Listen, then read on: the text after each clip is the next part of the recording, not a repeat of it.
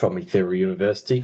Today we're going to be breaking down in detail the Freemasonic 33rd degree symbol. Now, of course, this is a complex symbol, and it's composed of many symbols put together to create a greater meaning. So, as you should know from my previous videos, a bit of context behind Freemasonry, what it particularly is, and I will give you a brief overview before we go into this. It's definitely important to know what Freemasonry is before we break down this symbol, okay? Because without the knowledge of Masonry and what it is, it's difficult to understand what the symbol truly means. So Freemasonry is all about building. The word Mason means to build. And we're either building with light or we're building with darkness.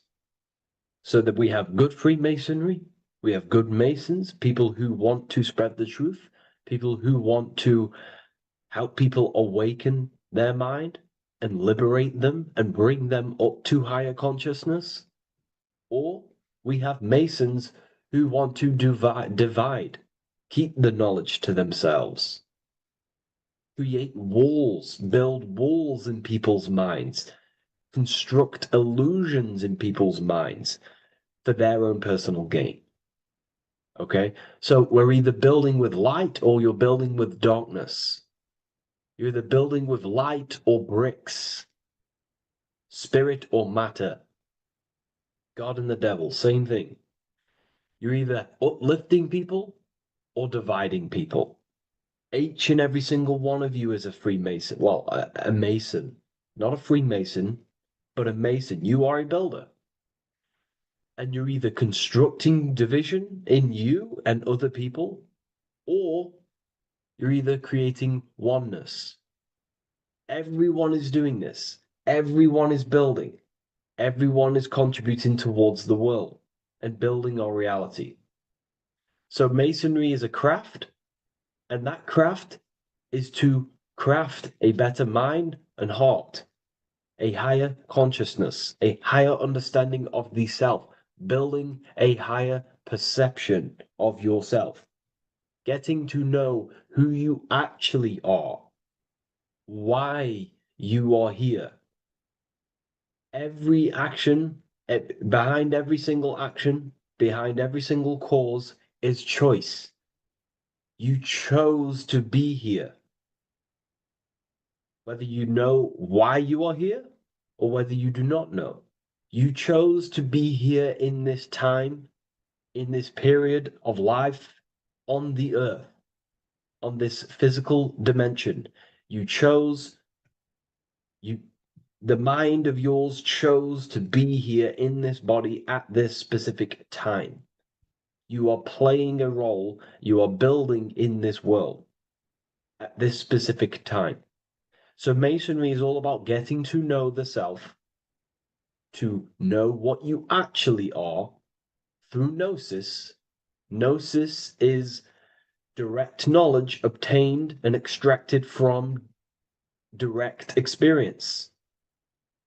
Knowledge extracted from direct experience. Knowingness. You know you have hands. You don't believe you have hands. You know you have hands. That's what knowing thyself truly means. To go within the self. To dwell in meditation for long periods of time. Not even meditation, to dwell, closing your eyes and thinking internally. Not thinking externally about anything outside you, but thinking and questioning internally, and you shall find answers. Seek and you shall find. If your heart is truly set on knowing, on getting to know true knowledge and knowing yourself, then you will find it. Okay, so because that's what the heart is. The heart is where we find our treasure. That's why it's inside of our chest. Our chest holds the treasure. What is your treasure? Your treasure is your physical manifestation. And whatever you act, whatever your heart cares about, your body follows. Your body takes action towards what you care about in life.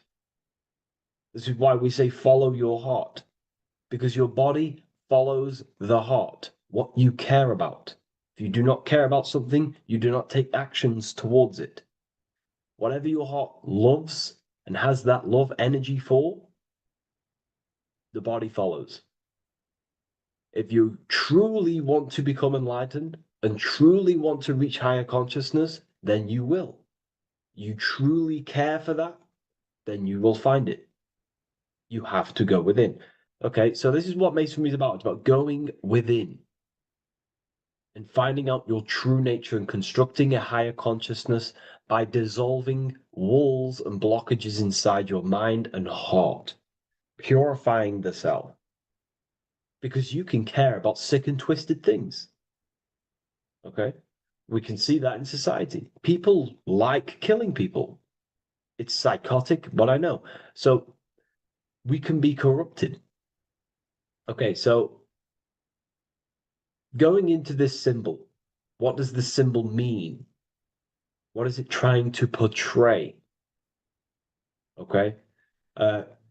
Before we go into this symbol, particularly, we're looking at the Scottish Rite Freemasonry. So we have the the first degree all the way up to the third degree is Blue Lodge Masonry. Then from the fourth degree of Freemasonry to the 32nd degree is what we call Red Lodge Freemasonry, the Red Lodge degrees. So again, that is that symbolism of that red and blue, the left and right, masculine, feminine, water, fire. It's that symbolism again of the two polar opposites of reality, of masculine and feminine qualities, solar and lunar. The left and right hemispheres of the brain, the inner and out world, inner and outer world, the brain and the heart. These are all polarities, okay? Spirit and matter. We have to unify these. But we're looking at the 33rd degree. This is the end of the Scottish Rite of Freemasonry, and it's considered the illuminated degrees. Illuminated.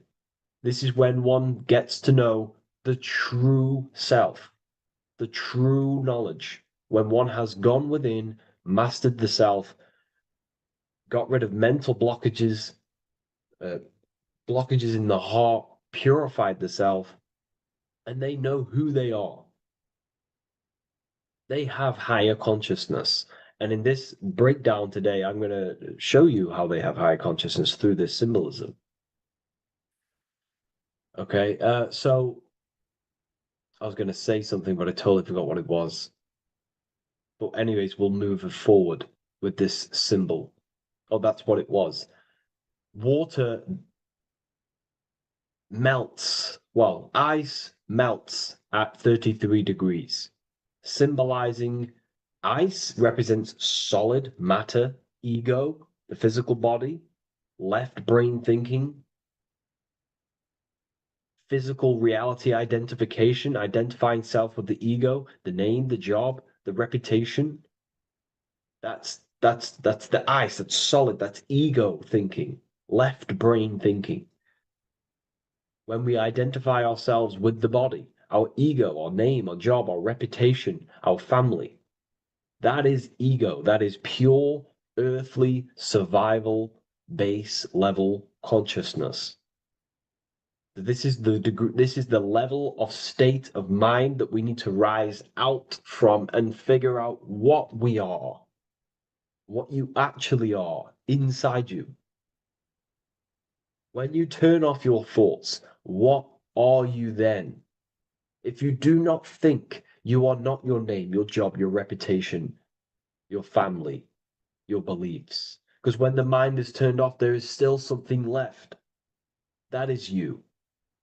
And that is the substance that we have to get to know through gnosis, through going within and thinking internally and dwelling within. Okay. So Freemasonry is all about learning about the psyche, the true nature of consciousness, how it functions, the mechanics of consciousness, how we can integrate universal law with consciousness. We're going to be going into that. Natural law, how we can become one with God's law. We can become one with the universe and integrate universal consciousness into yourself. Okay, so the first thing I'm going to say about this symbol, straight away, the first thing you probably notice about the symbol is the eagle. The eagle is a bird. Okay, what do birds do? They are high in the air. They are above the earth, which represents rising, rising consciousness, rising the mind out of the lower mind, earth-based survival, impulsive, reactive, egotistical mind. And we're pulling us up, we're rising from that. The earth represents that lower base survival consciousness, ego-driven thoughts. And we're rising up. The bird is free. It's free from the earth. Okay? It's free. It's elevated. It looks down upon the earth. So the eagle is a bird which represents higher view of self, a higher understanding of the self. It's elevated. We have a higher view of myself when I reach the 33rd degree. That is what it's showing you. That is what it's symbolizing. Okay? It's above the earth. It is free. It looks down. When you have higher consciousness, you become enlightened. It's impossible not to look down. You do look down on people, but not in a bad way. Not in a bad way. That sounds bad. I understand if that sounds bad, but that's not a bad way. I don't mean that in a bad way or a bad-hearted way. I mean that as when you have higher consciousness, you can see people who are living and dwelling in zombie mode, low-level earth-based consciousness. They think they're the body, they think they're their name, their job, their reputation, their family.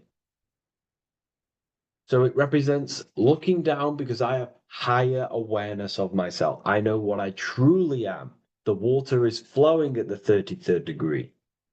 The water melts at the 33rd degree, representing the flowing of consciousness, the flowing of the mind, flowing of light energy entering the body. Because when we reach higher consciousness, when you raise your consciousness, which is just an easier way of saying mastering thoughts, mastering yourself. We no longer give attention to negative thoughts because we understand what thoughts are and why would you let your own mind take away your own power?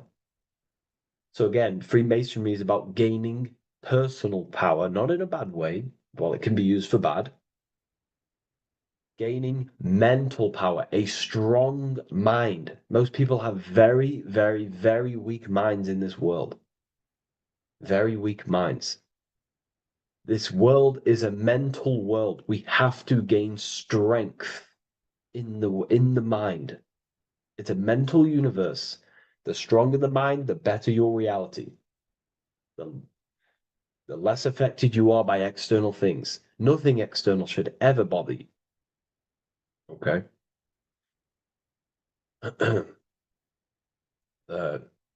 So it's about gaining mental strength, mental clarity. So again, the bird is elevated, it looks down, it has a higher awareness, it sees things from above, it sees the world for what it truly is. That's the eagle. Okay? It's the higher view.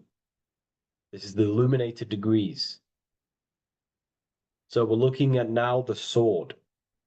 The bird, the eagle, the double-headed eagle is standing on the sword.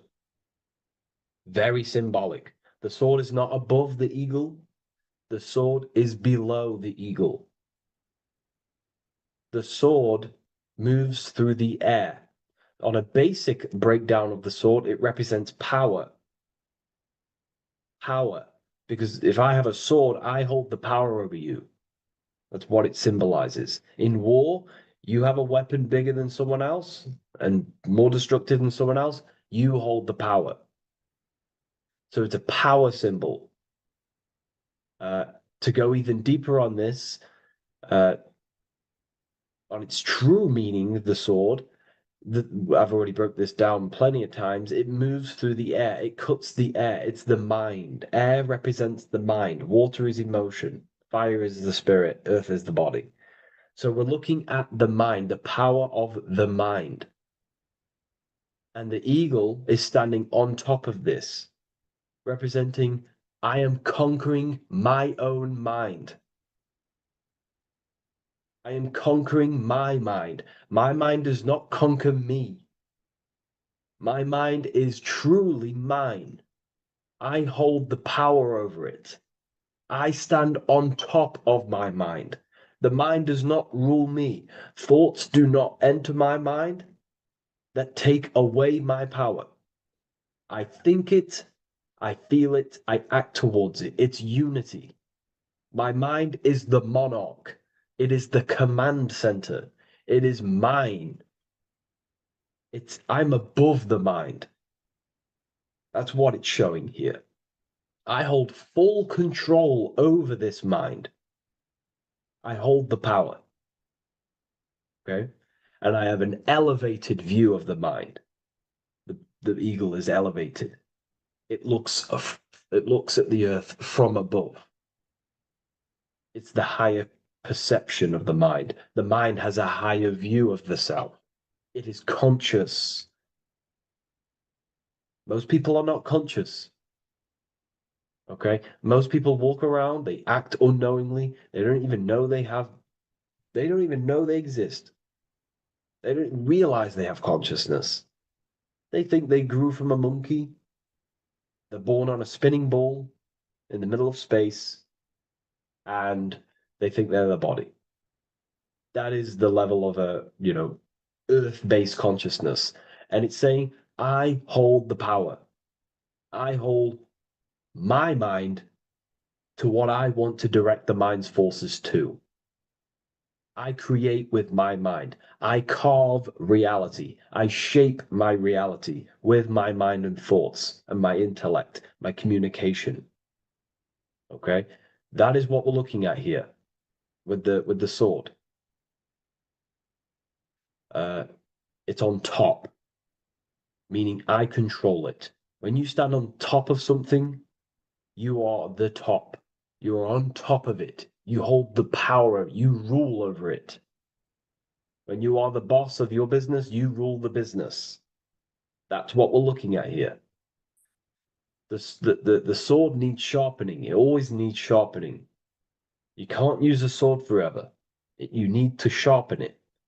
The mind will not stay powerful and strong and and aligned with what you actually want unless you continuously refine the sword. The mind needs to be refined or reminded. If you stop doing affirmations, the mind will fall back to old ways of thinking. If you constantly meditate, you constantly implant the messages into your subconscious mind, you constantly visualize, you are keeping the mind sharpened with what you want in life, what you are trying to create. And the mind will continue to think with that power, with them words, with them visualizations. If you fall off, if you stop meditating, you will lose control of your own mind. Okay? This is symbolizing you have to keep on top of the mind. You have to keep control. This is what the world is. The world is like Minecraft. You ever played Minecraft? You're a builder. Okay? What do? You control the man in the world. That's what you are. You need to control this body in the world. It's all about control. You are in a game. It's like Grand Theft Auto. You don't know how to use the buttons. You're going to create chaos, and you're not going to have that much fun in the world in GTA if you don't know how to work the buttons. Same with this world. You are in a world, and you need to learn the buttons of the body, the mind, the soul, the heart. How will these things function so you can actually live a better life and create what you want in the world, aligned with natural law, of course, unless you want to walk down the path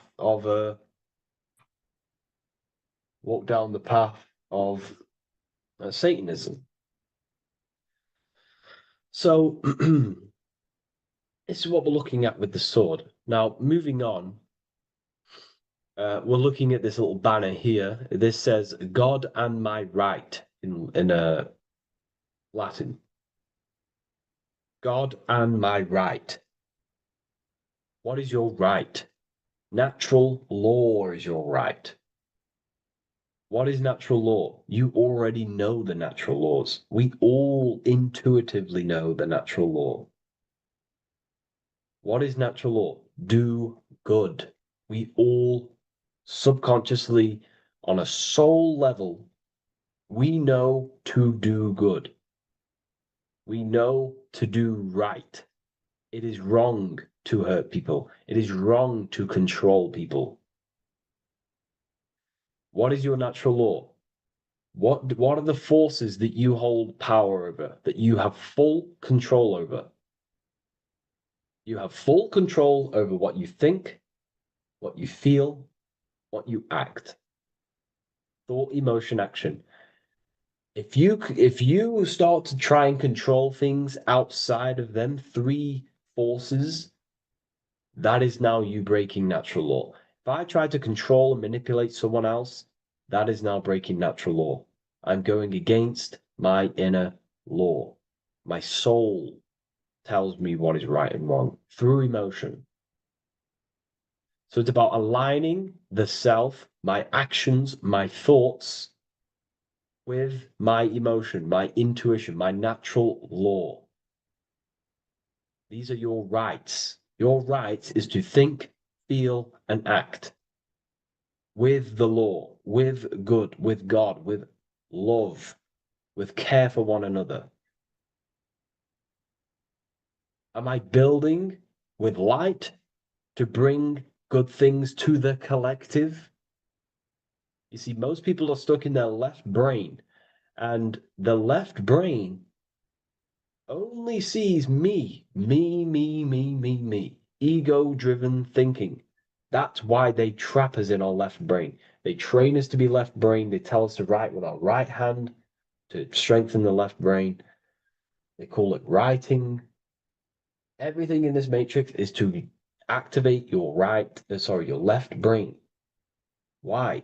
They need you in ego consciousness so you can be controlled and manipulated. So you do not recognize patterns. That's the right brain. The right brain recognizes patterns, symbolism, metaphors. They don't want you reading between the lines. They want you logical.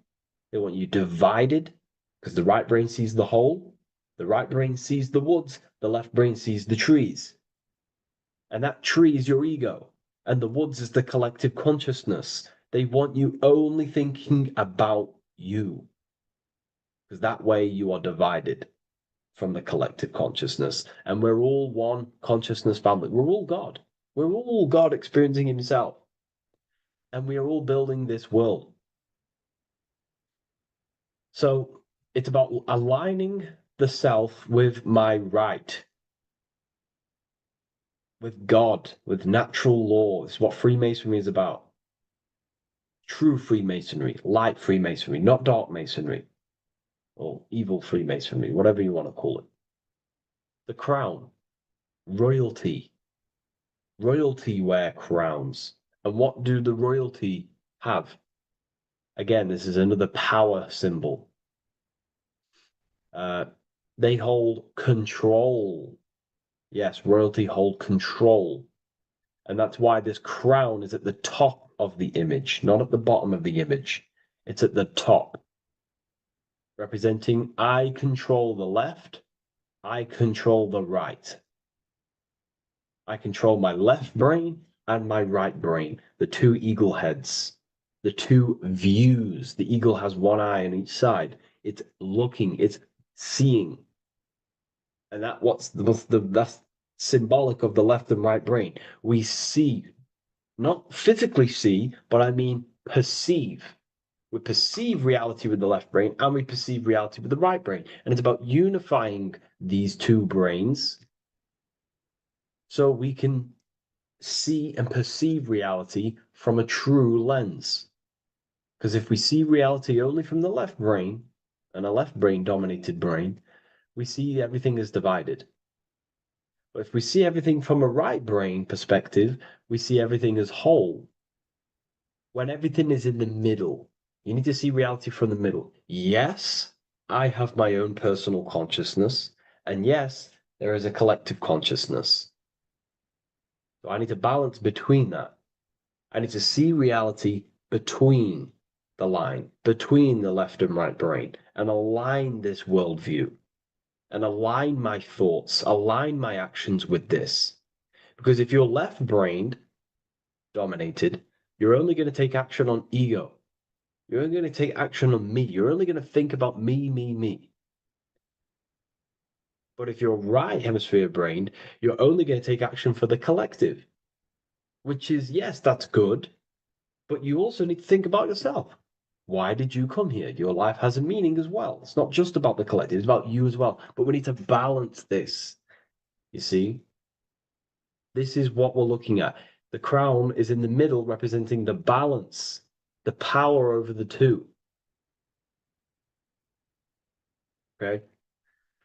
It's the balance, it's mastery, it's control. Royalty hold control over society, royal families. So it's about controlling the self. It's control over the eagle, control over the sword, over the mind. It's about personal power we're looking at here, self-control. Now we're looking at a upright triangle, which represents the element of fire, which is masculine. Masculine is all to do with action, action, the physical body. We're looking at fire, which represents spirit or transformation. Fire is a very transformative element. It transforms things. Okay, so we're looking at self-transformation through action. This is what we're looking at here. Fire is a very, very masculine force, a very penetrating and transformative force. So we're looking at transforming the self, not through knowledge, but through action. We have transformed the self, 33rd degree. I've reached the 33rd degree and I have now fully transformed. Now, there are higher degrees than 33rd degree, but we're just breaking down the symbol. That's a whole of a lecture. But this represents full transformation. 3, another, if you watch my video on numerology, you know 3 is all about what? Transformation. Thoughts, emotions, actions. These are the transformative forces that turn and create reality. Jesus dies and dies and resurrects after 3 days. Transformation from dead to the awaken. Brahma, Vishnu, Shiva. God is threefold. 3, 3, 3, 3, 3, 3. Electricity, magnetism, dielectricity. The 3 forces that pretty much create physical matter. Transformation is 3. So we're looking at transformation through action. Action is a very transformative force. There's no point learning this knowledge if you're not going to act upon the knowledge. A lot of people join the university, they learn a lot, but they leave because they don't want to take the action. They don't want to do the hard part. They don't want to act towards higher consciousness. They want to dwell in their lower mind. That's fine. That's your path. That's their path.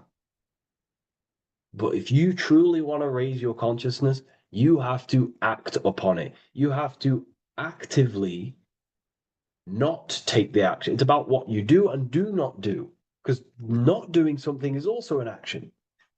If you are not doing, not participating in the low level pleasures like sex, casual sex, you know, masturbation, going out and getting blind drunk, these are low level pleasures.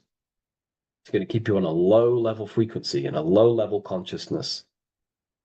That is also an action, not doing that. It's about what you not do as well, which is very important. You have to act upon it to reach this degree. You will not reach this degree if you have not taken a lot of action towards reaching higher consciousness, reaching self-mastery over the mind, controlling the mind. This is what, again, it's about taking action on actually controlling the mind, controlling the self, gaining your power. Okay? Okay. This is another fascinating part about the eagle head and wings. It also represents the past, present, and future. The crown is, again, symbolic of the crown chakra. This is all to do with knowledge. So we're looking at knowledge of the past, the eagle on the left looking behind, and the eagle on the right looking forward. So we're looking at the crown, knowledge of the past and the future. Looking at your past is very powerful. What has got you, what has led you to this very point in your life? What actions have taken you to this point? And not only you, remember, there is a collective. Remember, you always have to keep that in mind. Every action you take, you have to always align it with the collective consciousness. It's not just you in the world. We have a collective. So how did you and how did the collective get to this point in life, in this present? How did we get here? How did we get into this mess? Humanity is in a mess. A straight up chaotic mess. And if you think everything is perfect and everything's divine and everything's just, there's some people out there in the spiritual community saying, everything's divine, everything's meant for this purpose. No, there are people actively manipulating and using mind control methods to control this reality. How have we got into this mess? So we have to look into the past to analyze patterns so we can take action now in the present to change the future of the collective and your personal life. That's what we're looking at here. So the eagle looking left is looking in the past, representing analyzing the past, analyzing the actions in my life and the collective life. The actions that led to this mess now, to this state now. And what can I do now with my knowledge to change the future to a better future, aligned with, again, natural law, aligned with goodness, aligned with God, aligned with care and love for one another and the self. So it's all about knowledge of the past and knowledge of the future. And what I can do now to take action, the triangle pointing at the middle, which is the present, what can I do now to change the future? To create a better future, to transform the world. 33, transformation. To transform the future. Okay? This is what we're looking at here with the two double-headed eagles as well. Again, this is more art. This is a lot more complex symbolism here.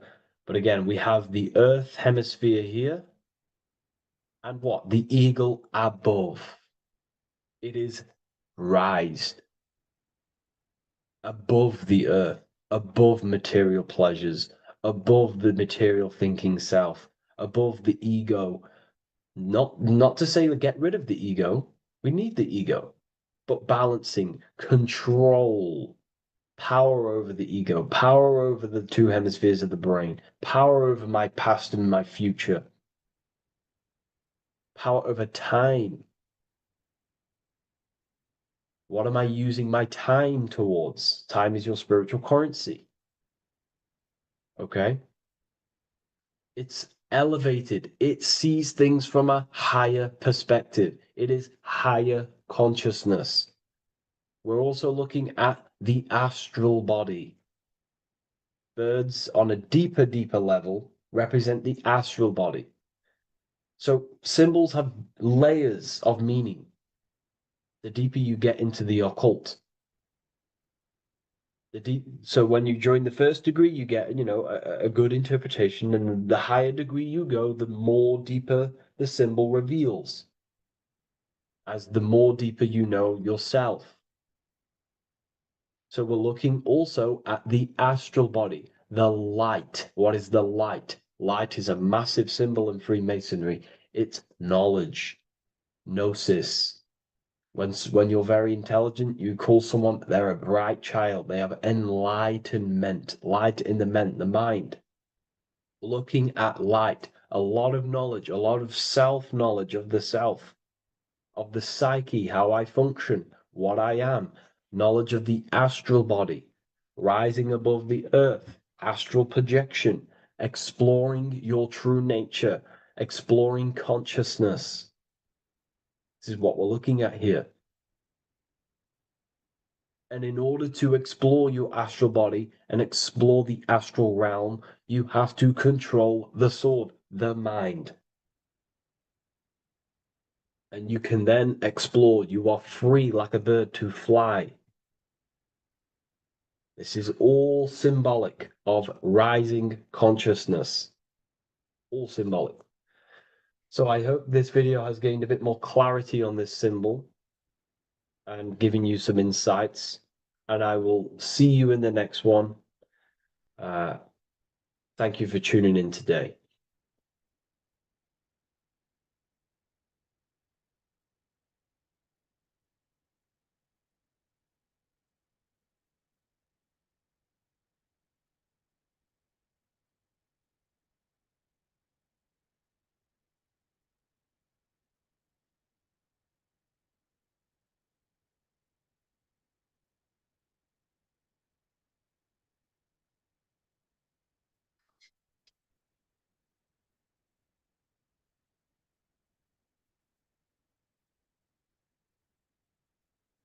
Welcome to Revival of Wisdom.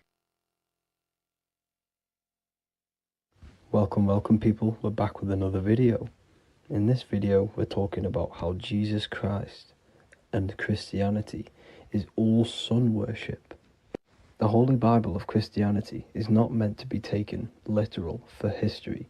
It is a story and has lots of metaphors. Starting with the symbol of the cross of Jesus. This cross originates from this ancient cross of the sun. This symbol has been used for thousands of years, way before Jesus was a thing, in Europe, America, Asia, and all around the world. In fact, this symbol is still being used by Christians today, not knowing it represents the sun. This is a 4,500-year-old artifact, a golden plate with an equal-armed cross found in England. The gold to symbolize the sun, and the equal-armed cross for the 4 equal seasons of the year. So this is why in the Bible you have Matthew, Mark, Luke, and John, symbolizing the yearly cycle of the sun and the 4 equal seasons. Also in the Bible, Jesus is referred to as the light of the world. So yes, Jesus represents the sun. He is a metaphor for the sun. Hence why in all of these pictures and images and paintings of Jesus, there's always a sun behind his head, and some even with the sun cross behind his head. Jesus also has 12 disciples, which represent the 12 zodiac signs and the 12 months of the year. This is the Last Supper by Leonardo da Vinci. As you can see, the sun, being Jesus, is in the center, because the sun is in the center of the zodiac signs. There are 4 groups which symbolize the 4 equal seasons. Each group contains 3 people symbolizing the 3 months and the 3 zodiac signs in that season. There is only 1 female in the painting, which is Virgin Mary, who symbolizes Virgo, the astrological sign. So yes, Jesus symbolizes the sun with his 12 zodiac signs and 4 gospels for the 4 seasons of the year. However, there is another phenomenon. The 25th of December is known as the birth of Jesus Christ, which is known as Christmas today. So Jesus symbolizing the sun and is born on December 25th. This is the day the sun moves 1 degree northward, bringing back the warmth, the growth of crops, the life and light back to the northern hemisphere. Everything is springing back to life, as we call it, spring. So it is said that the sun is born again on the 25th of December, and Jesus is known as the risen Saviour, because the sun is our risen Saviour, because it gives life to the whole of this realm, the warmth, the crops, and without the sun rising in the morning, we'd all die in about 2 weeks. And we all know how Jesus died on a cross. The sun also dies on a cross in the southern hemisphere. It dies on the Southern Crux constellation. And on December the 22nd, 23rd, and 24th, the sun remains in the same position. So the sun dies for 3 days, and it is born again on December 25th, when it moves 1 degree northward. And this is when the sun is born again, or resurrected, just like Jesus. Constellation Virgo is prominent in the spring sky in the northern hemisphere. So therefore, the sun is born a virgin, Virgo. And as you see in this image, you see Virgin Mary holding the sun. Us as humans do not own the sun, so therefore God owns the sun. So yes, the sun is the Son of God, and this is what Jesus is symbolizing. And just how Jesus sacrifices himself for humanity, that's what the sun does. The sun gives out all of its energy so we can live. There are many other Bible verses which represent Jesus as the sun. Now in Matthew 8:23-27, his disciples are in a boat and there is a massive storm. Jesus is asleep, meaning the sun has not arose. And the disciples say, "Save us, Lord, we are perishing." Quote, "Then he rose and rebuked the winds and the sea, and there was a great calm." End quote. Now this is a metaphor for the sun rising and calming the storm, because in the ocean, when the sun is down, that's when there are great storms. The worship of celestial bodies go back thousands of years, and it's called astrotheology, and it can pretty much be traced back to all ancient civilizations. Now going back to the ancient Egyptians, the god Horus, the god of war, and he symbolized the sun in the morning. Ancients used to say that he walked over the sky in 12 steps. Yes, this could symbolize the 12 zodiac signs. it also symbolizes the 12 hours of daylight. So we have 12 hours of Horus, but now they've rearranged the word to hours, Horus and hours. And when the sun rises, Horus rises, we say horizon, which is Horus is rising. That's the etymology of horizon. Another Egyptian god called Amun-Ra was known as the god of all creation. He was the first god of them all. Amun was also a sun god. Therefore, after every Christian's prayer, they say Amen, sending their prayer through the sun to God. So this all goes back to the worshipping of the sun. Sun worship was around way before the Romans. However, in the Roman times, their sun god was called Mithra. Mithraism was the main religion before Christianity came into play. Mithra was the son of God. He died on a cross, and he was dead for 3 days and resurrected, just like Jesus. So the Catholic Church was not made in heaven. It was made by the Roman Empire. They mixed all the sun religions of Judaism, Mithraism, and other Arabic religions and combined it into one, so Caesar, the Roman emperor, could gain his own religion. So yes, Christianity was a political move to gain more control over the masses, because it was a worldwide government at this point in time. So here is a Sumerian helmet with the rising sun symbol. And then the Romans also used this rising sun symbol on their armor. So sun worship has been going on for thousands of years, and it still goes on today. However, with all the programming and the low IQs, today we do not get the full interpretation of the Bible and these stories from the past. And Christians and other religions are all brainwashed to not question their religion and not realize their true origins and where they come from. I do advise you all to do your own research and come to your own conclusions. However, I'm just pointing out the facts and connecting dots for you all to see. That's it for this video, guys and girls. Thank you all for tapping in. God bless.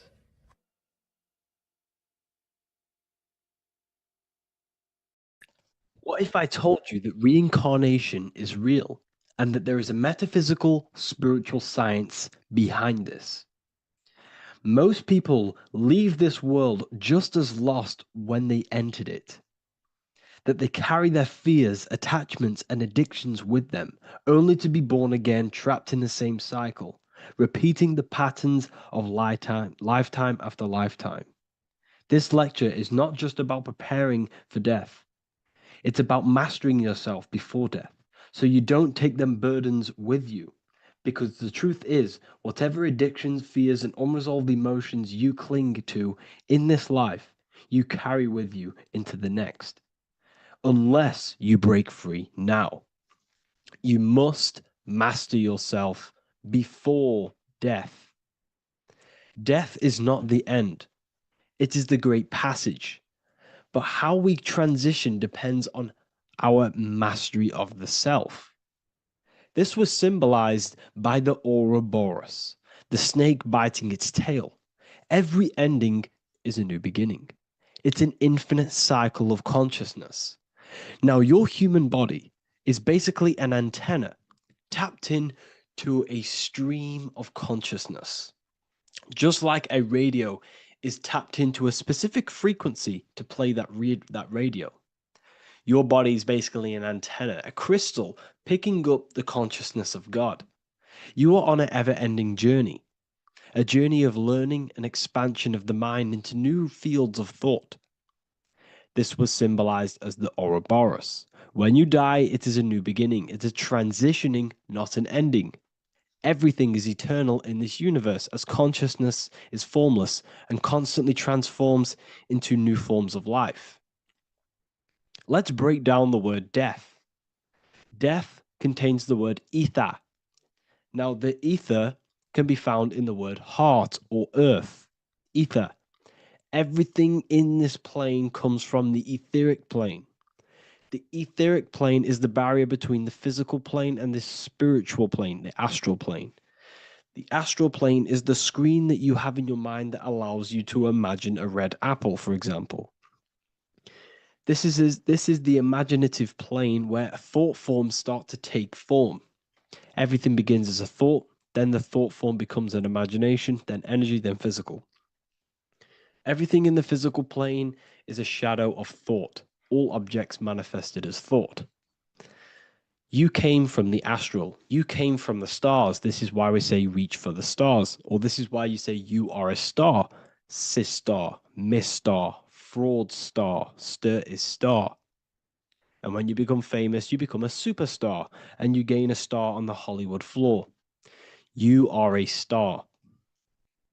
The ether. The ether is the infinite energy source which all things come out of and return back to. This is the cycle of life and death, summer and winter, day and night, sleep and awake. The ether is the infinite energy source which all things come from and will return back to. Okay, sorry about that little error.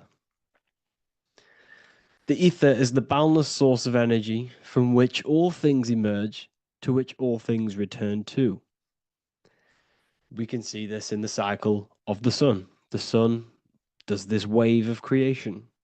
It rises and it falls. We have the day and the night. The daytime represents our conscious mind when we are alert.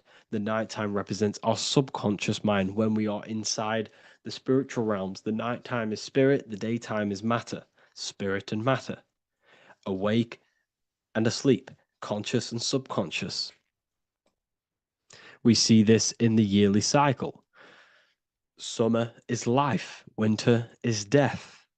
Spring is the morning, summer is midday, autumn is evening, winter is the night. Everything is a macro and a micro cycle of being born out of the ether and returning back from life and death. Life and death is manifested within the cycles of the sun and everything outside of you, as within, so without. This is why we say sleep is the cousin of death. The macrocosm is death, the microcosm is sleep. Every time you go to sleep, you are essentially it's a miniature death.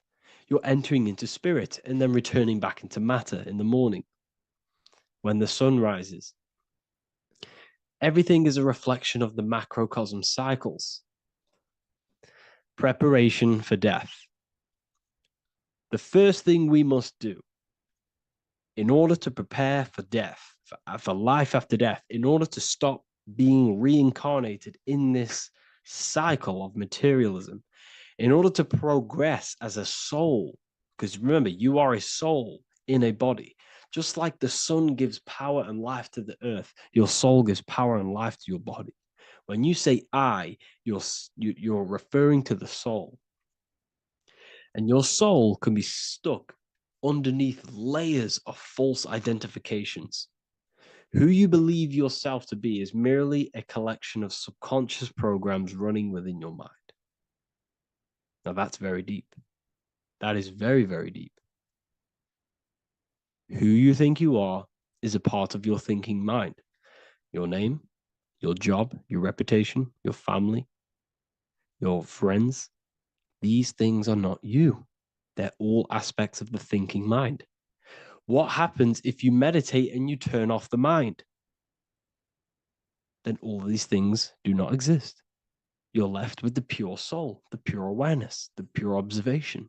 If you turn off the thinking mind, you're no longer your body. You're no longer your reputation. You're no longer your friends. You're no longer your job and your labels. You are the soul. That's the true you, the observation of the mind, not the thinking mind. The ego is the echo. It's an echo of your true self.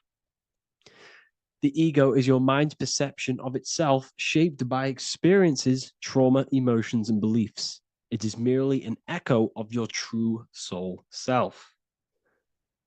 The ego is not you. Your mind is not you. You are the soul.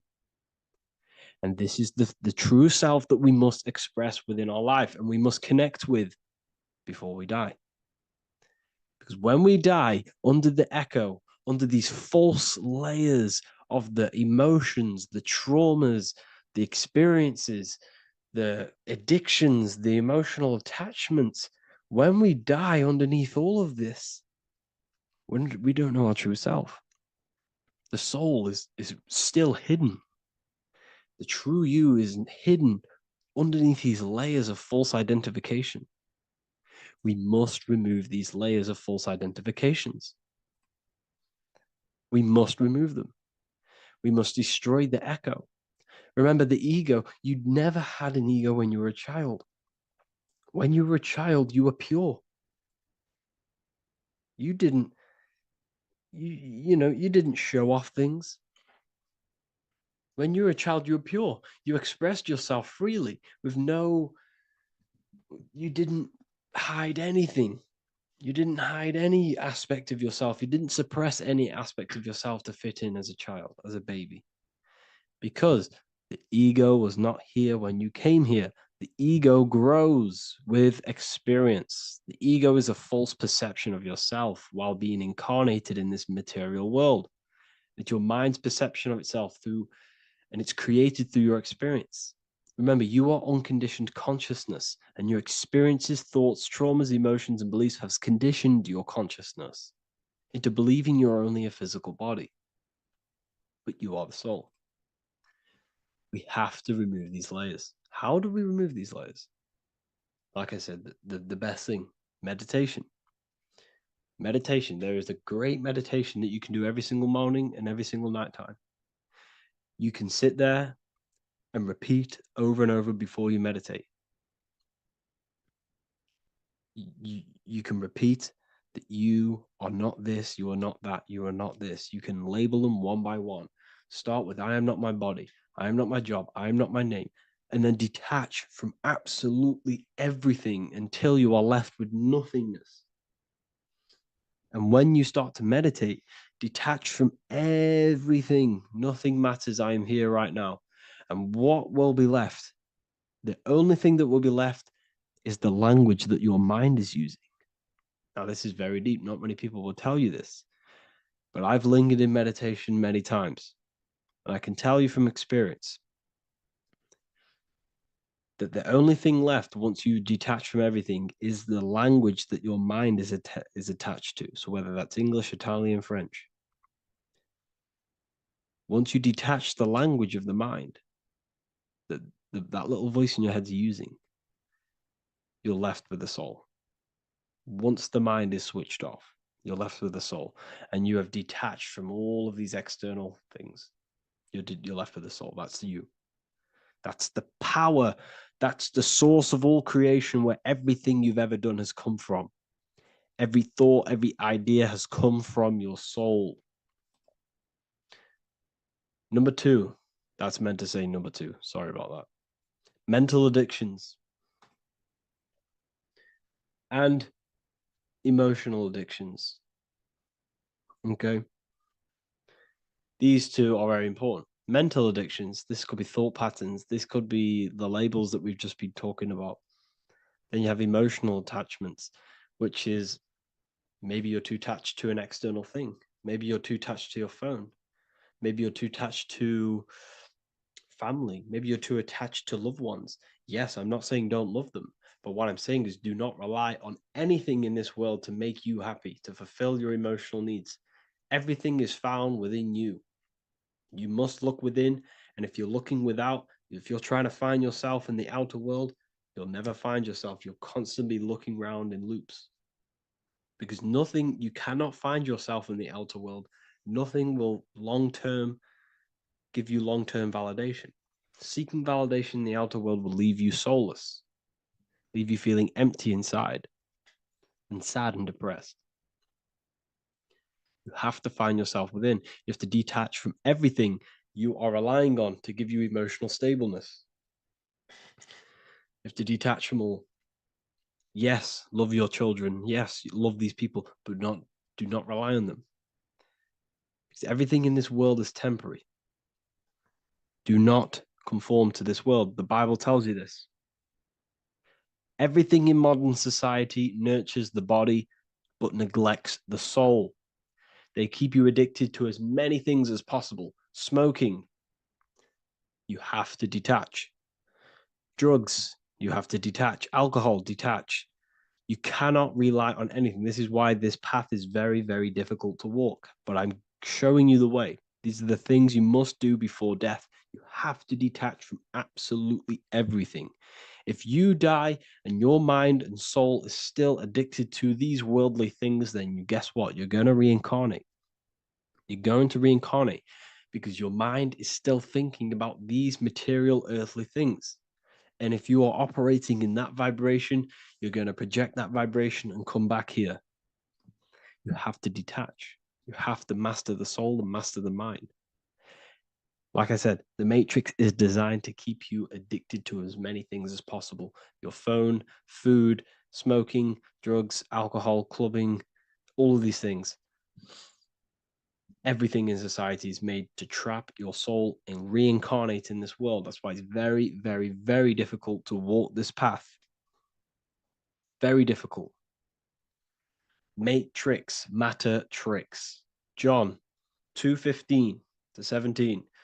Do not love this world, nor the things it offers you. For when you love the world, you will lose God. Do not love this world, nor the things it offers you. Do not conform to the pattern of this world, but be transformed by the renewing of your mind. Great quote. Do not conform to the pattern of this world, but be transformed. Let this world transform you. Learn from this, expand from this, but do not be mentally and emotionally attached. Okay? What good will it be for someone to gain the whole world yet forfeit their soul? Like I said, everything in the Bible is telling you the truth. You just got to read it correctly. This is spirituality. This is spirituality. The Bible is spiritual. It's a spiritual text. We must disconnect from everything outside of us and connect with the true soul. Here we have the Egyptians showing you the soul leaving the body. Here we have the soul here. Here we have the Masons showing you the soul coming out. The soul is real. You are the soul. And when you leave this physical plane, you will go into the astral plane. That's where you came from. You came from the astral. You came from the stars. You incarnated into this physical body. Your consciousness fell into this material form to experience limitation, to experience a 3D world. So in order to ascend properly before we die, we have to let go of all the attachments. Every addiction you have, write them down. And one by one, tackle them. Before you die, you have to, or else you will reincarnate. This is the teachings of Egyptians. This is the teachings of Masonry. All of these addictions contribute towards life after death. Everything must be controlled. And we must be attached to the soul. I'm not saying I'm perfect. I'm not saying I'm perfect, people. We're all not perfect. We're all under psychological operation by the government. We're all in a very difficult situation with this awakening. I'm simply pointing out what I know from my journey and what I've been learning through occultism and research and reading lots of books and many different things. I'm on this journey just as you are. Maybe I'm further. Maybe you're ahead of me. We don't know. But this is what I'm sharing with the world. This is what I'm sharing with my research. And this is what makes sense. It's common sense. Look at everything around you. Everything's made to feed the body, not the soul. So my beautiful watchers and fans and supporters, I appreciate every single one of you, and I hope this video has supported your journey. If you're feeling lost in life, if you're searching for deeper answers, whether you're seeking clarity, looking to expand your studies, or ready for personalized mentoring, this is your chance to connect with me live and receive insights tailored just for you. Start your path to self-mastery and enlightenment inside the world's best esoteric school. Your journey starts now. Tap the link in the description if you want to join Ethereal University, or feel free to check out my books. I thank you all, and I really appreciate for 100,000 subscribers on YouTube. I love every single one of you. Make sure to drop a like, a comment, and subscribe to the channel if you're new. Let me know some ideas for, lectures, anything that you want to know. I can make lectures on them. Just drop it in the comments. I appreciate every single one of you. Take care.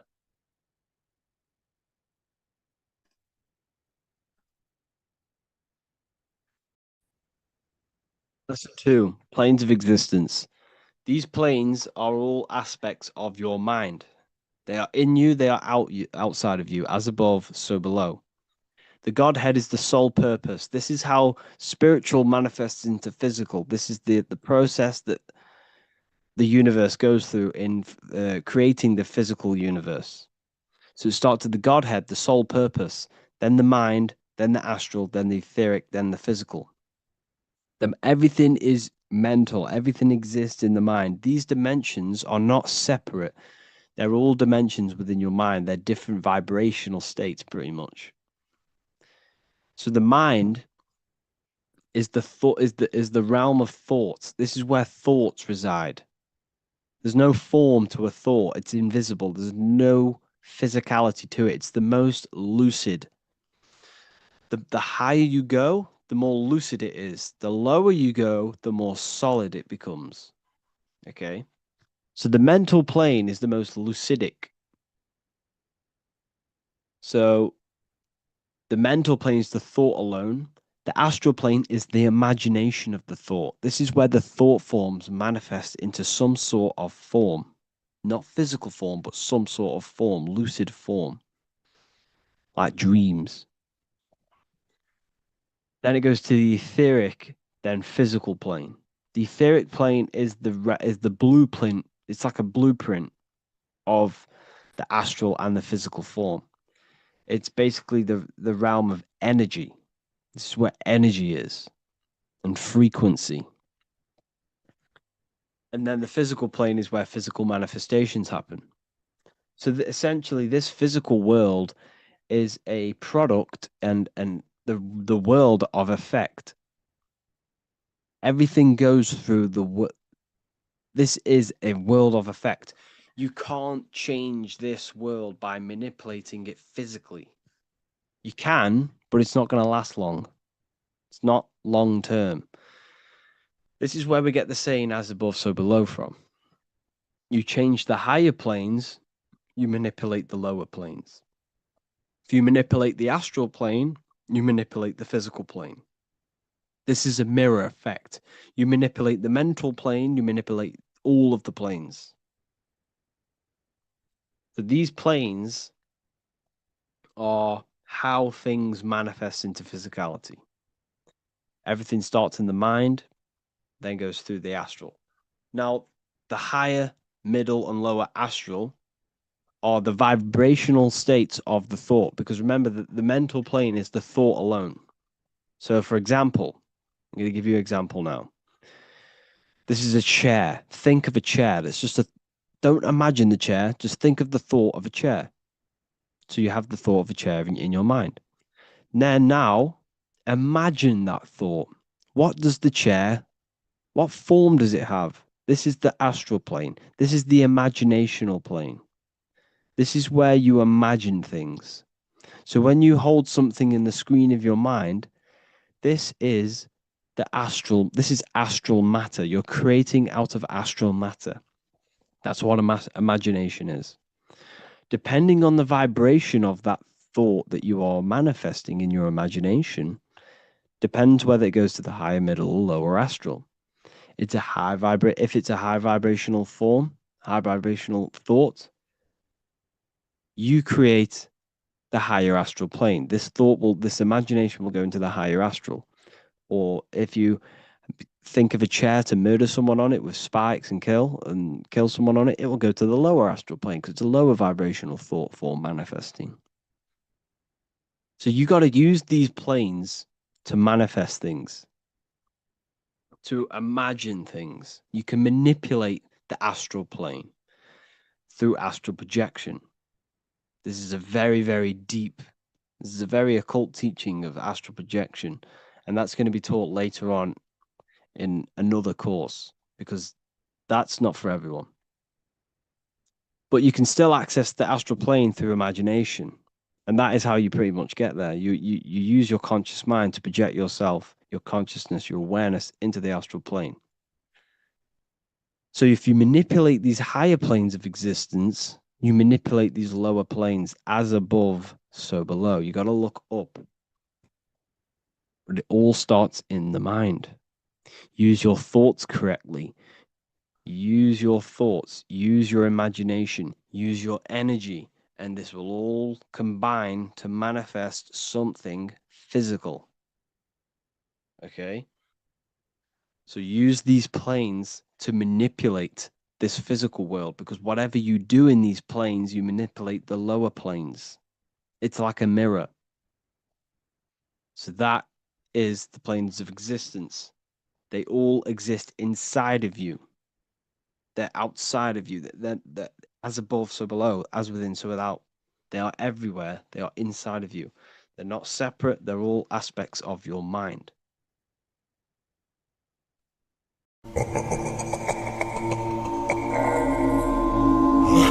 If your ultimate goal is to be famous, then you're going to do a lot to get there, like sign your name in blood in a contract with the devil. That's how I got introduced to the music industry. I swear I wanted to be like the Amy Grant of music. Yeah. But it didn't work out, and so I sold my soul to the devil. Well, needless to say, sold my soul. Alright, y'all. I'm finna sell my soul. I'ma hit y'all when I'm through. I'm gonna be rich as hell, alright? I told you, bro, man. You trying to sell your soul, man. Look.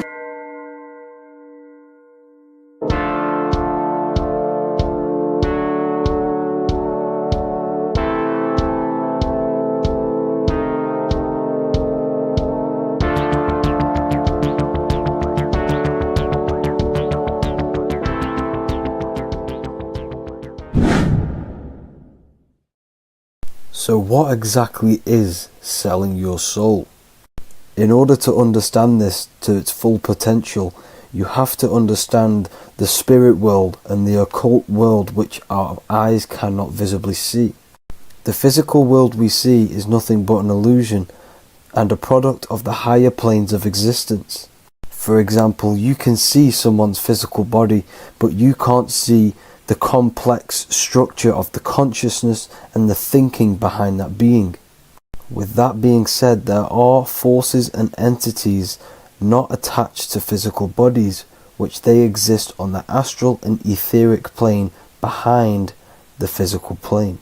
Now there are numerous videos and music with artists talking about this. For example, I sold my soul to the devil and the price was cheap. Why do you still do it? Why are you still out here? Well, it goes back to the destiny thing. I mean, I made a bargain with it, a long time ago, and I'm holding up my hand. What was your bargain? To get where I am now. Should I ask who you made the bargain with? with the chief commander. On this earth? And on this earth, and then in a world we can't see. so selling your soul is cutting a deal with an astral plane entity in exchange for wealth and fame on this physical plane. This is classed as black magic because you are bending reality against your intuition. Now, making deals with entities beyond the physical plane, you always have to give something in exchange. When it comes with demonic entities, it always involves some sort of sacrifice, bloodshed, or humiliation. Now, there are countless of rappers who someone close to them have died just before their career takes off to the next level.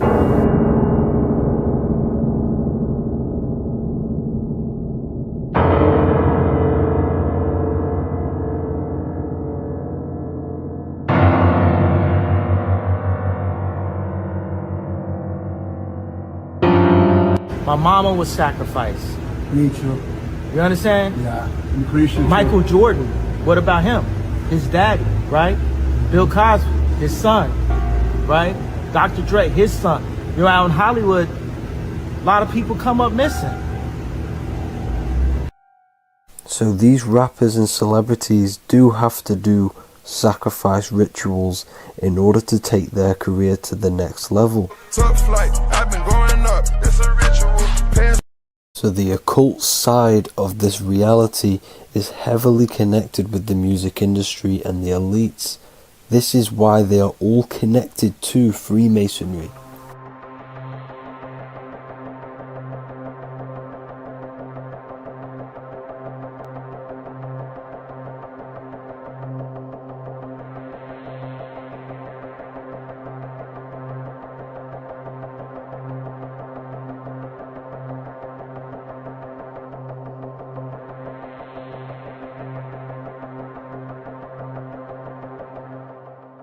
Now this is why the music industry is one of the most important industries for the elites to stay in control and keeping the masses on low states of consciousness. Frequency is one of the most powerful things in reality because it's the only thing which can enter your soul and body without consent.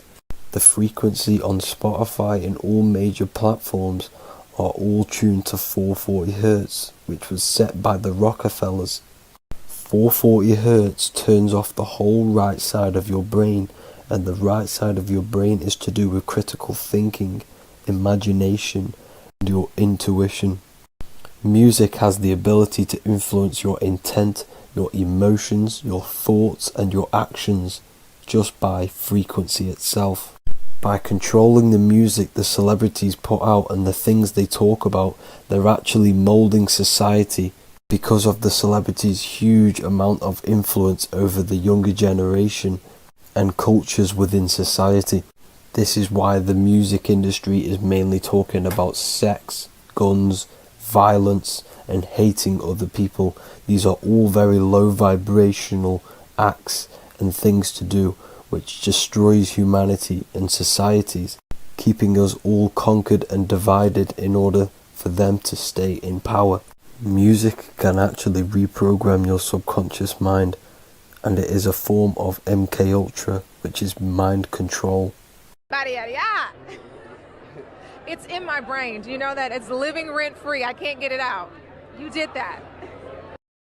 Yeah, it's hypnosis. Yeah, it's hypnosis. You're so awesome and dope. You do need to be very careful with what you're listening to and what frequency it's playing at, because all of this has an effect on your electromagnetic field and your state of consciousness. Now let's go back to selling your soul. When these rappers and celebrities sell their soul, they now gain eternal life on this physical plane. When you do sell your soul, you are allowed to live forever. And these people that are called youngins, rookies, new booties, like I was, had no idea that these people still live. They will prey, haunt, kidnap, anything to stay on top. This is their world. They have nothing but time, is what they believe. Now this explains why there's so much Saturn worship, because Saturn is the father time. He's the god of time and crystallization in the physical realm. If you want more information on that, go to my previous video. Now here is ASAP Rocky standing inside of a pentagram, but notice the way he's standing, it's an inverted pentagram. The pentagram is associated with magic, however, the upright pentagram is the 5 elements with spirit on the top. It's either called spirit or ether. It's at the top because it rules the other 4 elements, because it's the baseline of reality, which is spirit and matter. Spirit is behind the physical reality. However, when it comes to black magic, they invert the pentagram, so spirit is at the bottom because they worship the physical world. This is why the Baphomet is the inverted pentagram. These people are operating off their animal instincts. They do not want anything to do with spirit. These are antichrist. All of these celebrities know full well the effect that what they're doing on the rest of the world. They have sold themselves out, and the elites use them as puppets to push this new world order and mold society in the way they want it. This is why all the celebrities are linked to Freemasonry. Because in Freemasonry you have to take the oath of silence, where you can't speak on anything that they learn inside of Freemasonry. This is the symbol of silence.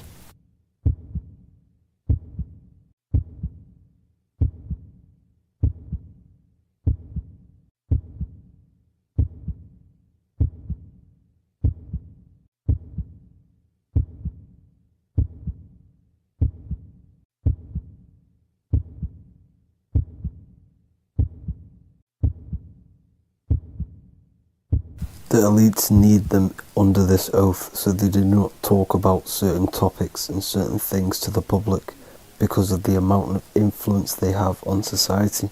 Now, even the name Hollywood is an occult term, because back in the ancient days when they used to create wands, they used to create them out of holly wood, out of the holly tree, because each wood has certain attributes and virtues when it comes to magic.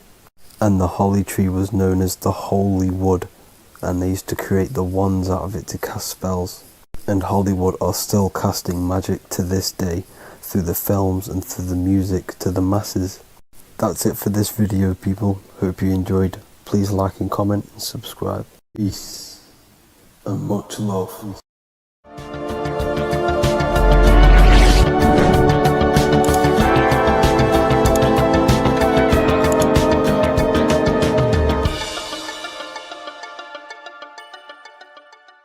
Welcome to Revival of Wisdom. Today, we're going to be talking about portals, portal symbolism, what portals are, okay, and how they show them to us, because they have to tell you the truth, guys. This is the thing with the universal law. They have to tell you the truth. And they tell you through symbols, they tell you through movies, and different things like that. But let's jump straight into this. So first I want to talk about the Freemasonry symbols. Okay, so first we got, obviously this is some Freemasonry art, but notice how you've got the ladder with a key. Okay, so this is ladder symbolism with a key. So maybe this is talking about ascending. Okay, because look, because this is ascending into the heavens, because it's a ladder with humans going up it with a key. In order to ascend, you must have the key. Okay, so what else do we have with a key? Well, the Netflix show Lock and Key, which is all about portals and keys. Because what the keys do, they open doors, gateways. Okay, so what's interesting about this is that they've got this key here, which represents the Kundalini energy rising up the spine. Okay, but we'll come back to this. But it's that same portal key symbolism. We've also got the Vatican. The Vatican is in the shape of a key. Okay, so you can see the start of it here and the end. So this is key symbolisms. Keys open doors. And notice how it's got the 8-pointed star. Okay, what is the 8-pointed star? Okay, we'll come back to this. This all ties in, guys. I'll break it all down for you. But then you've also got the god Janus. Janus, okay, is known as the god of the doorways. He's an ancient god of Rome, and they worshipped him. However, he's not a god, he's more like a high-level ranked demon. Because he is the god of the doorways. And notice how he's got two faces, because doorways always have two sides. You're going into somewhere, there's always two sides of a door, and he's always depicted with two sides of a face and a key, because he holds the key to the doorways, to the portals, to other worlds and realms. Okay, as you can see, he's always got two faces and a key. Okay, so now we have the Sumerians, the Anunnaki, and they are always depicted with the two faces. Why do they have the two faces? Because they're symbolizing doorways, and the Anunnaki come to Earth through doorways and portals. So these are what these gods are symbolizing in their artwork. But they always have the 8-pointed star. Okay, what is the 8-pointed star? You see how they always have, look, let me try to find another one. It's the 8-pointed star. This 8-pointed star is Polaris. Okay, Polaris, just like the Vatican has the 8-pointed star with a key. Polaris is the center star. Polaris is a fixed star, it doesn't move. Okay, so the Anunnaki symbol is also the 8-pointed star. So this is symbolizing the portals and doorways that they come through in order to get to the Earth. But Polaris is that center star which does not move. It's always symbolized with the 8-pointed star, just like a compass. Why is a compass the 8-pointed star? Because at the center of our realm is where the most electromagnetic energy is stored. As you can see, we have an aura field, an electromagnetic aura field. So does the Earth. And in the center, so like our heart, for example, is where the most energy is stored. And like the center of the Earth, this is why all compasses point to the center, because this is where the most electromagnetic energy is stored. It's at the center of our realm. Okay. So like I was saying with the lock and key series, see this here? The Kundalini energy rising up the spine, just like your Kundalini energy rising up the spine. Let me try. I can't zoom in. But you know what I'm trying to say here. Let's go back to Polaris. Because at the center is where pole. Can you see the pole of electromagnetic energy? Polaris, the North Pole. It's symbolized. The truth is in the words. It's like a pole of electromagnetic energy. And this is where the aurora borealis comes from. Notice how it's got the word aura in it, because it's the Earth's aura, electromagnetic field. Just like you have an aura, also known as the northern lights, because it's coming out of this center hole in the center of our realm, where the black sun is. And this is where the electromagnetic energy is coming up from. And this is what the aurora borealis is, or the northern lights. It's just electromagnetic energy. And it's symbolized through our symbols, the original O. Okay, because it's like a pole through the middle. Polaris. So this Polaris is the sky vault. It's the portal into this realm. Because this is what the Anunnaki are always talking about. Always symbolize it with the 8-pointed star. And just like a compass, it's the 8-pointed star pointed to the center, to Polaris. Okay. See here on the Sumerian tablets with the 8-pointed star again. And how we know it's talking about portals with this 8-pointed star is because CERN 666 are opening up portals to the underworld, letting in demonic entities into this realm. How do we know it's a portal? Because their Hydro Collider has 8 points, just like the 8-pointed star. So they are creating synthetic portals to the underworld to let these demonic entities into our realm. But what is the key? Because if we're talking about ascending through Polaris, notice how here on the masonry art, this luminary here, so this is the sun, that's the moon. This is Polaris because it's a luminary with what? 1, 2, 3, 4, 5, 6, 7, 8 beams coming off the luminary, just like the 8-pointed star. So you see the ladder with the key going up to Polaris. It's symbolizing ascending out of Earth. So what is this key that they're keeping from us? Because it's a human holding a key going up the ladder to Polaris. Well, chakras, we have 7 chakras.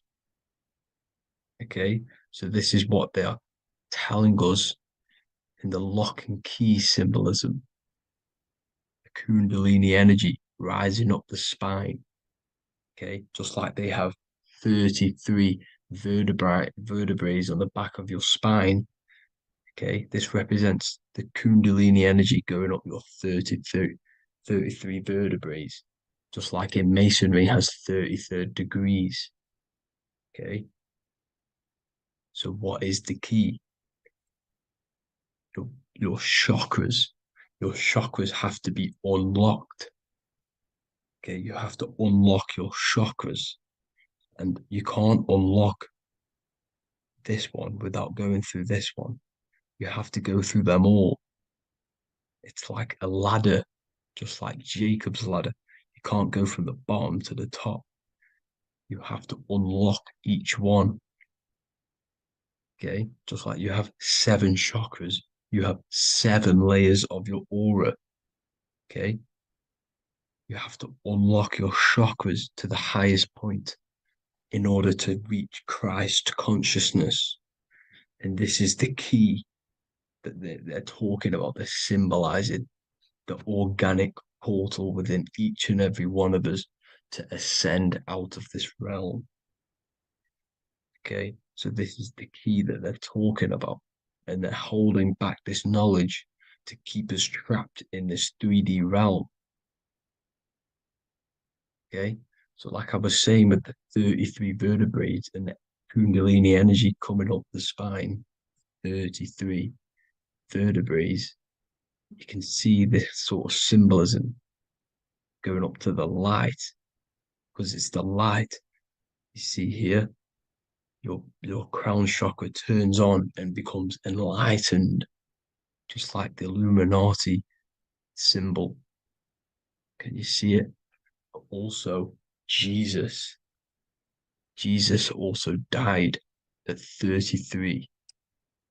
So this is symbolizing, okay, they're symbolizing the death of the ego, the body. So once you open up your chakras and reach Christ consciousness, which is your 33rd vertebrae, once your Kundalini energy goes up your 33rd vertebrae, your body technically, not physically, but spiritually dies, because you then become formless. You reach Christ consciousness.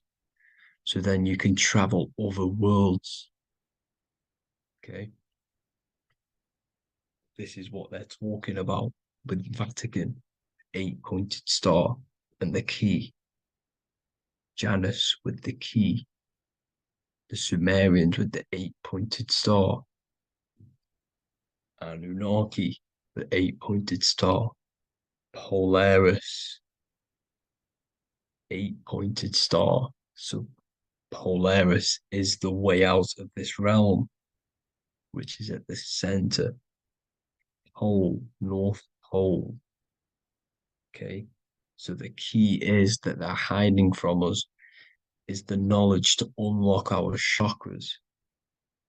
Okay, and without this knowledge that they keep from us is trapping our souls in this reality to keep reincarnating.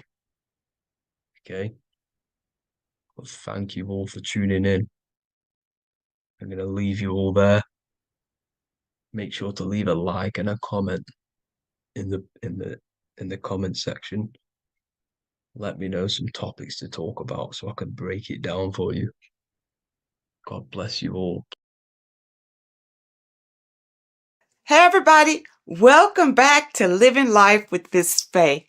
And today I thought I would talk about the Book of Wisdom, because to me, this is information that should be in every household. And you really shouldn't pass this by, because information like this may not be out here forever. But this information is so important, especially for you today, because so many things have been hidden from you about the world, about our living in the world, about our own existence. So many things have been hidden. And these books, the Book of Wisdom, this is book 1, and this is book 2. And they both are jammed with hidden knowledge. Now, I realize, I have been promoting this material for some time, because I wholeheartedly recommend that this material should be in everybody's home. Your children should be exposed to this material, because when they go to school, they're taught one thing. They're taught to be, not to be free thinkers. They're taught to be followers in school. And this information goes into why that happens and why the system keeps you in the dark. All right. And also your religion has a lot to do with it. Now, even in your religion, a lot of things have been misconstrued, and some of it is just downright lies that have been told to you. But in this material, it tells you exactly what's going on. It really does. And it tells you the meanings behind a lot of the artwork that we've seen, and the beautiful figures and the way that the chapels are painted. There's a meaning behind all of that we are not privy to. But this information reveals it. These people have really dug deep into finding the truth. And I am a truth seeker. So I am all about finding out the truth. Now, in book 1, it's an overall summary, and it really opens your eyes about a lot of things. Look at this. Know thyself. Do you really know who you are? Do you really know who you came from? Do you really know how powerful you are? The powers that be don't want you to know that you have power. They want you to live your life in fear, number 1.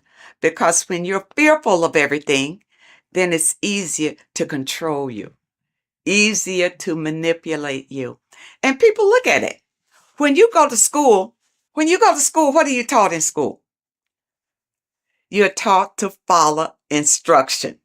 You're taught a skill to work for someone else. You're not taught to work for yourself. You're not taught to think for yourself. You're taught to obey orders. People, you're bigger than that. You're more intelligent than that. And this Book of Wisdom will help to open your eyes. You're not stuck in a life that you have no control over. In book 1, it talks about man is God made flesh, and it tells you why that is. We're all a part of the God source. That's how we were made, being a part of it. And a lot of us don't know that. We just think we're just out here flapping in the wind, and that's not true. It talks about the influence that the moon has over our lives. You know, in a full moon, you realize that there's a lot of activity that goes on during the full moon because it energizes people. You know, it energizes, and a lot of times there's a lot of crime that goes on because people are energized. They don't know what to do with that energy, but they're being affected by the moon. And it tells about Saturn and what Saturn has to do with your religion and what Saturn has to do with our existence. Okay? This book goes into all of it. And what it does, like I said, book 1 is more of an eye-opening summary of it all. And it says here, this discerning wisdom doesn't merely offer easily assimilated insights. It serves as a guide, illuminating the intricate threads weaving between our essence and the cosmic expanse. It provides an abundance of information to facilitate the evolution of your mind, your body, and your soul. This is genuine awakening. The author is Harry B. Joseph, and I know a lot of you, if you're on social media a lot or whatever, you've probably seen where he'll tell you some inserts from these books. And volume 2 is a more in-depth look at it. So if you want to go really deep, then you want volume 2. Now, one thing in volume 2 that I thought was interesting, of course, everything in here is eye-opening. But I wanted to bring this one to you because it's about the significance of sex. It says sex is a sacred ritual that transcends the physical realm and also takes place in the astral plane. So, you know that saying, as above, so below? Everything that happens here on this plane happens in the astral plane. So when you have sex with someone, you have bonded with them in the astral plane. And that's why you can't just walk away from a sexual experience and not have the energies from that person, because you have shared energies during this sexual ritual. And really, that's why it's better to wait until you are married to have sex and not have casual sex with all sorts of people. Because even here it says, casual sex, often driven by superficial desires such as greed, lust, and monetary attraction, tends to vibrate at a lower frequency on the astral plane. Now, what does that mean? If your casual sexual experiences are vibrating on a low vibrational astral plane, well, what's in a low vibrational astral planes? Demons, low entities that will attach to you, because that's where you are. They will attach to you and make your life miserable. You see, that's one way how we get these entities attached to us like parasites, because of casual sex. You got to be careful of that. And the only way that you can break the tie from a casual sex is through a spiritual awakening. See, when you have casual sex, these entities feed off of that energy. That's why they attach to you so easily. This is what you need to be aware of. And a lot of you don't understand why your lives are in the toilet. It's because of the things that you are doing and the people that you are interacting with. And if you had this material beforehand, then you would be aware and able to guard yourself from a lot of heartbreak and disappointments in your life. Because once these entities attach themselves to you, they're not bringing you any good. They're going to bring you harm. Okay? And devastation. You don't want that. When sexual activity is engaged from a place of love, deep passion, and high vibrational energy, it fosters a protective and positive atmosphere. Protective and positive. When you engage in a sexual experience and you both love each other, it's genuine love. Okay? That's what you get. Not when somebody's fooling you and tricking you and making you think that it's love. And as soon as you've had sex with them, now they disappear. Now they have nothing to say to you. Now they'll tell you that they didn't want to get involved. You know, they're not looking for a relationship, that sort of thing. But no, that's still low vibrational because you didn't wait until you got to know the person. Just had sex with them. Don't do it. And when you have a love-based connection, elevates the energy, creating a shield against negative influences and ensuring that the experience aligns with higher spiritual principles. Okay? And that's what you want. See, this book goes into everything. And it goes into the foods that you should be eating, the foods that you shouldn't be eating. And it goes in a lot of Masonic symbolism because the Masons have been ruling for a long, long time. And we're not aware of it. It just passes us by, you know, because we are in survival mode. And the powers that be have put us in survival mode. We hardly have time to just enjoy our lives because we have to work for the elites. Work hard for the elites, you see. But if you have knowledge and understanding about how they maneuver and how they manipulate and control you, it will help you to improve your own life.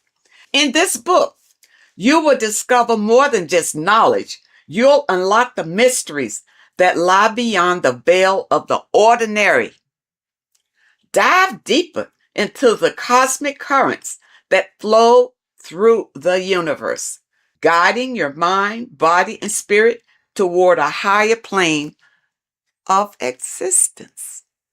People, you don't realize how powerful you are because you have been dumbed down from the time you got here and made to believe you don't have any power. There's an external God that you must pray to for forgiveness of your sins, for anything that you desire in your life. You pray to that God, and that God will deliver it to you. Now, has it happened? Have you received all that you desire from the God that you have been worshiping? If not, maybe you need to know the truth about things. Maybe you need to look deeper into things. Now, it also talks about symbolism, and symbolism is everywhere. But many times we don't understand what the symbolism is.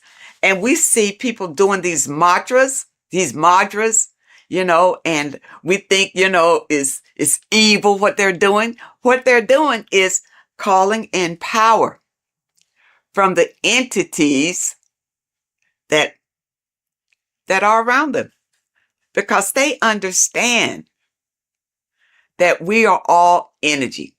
And they do these mantras to bring in energy, whether it's for confidence, whether it's for strength, endurance, or whatever. That's why you see a lot of celebrities doing these mantras that you think is evil, because you don't know, because your mind is closed and you're living in fear of everything.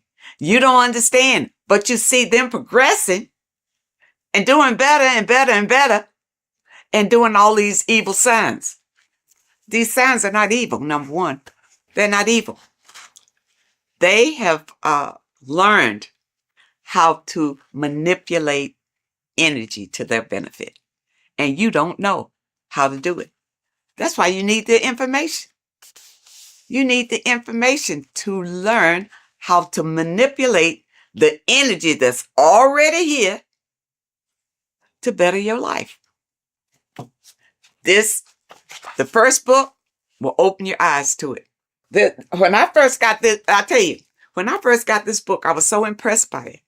I bought my people a book, sent them a book, whether they could understand it or do something with it or what.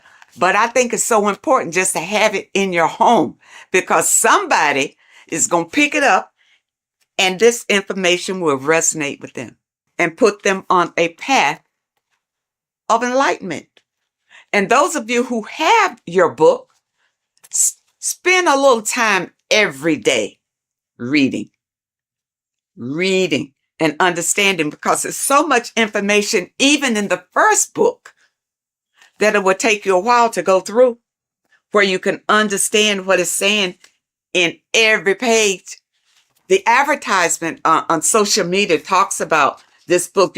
He goes through some key points, but don't think that he's covering all of this information. It's too much information to cover in a 1 or 2 minute stint, but it's information that can change your life.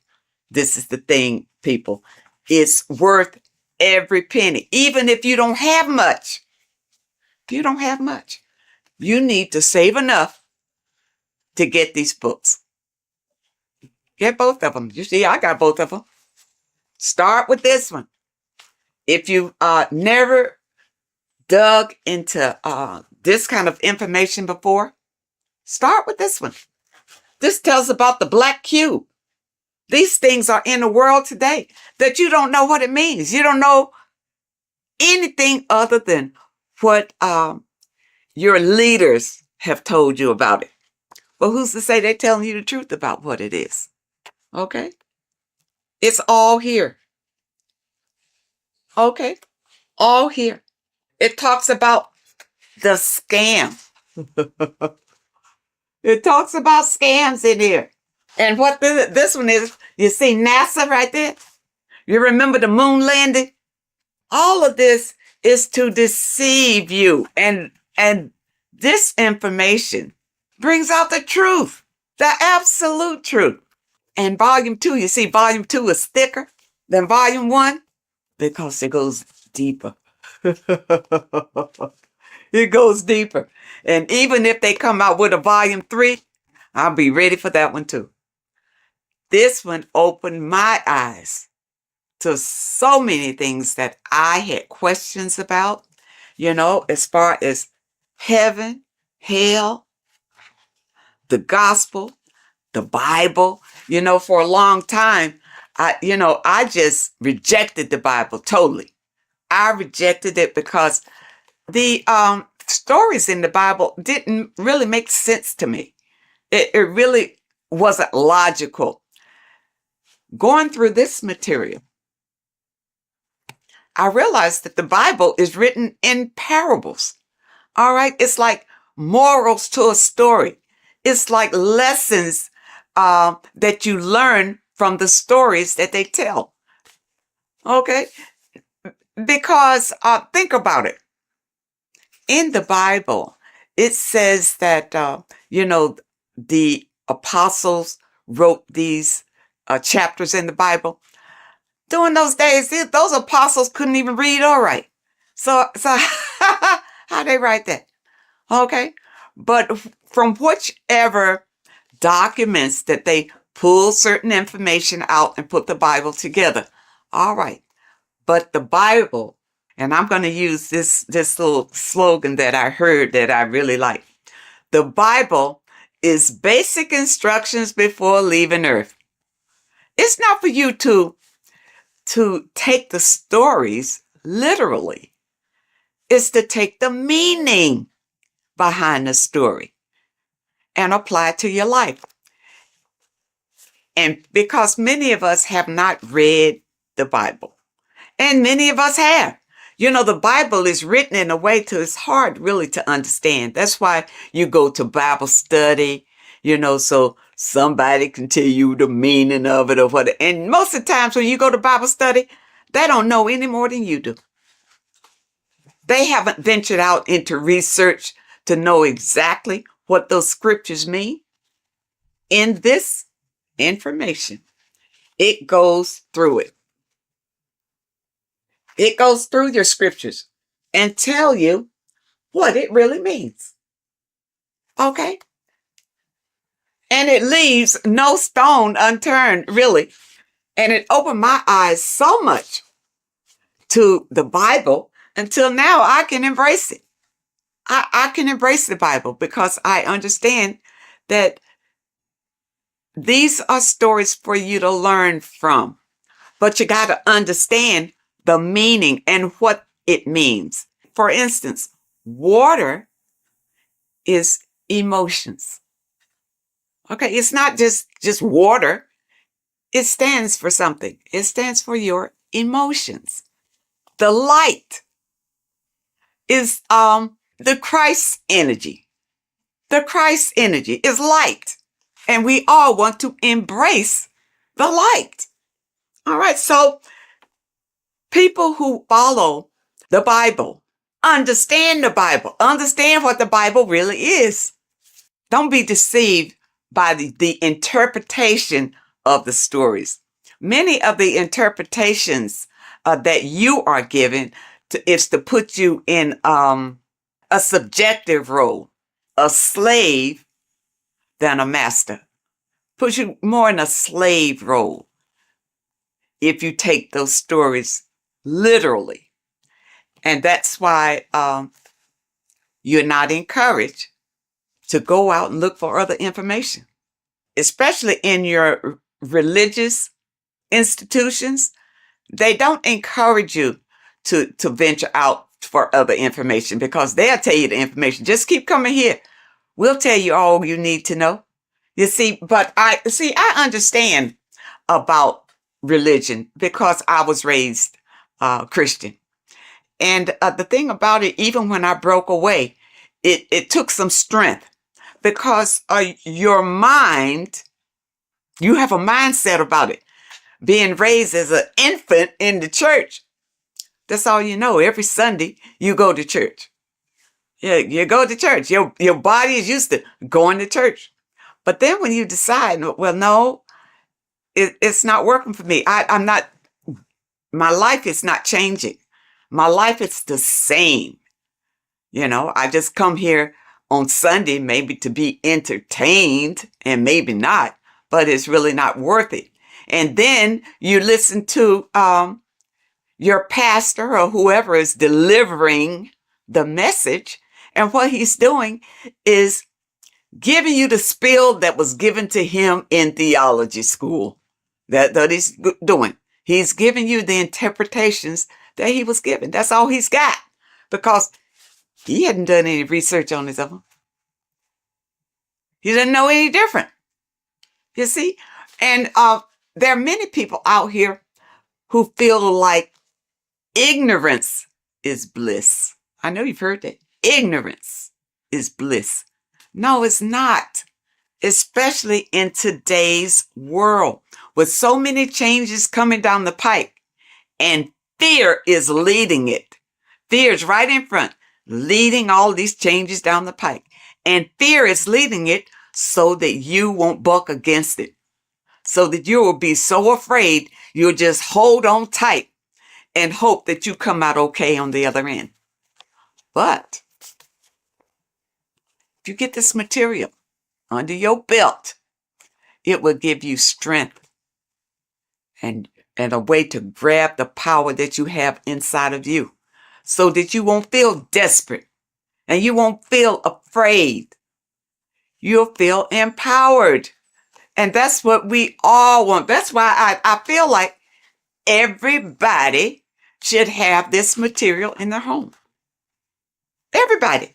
And your kids should grow up reading this before they go to school and their little minds be manipulated to believe whatever the system wants them to believe. Because really, they're just grooming them to be little worker bees, to be worker bees. You see? People, you have the right. You have the right to be the master of your own reality. But if you don't know the information, you don't know where your power comes from and how to use the power that you have, doesn't mean anything. All you got to do is open yourself up to new information. That's all it takes. And your life could change drastically by just the information that is revealed in these pages. And it's I tell you, it's funny because years ago, I guess I was, I was in the Christian faith when I ran across information from one of the folks who contributed to this material. And when I heard him talking about it, it resonated. Something he said resonated in me. And I never forgot it. And then when I found this material again and I saw his name, I think his name was Santos Benucci or something. I don't want to destroy anybody's name, but I know he is referenced in some of this material. This is it. When he talked years and years ago about it, and now here it is in printed form. People, do not let this pass you by. This is your life right here. You think your Bible is? The Bible is great, but it's in parables. You can't understand it the way it should be understood. Okay? But with this being your companion, it will open your eyes like they've never been opened before. And I know a number of you out there have purchased the book. Leave us a comment and tell us how you feel about it. But take your time. These are not fast reads. Either one. And the thing about it is, I keep going back to them. It's not the kind of material you read one time, put it aside and forget about it. You put this on the coffee table and read a little bit all the time because it reinforces your soul and helps you to manifest the life that you desire. Okay, people? I hope that you understand and I hope that it helps. And of course, I will leave a link in the description where you click on the link and you can get either one. You can get book, this volume 1, or you can get volume 2. And the volume 2 is in hardback.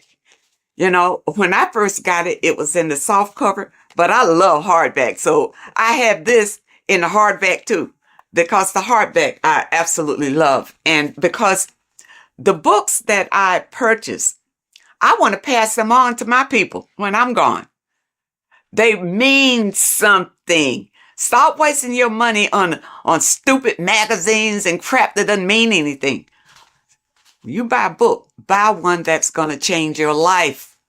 Oh, and also, when you click the website, you'll notice that there are courses on there that you can sign up for for those of you who want to go really deep. And also, there's a PDF on food. And I'm waiting for them to come out with the book on that. I don't want a PDF. I want the book. And once they come out with the book on foods that you eat and foods that you don't eat, I will be the first one to get that one. So I encourage you to add these to your library. This is the best material that I have found to date that opens your eyes to what life is really all about, and also opens your eyes to who you are and the power that you have to create your own reality. I thank you so much for joining me today, and I really hope to see you next time. You don't just have a physical body. You have a physical, mental, spiritual, and emotional body. Each one of these aspects are a body of its own.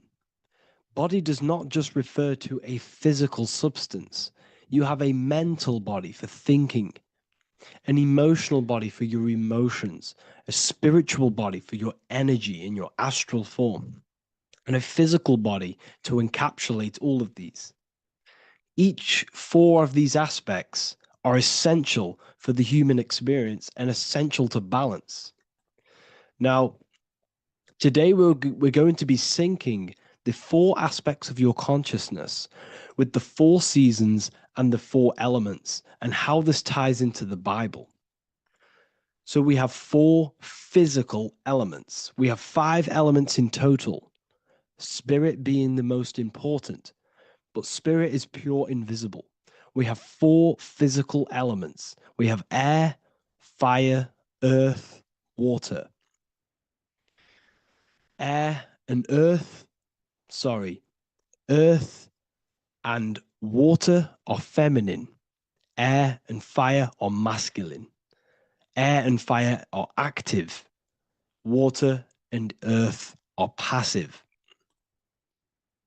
The air corresponds with the mental body of consciousness. This is where your intellect, this is where your communication, this is where your thoughts, intuition all comes from. This is the mental body of consciousness that allows you to think, allows you to process, figure things out, and have intellect and gain knowledge.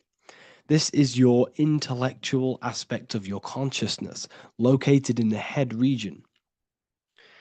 We have a fire nature, a spiritual nature. This is our astral body. Our astral body is all to do with the subconscious realms, the higher realms of consciousness. This is the body that allows us to be free from the physical body. Our spirit is more of our energy. Water is our emotional body. This is what allows us to feel things, that allows us to gain intuitive feelings of conscience. So emotion allows us to understand what is right and what is wrong. When we feel something bad, we know that this is wrong. When we feel something good, we know that we are doing good. Emotions are a creational force that allows us to feel certain things to bring them into existence. Our emotional body is a creational force and should not be reactive, and they should be controlled. Most actions are stemmed from emotions. Actions bring thought into physical existence. Emotions are the driving power. They are what drives your actions. The thought, then the emotion, then the action. Earth is your physical body. This is your physical state that allows you to take mind and emotion into action, into fruition, into physical matter. This is what your physical body allows your consciousness, your soul, to interact with the physical world and bring things into physical existence. The physical body, the physical world, is an outcome and an effect of the thinking mind. All physical substance comes from the thinking mind. The pen, the phone you're holding, the microphone I'm speaking into, all began as a thought in the thinking mind, then it was brought into physical reality. Earth is the most dense. So it goes in this order: body, emotions, spirit, mind. The higher you go up, the more lucid and fluidic it becomes. The lower you go down, the more dense and dull it becomes. Air is the mind, fire is the spirit, water is the emotion, earth is the physical body. So this is why you are a microcosm. You have these 4 things within you. You contain of these 4 elements, which correspond to the 4 bodies of your consciousness, the 4 bodies of the soul. You are the soul. You are the spirit. So this is why in Theologians 4:17 it says, "Caught up together with them in the clouds to meet the Lord in the air." You don't meet God or the Lord in the physical air in the clouds. This is clearly a parable. A human being cannot go up to the clouds and meet a mystical man in the clouds. This is obviously a parable, a metaphor. The air is your mind. You must raise your consciousness beyond the body, beyond the emotions, beyond the spirit, and enter in the mind during meditation, turning the mind inward to connect with the Lord. The Lord is the highest aspect of your consciousness, the one that exists beyond the physical body, beyond your emotions, beyond the thought.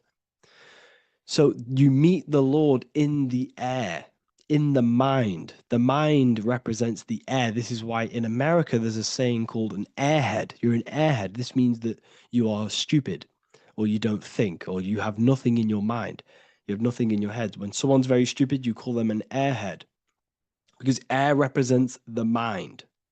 The air is elevated. The air is invisible. The mind is totally invisible to the human eyes. It is a metaphysical substance. In fact, it's not a substance at all. It's so fluidic. It's everywhere. The mind can be everywhere at all times. It can be anything.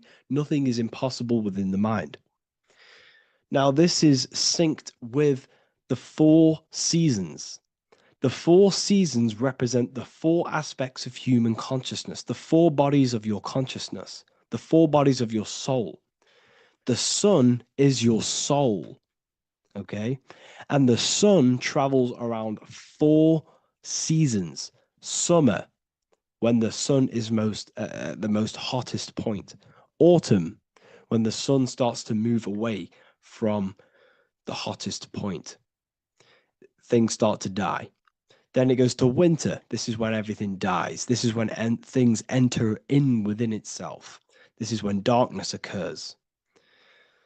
Then spring. This is the reignition of the sun. This is when the sun starts to bring back the warmth back to the summer. You have 4 seasons, which correspond to the 4 bodies of consciousness. Fire is the spirit. This is when you are passionate. This is when you are taking action. This is when you are fiery. The sun is blazing. You're taking action. You're very passionate. You're very spirit. You're in the spirit. Autumn is water, emotion. This is when you start to become very reflecting. This is when you start to feel emotional. Because in autumn, there's lots of water. This represents the emotional body of consciousness. Winter is the mind. This is air. Winter, what happens in winter? Everything enters within itself. The leaves die, the trees die, everything dies and goes within. This is the mind. The mind is the darkness, remember. You close your eyes to enter within the mind. The winter represents meditation. In the winter, what do people do? They stay inside of their house. They research more. They read more books. They become more intellectual. They think more in the winter because we are so we're stuck inside. So we're more reflective. We're thinking more. We're more communicative. We're more intellectual. In the spring, this represents the earth, the body. This is when we start to come out of the mind and we awaken to the body, and things start to grow again. The plants start to grow. The earth is growing again and reborn again. This is the body. This is when you become more active in the spring. And then the summer, back to the summer, we then take action on these thoughts and these thoughts that we gained over the winter. Essentially, this is just a massive cycle. And this is a daily cycle also. The nighttime is the winter. The morning is the spring. The midday is the summer. And the evening time is the autumn. This is a microcosm. We have 4 bodies of consciousness. You are the sun, you are the soul, and the soul has 4 bodies: summer, autumn, winter, spring. Emotion, air, body, spirit. Sorry, emotion, mind, body, spirit. So you are the soul. You are the pure essence of consciousness. The sun is your soul in the heart. And the seasons are inside of you because you are a microcosm. Okay? You are a microcosm. The word sun is son. The Latin word for sun is sol, which is soul or solo, because the sun is solo. It's on its own. You are the soul, and the soul has the 4 different bodies of consciousness. So before we move on any further, if I've blown your mind, please, if you can, leave a like, a comment, a share, and a subscribe. Let me know what videos you want me to make in the future. Please drop a like. It definitely will help me. You are a microcosm of the macrocosm. Man is a miniature universe that goes through its own cycles. The seasons of the summer, winter, spring, and autumn do not occur merely outside of him, but within him as well. The summer is within you. You feel different in the summer. You feel different in the winter. You feel, depending on the body of consciousness, it's your soul's interacting with. So the sun in the sky is your soul inside, and the sun goes through these cycles, which is affecting your bodies of consciousness, because the cycles represent your bodies of consciousness. Now, this ties in with the Bible. This is why we have 4 Gospels. This is why Matthew, Mark, Luke, and John are always seen with the 4 different zodiac sign animals or symbols. So you always see each one of the Gospels. If you just type in on Google Matthew, Mark, Luke, and John, type in ancient pictures, paintings or pictures of them, and you will find these 4 zodiac signs are always standing with each one. Taurus, the bull; Leo, the lion; Scorpio, the eagle. An old symbol for Scorpio was the eagle, and a man for Aquarius. Here you see very, very ancient paintings and artwork. Here we see Matthew, the man, Aquarius. Here we see John, the Scorpio. Same here. We also see it on the tarot cards, on the world card. We see the 4 fixed zodiac signs. Here we see it as well. These are called the 4 fixed zodiac signs. Now, when we look at the zodiac, we're no longer looking at the sky, because what you must understand is as above, so below.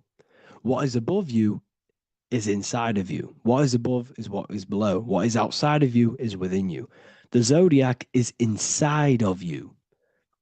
The zodiac revolves around the sun. The sun is your soul. These are different energies of your soul. Like I said earlier, the 4 seasons are the 4 bodies of your consciousness. And in each body of consciousness, you have these different energetic energies that you can work with. Okay, so this is the true astrology. This is the true astrology, the internal esoteric astrology. You can't find much information on this at all. Very hard to find. So what we're looking at are the 4 bodies of consciousness. Obviously, when you look in the middle of each, when we look in the middle of each season, spring, the middle of spring is Taurus. The middle of winter is Aquarius. The middle of autumn is Scorpio. The middle of summer is Leo. These 4 signs are known as the 4 fixed signs. Okay, Scorpio is fixed. It's the middle of autumn. Scorpio is a water sign, emotion. Aquarius is the air sign, the mind. Taurus is an earth sign, the body. Leo is a fire sign, the spirit. This is why we see Matthew, Mark, Luke, and John with the 4 fixed signs of the zodiac, which represent the 4 bodies of consciousness. Leo, the spirit, fire. Luke, Taurus, earth, body. Matthew, Aquarius, air, mind. John, Scorpio, water, emotion. Each gospel is depicting Jesus and showing Jesus in each gospel. Each one of these gospels is showing and depicting Jesus according to the different body of consciousness. In John, this is when Jesus starts to turn water into wine. Water is emotion, wine is transmuted emotion. This is when he does miracles with his emotions, water into wine. Aquarius, which is Matthew, air, the mind. Inside of the Gospel of Matthew, this depicts Jesus as an intellectual person, a person who's communicating and using his mind, his mental body a lot inside of the Gospel of Matthew. Go and read it, and you will see this. Luke, Taurus, earth, the body. Luke shows and depicts Jesus according to the body of consciousness, the physical body. He shows Jesus as a human, being a human being, helping people physically and helping people's physical needs, like giving away food and doing all sorts of good things for other people. Leo, Mark, inside of the Gospel of Mark, this shows Jesus as a spiritual teacher, a passionate person who is taking action. Each gospel is showing Jesus according to the different body of consciousness. And Jesus represents you, the sun. That's why it's called the Son of God, the light of the world. Jesus represents your soul, and your soul has these four gospels, the four bodies of consciousness, the four fixed signs, the four elements, and the four seasons. These things all correspond to your consciousness. So this is Leonardo da Vinci, showing you the exact same thing. Jesus is the I am, the sun, the soul, in the middle, on his own. Luke, spring, earth, body. There are three people in each group. There are four groups, and there are three people in each group. 1, 2, 3. 1, 2, 3, 1, 2, 3, 1, 2, 3. Fall, winter, summer, spring. These are according to the four bodies of consciousness. Here we see Aries, which rules the head region. He's on the head of the table. Gemini, he's holding up the two hands because Gemini rules the two hands, the two arms. Gemini is the two twins, which is the two arms and two hands, and the two lungs. Here we see the beginning of summer, which is Cancer. You see the big knife here. Cancer, him here, this gray-haired guy, holding a knife for the crab. Cancer, they pinch. You have a knife, symbolizing the crab. Leo, the middle of summer, showing dominance. The sun is very dominant. He's got his elbow on the table, showing dominance. Virgo has no Adam's apple. Cancer here is pointing at this woman's neck, saying there's no Adam's apple. This is Virgo, the virgin, the only woman. Jesus, the sun. This is Libra, the balancing. He's holding his arms out, balanced, showing the balancing of the sun, because when the sun enters Libra, the sun is balanced between winter and summer. So it's balanced. This is all astrology, but this is internal. Okay? This is Ezekiel's vision. Ezekiel had a vision in the Bible, and he saw the face of a man, the face of a lion, the face of an ox, and the face of an eagle. The eagle is Scorpio, the ox is Taurus, the lion is Leo, and the man is Aquarius. He saw the throne of God, and he saw the different bodies of consciousness. This is all symbolic for the different bodies of your soul. So when we look at the zodiac, we are actually looking at a map and the energies of our soul, and the energies of our bodies, and the energies of our consciousness. This is what we are looking at. Each zodiac is an aspect of our consciousness and an energy that we can work with and that we must purify. Balance and purification is essential. Imagine playing a brand new video game. Let's say a brand new video game came out and you had to play it. What happens when you play that game? You don't know the controls. You cause chaos in that game. You can't really run properly. You can't do anything properly. You're getting destroyed by other people who are playing that game. It's the same with your physical body. When you are born, You must learn how to play the game. You must learn how to balance the mind, learn how to balance the spirit, the emotions, and the physical body. We must balance and purify each body of our consciousness. We must look after our physical body with our physical health by eating physical, electrical food like fruits and veg. We must look after our minds by being conscious of what enters our eyes, enters our ears, enters everything. Whatever enters our five senses is affecting our mind, our mental health, our environment, mental. We need to look after our thoughts, control our thoughts by purifying our thoughts, only positive thoughts. Then we must purify our emotions, feeling only gratitude and love and not feeling these negative, dull emotions. Then we must look after our spiritual body through meditation and looking after our spirit. But remember, when we look after our mind, it all begins in the mind. Each body of consciousness is interlocked with the other. If you have if you have an unhealthy body, you have an unhealthy mind, spirit, and emotions. If you have an unhealthy mind, you have an unhealthy body, spirit, and emotions. If you have an unhealthy emotions, you have an unhealthy spirit, mind, and physical body. They're all interlocked. You must balance each one of them. Look after your physical body, look after your thoughts, look after your emotions, look after your spirit. But remember, the mind is the most powerful one. It's mind over matter. Once we look after the mind, because once we start to control our minds and control every thought we think, this will then turn into discipline in our physical body. Because once we learn how to discipline the mind, we learn how to discipline what we eat, we learn how to discipline what we feel, we learn how to discipline our spirit. This is all interlocked, but work on the mind first. Work on the mind first. All of this knowledge is inside of the brand new Book of Wisdom, Volume 2. This is a revolution in human consciousness. If you've read it, please leave a review down below. If you've read Volume 1, leave a review down below. This is the next revolution. I don't see this information anywhere. This is the next revolution of human consciousness. And of course, if you are serious about this and you truly want to gain enlightenment and join an amazing community where you can connect with me on live calls, lectures, the Manifestation Mastery course, you can gain access to my library with over 45 PDFs plus my books.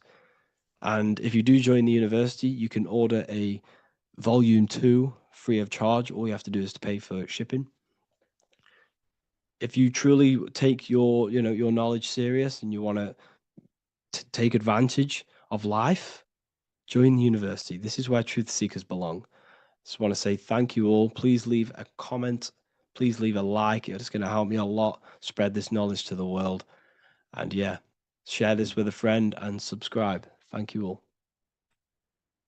This isn't just spiritual fluff. Your words are vibrational commands that teach your subconscious what to believe and what to create in your reality. Now, I'm not going to sit here and tell you how words are these vibrational things that create reality. In fact, they are. However, the power of words does not hold in the vibration of the word. Yes, it has a little effect on plants. Yes, every word is a vibration that speaks to every cell in your body. However, this is not the main power of words.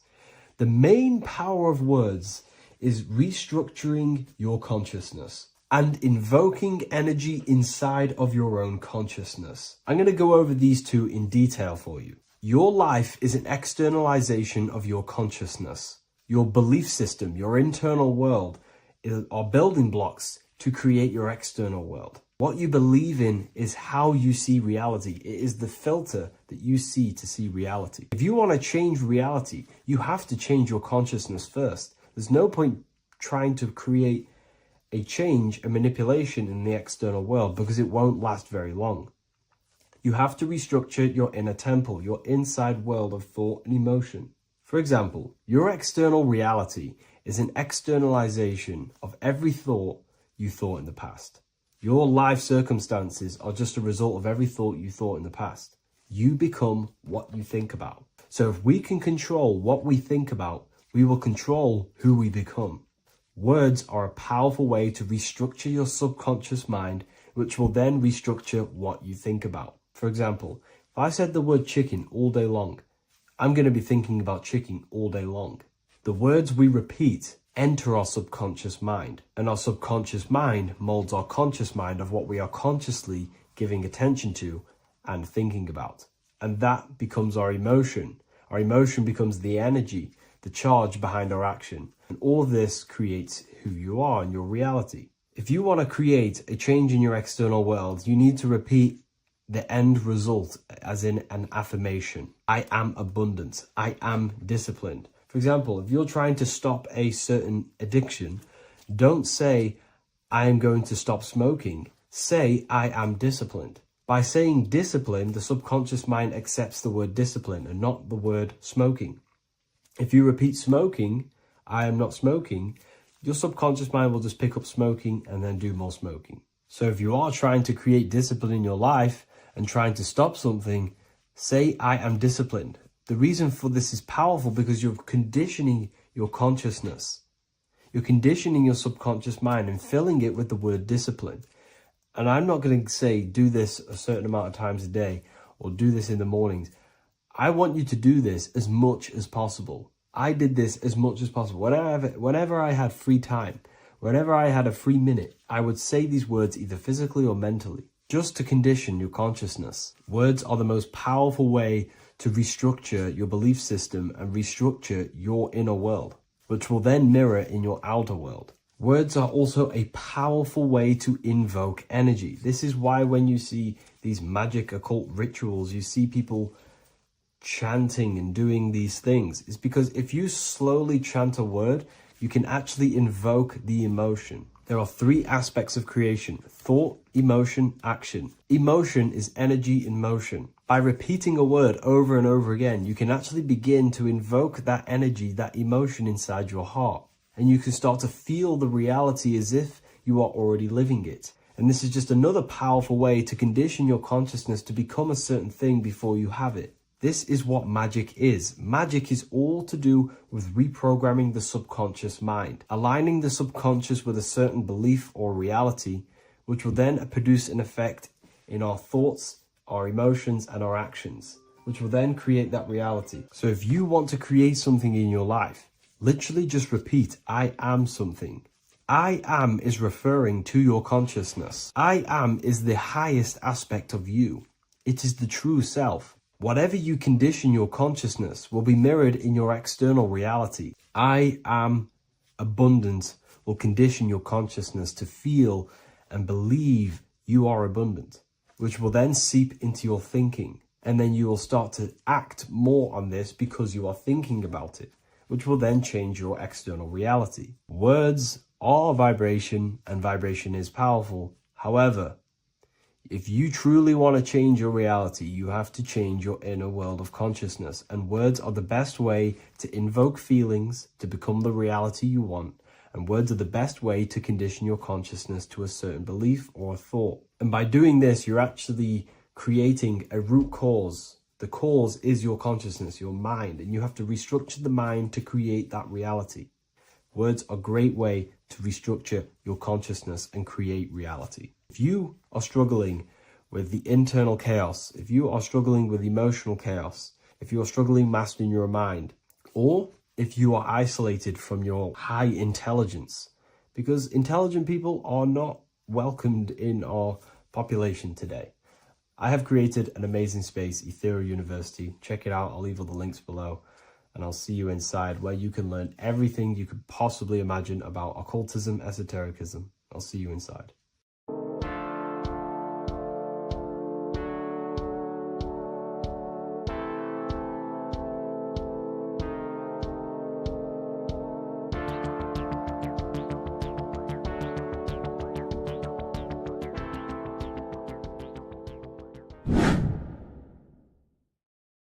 What are we all doing, people? Survival wisdom. Today we're going to be breaking down the Bible and its real, true metaphysical meaning. All of these slides within this video is taken from my book, The Book of Wisdom, so you can get all of these slides. So the Temple of Solomon, you are body, mind, and soul, which is the Holy Trinity, the moon, sun, and earth. The sun is your soul because the sun is its infinite source of energy. It is its own source of energy. And that is what your soul is. It's its own source of energy. The moon is mind. This is why you call people a lunatic. You're a lunatic. Luna means the moon. And inside of your mind, you have a specific mood. Mood is moon. And mind in German is Mond. And the word Mond means moon. And earth is your physical body because your body contains of the four elements, the four physical elements. Well, the temple of Solomon is the temple of the soul and the mon, the soul and the mon, the soul and the mind. And it's the temple of the Holy Spirit in the Bible. Everything leads back to one singular point in the center of the brain. The brain is not the mind. It's mind over matter. Okay? The brain is the physical manifestation of the mind. The brain is the electrical computer which decodes the light waves given to it by the mind. This is why everything in the body leads back to one singular point. And we'll go over this in a minute. But this is controlling the physical body. This is the within. If you rearrange within, it spells high twin because within you is your twin, your true self. And it's just an entity in the center of the mind. And if you shut your eyes, you can feel it. Your awareness is in the center of the brain. So there's just an empty chamber in the center of the two cherubs, the two brains. They are two separate brains. They're two hemispheres. And the empty chamber, when scientists chop it up and see it's just an empty chamber, well, because you can't see in that plane of reality. You cannot see the mind. You cannot see thoughts. It is invisible to the human eyes, to the visible light spectrum, to the two eyes. The reason why we call it the third eye in the center of the brain, it's not the third eye, it's your true self. It's the mind and soul. It's an eye because it does see. It's the all-seeing eye that you always see here. There's some Masonic artwork showing the two pillars, the two cherubs, the two hemispheres of the brain, and the inner eye. This is the eye that sees all things. What do I mean by seeing all things? Not physically. It sees the mind. It's what, because your soul is watching the mind. You can observe the mind. You are not the mind. And if you meditate deeply enough, you can go beyond the mind. It's the all-seeing eye. It sees the mind. It sees what emotions you're feeling. It sees what you're thinking. It sees what you're seeing with the two eyes. It's the all-seeing eye. It sees all things. It's omnipresent. It's everywhere. Because the mind can be anywhere. The mind can switch itself into any place it wants. There is no limitations with the mind. So there is two hemispheres in the brain. And in the Bible, there is a quote saying the most holy place between the two cherubs.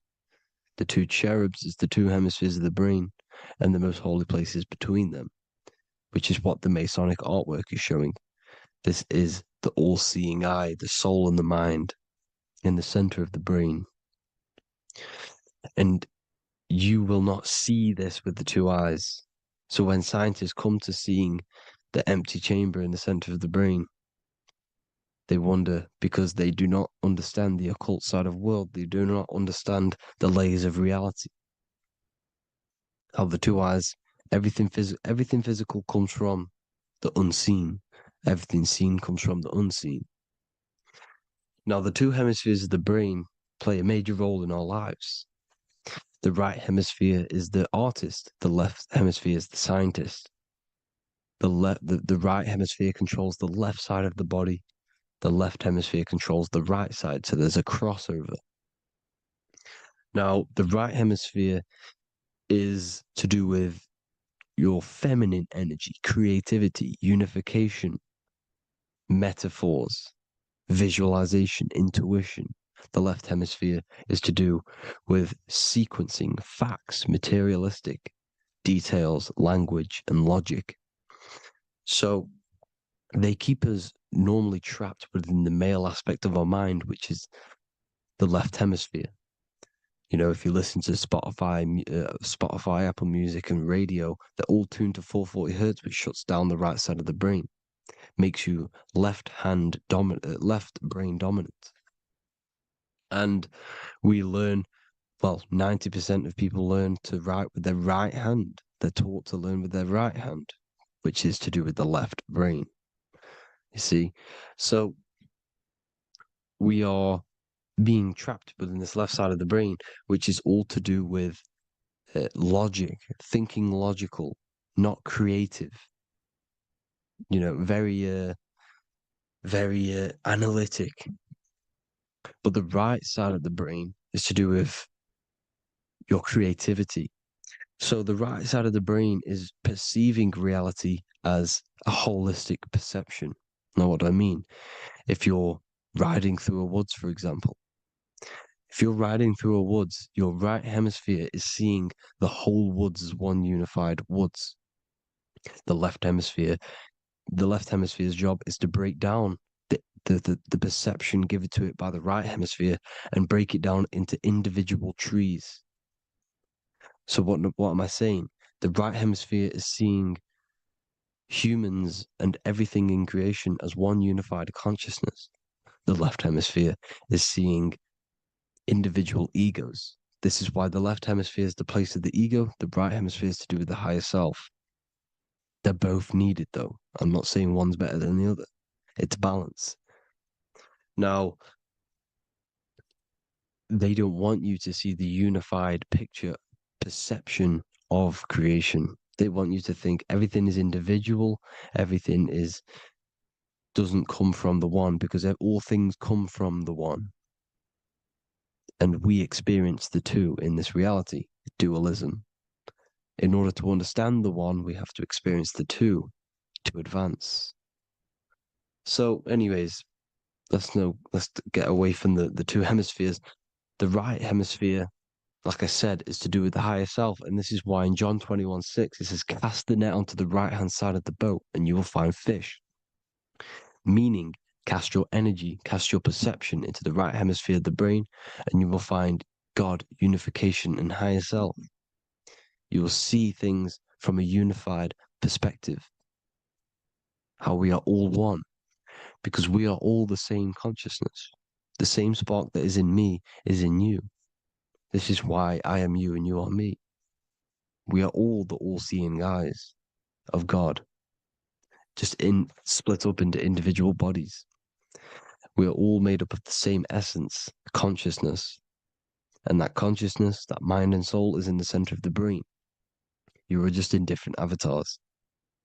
And until we see this, we'll forever be divided and conquered. Until we figure this out as a collective consciousness, we will forever be divided and conquered and ruled over. This is why the Bible says, ye are gods. You are the sons of the Most High, because we are. We are the Word made flesh. We are God made flesh. Mark 16:19. So then after the Lord had spoken unto them, he was received up into heaven. Head is heaven, H-E-A, and sat on the right hand of God. God is the consciousness in the center of the brain. Heaven is the head, and the right hand of God is the right hemisphere of the brain. Meaning he sees things in unification, creativity, intuition, the higher mind, the higher brain.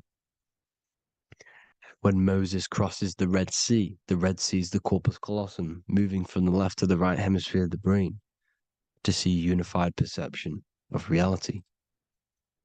Head, H-E-A, heaven, same root word. This is why the ancients always depict God in the center of the brain. Here you see ancient Christian artwork showing God in the center of the brain, the light. Here you see it here. Here you see Ganesh, an Indian god, which is the brain. Here you see the Father, the Son, and the Holy Spirit in the dome, the brain. This is the brain, because you are God made flesh. That's what consciousness is. the upper room where Jesus meets the 12 disciples. It's the upper brain on the upper room. The upper room is the chamber, the empty chamber in the center of the brain. That's the room. And the 12 disciples are the 12 cranial nerves in the brain, which pretty much rule the body, all the cranial nerves. The tree of life, the cardiovascular system. This is why in Genesis it says the tree of life was in the midst of the garden. Midst meaning middle, because the middle of the body is the cardiovascular system, which is controlling all of the systems in the body. The tree of knowledge of good and evil is the nervous system. It's the spine and brain. This is what's detecting good and evil. The brain is the electrical computer with the left and the right hemisphere, decoding the dualistic world, decoding the light waves given to it by the external world. It is an electromagnetic computer. It is artificial intelligence. It is very intelligent, the brain and the nervous system, the human body as a whole. But the tree of knowledge of good and evil is the nervous system, because it is the tree that detects good and evil, makes you learn good and evil in this dualistic reality.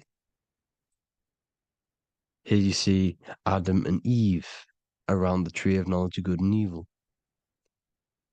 Adam and Eve, male and female energies, but the serpent in the tree, and the tree of knowledge of good and evil. Well, this is the spine, the brain, and the serpent is the kundalini of the spine. The serpent is the S. That's why S, serpent, S, the letter S is the serpent. Sex and serpents make an S noise. You know, the Bible cursed the serpent. So we don't figure out the true religion. The true religion is raising the kundalini and becoming God-man and reaching our higher states, our true God self. Because once the kundalini is saved and hits the pineal gland, it activates 100% of the brain, when we're only using around 20 to 10% as of right now, without the kundalini awakening. So when you use it, you're activating 100% of the brain. You're activating all the dormant brain cells. You're regenerating the body. And this is the serpent in the tree of knowledge of good and evil. This is the spine, brain. This is Adam, Eve, the male and female energies. The light of the body is the eye. Therefore, if thine eye be single, thy whole body should be full of light. Matthew 6:22. This is the single eye in the center of the brain. It is not the pineal gland. It is what's inside the pineal gland. You have to go beyond the physical world, and there are no words to describe things that are not physical. Metaphysics. And the whole body should be full of light. Well, this light is the same pyramid that you see. You are the pyramid with the all-seeing eye on top. This is why the ancients built the pyramids with the stairs in the middle symbolizing the spine, because once you open all the chakras and balance them and raise the kundalini, you activate all of the brain, which gives enlightenment. The word enlight in ment. Ment means mind, light in the mind. Enlighten the mind. And this is enlightenment. We are the temple. And Jacob called the name of the place Peniel, for I have seen God face to face. Within spells high twin. Within you is the God self, which you need to manifest into the external world. And he's seen God in Pineal, the consciousness. He's seen his true self, consciousness, in the pineal gland. Genesis 28:10, Jacob's ladder. Jacob, he took a rock there and laid his head on it to sleep. Jacob had a dream. He dreamed there was a ladder that was on the ground and reached up into heaven. Head is heaven. The rock he fell asleep on is the sacrum bone. because he's symbolizing the oil that comes down the spine, hits the sacrum bone and rests there, falls asleep, and it looks up and it sees the ladder to heaven. Because when you raise this oil, you become God man. You become God in heaven. You can leave the body at will. Do you not know that your body is the temple, that your body is the temple of the Holy Spirit? Corinthians 16:19-20. Or do you not know that your body is the temple of the Holy Spirit within you? Your body is the temple of the Holy Spirit, the soul and the mind within, the center of the brain, the temple of Solomon, temple of the soul and the mind. Romans 8:10. Christ is in you. It's not external. When you give where attention goes, energy flows. When you give your energy to external things, your attention, your worship to external things, you're giving energy, meaning it's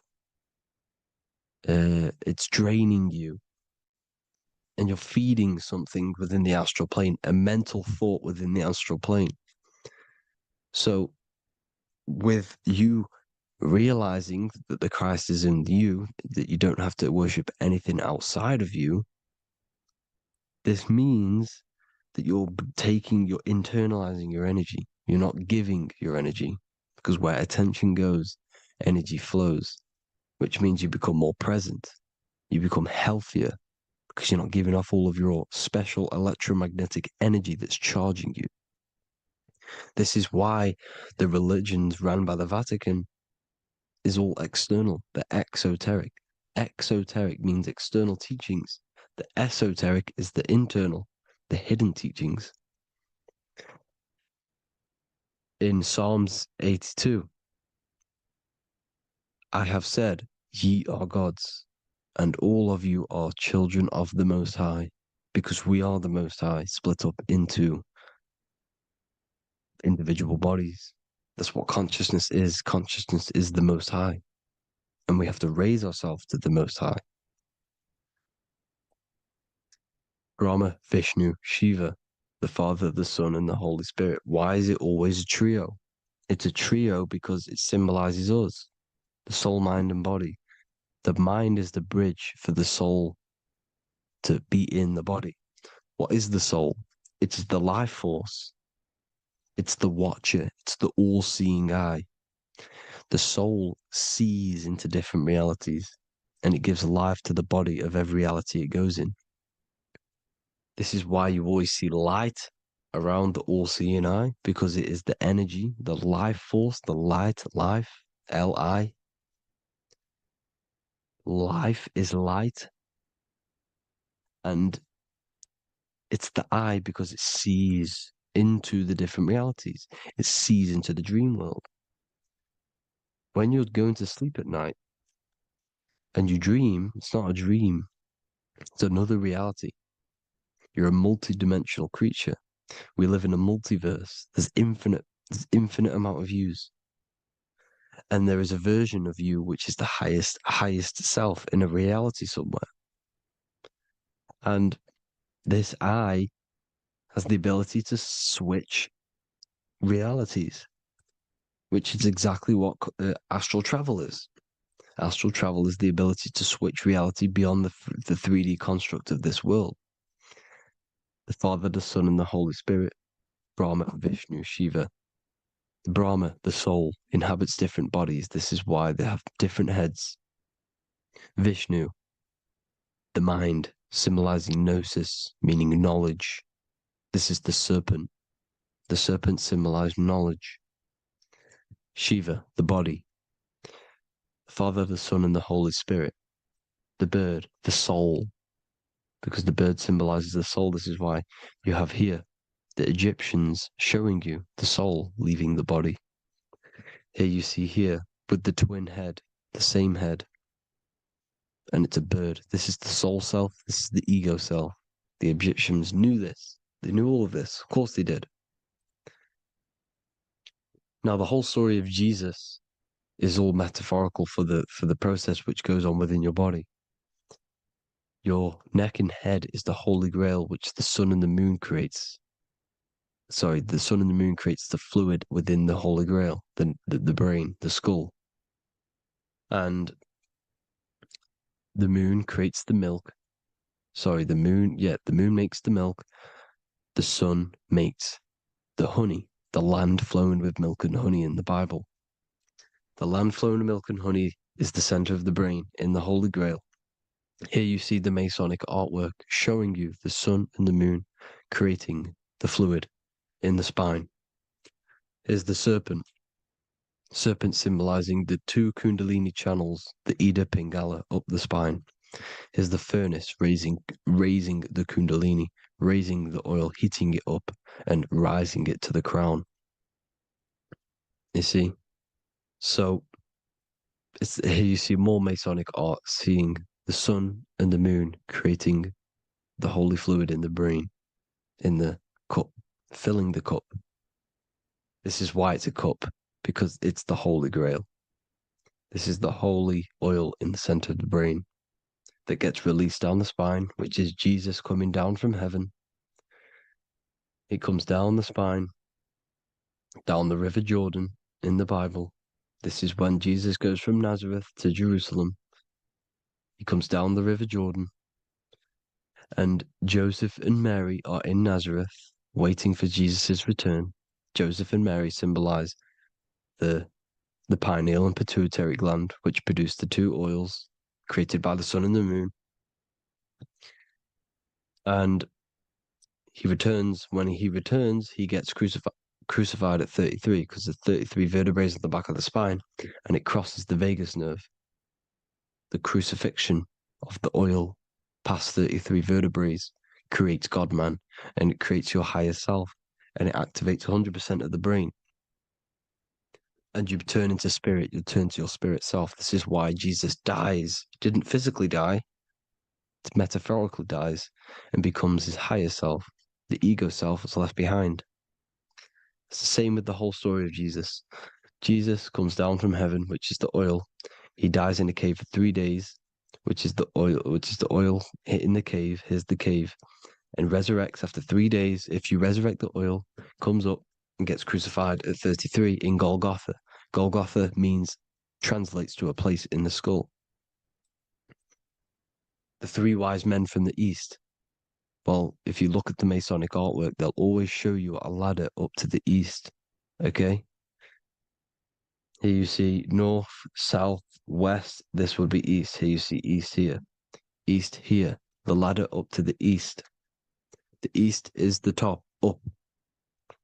Three wise men from the east. The thalamus, pituitary, and pineal gland in the center of the brain. The most important glands in the body. Here you see the Egyptians with the spine, the sun, and the two hemispheres of the brain. What did I say at the beginning? The sun is the soul. The sun is its own source of energy. It's the life force, which gives life to anything it inhabits. The soul is the same thing. That's why sun and soul mean the same thing. So, what I'm saying is consciousness is God. And this is why when it refers to as God in the Bible, means your higher self, pretty much. And returning back to this higher self, because God is something that you need to manifest. Consciousness is God, and your body is a reflection of the creation by God.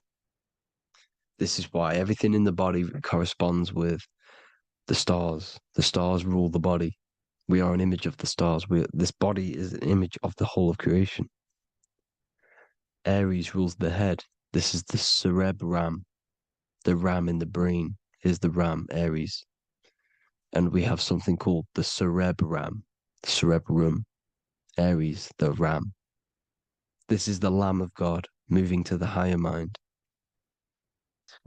Taurus, which is the lower brain and neck, the cerebellum, the bull Taurus, the lower mind, and the cerebrum and the cerebellum, the ram and the bull, is what makes you ramble on. Ramble meaning walking, The higher mind and the lower mind working together makes the body ramble. Ramble is what makes you walk along. Thank you to Santos Bonacci. Gemini, the two twins, rules the two arms, the hands, and the lungs. These are the two twins of the body. Sagittarius, the horse, which rules the hips. Hips means hippo. Hippo means horse. Hippopotamus means water horse. Hippo means horse, and this is why we call them hips, because horses have massive hips. Capricorn, the kneecaps. Pisces, the two fish, the 2 feet. Then they make us swim. We are an image of the stars, people. Well, the body is anyway. Consciousness is God, and the body is the image of the whole of creation. It's a reflection of the whole creation, as above, so below. 12 systems in the body, 12 cranial nerves for the 12 constellations, 12 cell salts. The body's made out of 12 cell salts. So, this is where it gets kind of deep. You know, this is where we get deep. And he said, Jesus was known as the fisher of man. And fisher of man, meaning man does not mean man as in the male. Man means mind. He's the fisher of minds. So the Bible is not patriarchal. It's not patriarchal. Man just means mind, pretty much. So the fisher of mind, man, because he was fishing minds out of this reality into the higher realities. He was teaching people how to leave the body when he walks on water. Walking on water is the physical, etheric, astral, and mental. These are the different planes of reality. The ether is the either, because the ether is the substance that's on either side, astral and physical. It's the 5th element, is ether. And the 5th element is the water. The same water at the beginning of the Bible when it says, let the firmament divide from the waters above from below. The water symbolizes the ether. It's the base of all physical matter. And the ether is known as the water. So when you're walking on water, you're walking on the ether, meaning you're leaving the physical body. So when Jesus walks on water and he's teaching Paul to walk on water, Paul becomes scared and falls back into the water. Well, when you astral travel and you become scared when you're projecting, you'll fall back into your body. So he's pretty much saying walking on water is leaving the body, and walking on the ether, because the ether is the veil between the astral, and that's what devil means. Devil has the word veil in it, because the devil is trapping you between one veil, which is this world. They're trapping you in this world, this thin layer of reality. Your dreams are different veils. The ether, the astral, the mental are different veils. Devil is deveil. Deveil. You need to escape being stuck in one reality and live in between realities. And this is when you truly become a multi-dimensional being, because your soul is just the eye. That's what you are. You're just an eye, and you see into different worlds. And it also, when Jesus means the fisher of man, the fisher of minds, I truly believe, because of my research, that there is other worlds. It's not just this one. There's higher worlds. There's an infinite amount of you, and you've been in them dreams. You call dreams. Them dreams are other realities that you are in. That's why when you're there, you don't feel like you're in a dream. You feel like it's 100% real, because it is real. So this is why the ancients always depicted the many different heads, because there's many different versions of you. And this I, the soul, the watcher, is switching itself into different bodies at all times. Well, when you sleep, when you astral project. And this is what the ancients were doing. They understood the multiverse, and they could switch bodies at will. And this is what the 7 seals are in the Bible, also known as the 7 chakras. These are literally portals within us to these different worlds. We're in the heart at the moment. Earth, rearranged, spells heart, meaning middle. This is where good and evil exist. It's the middle point, the midpoint of realities. So, I hope you all enjoyed the video. All of this knowledge that I've give you in this video is inside of my book, the Book of Wisdom. The Book of Wisdom gets updated every single month with new pages. It's a one-time payment for a lifetime worth of research and knowledge by me. So if you do want to get it, the link will be in the description. But I hope you all gain some amazing insight. Please like, comment, and share to help the algorithm, and drop a subscription. And for more lectures, every 2 days, I drop lectures and knowledge within the Patreon. If you want to support the channel, join the Patreon. Everything's in the description because we are not monetized on YouTube. Thank you all. Have an amazing day.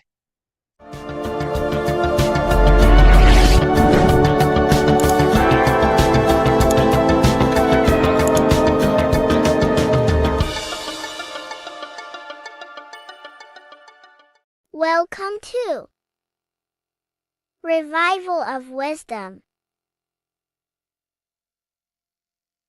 Today we're going to be breaking down Saturn worship and how the occult are linked in with Saturn. Okay, so first of all, let's start with the celebrities. All these celebrities are doing 666. Okay, covering the one eye, which also symbolizes the all-seeing eye, which is another occult symbol. But we're focusing on the 666, the 6 with the 3 fingers. Also, we have CERN with the 666 within their logo. Also Disney, okay, as you can see here, 666 within their logo. Pepsi, Coca-Cola, and even Cadbury's. Monster Energy with the 666 in Hebrew numerals. Unleash the beast. So what is 666 to do with Saturn? Because on Saturn, there is on the north pole of Saturn, there is a 6-sided hexagon, okay? So Saturday is named after Saturn Day, the 6th planet. It is also the 6th day of the week, and has a 6-sided polygon on its north pole, 666. Not only that, when you create a star out of the hexagon, you will create a 6-pointed star. Okay, with 6 triangles within the star and a 6-sided hexagon, which all adds up to 666. Okay, so this is why all these symbols contain 666. So why do they worship 666? Saturn. Because Saturn is the god of time and death. Okay, and order and lessons. Okay, Saturn is a very cold and dry being. That is the 6th planet from the sun. Okay, Saturn represents the winter, which symbolizes death. Okay, because all nature dies within winter because the sun's not there. So it represents darkness and death. It rules the zodiac sign of Capricorn. Okay, so in the celestial cycle, Saturn is always opposite the sun. So it's the opposite of the sun. So they're worshipping this energy which is death-like, okay? This god which is death and does not bring life, okay? And also is the god of time, okay? Also in the Roman and in Greek it's called Chronos, okay, which is just a translation for time. It's also known as the Father Time, aka the Grim Reaper, okay? The Grim Reaper, keep that in mind, we'll come back to this. Here are some more logos with Saturn. Okay, Nag, internet, Wi-Fi. Okay, all these occult logos all worship Saturn. They are a satanic occult. They worship this death god, this evil god. Okay, this is where the cube now comes in. Okay, because what colour is associated with Saturn? It's black, because it's the absence of light. It's opposite the sun. So black is the colour associated with Saturn. Each planet has its own colour associated with it. Okay, so when you make the cube, okay, as you can see here, the cube out of the polygon, it creates what? A black cube. Okay, and the Kabbalah, okay, Kabbalah means cube, Allah means the God, the cube God. These religions are secretly worshipping this cube God, the god of death, Saturn, Satan. It's the same entity behind it all. Okay, so also we have these black cubes in Australia, Denmark, all around the world, these black cubes, because this occult is worldwide. Saturn, Satan taking over this realm. Okay, also with this black cube, they walk around it like the rings of Saturn. It's around the black cube of Saturn with the rings, they walk around in circles. What are circles? Cycles. What is a cycle? Time. The time god. This is why it has a ring around it, because it represents time, cycles. Okay, and this is another depiction of Saturn, always depicted with this Reaper staff. Okay, keep in mind this staff, just like we associated with aka the Grim Reaper. The Grim Reaper also wears a black robe, representing Saturn with the same staff. Can you see it? This is where it comes in. Okay, the same thing, look, the same staff with the black robe, black representing Saturn, the god of death. Okay, the Grim Reaper, Satan. Okay, also when you graduate from university, what do? You wear a cube on your head, a black cube with a black robe. This is Saturn worship. See, this is how Saturn, Satan, has tricked the world into worshipping him, not God, the sun, which represents God. So what is a corona? Because a corona is a crown, a circle, okay? A set of concentric circles of light seen around a luminous body. So Saturn, so this is why they used to worship Saturn by wearing crowns in ancient days, and we still do to this day. The king or queen has a crown, a corona. Also, corona, the drink. Corona adds up to 666, just like Saturn is 666. But like you see in the corona, you see the staff. You see this staff, just like the staff of Saturn, the Saturn god, like the Grim Reaper, with the black robe and the staff, just like the Saturn god. What is the Grim Reaper? It's a killer. It represents death, just like Saturn, the god of death and time. So all these occults and secret societies all worship the 666 god, which is Saturn, Satan. All of our energy is being put into Saturn. Okay, and Saturn, Satan, is harnessing all of this energy. So gradually, this is what the mark of the beast is. Like it says in the Bible, the mark of the beast, or the name of the beast. Here is wisdom. Let it know that you have to understand and count the number of the beast, for it is 6. It is the number 6 of a man, and is 600, 666, 666. So this is what the mark of the beast is. They are going to eventually put green chips, just like Neuralink, which is what Elon Musk is pushing. Okay, so this chip is the mark of the beast, and it's going to be implanted to our hands or brains. Okay, and they will manipulate our consciousness, and it will manipulate our DNA, and it will directly connect us to AI, and AI is linked in with Saturn, Satan, as the demons and the people who rule this world are in love with AI. They want to connect humans to AI. And this will control our consciousness completely and give all of our energy back to Saturn, Satan, this deity that they all worship.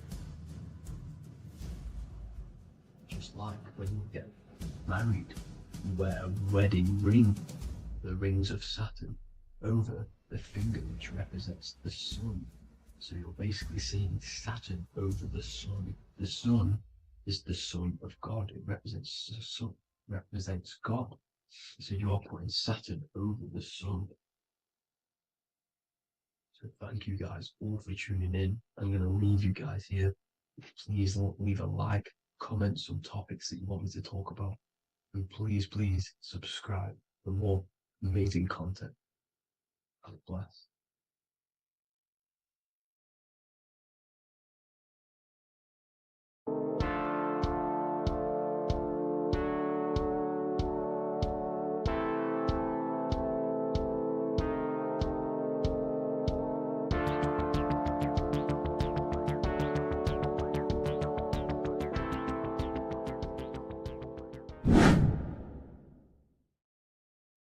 How are we all doing today, people? It's Revival of Wisdom, and today we're going to get real deep.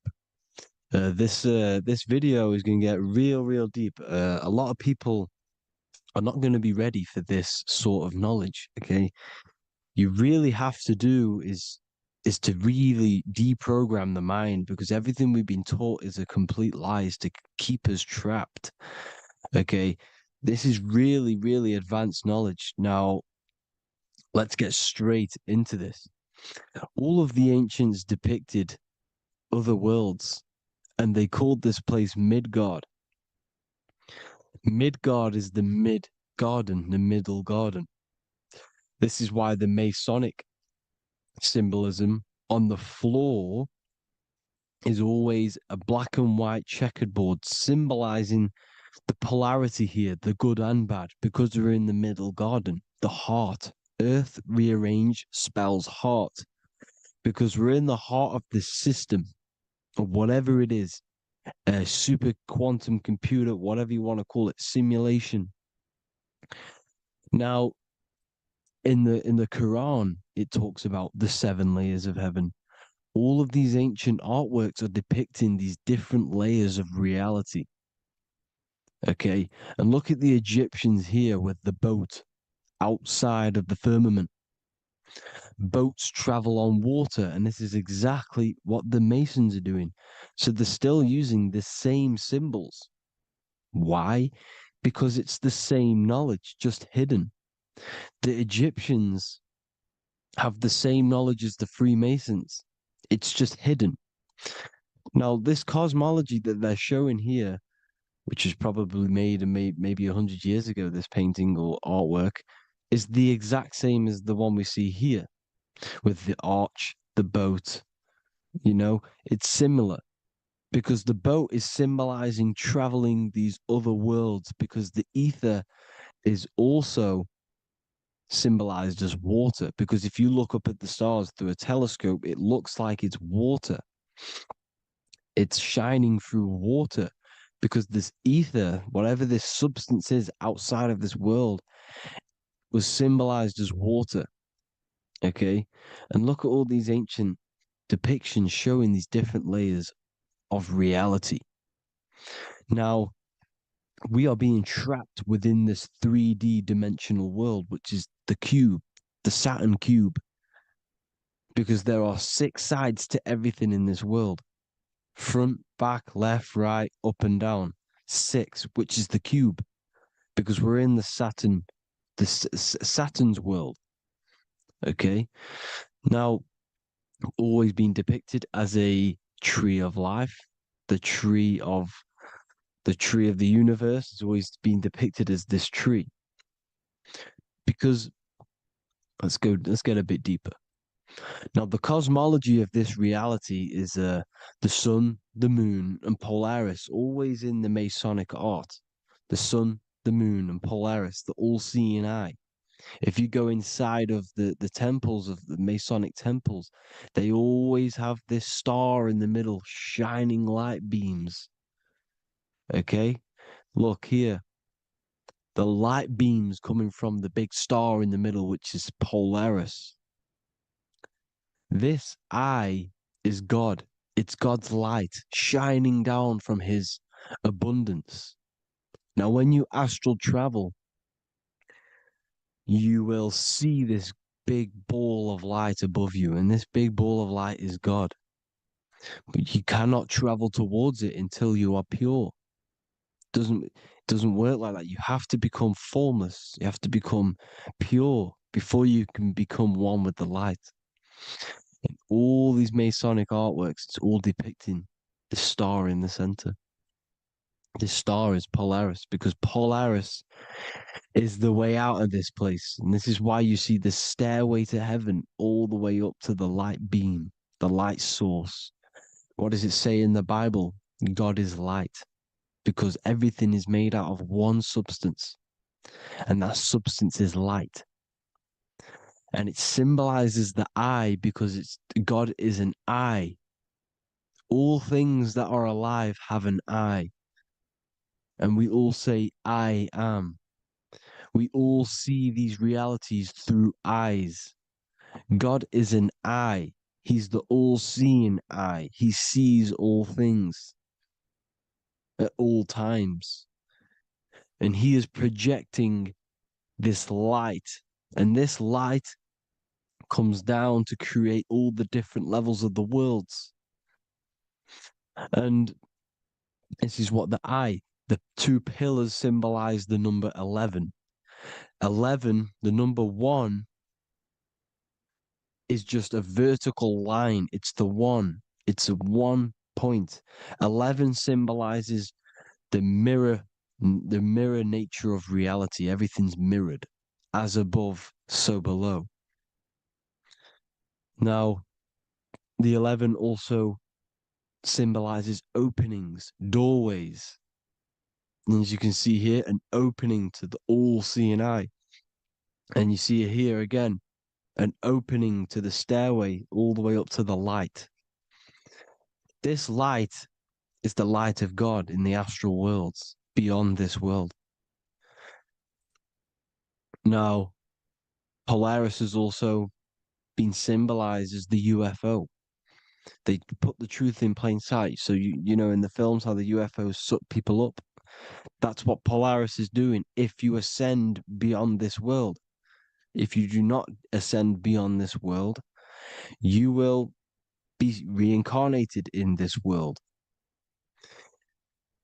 The whole thing is to outgrow this consciousness to the plane above. And I'm not just making this up. I'm going to be bringing in scriptures after this. But you can see with the Christmas tree, we always put a high, big star at the center, at the top, which is the star of Polaris, which is exactly what the Masons are doing here. The star at the top. And it's on top of our Christmas trees.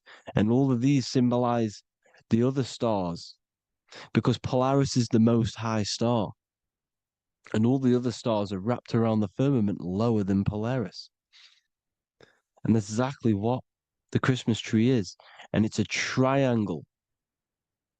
It's a triangle, just like light beams travel from one point in the triangle, just like the all-seeing eye. It's a triangle. The light is coming from one point and sending its rays downward. You see, it's kind of like you see here with the water. And the lower you go, the darker it gets, the more evil it becomes. And this is what the ancients would call hell. Now, this all-seeing eye is Polaris. And below Polaris is Mount Meru. the North Pole, the magnetic North Pole. The Tower of Babel, which is in the Bible.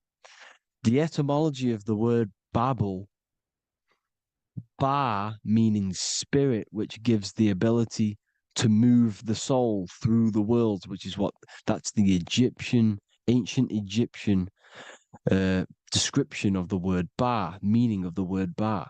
You have the Ka, the Ba, the Ak, but the Ba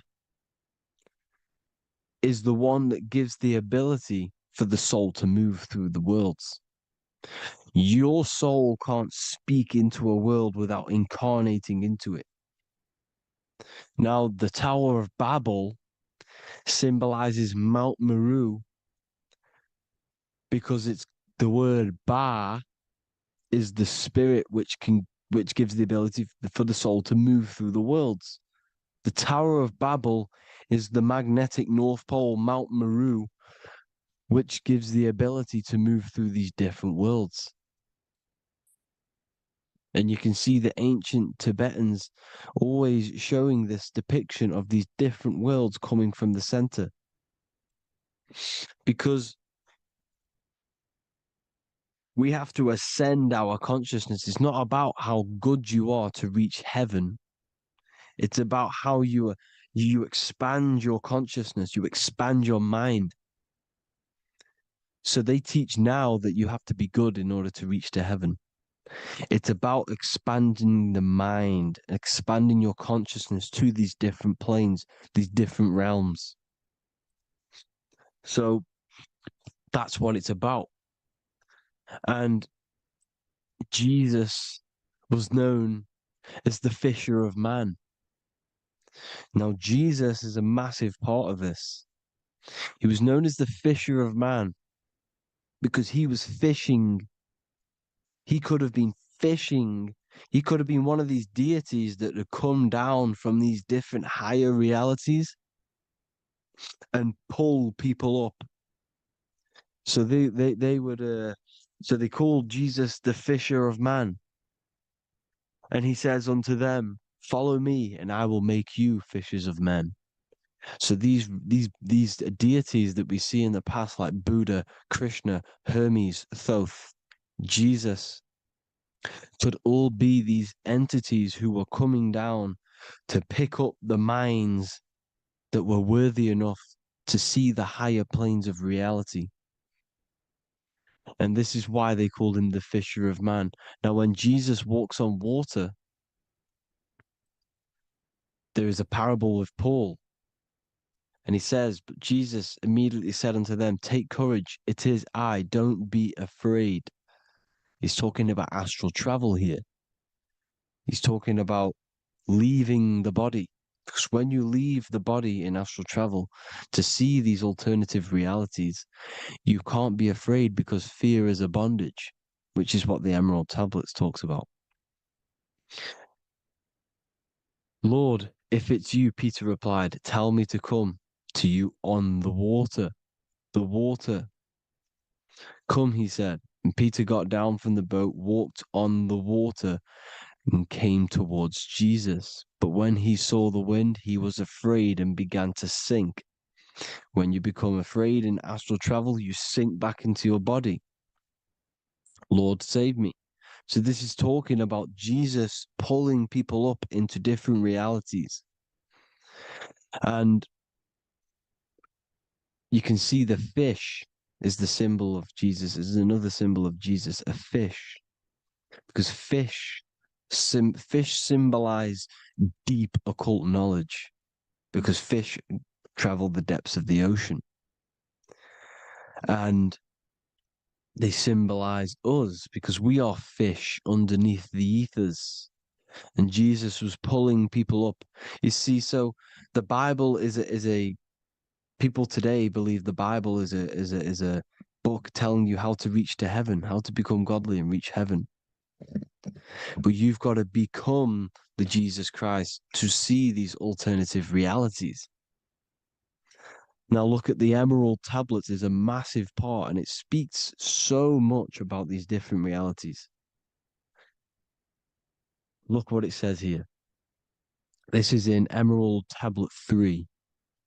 Then in my heart grew a great longing to conquer the pathway that led to the stars, which is exactly what the Masons depict in all of their art. Look, the ladder to the stars. And then he goes on to say, years after years, I sought after wisdom, seeking new knowledge, following the way, until at last my soul, in great travail, broke from its bondage and bounded away, broke from the bondage of the body. Free was I from the bondage of earth men. Free from the body, I flashed through the night. The stars. The stars are a massive part in the astral world. Each star is a different reality. And the true astrology is the star that you came from.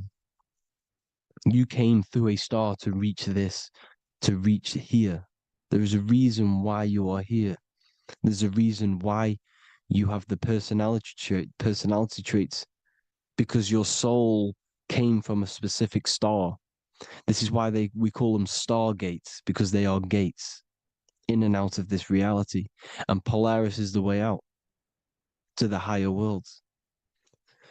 Now look, far into space, my soul traveled freely into the infinite circles of light. Beyond knowledge were some planets and great gigantic beyond dreams of men. Then he goes to say, lift up your flame from out of the darkness, fly from the night and ye shall be free. Lift up your flame. Your flame is your soul, because it has to be lifted up out of the darkness. This is the darkness, this world, this body is the darkness. Because it's a bondage. You need to break free. You need to learn how to astral travel, people. You have to learn this. If you want to get out of this world, you have to learn how to astral travel and see the other realities. Traveled I through space-time, knowing my soul at last was set free, knowing that now I must pursue wisdom until at last I pass to a plane hidden from knowledge, known not to wisdom, extension beyond all that we know. So he's talking about he went to a place where we cannot even comprehend here, a place that is not even known to earth men. He's telling you he's ascended out of this world to the planes that are beyond. And it says here in the Emerald Tablets, man is in process of changing to forms that are not of this world. Grows he in time to the formless, a plane on the cycle above. Know ye must be one, ye must become formless before ye are one with the light. The light, the same light that I was talking about, the Masonic light, with the triangle, God, the one source. Ye must become formless before ye are with the light. Formless, you have to leave the body. You have to leave the body. You have to gain the ability to leave this body and travel to these other worlds. Now, it says here, not as man am I, for free have I become of dimensions and planes. In each I take on a new body. In each I change my form. Know I now that the formless is all there is of form. You see, all things created come from the things that, all things that you see come from the things that you cannot see. All of us have the same spark of consciousness, the same I am. Every dog, every animal, every human has this same I, this same thing which sees through the eye. It's formless. It takes this formless entity is the same entity of us. We are all the same entity in different bodies. And this entity it was represented as the flame, the cosmic flame, which is inside of all of us.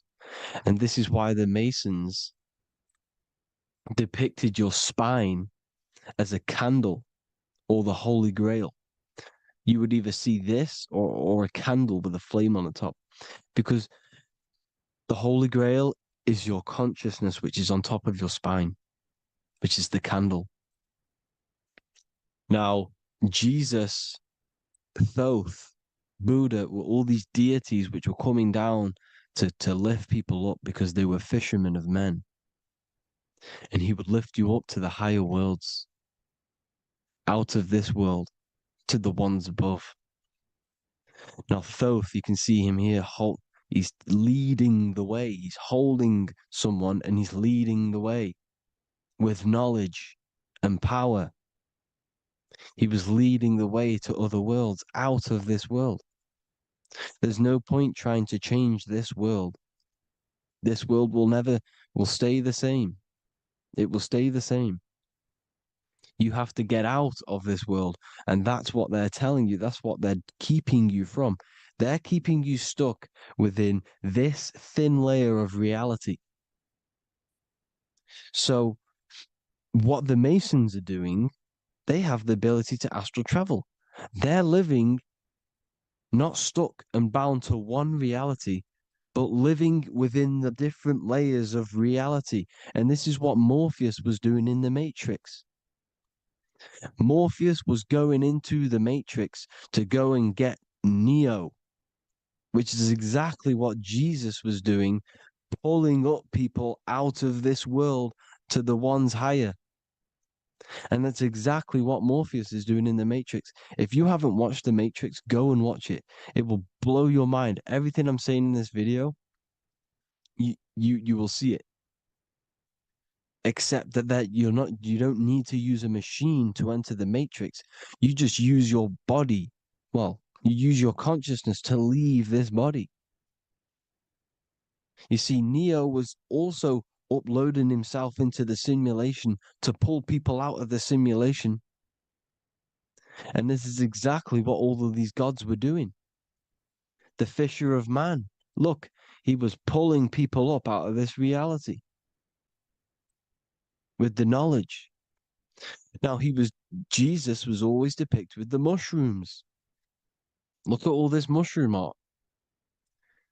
Mushrooms were literally the origin of Christianity. You can see it everywhere. There's mushrooms in all of the ancient art. Every single one of these paintings you see here, there's mushrooms on them. Mushrooms have the ability to see alternative states of consciousness. Now, if you go and do them and you go to sleep, if you pop mushrooms, you go to sleep and you will wake up in another reality. You will wake up in another reality. Don't try it if you don't want to do it. But if you've got the heart to do it, do it. Eat them and go to sleep. You'll wake up in another reality. And Jesus was handing out mushrooms to the bright minds, to the minds that he wanted to fish out and pull up to the higher realities. He was giving them mushrooms to see themselves in an alternative state, in an alternative reality. This is why there was so much mushroom art. And it's not just ancient Christians, it's Sumerians, it's the Mayans, the Celtics, the Egyptians, all used mushrooms. All of them. Look at all this art. It's on stones. It's everywhere. Because mushrooms, see, everything in nature is a macro. Look at the form of a mushroom. It's literally your spine and brain. Because they alter your consciousness. Your body is just a radio receiver. Everything that you're experiencing is a program being ran by the central nervous system, and your consciousness is experiencing this program, these electrical impulses of the nervous system, because it's all feeding back to one point, which is the pineal gland. And this is the candle with the light on it.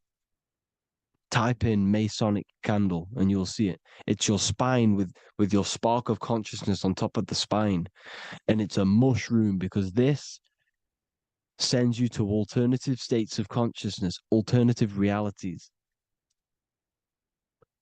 Now, they were all doing this, the Egyptians, the Mayans. Now, there's more symbolism which goes into this. Look at the Christmas trees we use. The Christmas tree with the presents underneath them. Magic mushrooms grow under trees. And these are the presents under the trees that we symbolize today with Christmas. Santa's red and yellow for the red and yellow mushrooms. The same mushrooms Mario has to collect. And when he gets enough mushrooms, he levels up. And then what does he do when he go past the world? When you win that world in Mario, you go to another reality. You go inside of another world. It's truth in plain sight. And it's using mushrooms. It's using mushrooms. Everything, all of the characters in Mario, well, a lot of them are mushrooms. Look at this one. The presents, black, yellow, and red and white. Red and white mushrooms. And the bow on the top is the mushroom head. That's a bit of a reach, but, you know, the symbolism never lies, is what you need to understand. And it's as above, so below. Now look at the Sumerians. The Sumerians were also multi-dimensional beings. Okay, look at how they have the double faces. They had 1 foot in this reality and 1 foot in another reality. And look at this one, a double-headed god inside of like a portal. You see? Because and look at these with the wings, the astral travel. Birds, ancient birds symbolize the soul. Because the soul is a bird, it flies to different worlds. It flies around the cosmos. And mushrooms gave you the ability to see these alternative states of consciousness, these alternate realities. Because you exist in infinite realities. You exist in infinite realities. Now look at the 33rd degree Ordo Ab Chao badge. You get this badge when you become a 33rd degree Freemason. And it's a double-headed eagle. A double-headed eagle. And you can see this in Sumeria first. Sumeria have the same symbol. A double-headed, bird. You can see it here. Here as well. And the Masons are still using this symbol today. And when you become a 33rd degree, 33 vertebrae on the back of your spine, above the vertebrae is your consciousness, and it's a double-headed eagle. One reality in one, you become a multi-dimensional being in the 33rd degree. And I've heard many interviews of Masons say it becomes Luciferian. You see, they speak in code. These Masons can't tell you about what they learn about, but they will speak in code. They said it becomes Luciferian. The word Luciferian is lucid. The root word of Luciferian is lucid, and lucid is lucid dreaming, alternative realities, dream worlds. You become a god. Luciferian means you're becoming your own god, pretty much. Because you are becoming a multi-dimensional being living in between the different layers of reality at the 33rd degree of Freemasonry. And look at the double-headed eagle, because the birds symbolize the soul.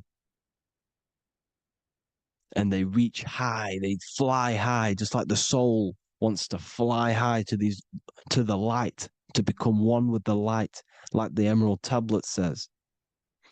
Now look at Janus. Janus was another god, and he's known as the god of doorways. Janus always depicted with a double head.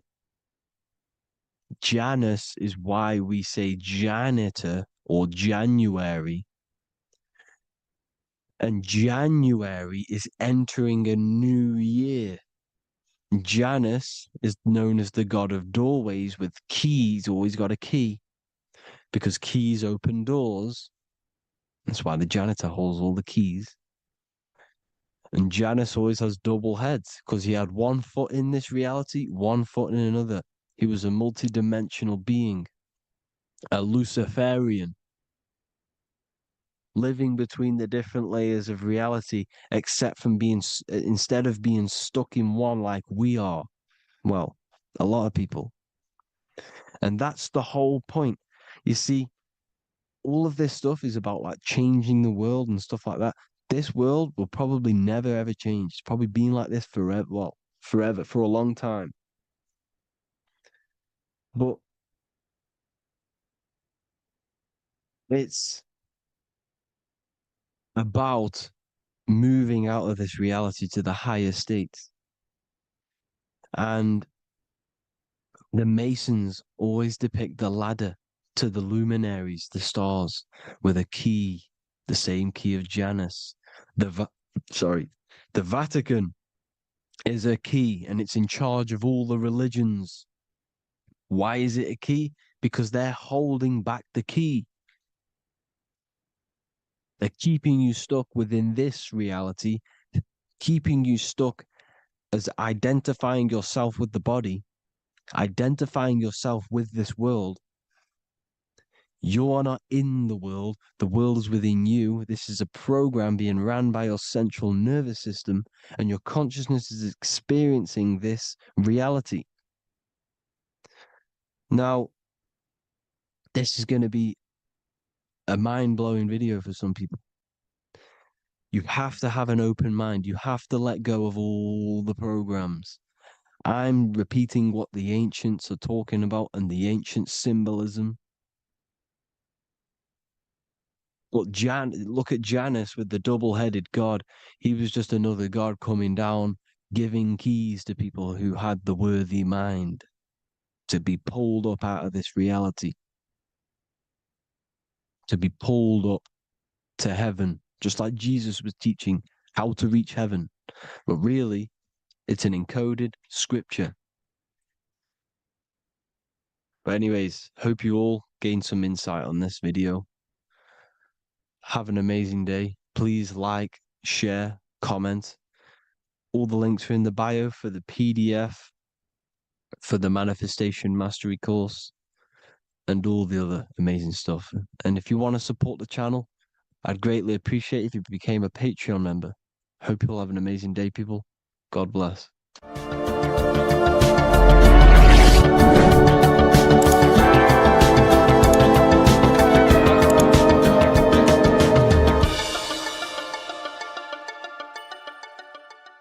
Welcome to Revival of Wisdom.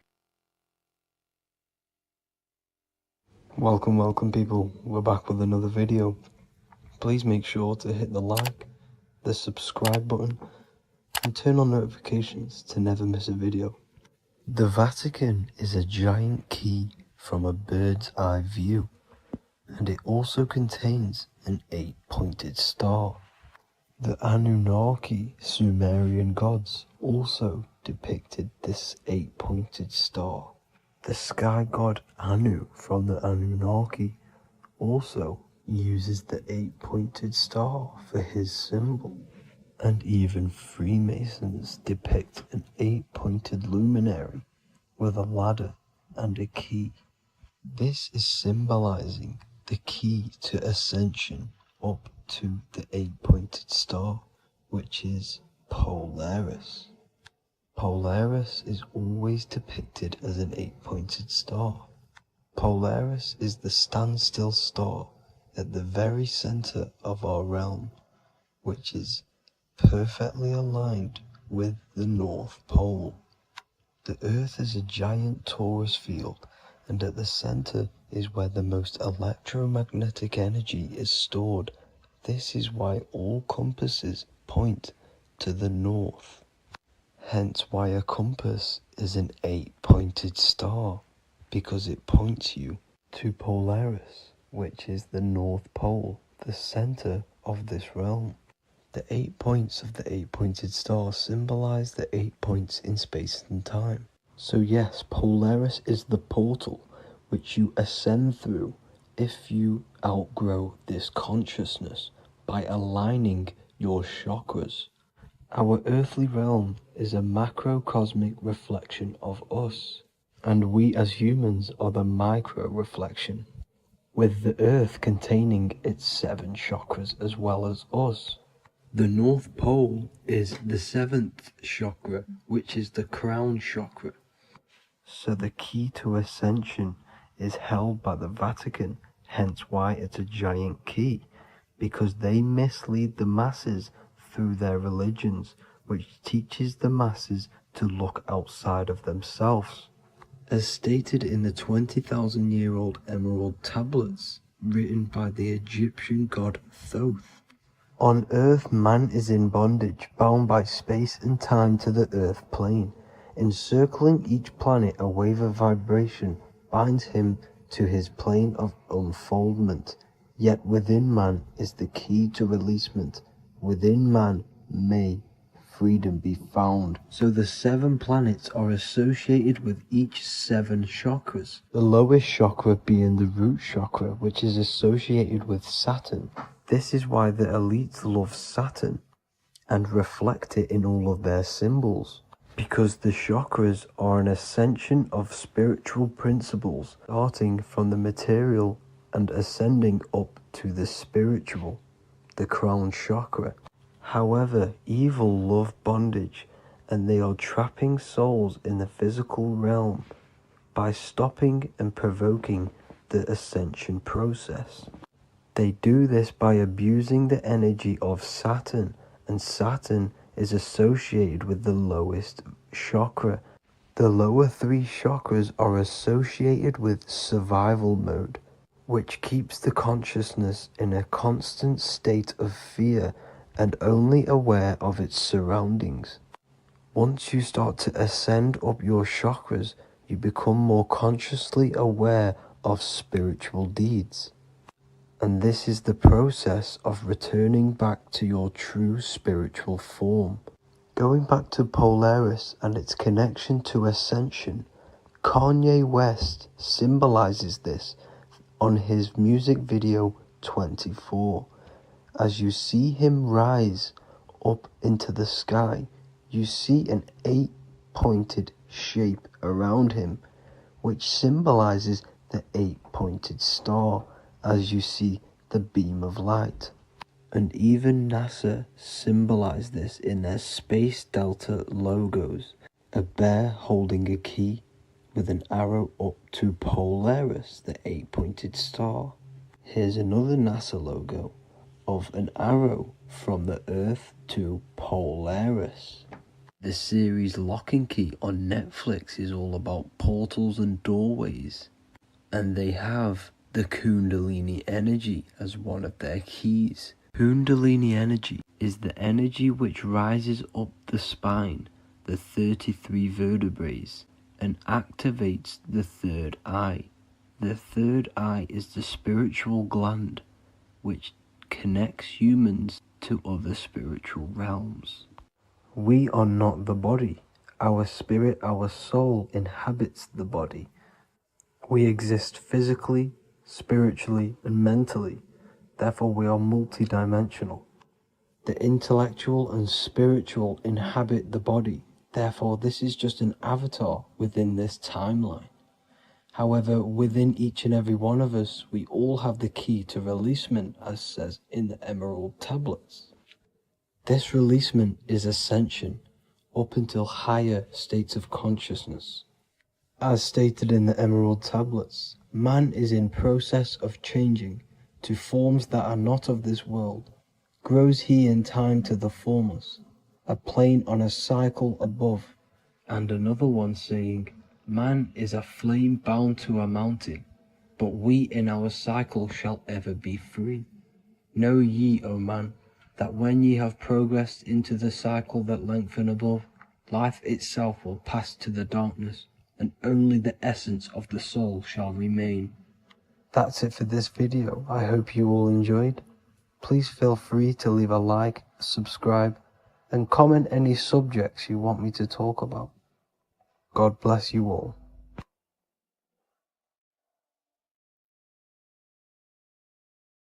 Welcome to Revival of Wisdom. What is good, people, is Revival of Wisdom. We're back with another video. Today we're going to be talking about the importance of Saturn and the occult. Let's jump straight into this. So Saturn is the god of the earth, right? It's the time of God, change, destruction, physical matter. He creates and destroys because the energy of Saturn is the key to crystallization.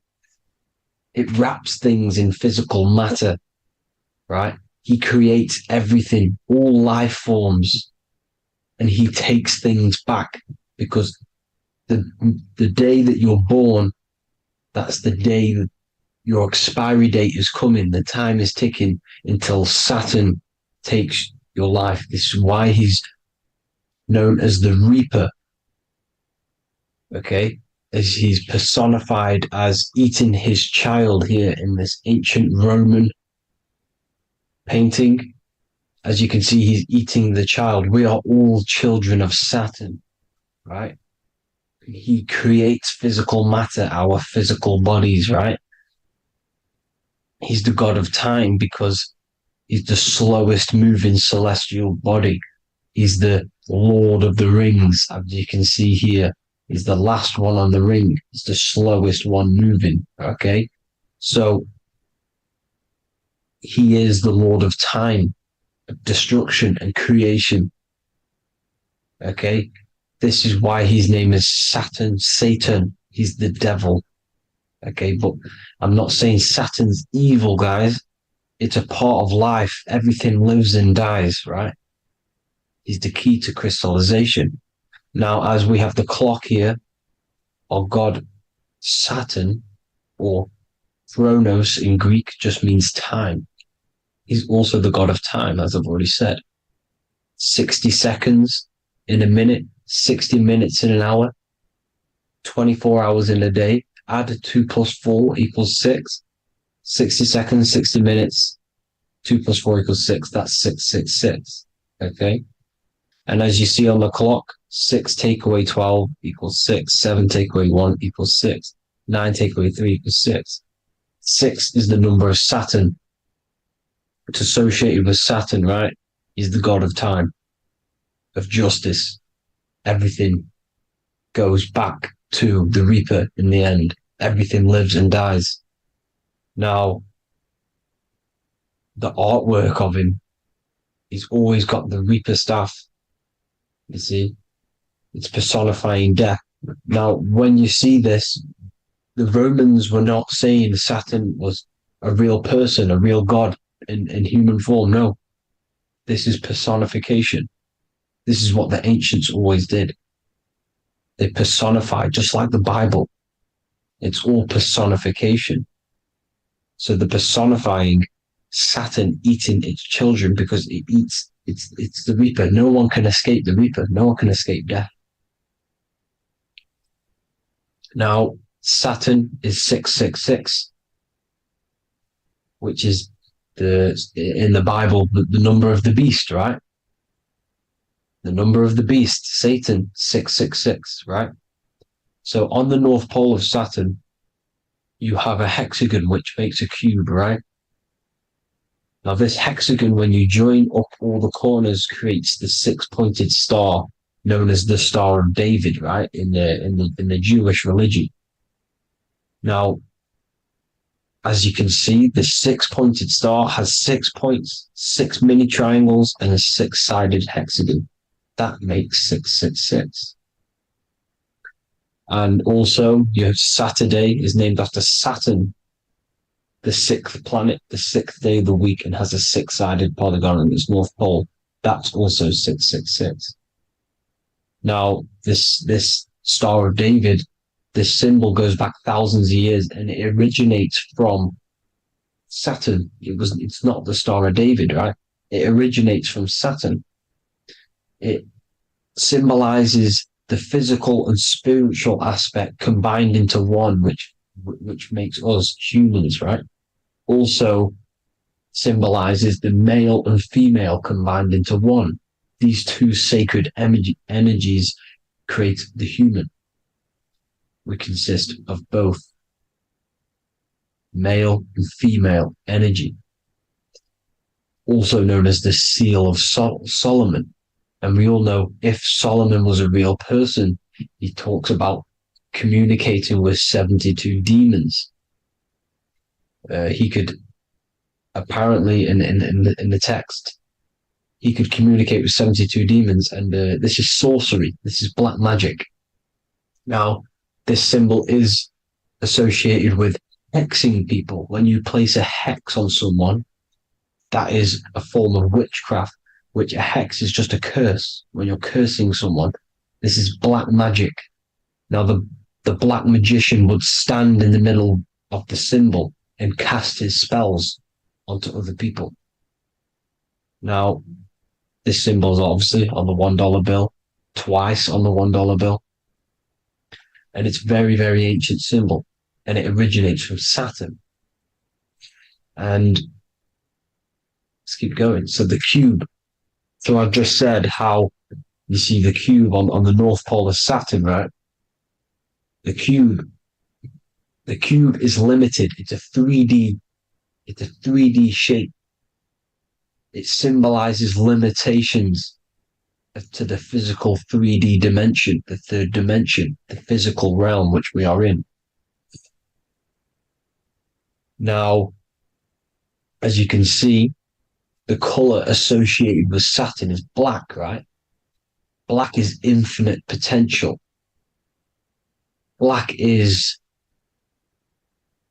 the creation of all things. Before there was light. Light is born out of blackness, darkness, okay? Now, black is physical matter. And as you can see, the black cube, black symbolizing physical matter, the cube being limited, as the physical realm that we are in is limited. It's not like the fourth dimension where everything can exist in a thought. The third dimension is limited, right? And this is what Saturn is. It limits you to the 3D 666. Your body limits you to your physical body.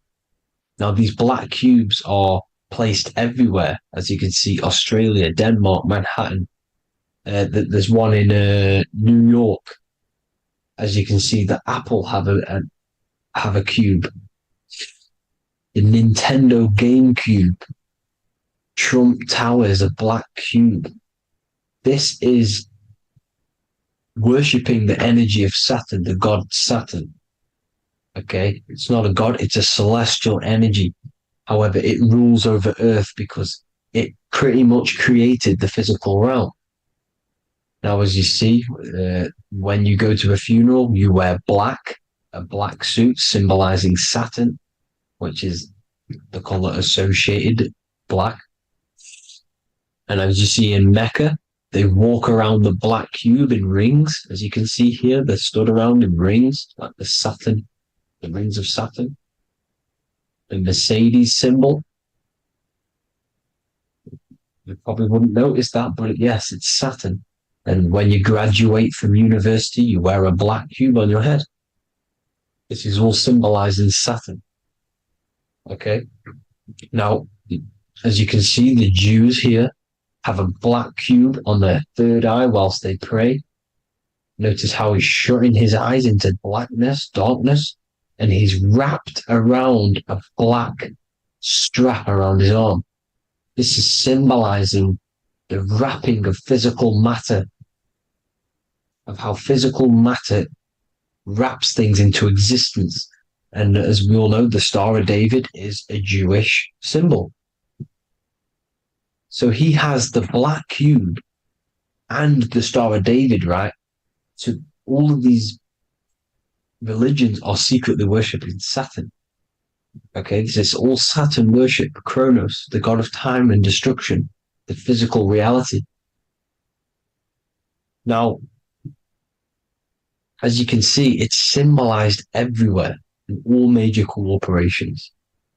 Pepsi, Internet, that's obvious. NASA, of course, NASA. NASA means to deceive in Hebrew. Universal, Walkers, that one's so obvious. Nike, Toyota. So many different ways they symbolize it. You either see the rings of Saturn or the black cube, as I just showed you here, the Nintendo and the Mercedes, right? It's absolutely everywhere.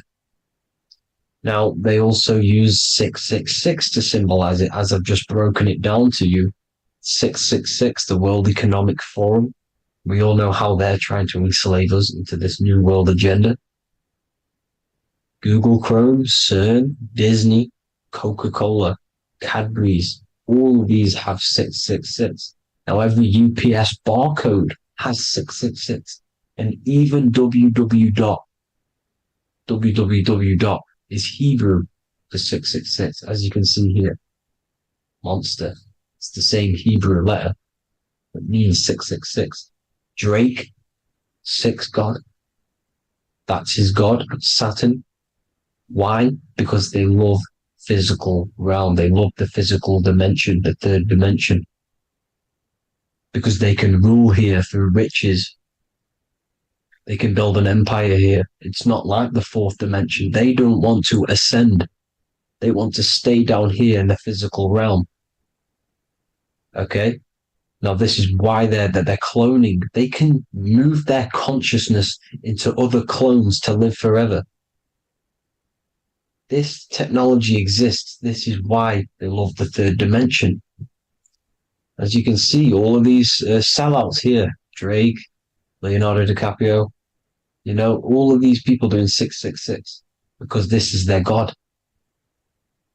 This is their God. They love the physical realm. They sold their souls for wealth and fame in this physical realm. So why would they leave? You see? Now, this isn't all just evil, okay? So you have 7 chakras, right? You have 7 days of the week, 7 solfeggio scale notes.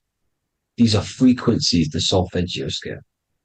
Now, it's called the Saturn moon matrix because the moon symbolizes your mind, because you're created out of the Holy Trinity, which is body, mind, and spirit, right?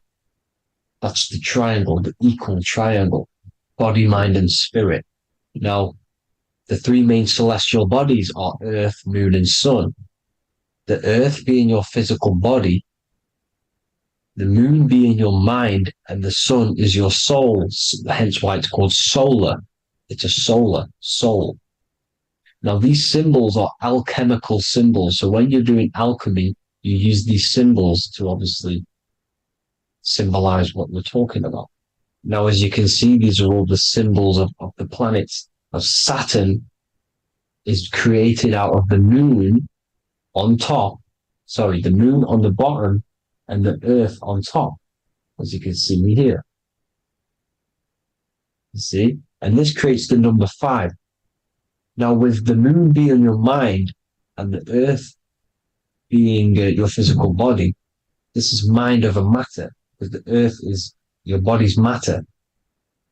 This is matter over mind. You don't want to be matter over mind. This is low states of consciousness. You won't be mind over matter. You see, to manipulate matter, to create your own reality. Now, obviously, we all know Saturn is associated with the lowest chakra, which is the root chakra. This is to deal with your animal instincts. When you're down here, you identify as the physical body. You don't know anything spiritual. You're pure physical. You have a pure physical mind. You don't believe in anything spiritual. This is survival mode, consumption. They want you trapped down here, which is matter over mind. They don't want you to create your own reality, which is mind over matter. You see? Now, that's what Jupiter is. Saturn is the moon on the bottom and the earth on top. But Jupiter the moon on top with the earth on the bottom. That's mind over matter, you see? So these chakras are an ascension process from spiritual, from matter, physical matter to spiritual. This is the ascension. This is the stairway to heaven. This is Jacob's ladder. You see? Now, the number 5, which is obviously associated with Saturn as well, which create the symbol for Saturn, created the number 5. You have 5 senses, 5 elements, 5 physical elements. As we all know, Saturn crystallizes everything into physical matter out of the 4 elements. 5 fingers and toes, 5 points of man.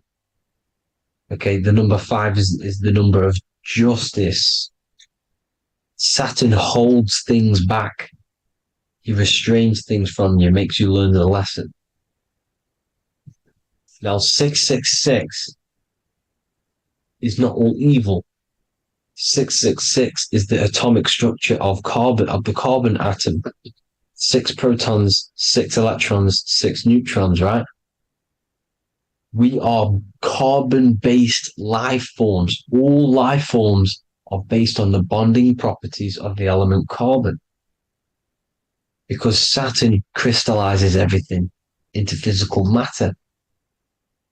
Now, the Masons symbolize this with the checkered boards. They have the black square, which is obviously matter, as I just said, the black cube, and spirit is the white square, because white is eternal light.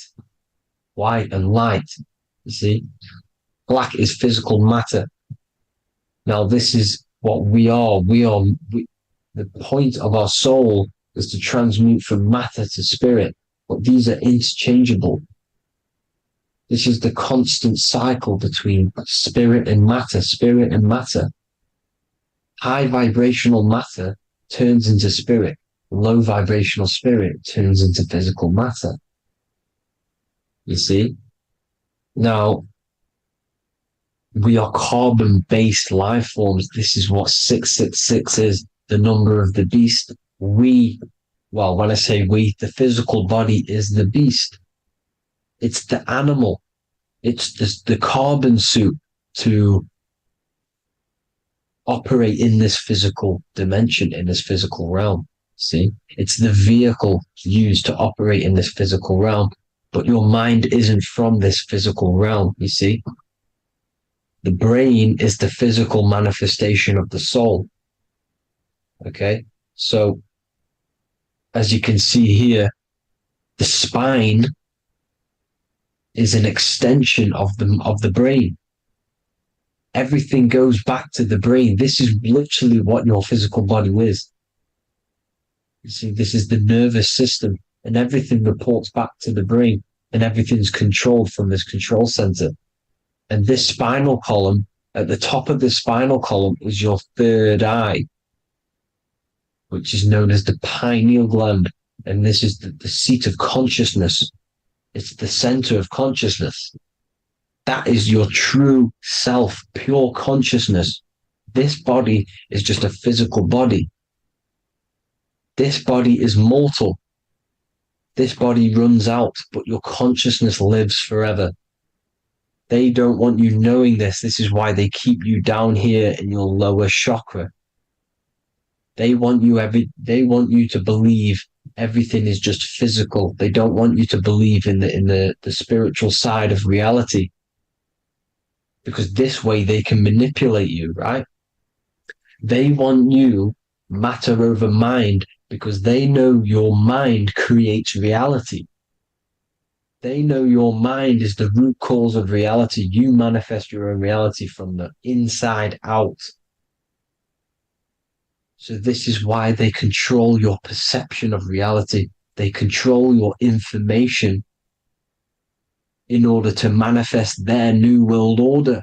You, who are ignorant to knowledge and wisdom, you who are ignorant are manifesting their agenda. because you accept their information and their perception of this reality. Now, this is why they tell you the globe model, the heliocentric model, to trap you into physical matter. Now, if you understood about this true form of this realm, you'd understand that there's a spiritual side behind everything. The spiritual side, something has to exist. The root cause of reality is higher planes of existence. It happens in the mind before it happens on the physical plane. You see? They don't want you knowing this. They want you matter over mind, which is the symbol for Saturn. Moon over Earth. The Holy Trinity.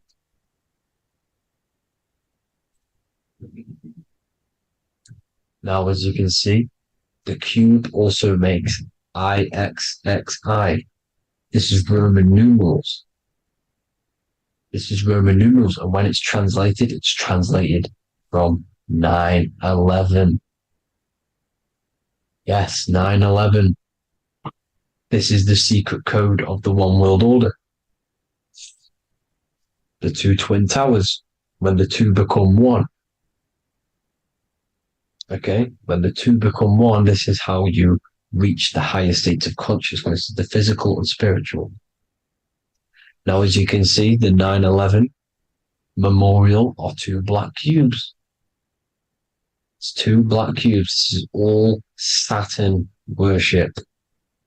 Now, I'm not saying that Saturn is an evil celestial body, right? No, everything has a good side and a bad side, right? It's duality. The spirits of Saturn on the dark side are the most evil demonic spirits. Now, these are the spirits that these are invoking through these rituals, right? Yes, 9/11 was a massive ritual. It's a satanic ritual, okay? Now, we all know Elon Musk. Elon Musk is coming with the mark of the beast. In English gematria, this equals 666, right? 666, as I said, is the number of the beast. You are the beast, your physical body. You see how the Bible twisted things up to make things more confusing, right? But it's there. You just have to have the knowledge to be able to read the Bible properly.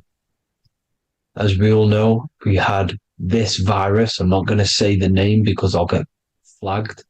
This virus adds up to 666 because this is all part of the New World Order. It's all part of keeping you in this physical dimension. Okay? Now, as you can see here, Novus Ordo Secularum on the back of his shirt, on Elon Musk's shirt, this is also on the $1 bill, Novus Ordo Secularum. This means New World Order. Yes, New World Order. This is on the back of Elon Musk's shirt. And as you can see here, he owns Neuralink, which is the brain chip, which they're going to be putting into implanting this onto your brain. This is the New World Order to connect you and merge your consciousness with AI. Neuralink and Meta, he owns Meta as well, which is the metaverse. These are going to be linked in, hence why they have the same symbol, but just in a different format. It's the infinity symbol. And the infinity symbol comes from the torus field, as you can see here, your electromagnetic field from around your body. Now, the end goal is for this New World Order is to trap your consciousness inside of an alternative reality being projected from the metaverse. Because the metaverse will be the reality. Neuralink will be the brain chip inside of your brain, projecting your consciousness into an alternative reality while they harness your energy of your physical 666 body. Now, this stuff gets real deep, people. Now, this is the end goal of the New World Order, is to connect you with AI. This is why they're trapping you and keeping you in these lower states of consciousness in the Saturn associated root chakra. So you don't find out about the spiritual side of reality, because if you knew the truth of this reality, you wouldn't connect to AI. You see, you have the power within you to travel to other worlds, the astral plane, for example. You travel to different worlds when you are sleeping. Okay? They want you to know it's just a dream. However, their end goal is to trap your consciousness and feed off your energy, spiritually and physically. Okay? I don't know why these people are just pure evil. As I said, evil love bondage. They love the physical dimension. They don't want to ascend to other realms. These evil love the third dimension. This is why evil spirits will inhabit bodies, exorcisms, because they miss being in the physical realm. They miss it. Evil love bondage. So this is why they're cloning and putting their consciousness in clones to stay in this third dimension, to stay as further away from the source as possible. Okay? This is why they're doing it. And this is how it's all linked in. So I hope you all enjoyed this video. Hope you gained some wisdom. Please feel free to join the Telegram. And please leave a like and a subscribe. Thank you all, people. God bless.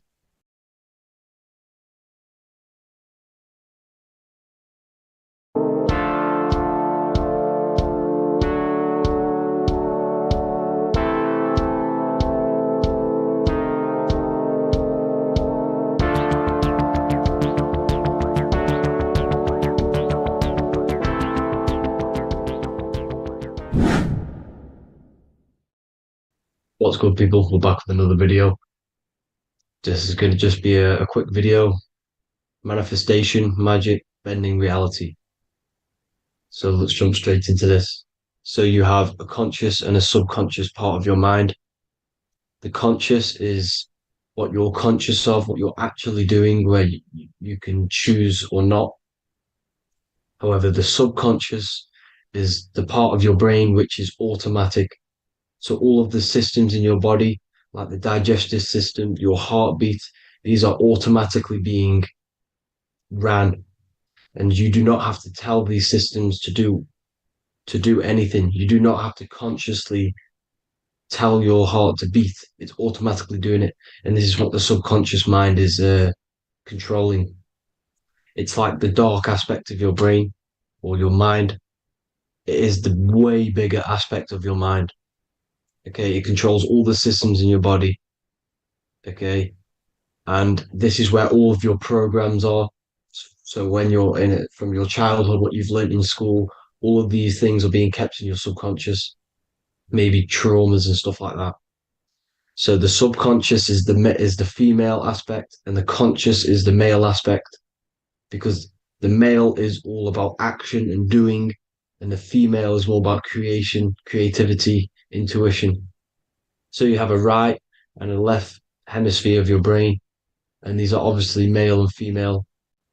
The right side of your brain is your female. It's to do with creativity, imagination, intuition, insight. Okay. And this is one of the most important sides of the brain.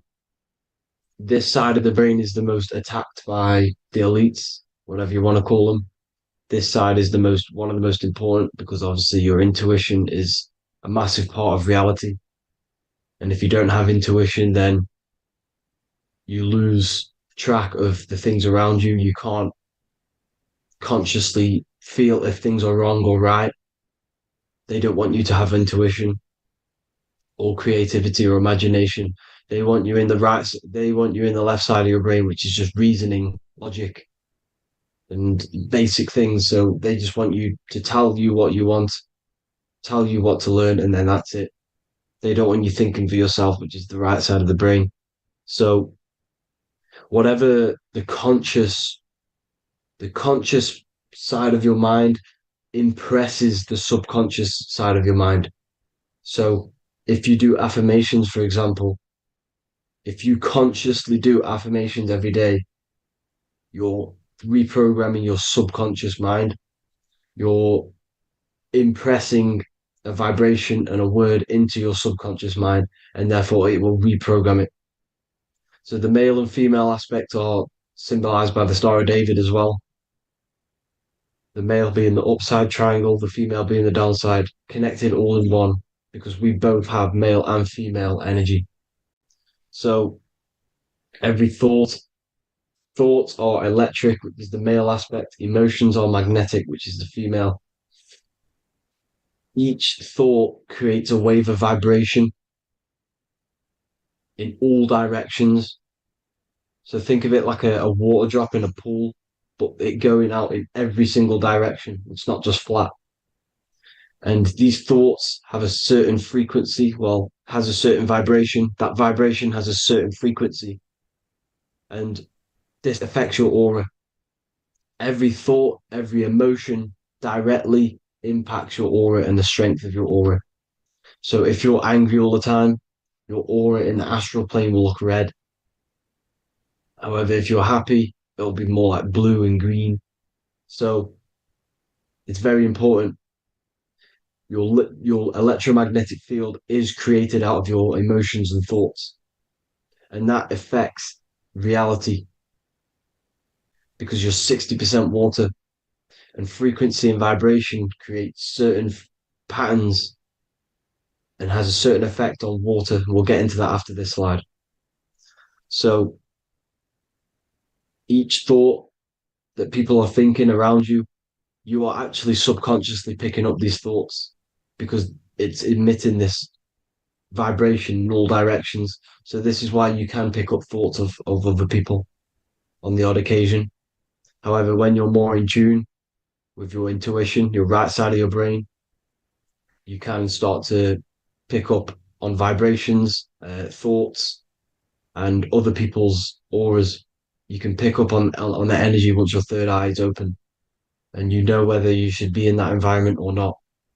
This is what we call an atmosphere when we go into a room and you can feel the tension if someone's been arguing, for example. This is the atmosphere, this is the vibrations, these are people's auras emitting these certain frequencies and vibrations. Okay, so our aura is contained of multiple layers. Obviously, we have the physical body.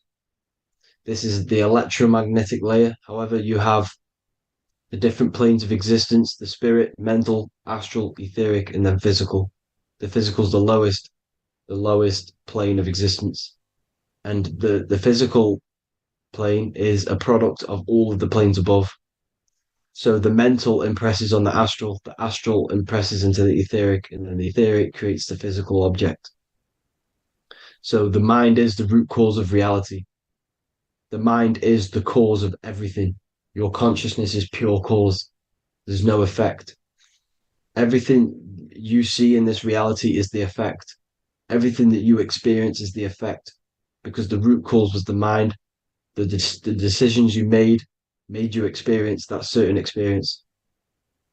And that decision was created on the mental plane. And this is just pure thoughts.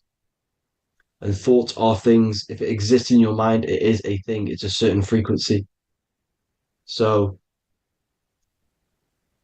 if you have a certain level of thoughts, if you're thinking positive, for example, you're going to have a strong aura, you're going to have a higher vibration, and that attracts like. Like attracts like when it comes to thoughts and vibrations and electromagnetism. So if you're thinking positive all the time, speaking positive, doing positive, you're then creating a higher vibration, and that's going to attract people on that similar frequency to you. Everything is electromagnetism, frequency, and vibration. Everything.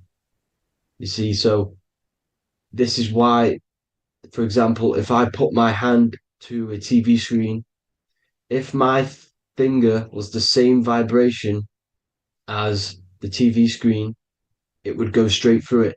However, the particles in my hand and the particles on the TV screen are two separate vibrations, and this is what causes the friction to stop and not my finger to go straight through it. So, like I said, when you don't feel the vibe of someone, when you don't feel right, you don't really get along with someone, this is a vibration. Your vibrations are not matching, they're not similar, they're two complete different vibrations, and they're not aligning properly. So music has a massive part on this. Music is a massive, massive tool for the elites because music is frequency. And in 1975, the musical instrument are all tuned to 440 hertz. So Spotify, Apple Music, most of the music on YouTube is all set to 440 hertz. And 440 hertz is not divisible by 3, 6, or 9. And when you can't divide a frequency by 3, 6, or 9, it's not a natural frequency. As you can see here, this is 432 hertz. This makes a nice geometric pattern. However, 440 hertz is a distorted pattern. So when you listen to this, this actually shuts off the whole right side of your brain. Like I said at the start, this is the most attacked side of your brain. It's to do with creativity, imagination, intuition. When you listen to 440 hertz, it shuts off the whole right side of your brain.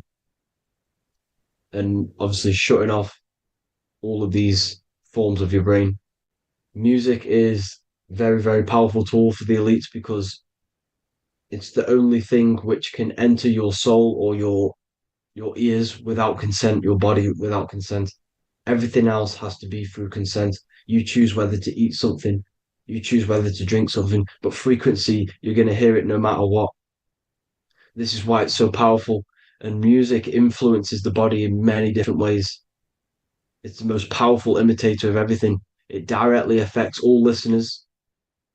It directly affects intentions, gestures, movements, and actions. It stimulates your mind, and certain songs, certain catchy songs, can reprogram your subconscious mind, invoking certain emotions. This is why when you listen to slow beat songs, it makes you feel more sad. When you listen to upbeat songs, you feel more energetic.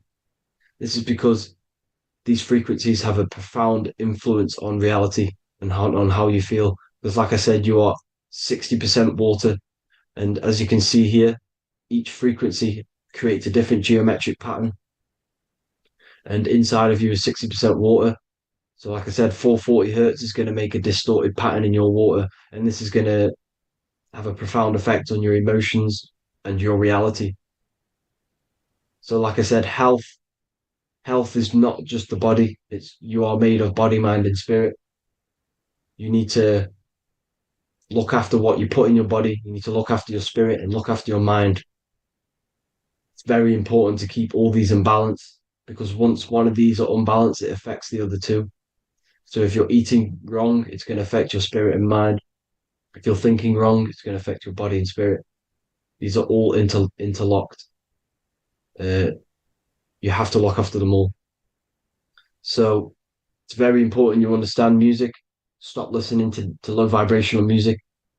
To be honest, you want to listen to music without any sort of speaking inside of it. You just want pure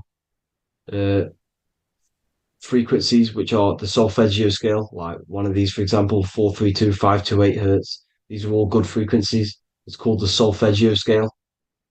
And these frequencies make you more in tune with nature. 528 hertz is what the earth vibrates at. So it's very important. And the Rockefellers are the one who changed this to 440 hertz. The Rockefellers, one of the elite families. So if you want to manipulate reality, it's very important to have your chakras aligned and having a high vibration, because the higher your vibration, the more powerful your words and your intentions are on reality. So the lower your vibration, the harder it is to affect reality because you're on a lower state of consciousness. Like I said, you have the mental, astral, etheric, and physical. Everything is a product of the one above. As above, so below. This is what Hermes Trismegistus was saying in the Egyptian days. This is where it comes from. As above, so below. If you affect above, it directly affects below. So like I said, meditation helps on this, helps align your chakras. Think positive, feel positive. Like I said, your feelings are magnetic, your thoughts are electric. So once you combine these two together, you're then creating an electromagnetic frequency. And that will have profound effect on reality. So the law of cause and effect. Every law, so the law of cause and effect. Every effect has the root cause. Like I said, your mind is the root cause of everything. Every decision you make is having a different effect on reality. Everything happens for a reason due to the root cause, which is your mind. You choose everything that happens in your life. Okay? So it's very important you understand this and you constantly make the right decisions, the good decisions to have good effects on your reality. You have to be very conscious of this law because nothing escapes this law. This is the law of all consciousness. So think about it. Imagine a massive ball of consciousness. However, off this ball are different sparks, and each one of these sparks are in each and everyone's body. This spark is governed by these laws, the law of cause and effect, the law of correspondence, the 7 Hermetic principles. It's very important you understand this because this mass ball of consciousness is what is obeying these laws, and everyone has this spark of consciousness inside their third eye. And like I said, everyone is the same consciousness. This is why if you do bad onto someone else, that will directly affect your reality. So if you hurt someone, it's going to come back to you in one way or another because you are that same consciousness. This is like a mirror reality. As within, so without. Whatever you feel on the inside, you're gonna see that on the outside. You're gonna experience that reality, whatever you've impressed. So there's different ways to bend reality to your will. This is kind of a sort of magic. So obviously you have black magic, which is manipulating reality to harm and influence others, or to be very selfish. And then you have white magic, which is manipulating reality for the good of humanity. So you do have to be very careful with your intentions, people, when you're trying to manipulate reality, because this is nothing to be played with. If you are manipulating reality for the wrong reason, it's going to come and bite you in the ass in some way or another. Because everything is balanced. Everything balances out in this reality. Nothing escapes the laws. Not one thing escapes the laws. So if you're stealing from yourself because it's just going to come back in one way or another. Inside of everyone's heart, you know whether you're doing good or wrong. You know, you can feel it when you do something wrong. You can feel it when you do something good. The heart is the center of the torus field. It's balance. And this is why you say follow your heart, because it's the center of the torus field. It's very important to listen to this inner voice inside of you, because that is telling you the right things to do, the good decisions to make. And when you keep following that voice, that good voice inside of you, it takes you to your life path. Very important to follow that voice. However, don't let the ego get in the way of it. Don't care what your friends are going to say. It's very important to understand this. So you have different ways of manipulating reality. You have sigil magic. This is where you create your own sigil or symbol. You create your own sigil and symbol, and then you charge it. You behind that symbol, you have an intention. So, for example, if you want to manifest wealth, you create a sigil which represents what you want.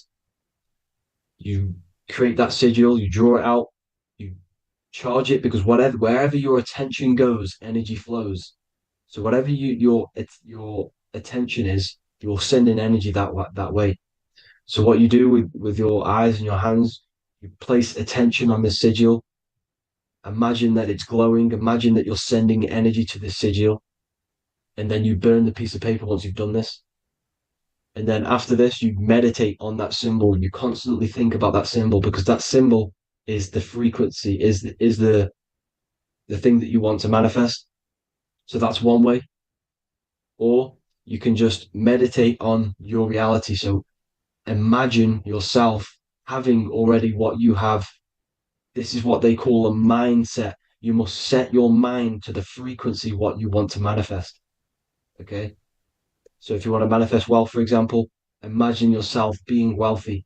What would it feel like? What would you be doing? Imagine a scene in your mind. Constantly do this, and you're putting out that frequency. Like I said, you must think because the thoughts are electric, and then you must feel, which is magnetic. Together, this creates an electromagnetic frequency, and this is how you attract things to you. You will attract the certain people to come in your life to bend reality to your will. Okay? Or you've got mirror magic. Stare yourself in the mirror, because a mirror reflects light, it also reflects energy. So you've got to be very careful with what you say to a mirror. You've got to be very, very, very careful, because whatever you send into that mirror is directly sent straight back to you. So if you're thinking negative, you're sending negative energy back straight to you, and that's going to have an effect on your reality.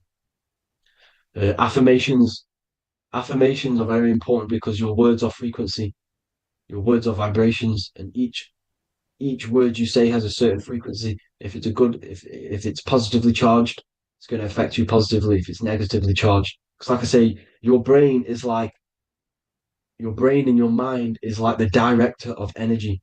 That's what your brain is, and it directs energy into certain things. You can either positively charge it or negatively charge it, and this brain is creating your reality constantly. It's manifesting your reality constantly in the present moment. So this is what the government knows. The government know your mind is the root cause of reality. This is why they call themselves a government. Government. The New World Order is not being manifested by them. They are controlling the information. They are controlling your perception of this reality. And they know the mind is the root cause of reality. Therefore, if they control your perception of reality and your information, what you believe, you're going to manifest that information, that perception. So we, the people as a collective consciousness, are the ones manifesting this New World Order. You see, so this isn't black magic. They're actually tricking us into manifesting their own their plans, this New World Order. You see, this is how smart these people are. They know how to get around the laws of reality. They know how to bend reality to their will without facing the consequences. They're getting humanity to do it. You see, there is a collective consciousness. As like I said, we all have that same spark of consciousness, right? So as a collective consciousness, we are on a very low vibration at the moment. However, we are waking up rapidly. There are more and more people waking up at the moment, and light always chases away the shadow. Light is a lot more powerful than darkness, you see. So one person waking up has a massive effect than one person being asleep. It has a profound effect. Because like I say, the light always chases away the darkness. It's more powerful. The light is always more powerful. High vibrations are more powerful than lower. So that's it for this, people. I hope you all enjoyed. This is a short, quick video. God bless you all.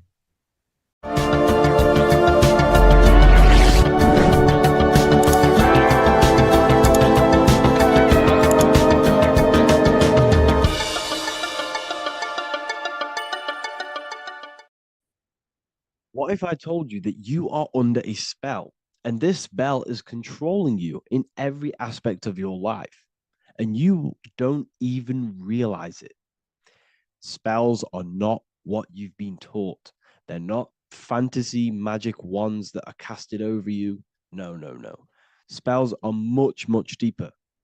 A spell is a belief system that is installed into your subconscious mind, which holds power over you. Okay?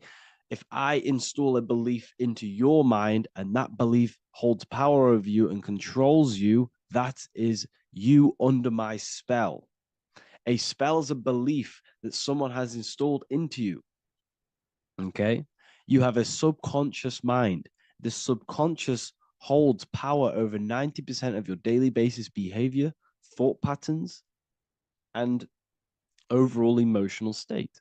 Because the subconscious is the back end of our mind, the mind that we don't really have access to. It's the shadow self, where all of our programs, all of our memories, all of our traumas, all of our everything that we've ever experienced is recorded and kept in this vast database called the subconscious. Now, the subconscious is the 90% of our mind. We are only aware of 10% of our mind, which is the conscious mind, which is what you're using now, what you're consciously aware of. But there is a subconscious mind that holds power over your conscious decisions, and you don't even realize it. For example, as a child, you had a very, very traumatic event happen. Let's say as a child, you were not loved enough by your parents. And this feeling of you not being enough for your parents and feeling alone as a child implanted this seed. And this seed was planted by your emotions, a strong emotion. And over time, as you grew older into an adult, this seed grew and grew and grew. And what this seed grew into is you being very needy, you always seeking validation from others. Okay. But you taking this conscious decision 10 years down the line actually stems from this hidden cause within your subconscious mind, within this little feeling, this seed inside your subconscious where you don't feel like you are worthy. So this results in a conscious decision of you seeking validation from others, being very needy from others. Okay. This is what the subconscious is. The subconscious holds power over us. For example, posting on social media. Why are you actually posting on social media? If you take a selfie with your new watch, new car, and you go and post that onto your social media, why are you actually doing that? On the deepest root cause, it's not because you just want to post a picture. No, it's much deeper. It comes from a subconscious belief or a subconscious emotion of you seeking external validation, whether you believe that or not. But that's what it is. If you're posting on social media, you're seeking attention, you're seeking validation from others on a deep level, on a subconscious level. You may not even realize this because it's subconscious. Now, this is what a spell is. Money is a type of spell. Remember, money doesn't actually exist. Money does not exist. Money is a physical object inside of the material plane. But the physical object has a belief in the mental plane. See, the mind is the highest plane. This is the root cause of reality, the mental plane. Okay? So our belief in our mind has given this piece of paper value and a meaning. But in reality, it's just a piece of paper with a belief behind it. But this subconscious belief behind this piece of paper is controlling your daily basis behavior. It's controlling your emotional state and controlling your life without you even realizing it. Without you even realizing that it's all an illusion. Money does not exist. It's the belief that gives the piece of paper a power. And the way we break the spell is by realizing that the money doesn't actually exist. The whole world is under the spell of money, and it's controlling all of us. But the spell is the belief. Once we all wake up and realize money has no value, it doesn't actually exist, it's only a belief. There is no actual money. That's how we break the spell.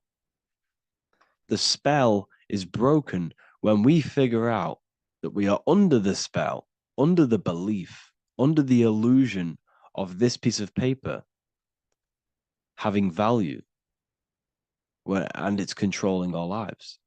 That's why the word money has mon within it. Mon is moon, and the moon represents our hidden aspect of our mind, our subconscious, and the sun represents our conscious mind. So you have two versions of yourself. You have the self that you show to everyone, the conscious mind, and you have a shadow self called the subconscious, which is the hidden aspect of you. For example, Do you really love your partner who you're with, or are you just with them for, is there a subconscious fear of being alone? Do you really want to be with this person, or is it stemming from, are you staying with them because it's stemming from this fear of being alone, of being lonely? Or are you just with them because you have a subconscious sexual addiction? And all of your conscious decisions are actually coming from this little seed of wanting sex or not being alone. You have two versions of yourself, the conscious mind and the subconscious, the shadow self and the self that you show to everyone else. Okay? And the subconscious is what's holding power over you. When you drive your car, you don't consciously have to think about changing gear. You've done it that many times. It's on autopilot. That's the subconscious doing it. You can be walking down the street.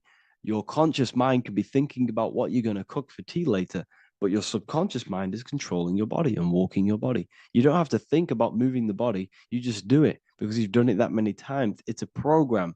It's a belief in the subconscious that's giving this movement power. You see, the subconscious holds a lot of power over you. Our beliefs hold power over our daily basis behaviors and actions. Okay, like I said, posting on social media, this is seeking external validation. There's a subconscious stem, there's a subconscious urge bringing this desire into conscious reality. So we must break the spell of our emotions controlling us, our traumas from a child controlling us. For example, another example of this, let's say you were in a car crash years ago, and this car crash led you to having a very traumatic event, very traumatic emotion you felt in that car crash. You felt a lot of pain. That was impressed into your subconscious. And even to this day, you're probably scared of going into trains, going onto cars, going inside of vehicles. And you might not even be aware that it's actually stemming from this event that happened 10 years ago. That's the spell. That's the spell that's holding power over you. And you don't even realize it. You realize the spell when you realize you're being controlled by this old belief, this old trauma. That's what a spell is. A spell is not something I cast over you with a wand like Harry Potter. Spell's much deeper. It's the hidden aspects of our mind that hold power over us, that control us. Okay? So how do we get rid of the spell? How do we break the spell? By installing new belief systems, by installing new programs into our subconscious. The subconscious is impressed by repetition and emotion. Everything you do on repeat, for example, tying your shoelaces, you can be looking up into the sky, closing your eyes, thinking about what you're going to create for tea while doing your shoelaces. You've done it that many times, you don't have to think about it. That's the subconscious taking over. Okay? That's the repetition aspect of the subconscious. For example, you could probably run down your stairs. You know exactly how to run down the stairs. If I tried to run down your stairs, every staircase is different. I'd probably fall over. But you've done it that many times, you know exactly how to do it. It's what we call ritual. When you have an evening ritual, when you tidy the house, you do your skincare routine, you wash your teeth, that's a ritual. This is what the ancients called ritual. When we do rituals, we're trying to implant something into our subconscious to either remove an old program, an old seed that is controlling us, for a new one that's going to grow into new light, into a new reality. So you can implant messages, implant new programs into our subconscious, which will then grow into a new reality. Okay? Because if I tell you something over and over and over again every single day, For example, if I say, you do what I say every single day I repeat this statement into your ears, about a month or 2 months in, you're going to start to believe in that statement, and you're going to start to be under my spell. You're going to start to do everything that I say.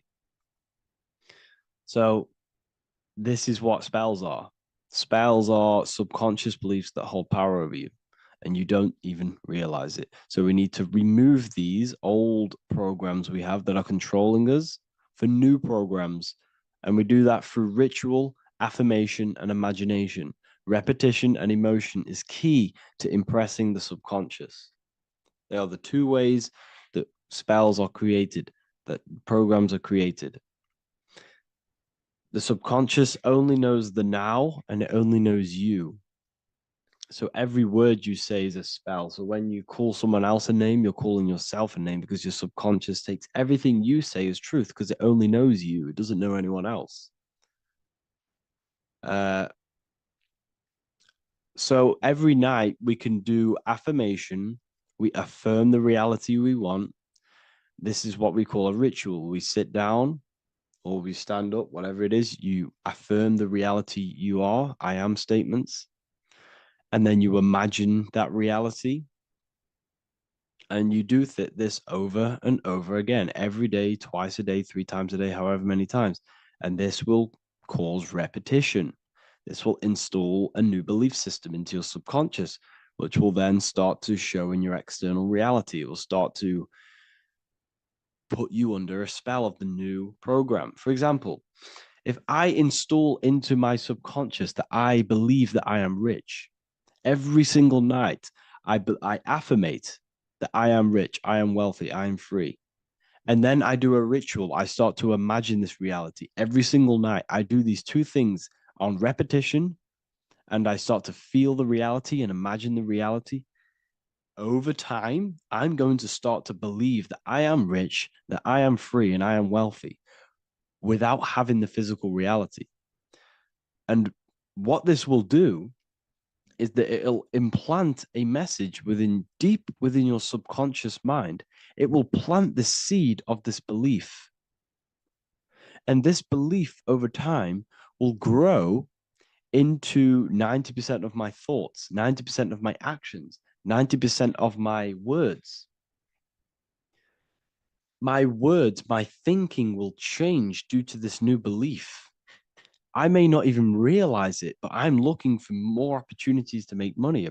I'm speaking to more people because of this belief that I've installed. This belief has triggered new ways of thinking. My mind, my conscious mind, is now only operating to fulfill this belief. And my conscious mind might not even be aware of it. You won't even realize that you're manifesting this belief of being rich. And that's how it happens. You implant the belief within your subconscious. You implant the spell into your subconscious, which will then gain control over you. So we need to make sure we're removing the negative spells, the negative programs that are controlling us, for new regenerated ones, for new ones that are going to create new realities, a better life. Okay? You don't want negative traumas, negative seeds controlling you and growing into your life. If you don't cut them off, they will continue to grow and grow and grow. Your anxiety will get bigger and bigger and bigger. Your depression will get bigger and bigger and bigger. But it's all actually stemming from one belief system or one trauma. Okay? So this is important. Everything in this physical plane is an effect of the higher planes. It's a shadow of the mind. Everything we think, all physical objects, began as a thought, then an imagination, then energy, then a physical reality. So we must change the mental plane. We must plant seeds into our mind to change down into our physical material life. It's about manipulating this higher plane so we can create change and effect in the physical external material plane. That's what magic is. This is what spellcasting is. This is all what it is. It's not fantasy. This is the manipulation of the higher planes of consciousness, which your mind has access to. You have access to these higher planes. Okay? This is exactly what I teach in my university. I teach different rituals. I teach specific rituals to get rid of certain things, certain belief systems. I teach all different rituals, all different ways for you to create your own reality and live the best reality you want. We also have all of these different courses. We have Activating the Inner Eye. This will teach you exactly how to lucid dream and activate your inner vision of imagination. We have the Sexual Alchemy course. This will give you the power of transmuting your sexual energy into creativity. We have electromagnetism studies. We have esoteric exchange, an exclusive live call that we do every single week, and I connect with all of the students. They can ask me questions, can speak with me one-on-one inside of these live calls. We have the real numerology section. We have the health section. We have a lecture section. Look at all of these lectures we have on occultism, symbolism. All of these lectures are designed to gain you power, to give your personal power back to you, to make you realize things about you. We have a meditation section. We have a library section where you can download all of our library, all of our books, different books on occultism, symbolism, Freemasonry, astral projection. And of course, we have the Manifestation Mastery course, which teaches you exactly how to create reality so you can live that desired reality that you want. This is the last chance to lock in the price of $55 a month. This is less than $2 a day. You can really level up your life because the price is going to increase as the value of the university increases, because there's a new symbolism course coming out. And if you join now, you'll get this course for free, because obviously when this course releases, the price will go up. The symbolism course will teach you the language of esoteric and occult symbolism. I'll leave the links in the description. Make sure to leave a like, comment, subscribe to the channel if you want to see more content. Thank you all, people. Have an amazing day. Welcome to Revival of Wisdom. Welcome people. We're back with another video. And this video is about Freemasonry and their connection to the Illuminati. Please, as always, to make sure to hit that like and the subscribe button and turn on the notifications to never miss a video. On May the 1st, 1776, the founder of the Illuminati, Adam Weishaupt, founded this secret organization, and this date can be found in Roman numerals underneath the all-seeing eye pyramid on the $1 bill. This $1 bill also says Anu Coptus Novus Ordo Secularum. This is Latin for announcing the birth of the New World Order. This New World Order will be headed by Lucifer, the all-seeing eye, and followed by the 13 layers of bricks for the 13 elite bloodlines. So your Orsini's, Rockefellers, Rothschilds, Soroses, and the other 9 elite families. So when Adam Weishaupt created the Illuminati, he made it consisting of high-level degree Masons, French and Latin philosophers, and many more powerful people to all become one society. So this is why you see Masons using this same symbol of the all-seeing eye inside the pyramid. But not all Freemasons are part of this Illuminati secret society. As the 33rd degree Freemason Manly P. Hall said in his book The Secret Teachings of All Ages, Freemasonry is a fraternity within a fraternity, an outer organization concealing an inner brotherhood of the elect. So what he's saying here is that Freemasons have to go up the degrees of Freemasonry, and once they hit the top, they either get elected or not into these secret societies like the Illuminati, Skull and Bones, and Knights Templar. So when you see celebrities doing this one-eye symbolism, either covering one eye, doing the triangle, or doing 666 over one eye.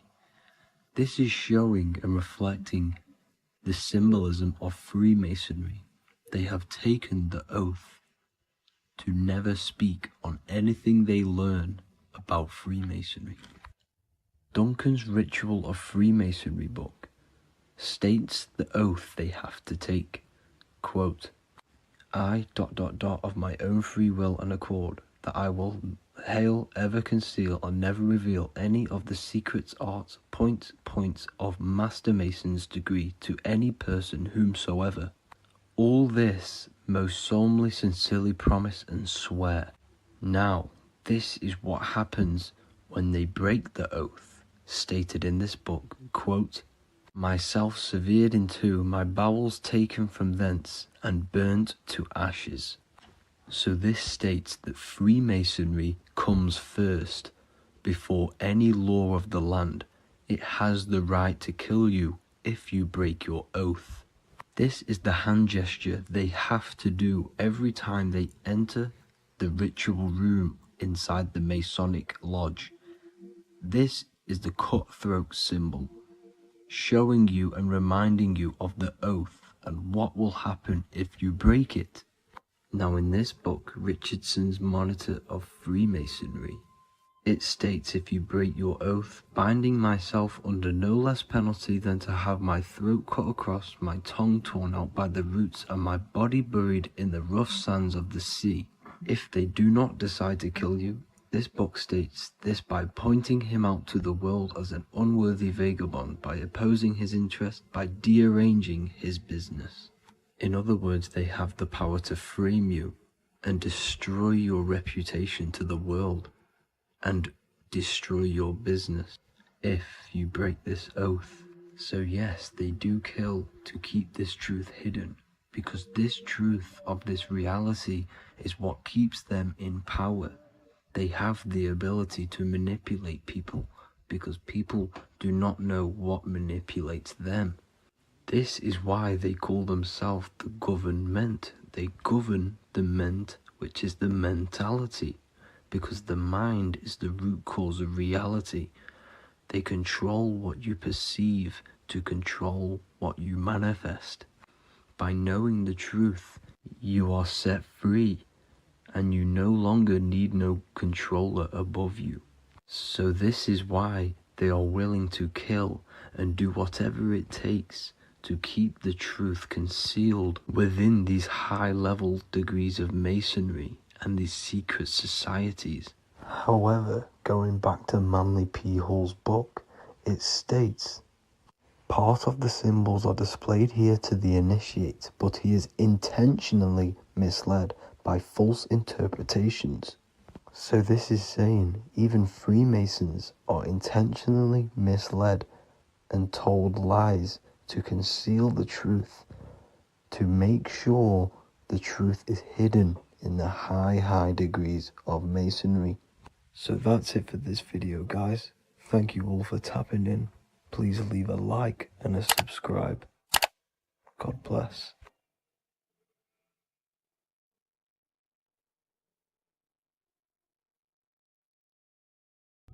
There's an ancient symbol hidden in plain sight, one that holds the key to transformation, power, and unlocking your true potential. It's been used for centuries by mystics, rulers, and even modern science, but almost no one understands its true meaning. Once you do, it will change the way you see yourself and the world forever. Stay with me, because this could be the key to your own awakening. The symbol of the snake, or the serpent, is a very powerful symbol that refers to something within you, that we all are on this journey. So first of all, we see this symbol in ancient Egypt on the top of the pharaoh's head. We also see this with Buddha, with the snake on top of the Buddha's head and below. We also see this in Rome, with the Roman god Mercury holding the staff with the snake. We see this in Adam and Eve's story with the snake tempting Eve. We even see this today on the medical facility. What does this mean? Why is this symbol being used for thousands and thousands and thousands of years? It has a very deep esoteric meaning. We see this in the caduceus staff, and we even see the snake representing the Kundalini. What does the snake actually mean? A lot of people think it represents the Kundalini, which it does. However, there's a deeper interpretation of this symbol, and it goes very far beneath the surface of what the snake actually represents. Okay? So first of all, when looking at symbols, we need to observe what the snake does in nature. The serpent sheds its skin. The serpent shedding its skin is a sacred symbol of an inner transformation. It transforms from its old self to a new self. It sheds layers of itself. As the snake discards its old exterior, it mirrors our own journey of realizing outdated beliefs and patterns, paving the way for a renewed, authentic self on the esoteric path of awakening. Essentially, it represents transformation, but not transformation of our physical bodies, transformation of our inner world. Now, this is where things get a little bit tricky and you may become a little bit confused, but I'm going to make this very clear for you. The snake symbol or any symbol can be used for different context. For example, the Kundalini. We see the snake representing the Kundalini. We all know that energy can't be destroyed, only transferred. Like I said, this is a transferring of energy. It's a changing, a transforming, shedding its skin. It represents transformation. Sexual energy is energy, and we can transform the sexual energy into a Kundalini awakening to activate dormant brain cells in our brain and to activate the human light body, which is the spirit. We can cultivate, save, and retain our sexual energy, transmute it up the spine to activate the brain. This is a symbol of transformation, of energy in this context. However, when we go to the emergency services, this does not mean the same thing as the Kundalini. The snake in this context represents transformation of health. When we are picked up by the emergency services, we are looking for a transformation. We are unwell and now we need to transform to well-being. This is why they use this symbol. It represents transformation, especially with the pole and the snake climbing.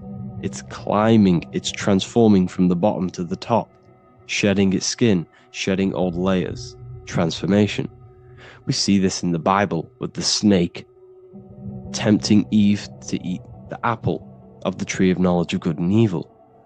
Well, what does this mean? Where's the transformation in this? Well, this is a very hidden one. The transformation takes place in Adam and Eve's consciousness and their mind. They go from a pure, whole state of consciousness, from being tempted by the snake, and they eat it and they transform into knowing the good and evil, into the dualistic ways of thinking and the dualistic meaning of this world. Let me rephrase that. They understand the dualism of this world, and they now understand the two good and bad ways of thinking. They know the knowledge of good and evil, of duality. They shifted from a whole state of consciousness into their consciousness being split into good and evil. This represents the journey of every single soul that incarnates into this world, including yourself. When you were a child, you were whole. You had no understanding of good and evil. But as you grew older, you eaten the fruit. You grew to understand the knowledge of good and evil. Your consciousness split from a whole into a separate and divided way of thinking and divided understanding of the world. We suppressed aspects of ourselves to fit in with society norms. And we just limited ourselves with limiting belief systems. We knew the knowledge of good and evil. Our consciousness split from a whole state. This is what Adam and Eve is symbolic of. We see this with the Roman god Mercury, with the snake. Mercury represents intellect, communication. He's always flying in the air, which represents the air, the mind, the intellect. He's holding the snake to represent transformation of the mind. This is what we call mental alchemy. turning base metals into gold, turning the unenlightened aspects of our mind into enlightened ones, turning our negativity into power and control. We see this with Buddha, and Buddha is all to do with transformation of the inner world, transformation of the mind and the soul and the emotions. And it also represents the Kundalini. We see this in ancient Egypt. We always see the snake on the head, representing the place where the third eye is, representing the intellect or the mind's eye, the third eye, whatever you want to call it. This is the place of the invisible intelligence within us. This is our mind or intellect. And this is the transmutation of the mind. This is why the snake is on the head, representing the transformation of the mind, going from the unenlightened into the enlightened, going from the uncontrolled to the controlled mind, so that we can control the very fabric of reality. I've kind of just given that away. Why is this important? Humans are creators. We're the architects of creation, endowed with the divine power to channel the fourth dimension, which is the imagination, into reality. Each thought and intention is a seed. When nurtured with focus and clarity, transforms the unseen into the tangible experience. This creative process bridges the gap between the ethereal and the material. Humans are creators. It's impossible for you not to create. Whether you're doing this consciously or subconsciously, you've been creating your whole life, turning non-physical thought into physical reality. We are creators. However, the mind cannot create in a state of chaos. The mind cannot create with limiting beliefs. The mind cannot create with thoughts that come and destruct our minds. The mind cannot create consciously and effectively if there are impulses within our mind and we have no control over the mind. So this is where self-transformation comes from within. This is where the snake comes in. The snake represents the transmutation of our mind from the uncontrolled to the controlled. In this context of the Egyptians with the snake on their head. It's all to do with mental alchemy. In the occult tradition, the mind is seen as a delicate instrument that demands constant vigilance. Left unchecked, it reverts to archaic and destructive thinking patterns. Like a finely honed blade, it must be continually sharpened through discipline and self-refinement. In this unending process of unveiling and mastery, we learn to shape reality, harnessing the power of our thoughts to manifest the highest potential. It's all to do with mental alchemy, and this is how the snake is connected to you. And what the snake represents to you, it represents the transmutation, the changing of ourselves, of our consciousness, so we can gain control in this 3D world. If we lack control, then we'll constantly be manifesting chaos. Now, there are 3 ways that we can transform our world, and we can slowly transform our mind. Now, this is not an overnight process. It takes periods of time of purification. And number 1 is affirmation. Let's say we have this dirty cup of water and we have a tap of water. And in this tap, it's pouring in more water, clear water. Over time, if I keep pouring clear water into this cup, it's going to slowly purify this cup. And then in the end, it will look like the cup on the right. It's the same with your mind. The cup represents the limiting beliefs, the negative thoughts, the negative mind, the uncontrolled mind. But if we keep repeating affirmations over and over and over again, such as I am disciplined, I am powerful, I am limitless, over time this can purify our subconscious and we can gain control over the mind, and we will become conscious of the thoughts that we are giving attention to. The second way is meditation. Meditation allows one to develop an off switch for the mind, providing a sense of control over it. Over time, we gain the ability to filter our thoughts and become more conscious of the ones we choose to engage with. Meditation over a period of time will give you this button that allows you to filter out negative thoughts. If you have a negative thought in your mind, you'll be able to become conscious of this and redirect your mind's attention. This is all about self-control, because remember, we become what we think about. The snake represents the transmutation of the self. And another way is visualization. Visualization allows your subconscious mind to experience the reality you desire, accepting it as truth. As the subconscious becomes more immersed in this imagined reality, it works to manifest it into your conscious experience. Your visual eye, visual eye. You're using the mind's eye to see and mold your future. That's what imagination is for, to create in your future. You can become your future now in your imagination. And this can slowly purify your consciousness, slowly purify your mind, which will then, if you do all three of these over periods of time, you will see great transformation from the inside out. And your outer world will start to mirror your inner transformation, because it's as within, so without.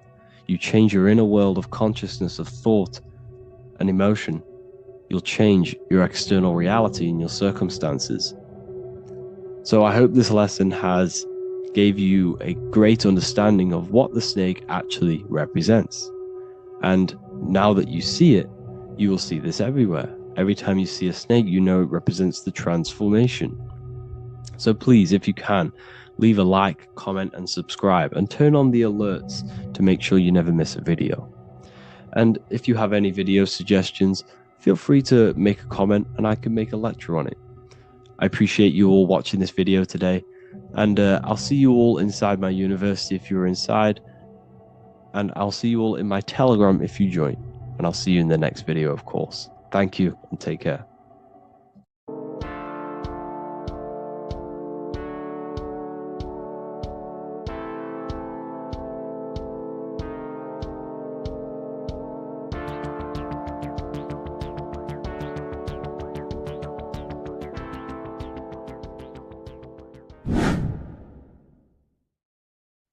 What is up, people? How are we all doing? Today we're talking about the flat earth cosmology.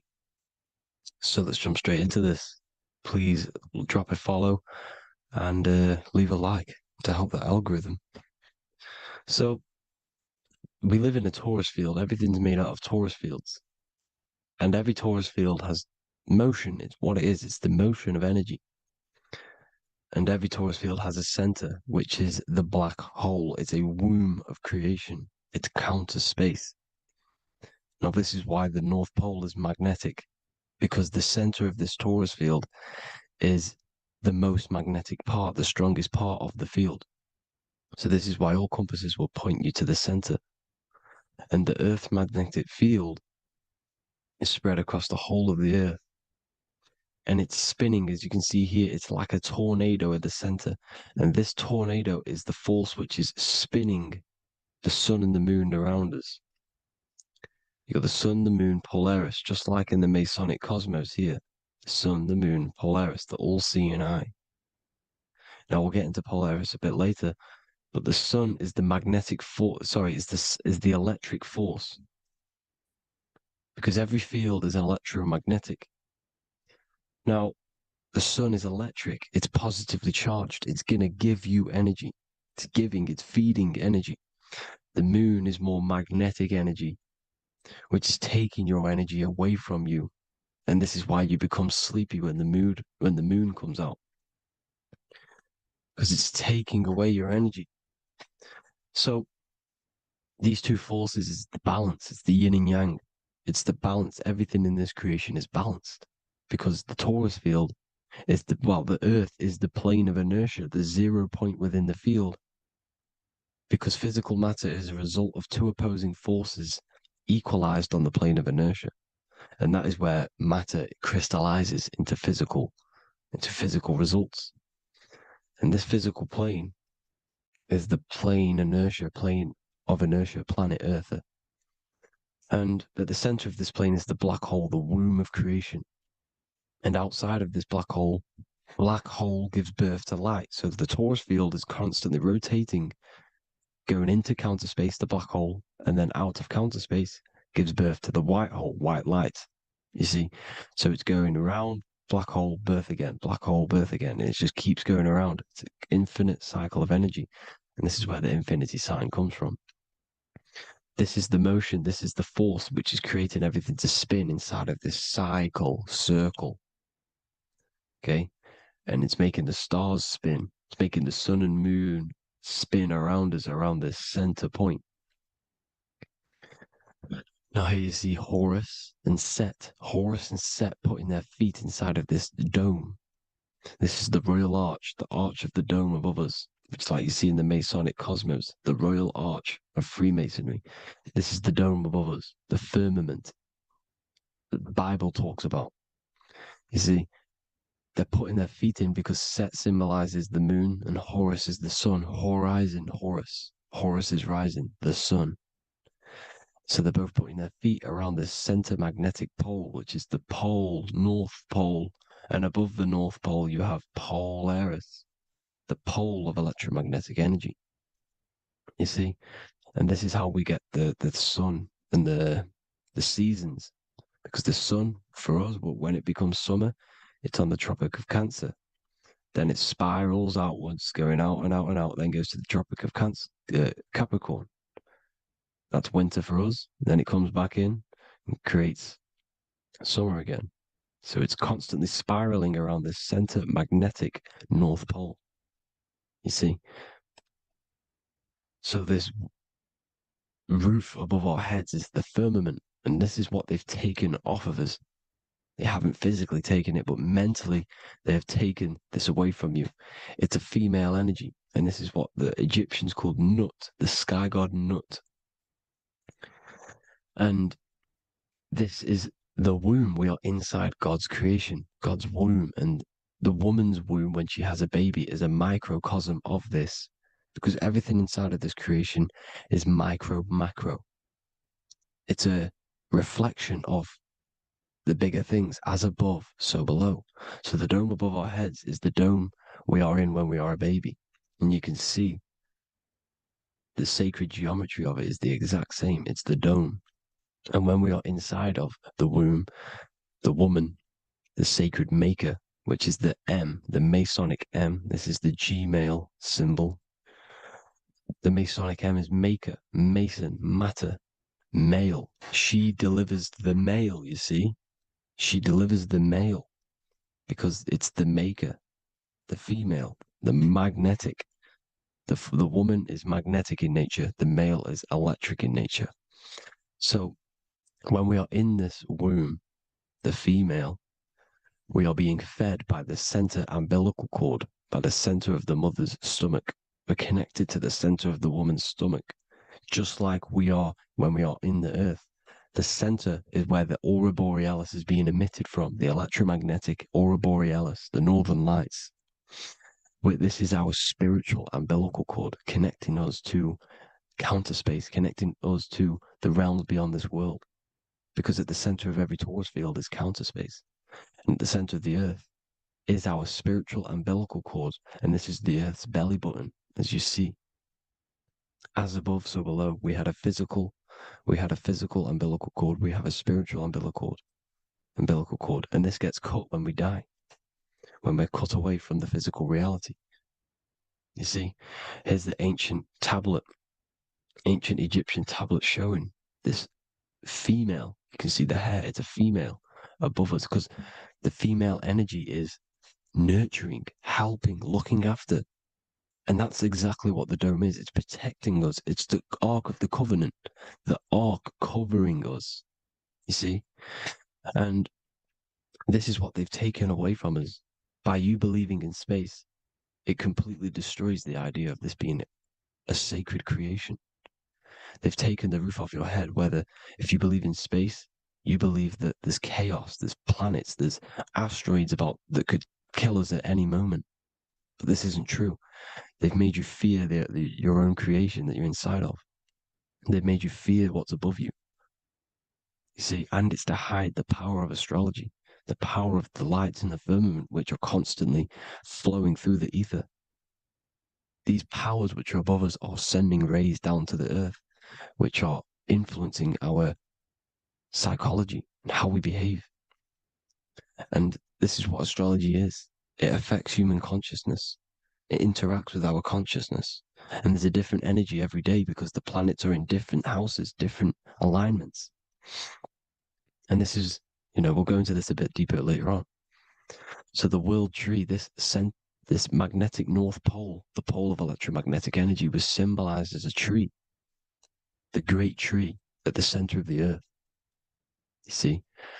And this tree is symbolized everywhere. You can see here how the center person, this Egyptian person, is holding up the sky. This is the North Pole, the hyperboloid, at the center of every Taurus field. And this tree was in the Mayan cosmology. This is an ancient depiction. This is the Taurus field. Here's the plane of inertia. Here's the center tree. Here's the tree in the center, the magnetic North Pole, the woman holding the stars. Here's the Hindu with the two birds symbolizing the sun and the moon revolving around this center tree. The Mayan tree, his Horus and Set around the North Pole. They all knew this flat earth cosmology. They knew these secrets. It's so sacred you understand the creation that you're inside of. Because if you don't, you'll be led astray. You don't know where you are. You're lost. You see? And here's the Masonic art with the rays of the stars coming down with the tree in the center. So it was personified as a tree.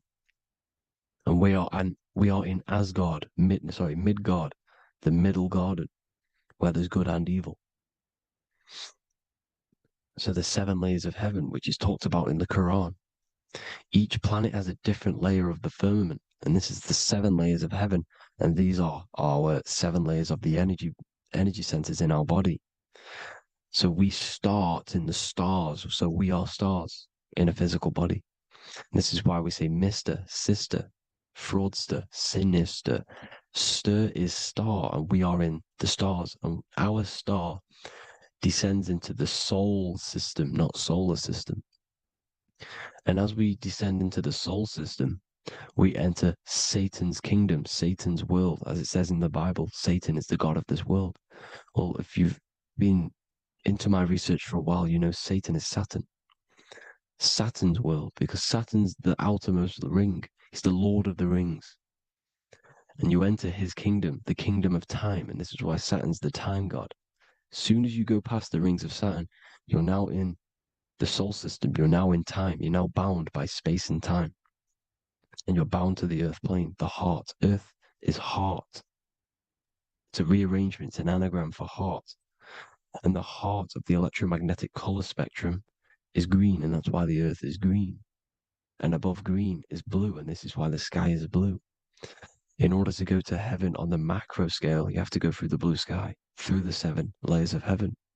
In order to reach heaven in your body, whilst you're here, you have to go through the blue chakra to your head, which is heaven. It's micro, macro. Everything is micro, macro inside of this creation.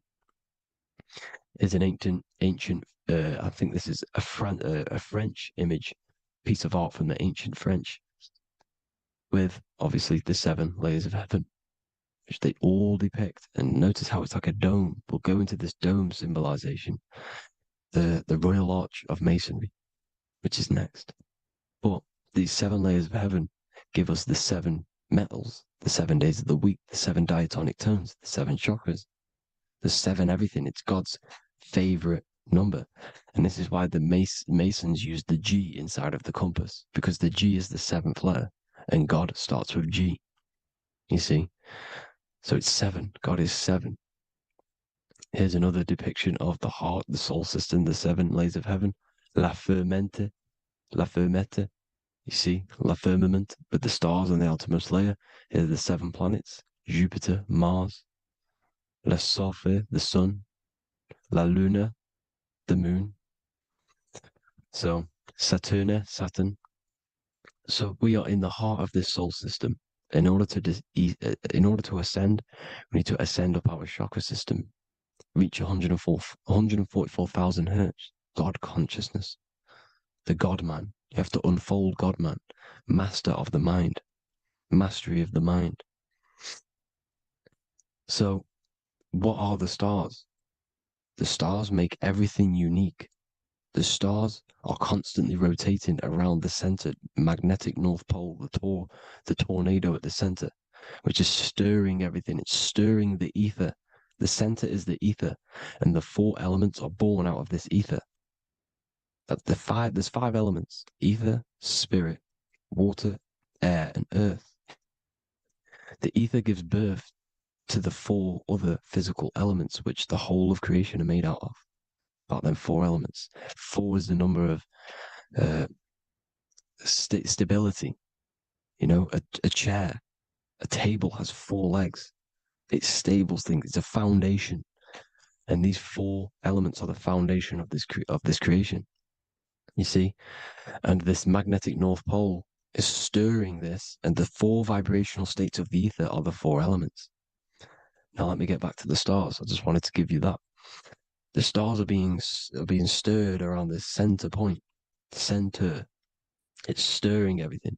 And they're always in different alignments. Every millisecond they're moving in different placements of the stars. And the planets are called the 7 wanderers because they're not fixed. The stars are fixed. But the planets they're called the 7 wanderers, the 7 layers of heaven, because they move faster and slower than each other. Each planet is slower and faster. Has a different rate of speed it's moving. So these alignments are mixing in with the energies of the different 12 constellations. And this is why you have a unique characteristic. You have a unique look, a unique energy, a unique personality. This is because when you were born and you took your first breath, that energy which was in the ether, because the ether is all around you, and energy travels through the ether. The energy that the stars were casting down and the energy that the planets was mixing in with the 12 constellations was in the ether. So when you came out of the womb and your first breath, because breath is spirit, okay? So that first breath you took, that is the energy that is imprinted within your DNA, your soul. And you reflect that energy, you emit that energy. That's the energy that is with you forever until you die. Till this physical body dies off. And that's what the stars are. The stars are giving a unique energy, characteristic, personality to every living thing. Every dog, every cat, every animal has a unique personality because it was born at a different time and place in the sky. Okay? The stars are your destiny. Now, the stars are constantly changing as well. If you look at stars through a telescope, they're constantly changing and forming different forms. You can see here, it looks like water. It looks like light through water because it's the ether above us, a sea of ether. And this light is being emitted through it, and it's just constantly changing, giving different energies, each star. So this is why this is what the zodiac is. It's the expression of energy. It's the expression of the stars. And each constellation has many different personality, different energies, different traits. Each planet has different traits, depending where your planets are, depends what energies you hold. No two person have the same energy. There's no one. It could be similar, but no one's the exact same. It's because of the stars. The stars are never in the exact same split place. The planets are always in different houses. So here's some Royal Arch symbolism. Here's the Royal Arch of Masonry, as it says here. The sun and the moon, the constellations. Here's Cancer, the 7 planets, the 7 stars. Here's the Royal Arch. This is the firmament. Here's the duality. Black and white, duality, good and evil, rest and motion. Dielectricity, magnetism. See? So this is what the Royal Arch is. It's symbolizing the cosmic dome above us, the womb we're in. We're inside God's womb. And here's George Washington, the Freemason, inside of the Royal Arch. You see, with the G, the Masonic G, God, 7. Here you see another depiction of George Washington with the stars in the dome above his head. His Polaris, the Sky Vault, Polaris. We'll get into that later. Go inside of all of your ancient churches, you will see the dome. Go to the Vatican, you'll see the dome. All of your ancient churches have this dome because it's the dome above your head. The ancients knew this. This was known. We did not live in space. It was known back then. They all knew. This is Crown Court, which is one of the most important courts in the UK. You can see it's clearly so much Masonic symbolism. You've got the 4 pillars of Masonry. The Royal Arch is like an arrow pointing upwards to Polaris. As the Disney World is under a dome. In his Polaris, the Sky Vault. You see? And also 666 in the symbol. Here's more 7 layers of heaven. Here's an ancient depiction of the firmament. Here's the astral plane outside of the firmament. The Royal Arch. You see? It's everywhere. Here's Polaris, the 8-pointed star. Polaris is in between the sun and the moon. It's at the center of the Taurus field. And Polaris corresponds with the pineal gland as well because it's the all-seeing eye. See? So, is Polaris, the 8-pointed star, which is at the very top. It's the very center. It's on top of the North Pole. And it's an 8-pointed star that's always symbolized as an 8-pointed star. Here you see the Vatican. The Vatican is a giant key with an 8-pointed star. See, it's a key. Here's the dome. Here's the Space Delta, the USA Space Delta logos. Here you see the Egyptian god looking from the center, the North Pole, looking upward to an 8-pointed star, Polaris. An arrow pointing up to Polaris. Here's another, the bear holding a key with an arrow up to Polaris. 7 holds the key to Polaris. Here's an eagle holding a key above the North Pole to Polaris. Polaris, and here's another one. There's another bird, like a dragon, holding a key to Polaris. Because Polaris is definitely something to do with leaving this creation. Okay, maybe, I can't say for sure, but maybe it's to do with ascension, and this is why the Vatican hold the key to the 8-pointed star. And this is why the space, well, we all know space is a lie, but they're showing Polaris and its sacred symbology. Maybe it's to do with something leaving this creation, going to another. Here's some North Pole symbolism. As above, so below. See the four seasons of the Big Dipper constellation going around Polaris. This is Polaris, this is the Big Dipper constellation, and this is the swastika. This image gives us the swastika, because all the symbols we use are created in nature. They're created somehow in nature. This is how we get them. As above, so below. This is the map of the North Pole with the 4 rivers looking like the Big Dipper constellation. It's the Masonic, there's the ancient cosmology with the 4, you see the 4 islands, Mayan cosmology, 4 islands. This is the alchemical symbol for Earth, 4 sections. The windows, because the center at the North Pole is a window to another dimension. The 4 lucky 4-leaf clover, which is supposed to be lucky. It's just, it's truth in plain sight. And here's Hitler looking at 2 flat Earth maps. So this swastika has been used for thousands of years, thousands and thousands of years. And it's symbolic for the most sacred land on this plane, the North Pole. Shambhala. Do some research on Shambhala, people. It's a it's a Hindu mythology about the sacred lands at the center of the earth. And it's known to be full of enlightened beings.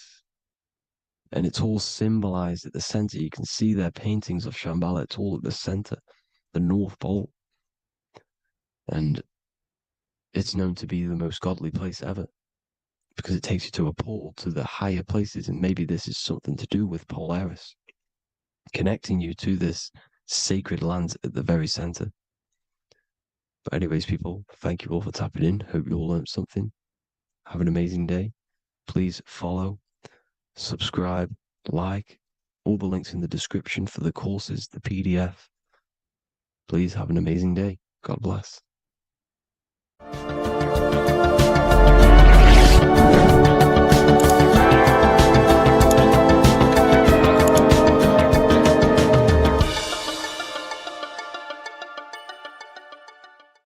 What if the word Yahweh is proof that God is embedded in our very own being? Stay with me, because what I'm about to show you might change the way you see yourself forever. Today's topic is decoding the mystery name of Yahweh, the sacred name of God from the Hebrews. By the end of this video, you'll uncover the true meaning of the word Yahweh and how your connection to it unlocks your own personal power. When we look at the word Yahweh in Hebrew, we flip it on its side. We're actually looking at the human body. These are the legs, this is the torso, here are the arms, and here's the head. So if we actually switch this on its side, we see the human body. The Hebrew name Yahweh often translates to I am, the I am. Now, what is the I am? The I am, when you say I, you're referring to your highest self. Everything with the letter I in the beginning, most of them words are referring to our inner self, inside, intelligence, internal, in. The I represents the inside self, the invisible self. You cannot see the I am because this is the spirit, this is our consciousness. It's the intelligence controlling the human body. When you say I, you're not referring to your name, your job, your reputation, your ego, or your thoughts. You're referring to the observer who is beyond the thoughts, the one who's observing the thoughts. That's the soul. Look at the word Yahweh, Yahweh, the sacred name of God. Yahweh can be observed in the natural rhythm of the human breath. When inhaling, we subtly hear Yah. When exhaling, we hear Wei. Do this yourself. Breathe in through your nose, you'll hear Yah. Breathe out, you'll hear Wei. And in fact, the letter H, H, when it's pronounced, it carries the soft sound of wind or breath, a gentle exhale that mirrors the very essence of life, giving air. Breath is the spirit of life. It's what connects us with consciousness. If we stop breathing, we lose consciousness. The body shuts down. We're breathing the spirit of breath. We're breathing in the spirit of life. It's the very essence that gives us physical existence, and we're constantly staying connected to this breath at all times. Now let's look at Yahweh. 1, 2, 3, 4. There are 4 letters. The Tetragrammaton is the 4-letter Hebrew name for God. Okay? Tetra meaning 4. We have 4 gospels of Jesus. Jesus is depicted with a cross with 4 sections. Jesus has the 4 sacred animals around the side of him, always depicted with these 4. A bull or an ox, an eagle, a man, and a lion. These are the 4 fixed signs of the zodiac. Aquarius, the man, Scorpio, the eagle, Leo, the lion, Taurus, the bull or the ox, which are related to the elements. Leo is a fire sign. Aquarius is an air sign. Taurus is an earth sign. Scorpio is a water sign. These are the 4 elements. And the 4 elements correspond to the 4 bodies of consciousness, as we see here. This is fire. This is air. This is water. This is earth. So we are made out of the 4 elements, which represent the 4 bodies of consciousness: mind, emotion, spirit, and body. The soul is incarnated into 4 sections. Hence why Jesus has 4 gospels. Hence why Yahweh is a 4-named word, because we are tetraform. We have 4 bodies of consciousness. There are 4 pillars to reality: the mind, emotion, spirit, and the body. So what we're actually looking at here is the name of the very essence of the self.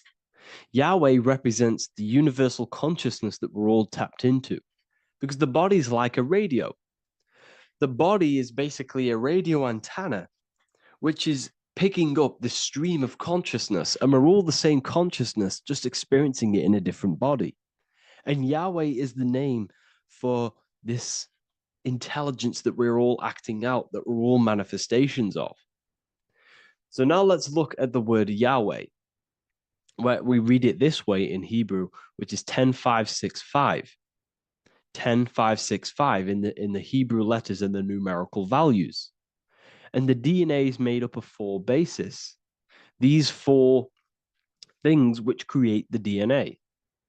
This basis is the genetic code for all living things. Each DNA strand is held together by sulfur bridges that appear in a repeating pattern of 10-5-6-5.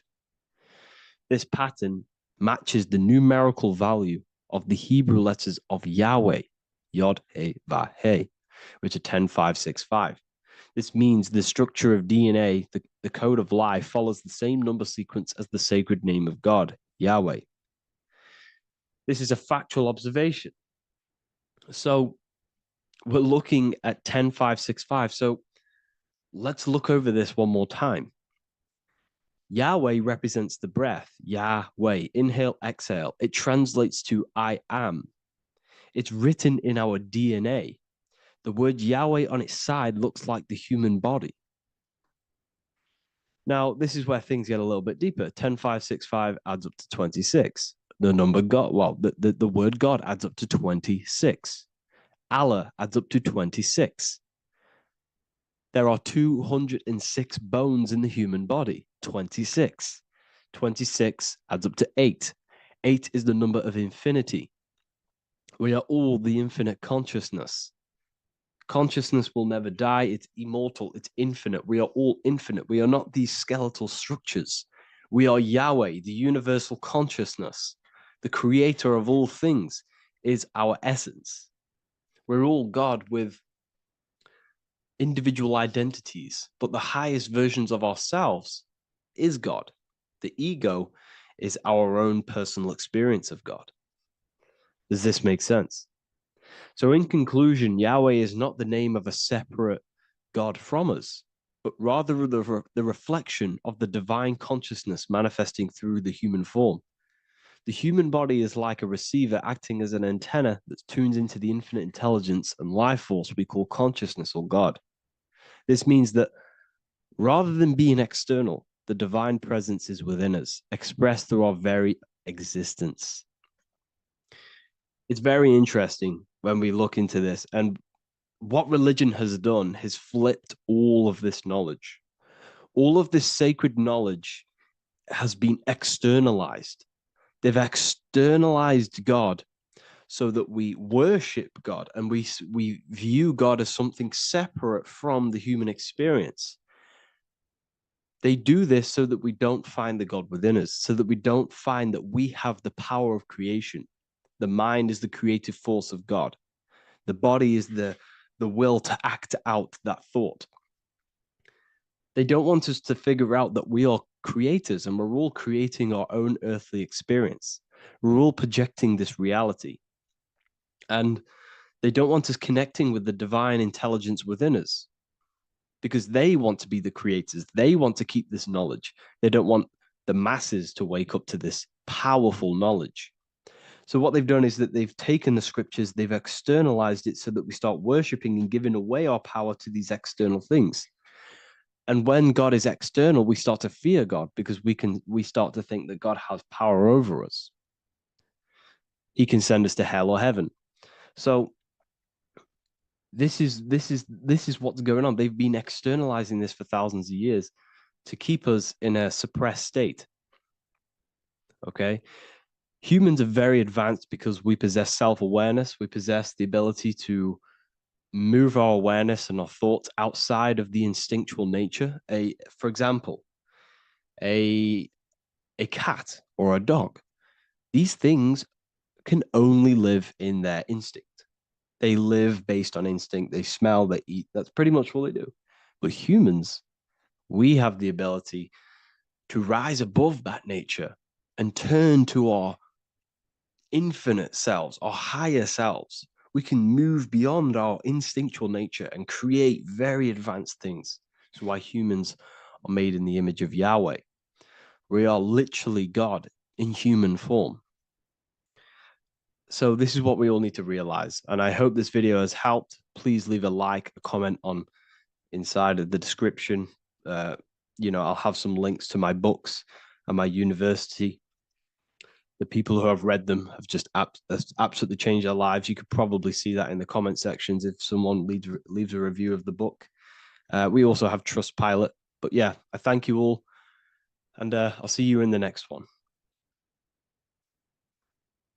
Mentalism, conscious and subconscious mind.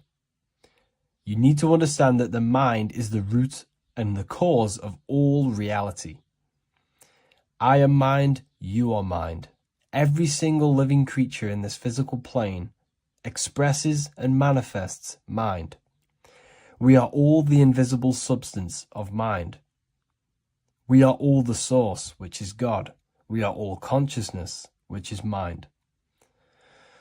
Before we manifest something physically, we manifest it within the realm of thought, which is the mind. Thought then manifests into astral imagination. This then gives energy within the etheric plane. Then we manifest it physically within the material effect world. Everything begins in the mind, and this is why the government are called government. The word men comes from the Latin word mans, which is an English translation for mind. We see this word in entertainment, government, mentality. It means mind. Govern means control. They are controlling the mind through information. Information creates perception within our minds, and so do the words that we use and the language that we speak. It all creates perception within the mind. It is our perception that creates reality, and our reality is a level of realization. Your reality is realization. Everything begins in the mind. This is why they are controlling your mind through many different things. Okay? So essentially, they understand how the mind works. So this is why they manifest all things through mentally and not physically. Okay? You have a conscious and a subconscious mind. The conscious mind is what you are consciously aware of. It is the 10% of your mind.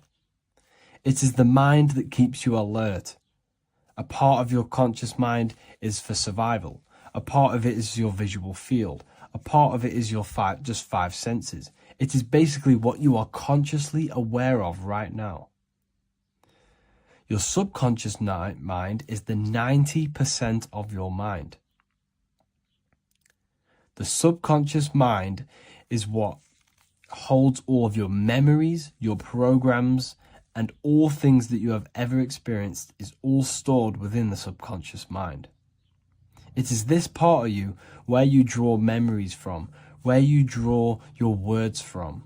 I am consciously speaking, but the words that are coming out of my mouth are not thought about consciously. They are coming straight from the subconscious mind, where all programs and memories are stored. It is essentially this part of the mind which is manifesting our daily basis behavior.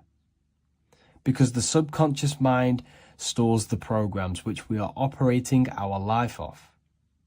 For example, if you tie your laces, you do no longer have to consciously do them. Your hands literally just know exactly what to do because you've done it that many times. So essentially, you create these programs within your subconscious mind through repetition and emotion. These are the two main ways your subconscious mind is programmed and installs things that you do on autopilot. The subconscious mind, like I said before, manifests 90% of your daily basis actions and 90% of your daily basis thought patterns. For example, if you were in a car crash 10 years ago and you had a very traumatic event, that car crash and that emotion that you felt in that time impressed your subconscious mind with a program. And even to this day, 10 years later, you are still wary about entering cars because of that program. Even though you may be not thinking about the car crash, you are still wary about entering cars because of that program, because of that emotion impressed upon the subconscious mind. You see, everything you say, everything you think, and everything you feel is telling your subconscious mind, that is what I want. The subconscious mind takes everything literally. Even if you are talking about someone else, your subconscious mind only knows you, and it only knows yes, and it only knows the now, the present moment. So this is why the golden rule back in the ancient days was treat others like you want to be treated. Because the way you treat others is telling your subconscious mind that is how you want to be treated. And this will create subconscious programs within you, affecting you. So, before you go to sleep every single night, what you want to do is to impress your subconscious mind with thinking and feeling of something that you want to become. Become that reality. Think and feel that reality. And by doing this, you are impressing your subconscious mind, and you will wake up in the morning with ideas. Because when you install a program within your subconscious mind, like I said before, it manifests into at least 50% of your thought patterns.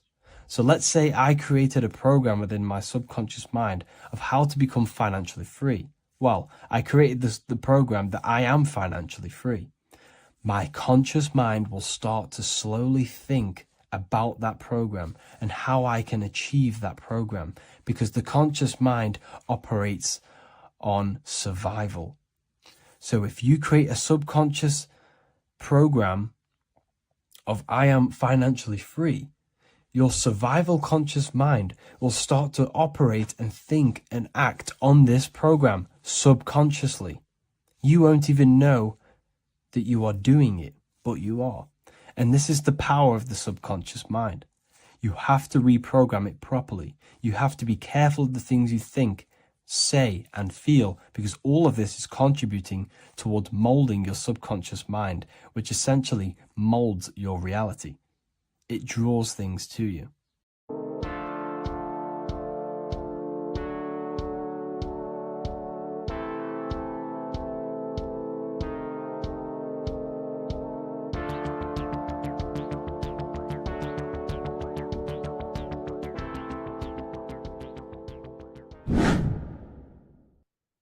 Left and right hemisphere, and what are they doing? How does it contribute towards your perception in this world? And this is what we're going to be talking about in today's video. We're going to be breaking down the two hemispheres of the brain and how they function in your life. So first, we have the left hemisphere.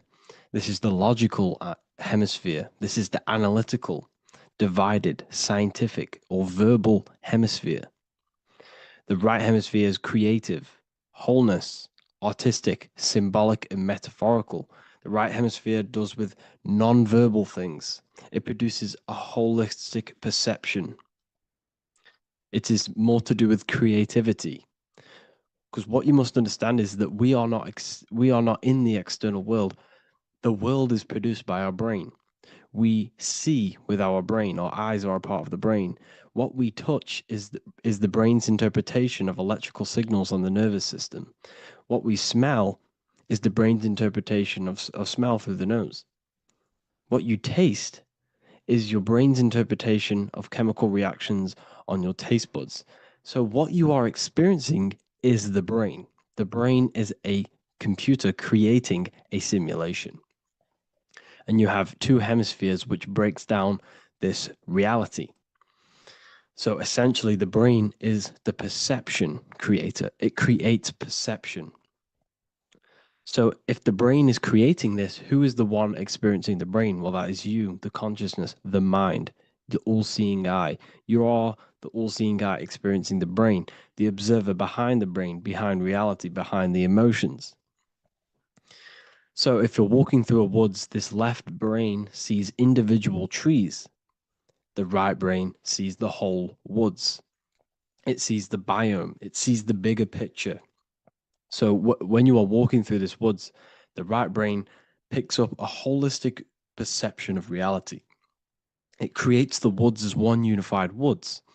The left brain's job is to break this down and analyze it so that we can see individual things. And this is also necessary for humans to have the ability to break things down and manipulate things in this world. So without this left hemisphere, we could not manipulate things and break things down. So this right hemisphere is important because it sees the whole woods. It sees humanity as one unified consciousness. However, the left hemisphere sees individual egos. So the left hemisphere is the place of the ego because it only understands it sees the world very divided. Okay, so for example, here's another example of the left and right hemisphere. If someone pulls out in front of you in traffic, your left brain's going to start going crazy and analyzing them, calling them names. The right hemisphere, however, sees the bigger picture. Maybe he didn't see you. Maybe it's just a mistake. Maybe he's in a rush. You see how the two brains are very different. They do the same thing, but they function in different ways.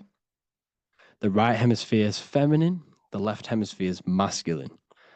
So, like I said, this person pulls out in front of you. You start to think with the left. If you start to perceive that in the left brain, you're going to start analyzing them. You're going to start going crazy and calling them names because you're analyzing it. You're not seeing the bigger picture behind it. You're not seeing it from his perspective. So there is a crossover.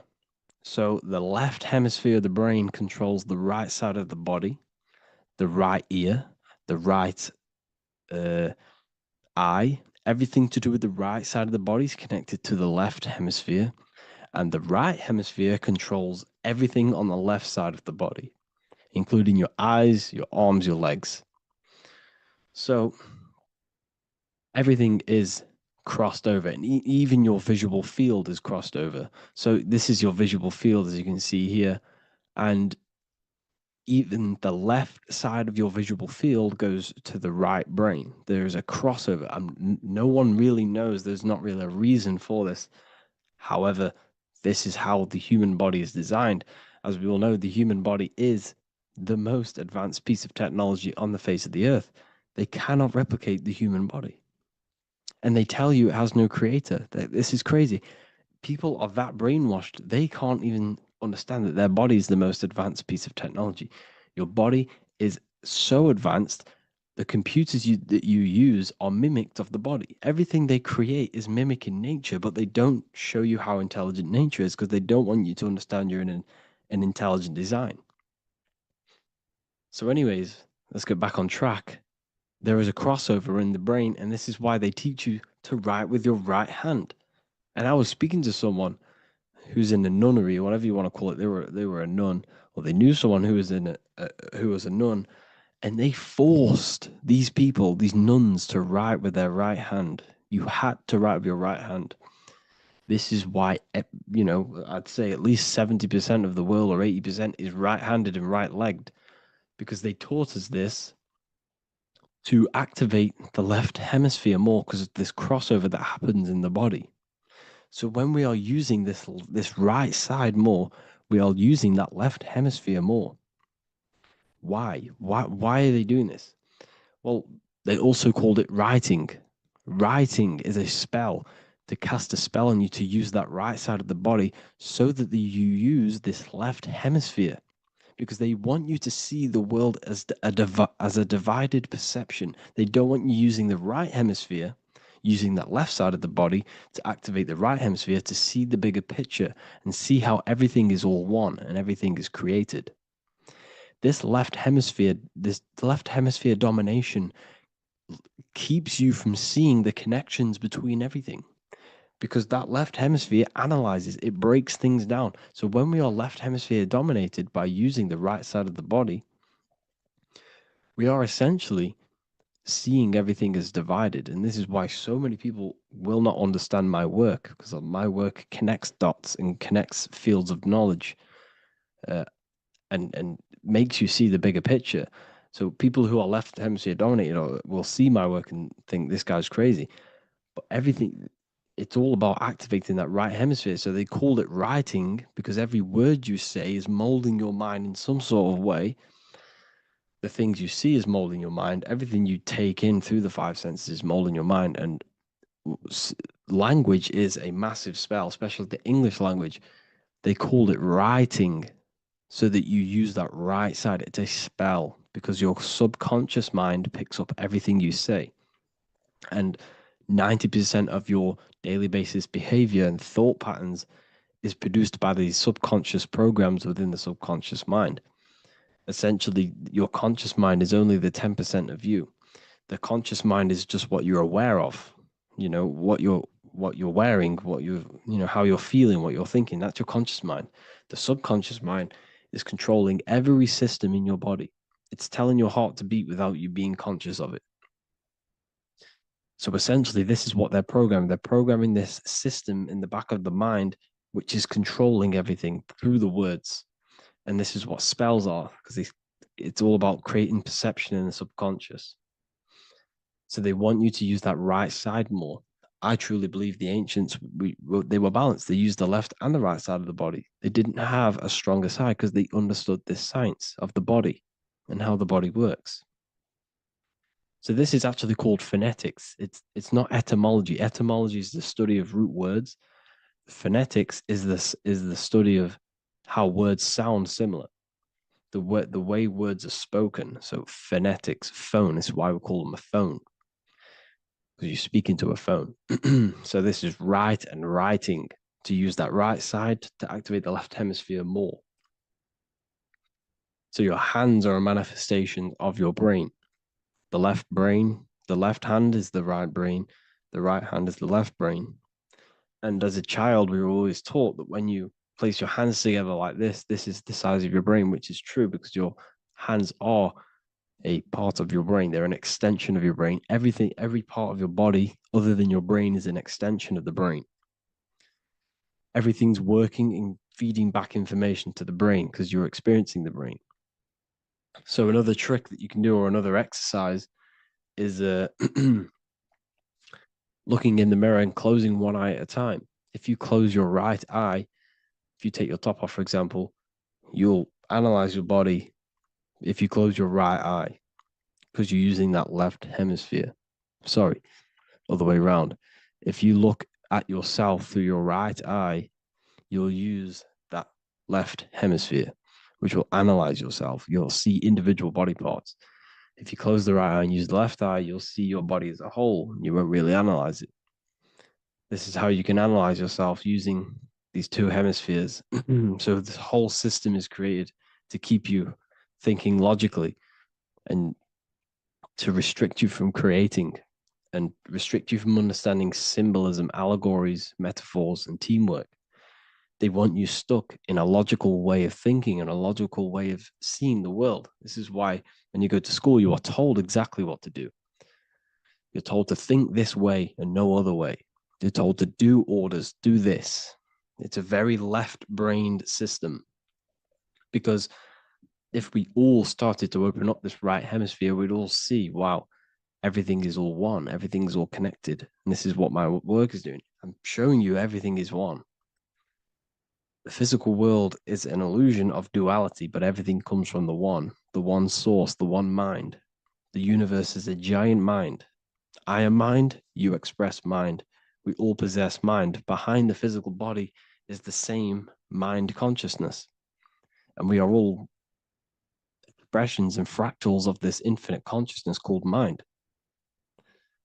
And this is what they don't want us to figure out, is that we are all just one consciousness expressed.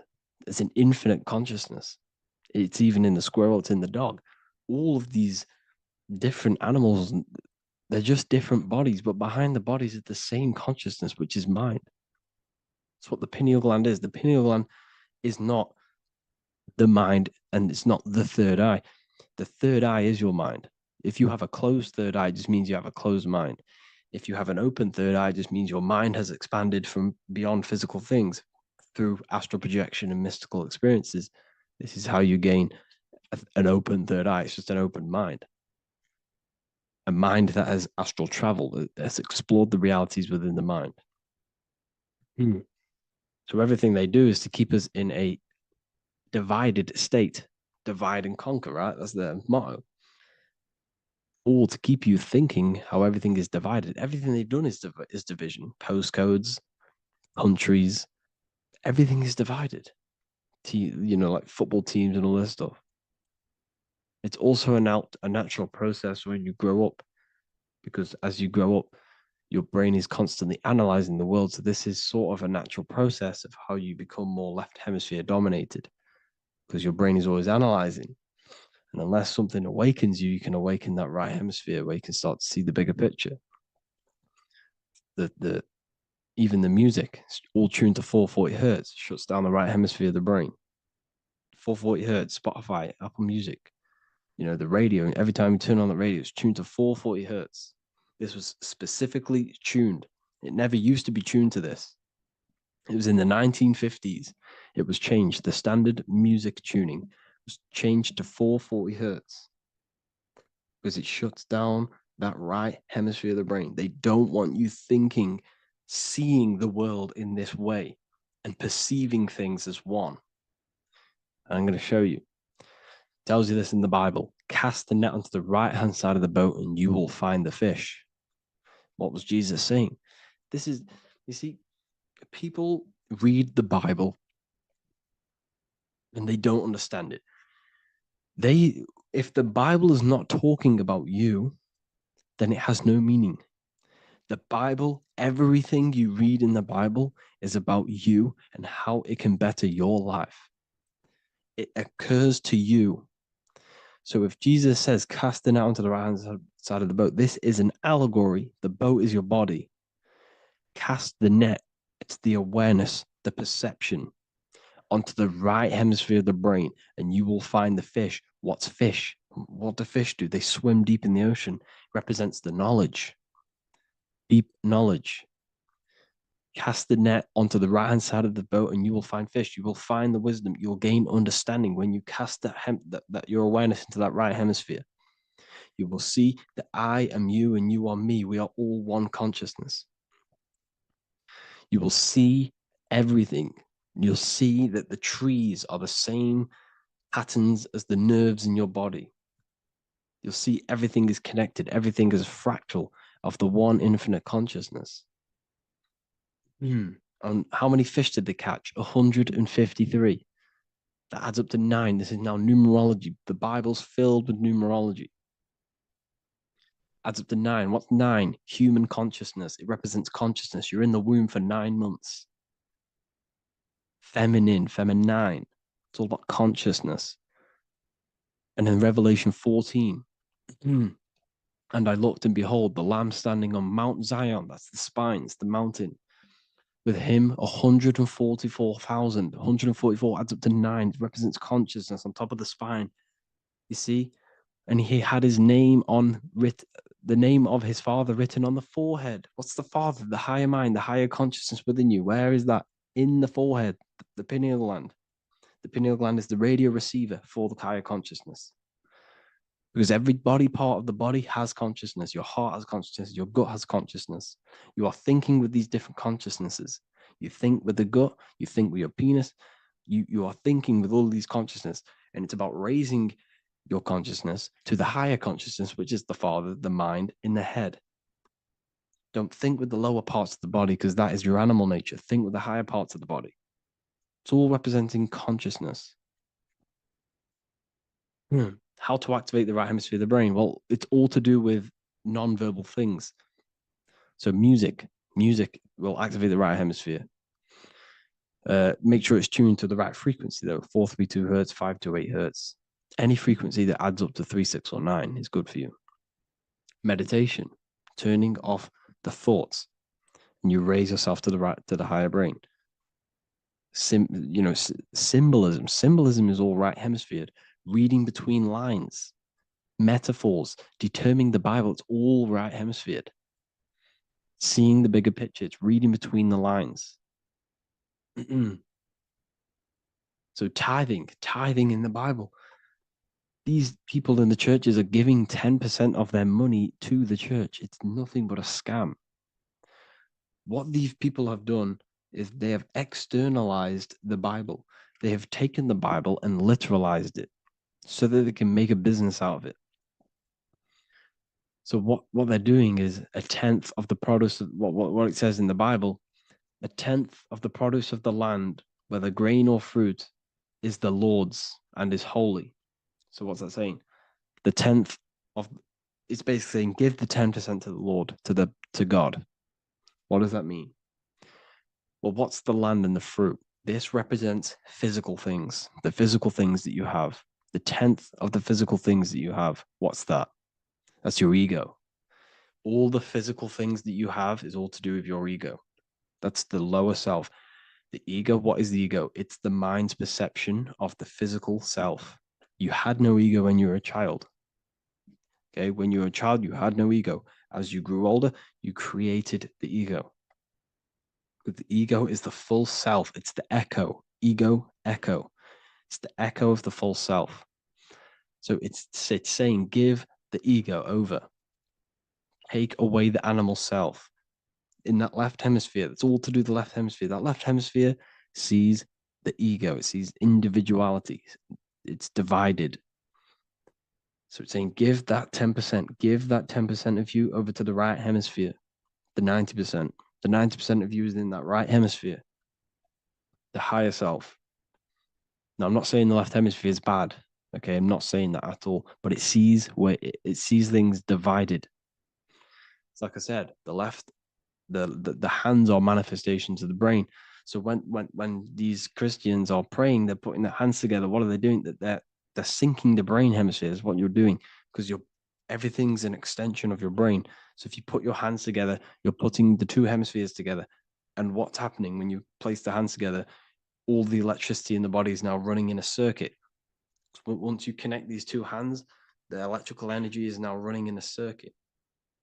And energy can move around the body quicker and more efficiently. So when you pray, when these people are praying, they don't realize that they're engaging in ancient forms of meditation, of balancing the two hemispheres. So now we're talking about balancing the hemispheres, not the right hemisphere. This is what Israel is. Look at the symbol for Israel, the up triangle and the downward triangle. What's that? The up triangle represents male. The downward triangle represents female. Okay? This is talking about the brains. Israel is Ra. Isis, which is female, the Egyptian god. Ra, El. El means God. El, electricity. That's the force of the physical world. It's the force that runs this world, electricity. It's the force of God. El, consciousness. It means God. Is Ra, El. Isis, Ra, and El. It's the two hemispheres of the brain, the holy land of Israel. It's the holy land, it's the brain. Once these two hemispheres are synced, this is how you unlock your consciousness. This is the easiest way of astral projecting. Hemisphering, I forgot the word for it. Hemisphere syncretization, something like that. It's about syncing the hemispheres. This is how you unlock your consciousness. Once the brain is running as one electrical system, this is how you balance the two masculine and male opposing energies. Once these opposing energies are no longer in war with each other, the brain, they come together to work as one. You unlock your consciousness. You are born again. What happens when a male and female have sex? It creates a new child. It becomes one. You are born again. Once the two hemispheres of the brain, you are born again. You can then have an out-of-body experiences. So this is why the symbol of the Holy Land, Israel, is the up and down triangle back combined together, because it represents unification of the male and female, unification of the hemispheres. You're born again. You unlock consciousness. And you can get this for free. It's called the Gateway Tapes on my website. Basically, it's a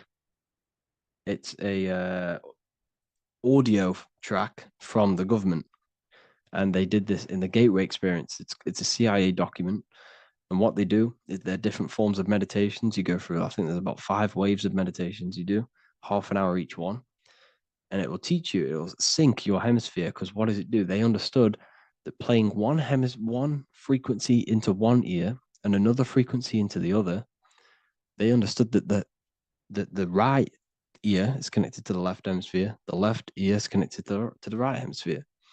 So when you play two different frequencies into both ears, what happens? The brain picks this up, the two hemispheres of the brain picks this up, and it syncs it. It syncs these two hemispheres, these two frequencies together. So now the brain is working as one to sync this frequency. So this is how you can sync your hemispheres through listening to these frequencies. Okay, you can get them for free and do the meditations yourself. This will definitely help you. This is an easy way to astral project. So it's all about syncing the hemisphere and seeing reality from a unified perception.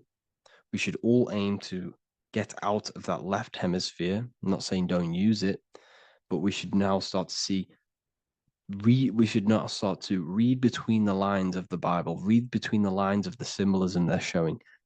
Study symbolism, study allegories and myths. What are they trying to tell us through these allegories?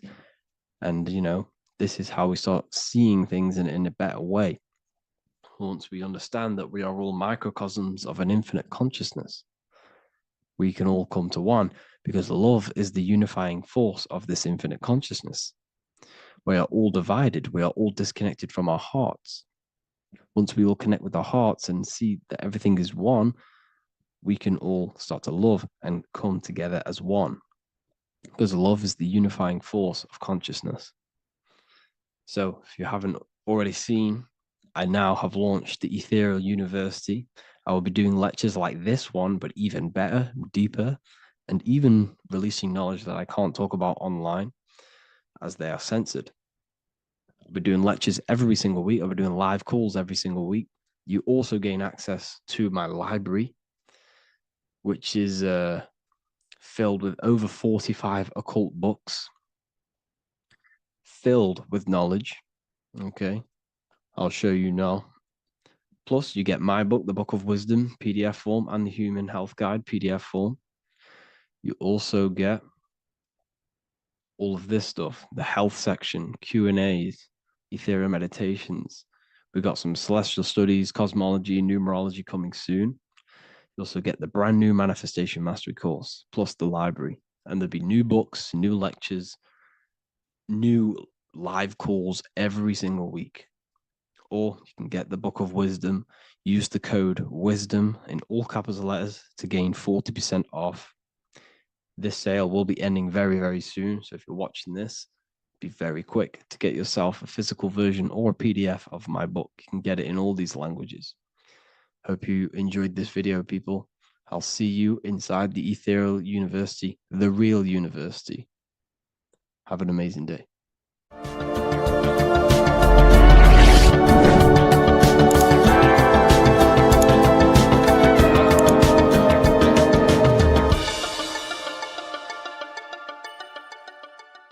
There is a secret meaning behind the number 666. 666 is 3 sixes. The number 3 in occult and esoteric numerology represents the 3 aspects of human consciousness. We see this symbolism in the all-seeing eye with the light and the triangle. The triangle is the number 3. The eye represents consciousness, observation, and the light represents the light of consciousness, because consciousness is pure light. The 3 aspects of our consciousness is thoughts, emotions, and actions. Every thought creates a feeling, and the feeling creates the action. All physical manifestation is driven from these 3 aspects of our consciousness. All physical manifestation comes from thought. Every object you see around you, this screen, the phone you're on, the laptop you're using, or the iPad, was a thought in the invisible realms of consciousness. Then it was brought into physicality through feeling and action. This is because man is made in the image and likeness of God. We are all mini creators. We are all extensions of God's creative consciousness. Therefore, the number 666 represents 3 sixes. 3 is thoughts, emotions, actions. The number 6 represents the cube, because cubes have 6 sides. This material world that we experience, everything has 6 sides. Everything's created by cubes. We can move forward, we can move backwards, we can move left, right, up and down. This is the cube that we are stuck in. Therefore, 666 represents our three aspects of our consciousness: thoughts, emotions, actions, all contributing towards our physical self, material world, material pleasures, completely cutting ourselves off from our spiritual, true, divine self. Which means 666 is representing a state of consciousness. A state of consciousness where we only operate from a place of material needs and survival things. As humans, we possess a physical material body in the physical material external world, but we also possess an invisible inner world, which is what we call spirit. When we disconnect ourselves from our inner world, we become lost in this materialistic way of thinking and acting, which can lead to no life purpose, a feeling of emptiness and voidness in our hearts. Humans possess the ability to transcend our animal instinctual natures and turn to the divine mind, to the spiritual inner world. It is our inner world that is projecting our outer world. The outer world is just an effect of our inner state of consciousness. It's important as we go through this human life to not lose ourselves and look for our validations outside of ourselves. The external world is simply just a mirror, mirroring with mathematical precision what happens inside our consciousness. When we change our inner world, we produce effect in the outer world. To get back on track about this number, this represents when we are lost in our material self and we are completely cut off from our true divine self. The devil is always having goat horns, which represents a ground animal. This is the lower animal self of man. He's always red. The frequency of red is the lowest vibrational color, and it also represents the root chakra. This is all to do with survival mode and our physical needs and physical self. Chaotic and intense emotions like hatred and anger. This is why the devil is always red, because it represents anger and an uncontrolled state of emotion and consciousness. You see, we've been taught in the church and all through religion indoctrinations that the devil is an external deity which influences humans. And in fact, this is nothing but a metaphorical story. The devil is a character which represents an aspect of the human mind, the lower aspect of the human mind, a facet of our own consciousness and psyche. The voice that we have in our head that tells us to do these negative things is not an external deity pushing us to do something bad. This is an aspect of our own mind. Jesus and Satan are just two characters which represent the two voices that we have in our own consciousness. In fact, the word devil was never present in the early Gospels. Instead, what was mentioned was a spirit of evil. A term spirit of evil was not meant to denote a specific deity or being, but rather any force of negativity, whether it manifests as a destructive thought, emotion, or action. The spirit of evil represents the darker sides of our mind, the part that leads us astray and brings forth negativity in our lives. The reason why they want you to believe in a devil is because they don't want you taking responsibility for your creations. They don't want you to realize that the external world is truly a mirror of your inner state of consciousness. Instead, when something bad happens in your life, you blame it on some external devil or Satan who tempted you. Everything is your creation in your life. When you realize this, you take full control and you begin to reshape your external world by changing your inner state of consciousness.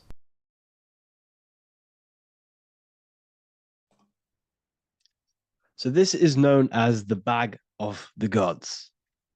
This symbolism is widely known, but no one knows what it truly symbolizes. We see this in ancient Sumerian artwork. We see this in the Mayans' artwork. We always see this bag with the gods. What does this actually represent? Okay, so the bag itself represents carrying. Carrying what? It represents information, represents knowledge. Your mind is the carrier of the information. So this is why in his left hand, he carries the bag, and the right hand has the pine cone. This represents carrying of information, Why is it a bag? A bag can be passed on to someone else. The information can be taught to someone else.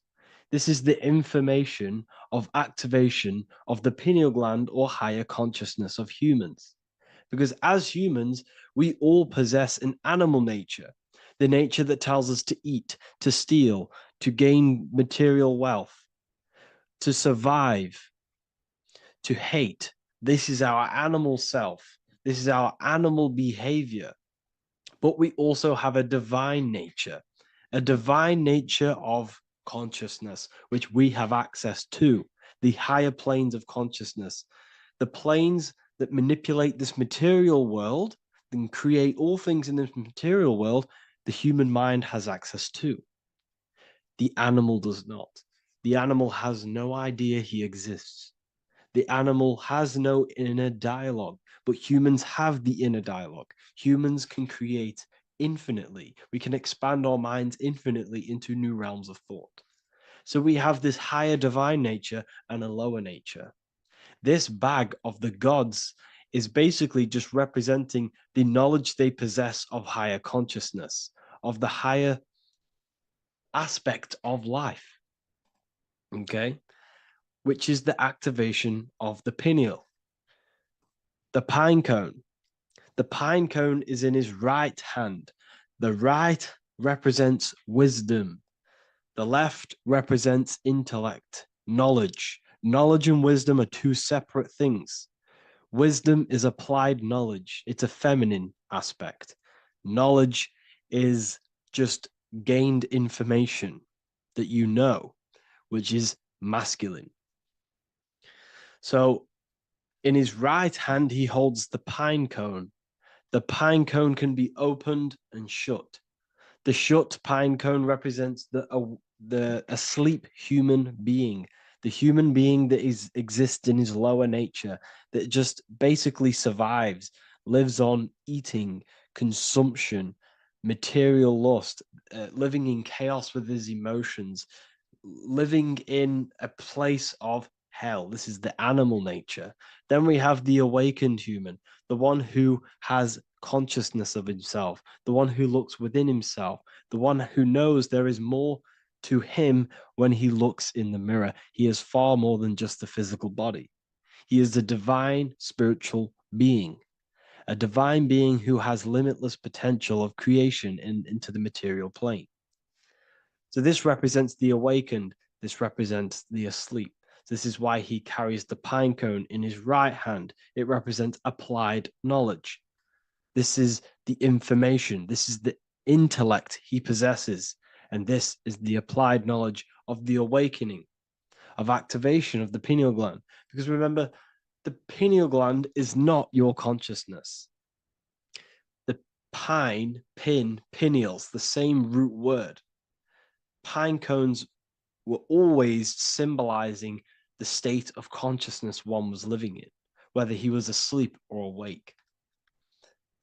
We see this at the Vatican. We see the pine cone over the two pillars. This is the two pillars of Freemasonry, and the dome. This is the Royal Arch of Freemasonry. This represents your head. This is the two pillars, the two hemispheres, and the pine cone in the middle, which is the pineal gland. What is the pineal gland? The pineal gland is not your consciousness. It is not the third eye, and it is not the mind. It's not the mind's eye. The pineal gland is a radio receiver. This is your body. Your body is an antenna. Most people think they are this body. This body is nothing but a receiver and a downloader of consciousness. Your brain does not produce consciousness. You are not this brain in your head. This brain is a downloader of consciousness. Consciousness comes from a way higher divine plane, which is what this image is showing here with the clouds.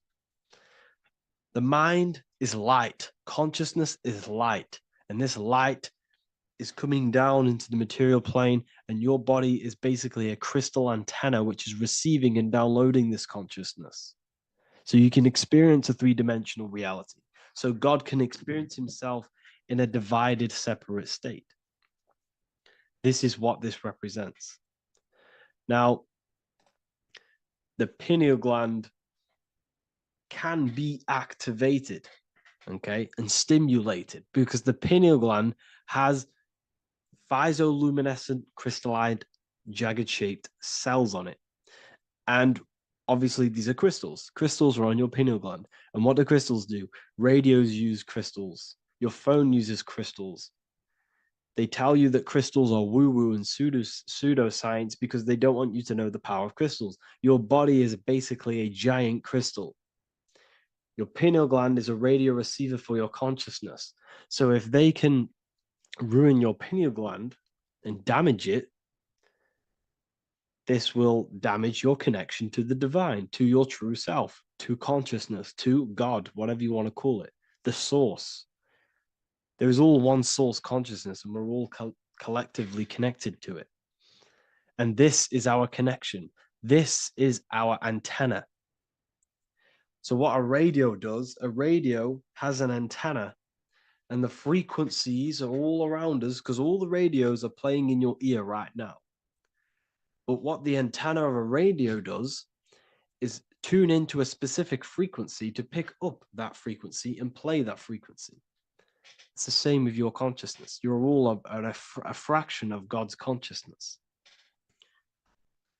So that is essentially what we are looking at here. We're seeing knowledge, intellect in the left hand, and applied knowledge, activation of waking up to higher consciousness, to the higher human form. Because we can reach beyond our physical form. We can turn our animal self into a divine being, into one of these so-called gods. These gods are nothing but human beings. The Anunnaki were not gods. They didn't come from the sky. These are normal, regular human beings who activated their higher consciousness.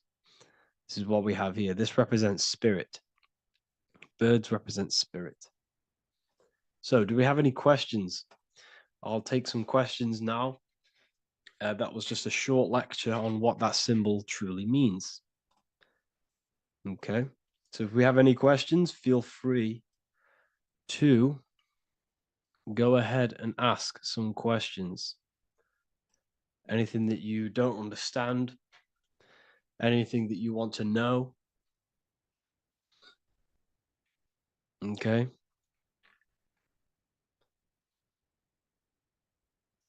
So base reality would be where source resides. Yes, the base reality is your consciousness. Are these lectures available in the university? There's a whole section, basically inside the university, there's a whole section with like over 30 long form lectures like this. So the base reality is where the source resides. Yes, the base reality is your inner world. Your consciousness, that is the only thing that exists. Your outer world is just an effect of your consciousness. Your consciousness, everything that has gone on within the mind and emotion is pushed outwards into your reality. You have thought and felt your way into your external circumstances. Your life is a direct correlation of every thought you thought in the past. Therefore, your inner world of consciousness is creating and molding your outer world.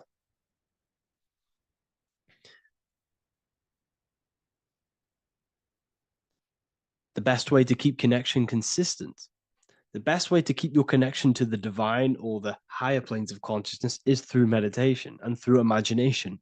Imagination is the fourth dimension. It is the astral plane. That screen that you have in your mind is not a physical screen.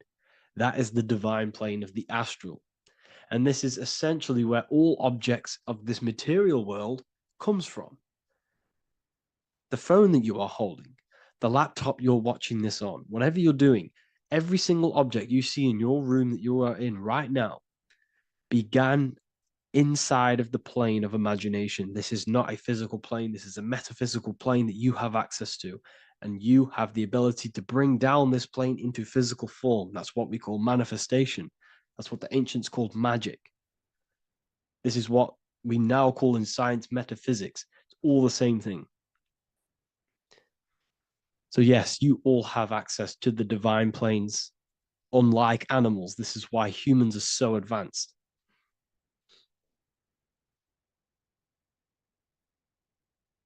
Okay. Is the pineal able to constantly activated, or is it just a temporary experience? I don't fully understand that question, unfortunately. Maybe you could word it in a different way. The real meditations on the university legit, y'all, yes. In order to connect to consciousness, you need to sit in meditation and turn off your feelings, and the feeling of unity will come. Do I understand correctly? Yes, that is correct. So when you sit in silence and in stillness, I highlight the word stillness because stillness, when you are still, no information from your nervous system is being decoded by the brain. So when your body is still and does not move, your nervous system starts to relax and comes to a balanced state. Your brain starts to relax, it comes to a balanced state. The left and the right brain stop working. The nervous system stops working.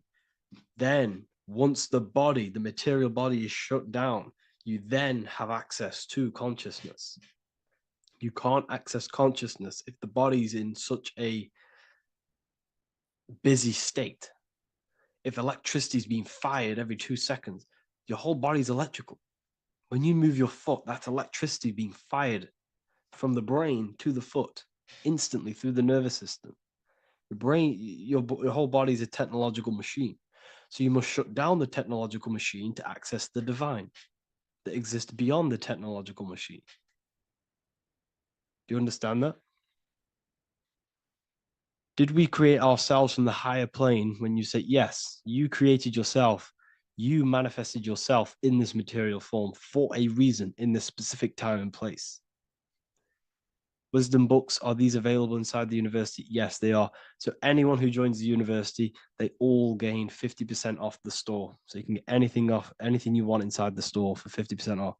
Plus you get the Book of Wisdom Volume 1 PDF for free. You get the Human Health Guide, plus you get all of the library books. There's a load of different books on occultism, symbolism, esotericism.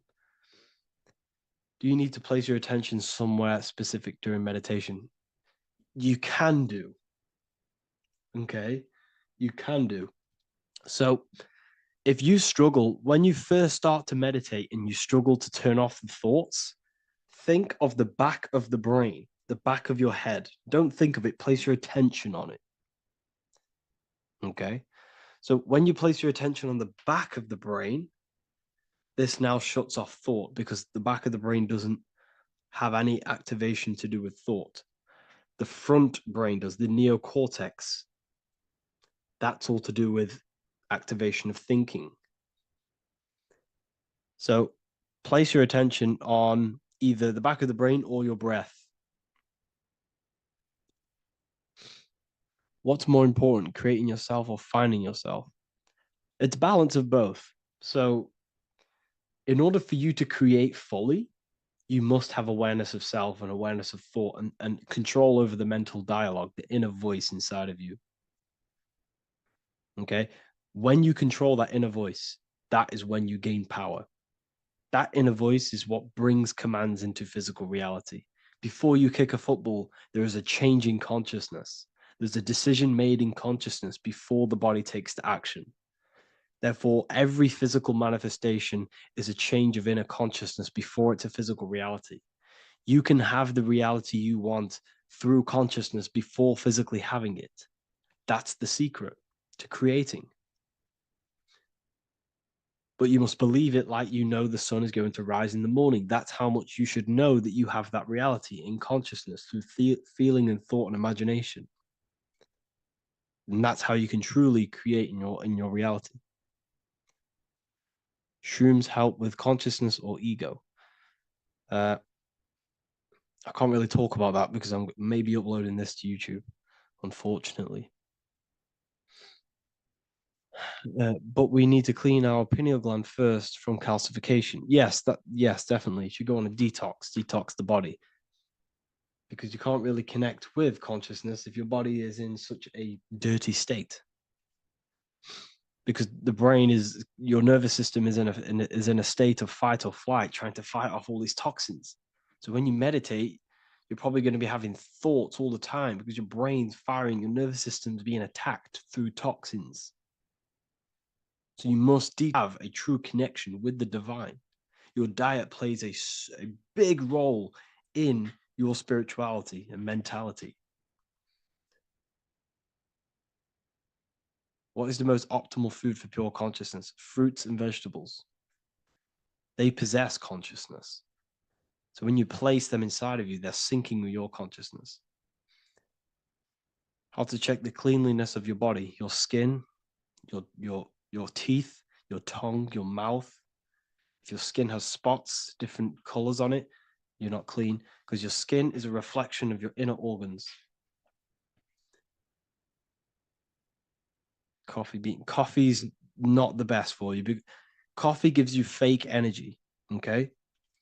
So what coffee does, that buzz you get off coffee, is actually the toxic effect of the chemicals reacting with your body. If I'm inside the university and wanted to buy your book, you said it would be 50% off because we are your student. Is that automatic or we need to have a code? You will have a code. Yes, I'm going to releasing a code for all the students after this. Caffeine equals neurotoxin. Yes, it fries your brain, it fries your nervous system, it fries your dopamine receptors.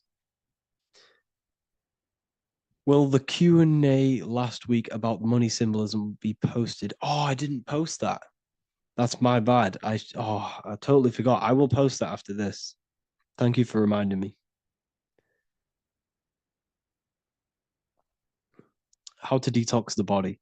The best way to detox the body is going through a week cleanse of fruit. So only consume fruit, sea moss, and cayenne pepper, and lots of freshly pressed juice. Do that for a week or 2 weeks, depending on how you feel, and then start to fast. You will lose weight, but you're not losing weight, you're losing impurities.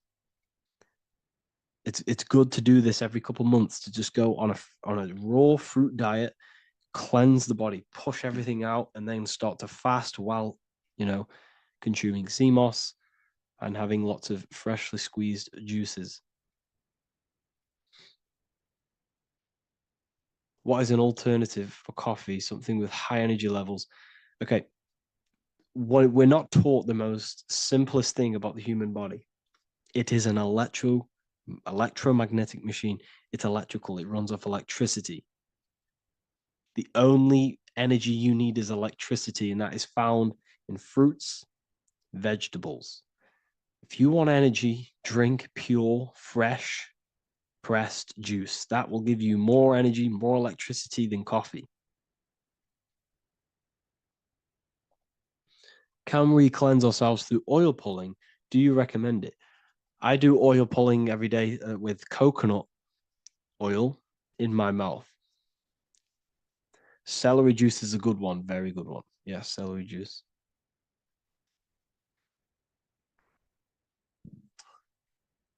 Any more questions?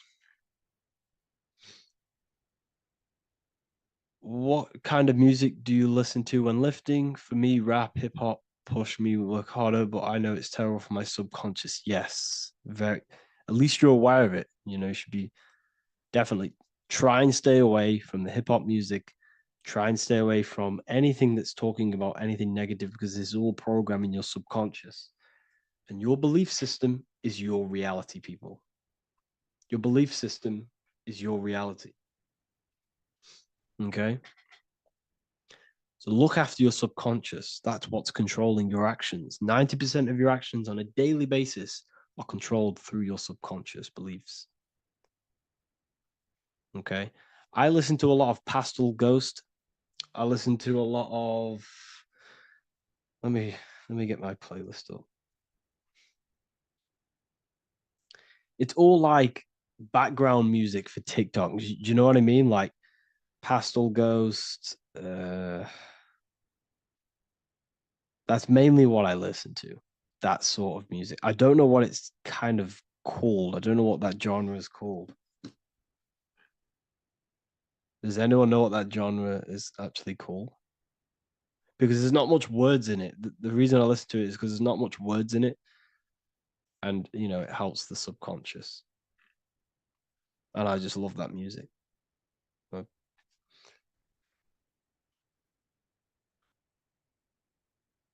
Like lo-fi, yeah, a bit of lo-fi.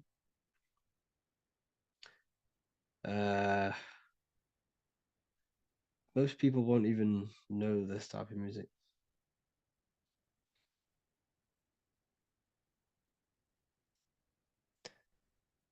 Can you tell us how you use cayenne pepper? So I mix it with freshly squeezed orange juice every morning. So the first thing I have, empty stomach, I have a teaspoon of cayenne pepper, mix it in and just down it every morning.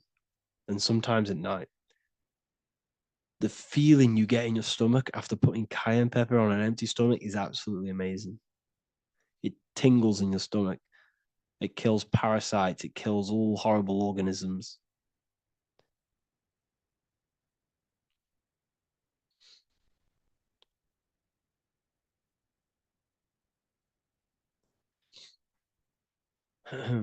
Mix it with hot water. Yes, hot water and key lime water. That I bet that's powerful.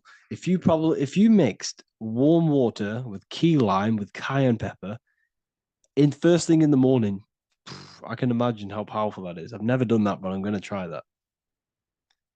Do you use sea salt? I don't know what to think about sea salt, to be honest. I try and stay away from it. I don't know whether it's good, don't know whether it's bad. I'm kind of mixed on it. Mixed information.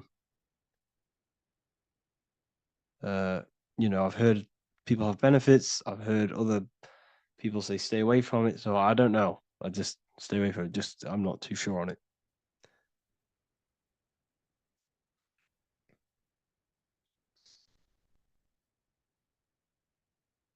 I drink fresh pressed celery juice every morning. Yeah, definitely.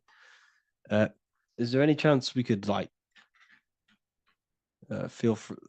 move to like esoteric occult questions? The only reason I say that is because I might be posting this to YouTube, so it's like I don't want them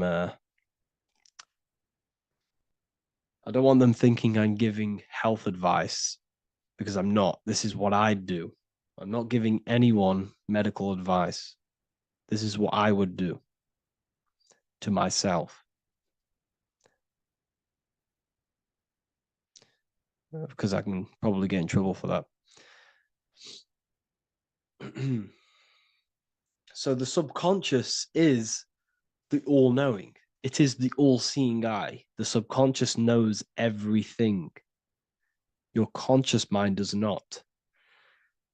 Your subconscious knows every single cell in your body. Your subconscious is making your heart beat. It's talking to your heart. It's talking to every organ. Every cell in your body is being connected and spoken to by your subconscious mind. It is the all-knowing. The subconscious has access to the astral plane, imagination, the fourth dimension. It has access to the mental plane, thoughts. It has access to the ethereal plane, energy. And has access to your physical body. It's the door. It's the portal. The subconscious is the portal to the divine.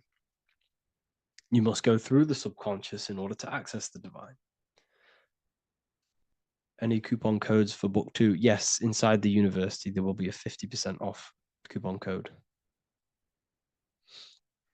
Speaking of ancient civilizations, why did they use symbols to give us true knowledge? This is a very, very good question. Very good question indeed. The reason they use symbols is because symbols are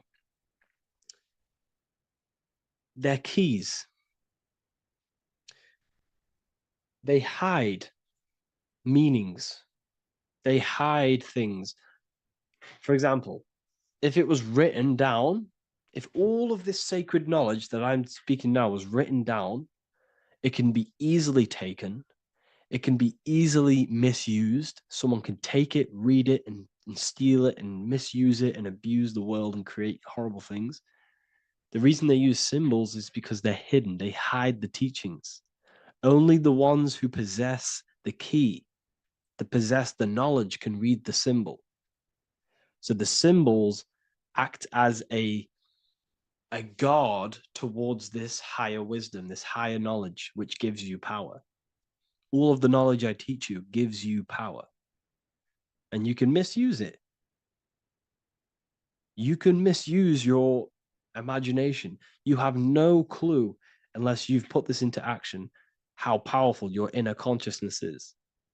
You can become a Okay, listen. If you hate your job, it's not the job that you hate. Think about it. It's not the job that you hate. The hate is coming from your inner consciousness. It's the state of consciousness that you hate. So what does that tell you? You can change that inner consciousness to another reality, the feeling of another reality. You can become that consciousness within before you actually externally have it.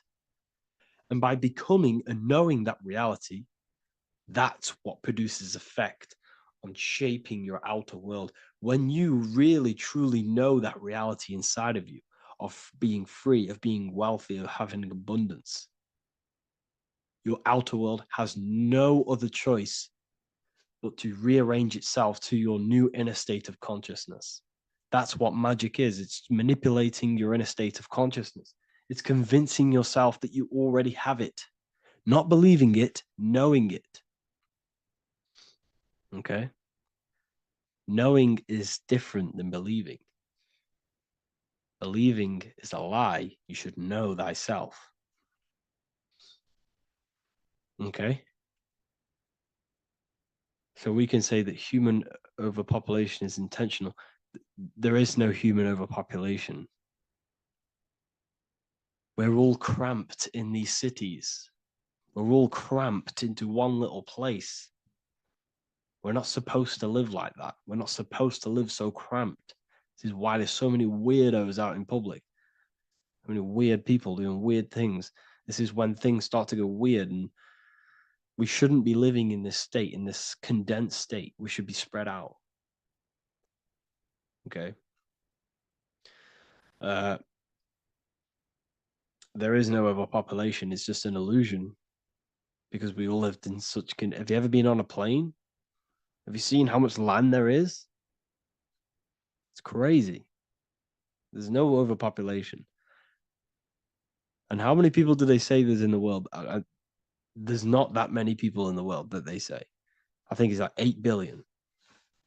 I think they say there's 8 billion people. There's not 8 billion people. There's probably more like 2 billion.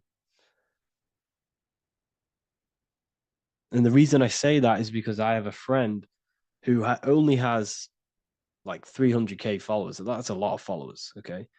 And he gets recognized everywhere he goes. And he's into all this stuff. And he says, listen, the population is definitely not 8 billion or whatever they say. I think it's like a couple billion. It's probably more like 1 billion. How to properly manifest intentions. Thought, emotion, and imagination are the key. You must know that you have that reality. Don't believe it. Become that reality within your consciousness. All day long, as much as possible. Feel it. Imagine it. Say it. And have zero doubt. How to have zero doubt. You can't, well, okay, so the doubt, that little voice that will seep into your mind saying, you can't do that. You can't do this. That's your old voice of your subconscious program.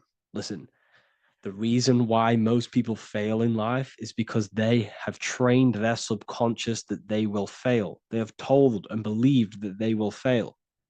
The reason I will succeed for the rest of my life is because I have trained my subconscious to say, I will win, I will succeed, I will solve any problem.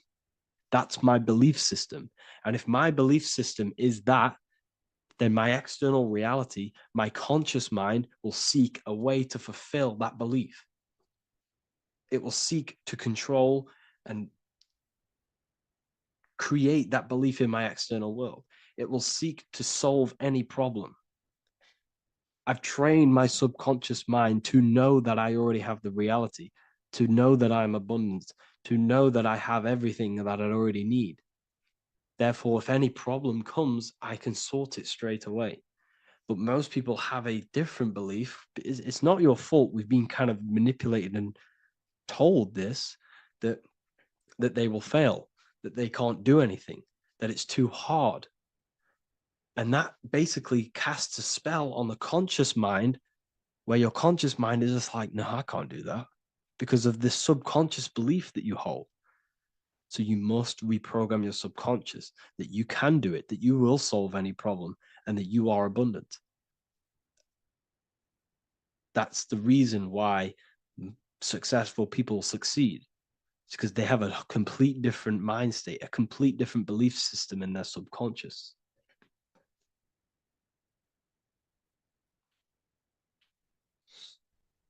Do you offer mentoring? Yes, I do offer mentoring, but it's mainly for people who want to grow their online presence, and for the amount of value and transformation that I can place into your life, and the time that, well, the price of my time, it will be a higher price tag, but your life will completely change if you join my mentoring, because I will transmute your life. I will transmute your mind, and I will transmute your whole reality, because I could tell you exactly what you need to do. How to have super genius power pulling information from the source. Okay, so you can do this. I talked about this in Book of Wisdom, Volume 2, if you've read it. This is a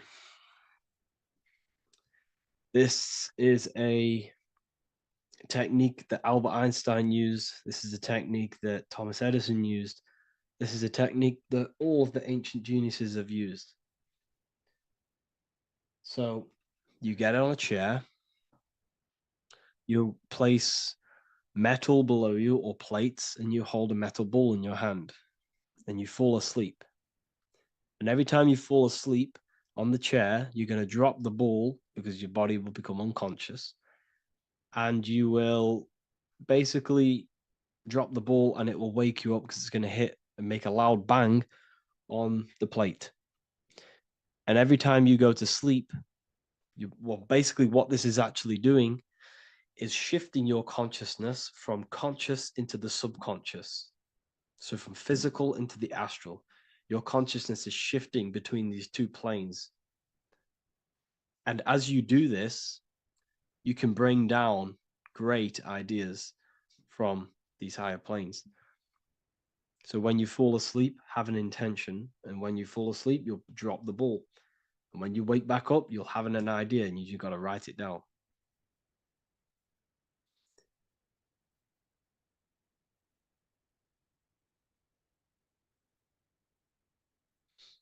How to balance chakras. Don't focus on balancing your chakras.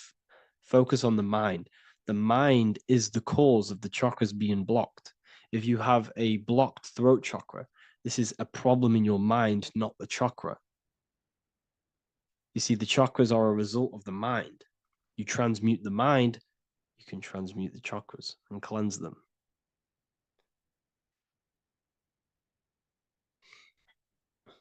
So was Jesus a real man that walked?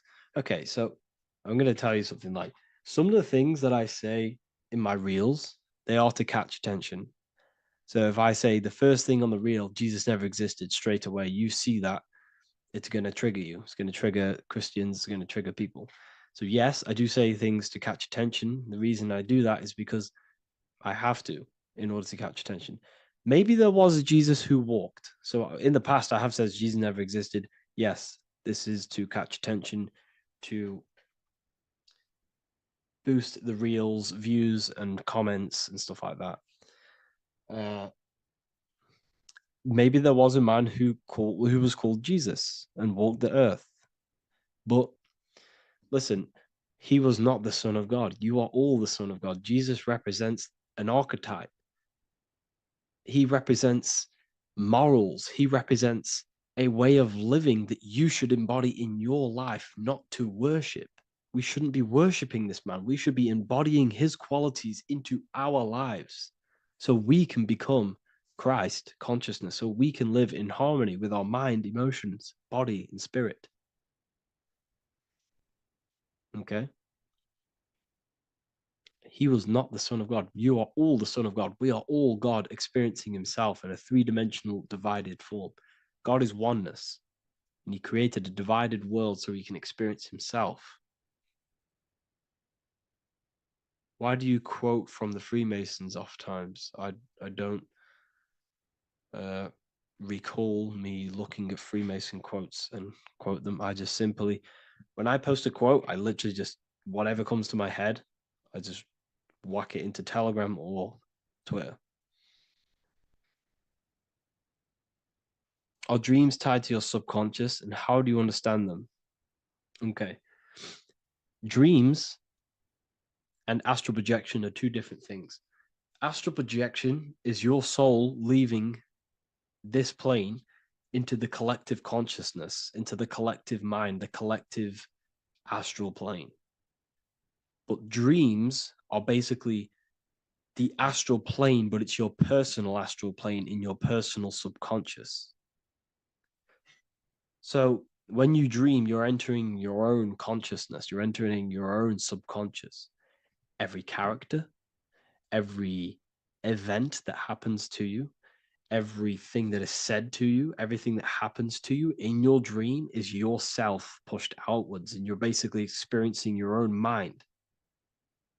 If something scary comes up in your dream, this is your belief, this is something in the back of your mind materializing and coming to you and showing itself to you. So in order to understand your dreams, it's basically suppressed emotions, suppressed thoughts, all lingering in your subconscious materialized.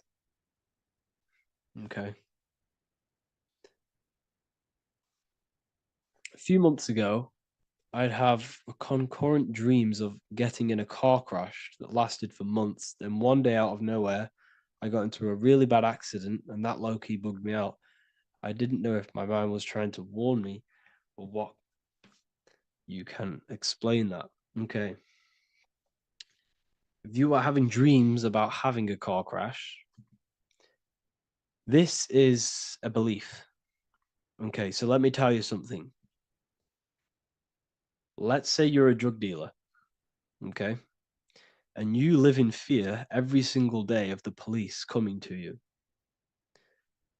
This dealer every day is worried, he's scared, and he lives in fear of the police getting him. He was believing it. This fear, this emotion he was feeling on a regular basis, repetition, and the emotion is basically impressing your subconscious. It's impressed his subconscious that deeply that he now believes it. It's now become a belief. So one day the dealer gets caught and he goes to prison. Let me tell you something. He placed himself there because he created a program, a belief in his subconscious of the police. And his external reality is now in a prison cell. But that prison cell is just an external manifestation of the prison cell of fear he installed in his subconscious mind. The four walls he's now trapped in is just basically an externalization of his own belief system that he created through consciousness, through the subconscious. If you embedded your belief that you will be in a car crash, you will be in a car crash. He placed himself there. He materialized that reality through the thought, through the emotion, through the belief. He put himself there. You see?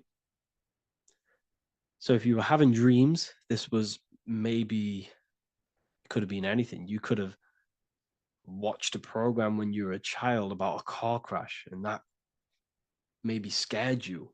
Or you saw a car crash when you were very young, and that scared you, and that impressed your subconscious. Then you had a dream about it. Then you started to believe it. And then one day, bang, it happens. That's the power of the subconscious mind. It holds control over you. It holds control over every aspect of your reality, of your being. So, I hope you all enjoyed this live. I'll see you all inside Ethereal University. I'll be posting another lecture this week. And yeah, let me hold on. In this video today, we're going to be breaking down some Freemasonic artwork, what we have here on the screen. And particularly, this is called the Freemasonic Royal Arch. Now, this is the archway that we're going to be breaking down. Now, this is what we call complex symbolism. Now, what do I mean by complex symbolism? This consists of many different symbols all together, producing one piece of artwork. It's many symbols used together to portray one meaning. Now we have checkered floor, we have pillars, we have an eye, we have an archway. This is all complex symbolism. It's painting a picture, an overall symbol. Now, when we're talking about Freemasonic symbolism, it's all about how to gain enlightenment and more self-awareness. Now, that is the aim of Freemasonry, of the spiritual path that you are walking, consciousness and gaining higher awareness, because this is the eye. The eye is conscious. The eye sees, it perceives. It's about gaining more consciousness, more light, more awareness of yourself, understanding of your power, the power of the mind, the power of yourself, the power of the body. Okay, so this is symbolism and instructions. These symbols are hiding instructions on how to gain higher awareness, which is symbolized as light. Okay, so when we look at this image, the thing that stands out the most is that we have these two pillars. We have a left and right pillar. The left pillar represents masculine forces, because normally we have like a sun here and a moon here in their different artwork. But in this one, we don't have a sun and moon. Okay. So everything in the universe has masculine qualities and feminine qualities, including consciousness. Okay, so remember, this is all about gaining more consciousness, gaining more understanding. We have masculine traits of consciousness and feminine forces of consciousness. Okay, so the left masculine force of consciousness would be direct action, the physical world, the physical body moving. That's a masculine force. Okay, and what else? We have action. We have the material world, the material body. This is what we can see with our two eyes, the material world. We can see our action. We can see physical reality.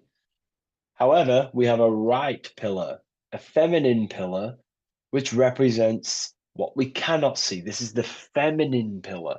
This is more of things that we can't see, the forces of consciousness that we can't see, such as thoughts, emotions, visualizations. You know, these are internal qualities. Because remember, we don't have one world. We're not this material body. We're not the external world. We are the internal world also. The internal world is a mirror of the external. The external mirrors the internal. So this is why these two pillars stand the same. However, they're different. They are mirrors of each other. Your internal world of consciousness produces the external world of material reality. It is the inner forces of thoughts, emotions that shape our external experience and our external actions. Okay? So essentially, what this is showing you here is these two masculine and feminine forces within us. The inner world, the feminine pillar, more emotional, intuitive, and the external world, the action, physical action, what we can see. okay? And they're mirrors of each other. However, most people on, surface level base consciousness is what the occult and esoteric call it. That conscious state that we're in when we just wake up, we realize we have consciousness, and we realize our mind is not powerful because we have divided thoughts, we have divided actions, our mind and body are not working together. We have a very negative. When we become awakened, we realize that we're in an animalistic state, a divided state of consciousness. This is what we're looking at here. This chessboard, the checkered board. It's black and white. It's duality. It's opposing. This symbolizes consciousness. Remember, symbols are symbolic of you, nothing external, but the state of your consciousness. This represents base level consciousness, hence why it's on the ground. The ground represents low. It's at the base. It's the surface. It's the ground upon we rise upon. We have to climb these pillars. Remember, we climb these pillars towards the archway, the eye. Now we're going to break that down later. So the black and white checkered board is confusion. It represents base level earth consciousness. It's me versus you thinking. A lot of the world is stuck in this. They think, they're stuck in their ego. It's me versus you, when in fact we are all part of the whole. We're all part of an infinite awareness, an infinite consciousness. We're all actually one. We're all one. But on this chessboard down here, it represents base level thinking, base level consciousness, base level awareness. It's you versus me. We see life through the ego of of selfishness, pretty much. This is the internal division where our inner world is not aligned with our external world, where our mind, our internal thoughts are not being acted upon. Now, and that's not to say, oh, you should act on every single thought, because we all have intrusive thoughts. However, if you say you're going to do something in your internal thought and in your mind, the body needs to be a follow-up of that. You need to have honor within you that your body acts out the mind's will, the mind's desire. If you say you're going to start something, you need to start something. You should not have the contradiction between the inner and the outer world, which is this division you're in. If you say you're going to better your life, which is what Freemasonry and the spiritual path is about, bettering your consciousness, mastering your mind, and leveling up your awareness. Okay? You have to do what your internal world is saying. You have to act out left pillar action, your internal world. You need to build a connection between the mind and the body. The mind is the monarch. It is the command center. It is it's above all forces. The mind is the force. The body needs to obey. If you want to get out of this division, you have to align your mind's will and desire with your body's actions. You have to act according to rise above this base level consciousness. Okay? So what we're looking at here is how to achieve wholeness, singularity, unity consciousness is what they call it in the occult. Unity consciousness, where there is no external physical body and internal mental body contradiction. There is no contradiction between the feeling of doing good and the action, because we all have a feeling in our soul. Our soul communicates to us the right thing to do at all times. We all know the right thing to do at all times, and that is a feminine force of consciousness. That's the right pillar. We must act on what we know and feel is good at all times in order to climb these pillars towards unity consciousness. Okay? We must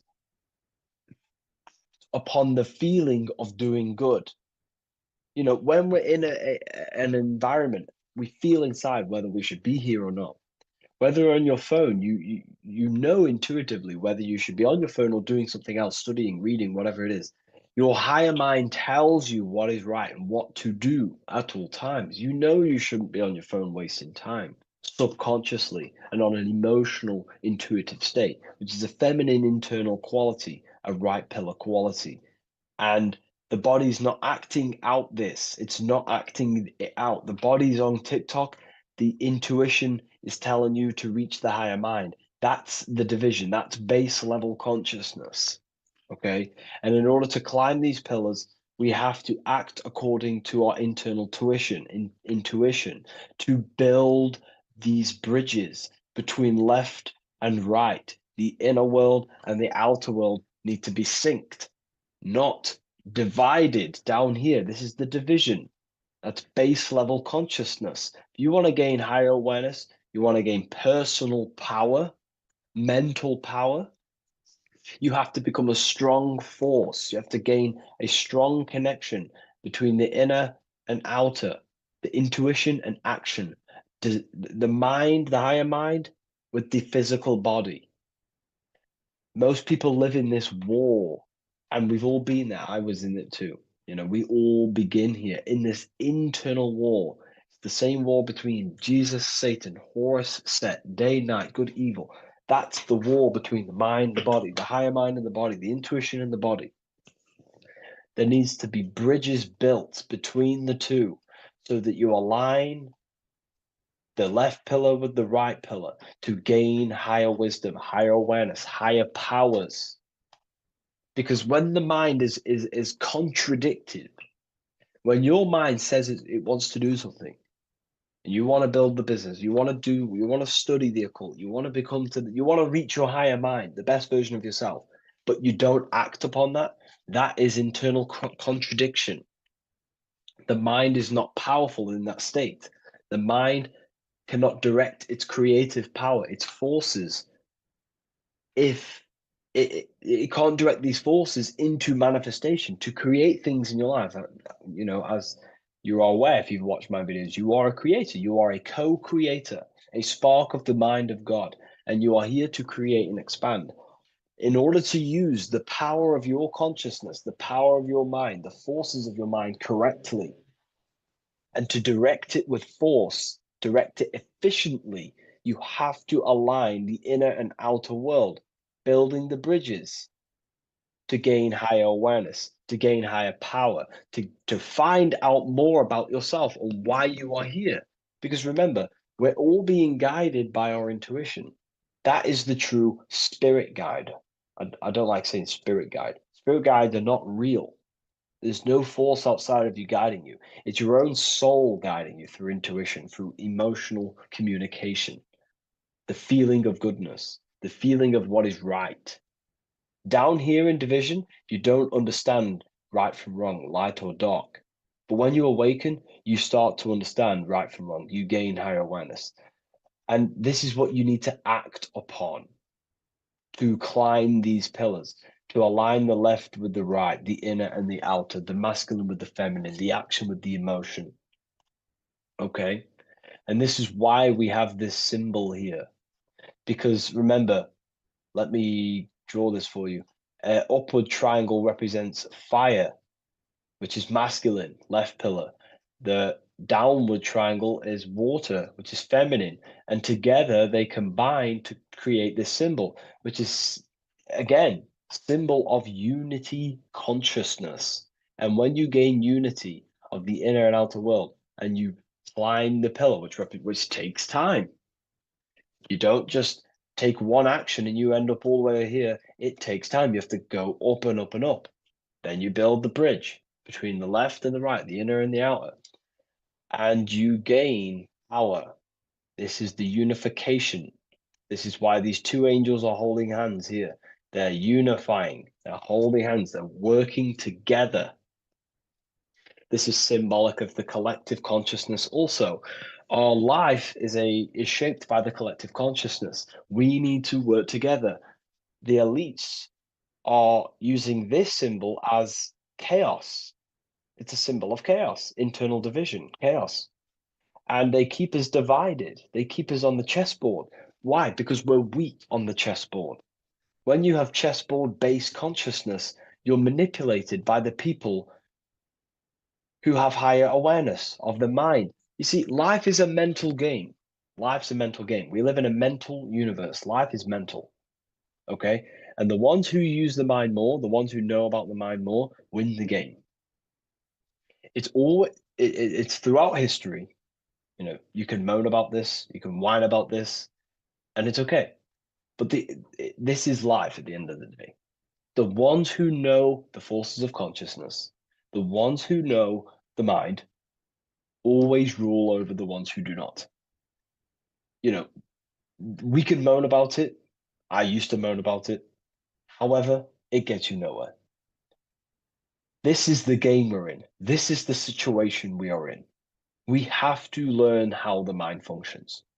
And if we do not, you will be moved by the chess master, by the people with higher awareness, and you will be stuck in division, you versus me, light versus dark, racism, division, all just division tactics for us to be manipulated. Because we're not working together, that's when we're easy to be manipulated. So in this state down here, you're easily manipulated because you don't know how your mind functions. You have a base level awareness. You know, you live to survive. In fact, you're not living. You're just experiencing. Okay, you don't question whether you have consciousness or not. You take consciousness and life for granted. Okay, and you don't realize the power of consciousness and the forces of consciousness and the forces that are shaping your life, such as thoughts and emotions and visualizations. Okay, so I was there too. Everyone begins at this point. It's okay. If you're at this point, that is completely fine. I'm not, saying anything bad. We all start at this base level and we rise up. Okay, and we have to take action. So this is a massive misunderstanding in the spiritual community today is that, most people just focus on the left pillar, meditating, visualizing, trying to manifest things, or they sit around visualizing all day, hoping something's going to change. Action is just as important as visualizing and meditation. It's just as important. They come hand in hand. Masculine, feminine need to be unified. Okay.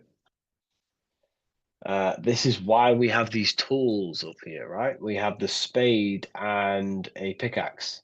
These are Masonic tools. The spade does what? It digs. It digs down. Because these are tools to lift ourselves out of this base level consciousness. We have to dig ourselves. We have to actively, masculine force, action, dig ourselves out of our lower mind. We have to shovel we have to destroy our old self. We use the pickaxe to destroy action, our old mind, our old thinking habits, our old actions, our old emotional chaos. We have to actively destroy our old self. Okay. And the spade represents shoveling. Why is the spade on the right side? This is the feminine pillar. This represents our subconscious mind. We have to actively seek into our subconscious mind, dig deep into ourselves, and question, why am I taking certain actions? Why am I posting on social media? Am I seeking validation? Where are these actions coming from? Am I actively seeking a relationship with someone to actually love them? Or am I actually secretly, subconsciously fulfilling a childhood trauma of being alone? We have to actively seek within our subconscious and question and go deep within ourselves with the spade to question, where are these lower actions, these low level actions coming from?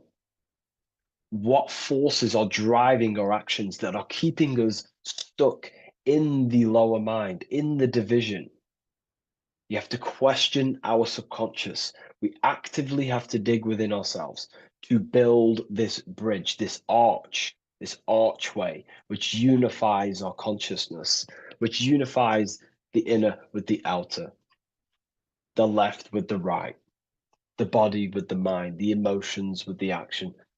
You know, it's all about mastery, self-mastery, mastering the self so we gain light. Now, why do we have an eye? The eye needs light to perceive. You know, your physical eyes on your brain and your head needs the sun. It needs light to see, so you can see into the world. But a single eye represents the mind or consciousness, awareness, right?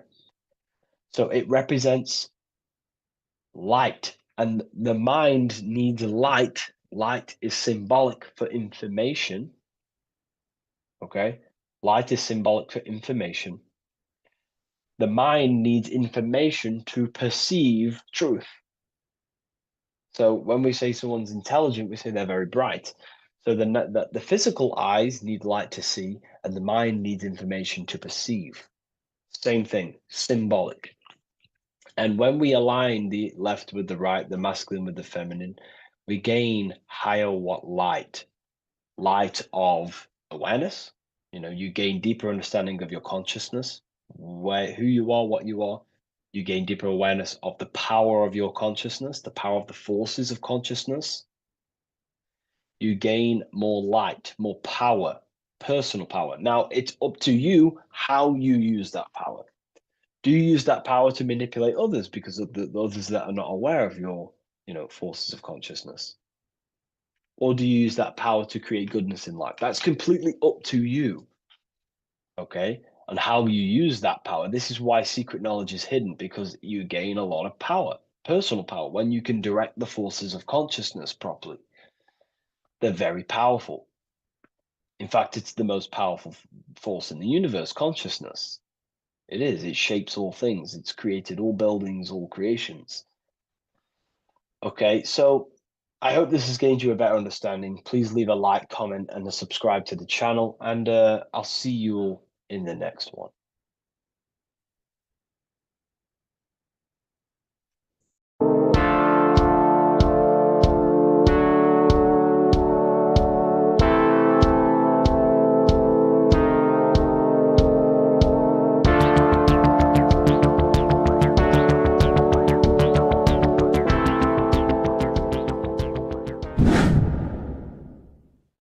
What is good, people? We're back with another video, and today we're talking about the chakras.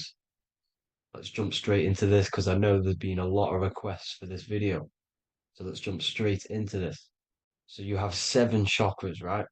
7 chakras, and these chakras are feeding off your electromagnetic field, known as your aura. This is both positive and a negative pole, male and female, right? This electromagnetic field is made out of electric and magnetism, and together they come as electromagnetic. Now, your chakras, the word chakra just means wheel, spinning wheel, because that's what they are. They're spinning wheels of energy. They do not exist on this physical plane. They exist on the etheric plane. Okay? Now, these energy centers are known to regulate your emotions, and each energy center controls the organs and cells in that particular area of the body. So, for example, your sacral chakra will control the cells and organs of your sexual reproduction area. Okay, the navel chakra or solar plexus will control the digestion in your body. Same with the heart, same with the throat, right? So they are like mini brains for each center of your body. They run along up the spine, but notice the crown chakra exists outside the body. It's just above the head. Now, this process of the chakras is obviously the 7 colors of the rainbow, starting from red, which is the lowest vibrational color, all the way to violet, which is the highest vibrational color. This, like I said, these energy centers are feeding off your electromagnetic field. So if these chakras are unbalanced, they are taking too much energy from your electromagnetic field, making it weaker. Now, this is the North Pole. As you all know, the Earth is flat, and we live inside of a giant torus field, and the North Pole is the Earth's heart chakra. And this is why the aurora borealis, or the northern lights, whatever you want to call them, that's why they are green, and they are being emitted from this center point of the Earth, because it's symbolizing the heart chakra, which is green, right? Now, you do work your way up to these. However, this is a torus field. You are a torus field. You have different layers of this torus field, right?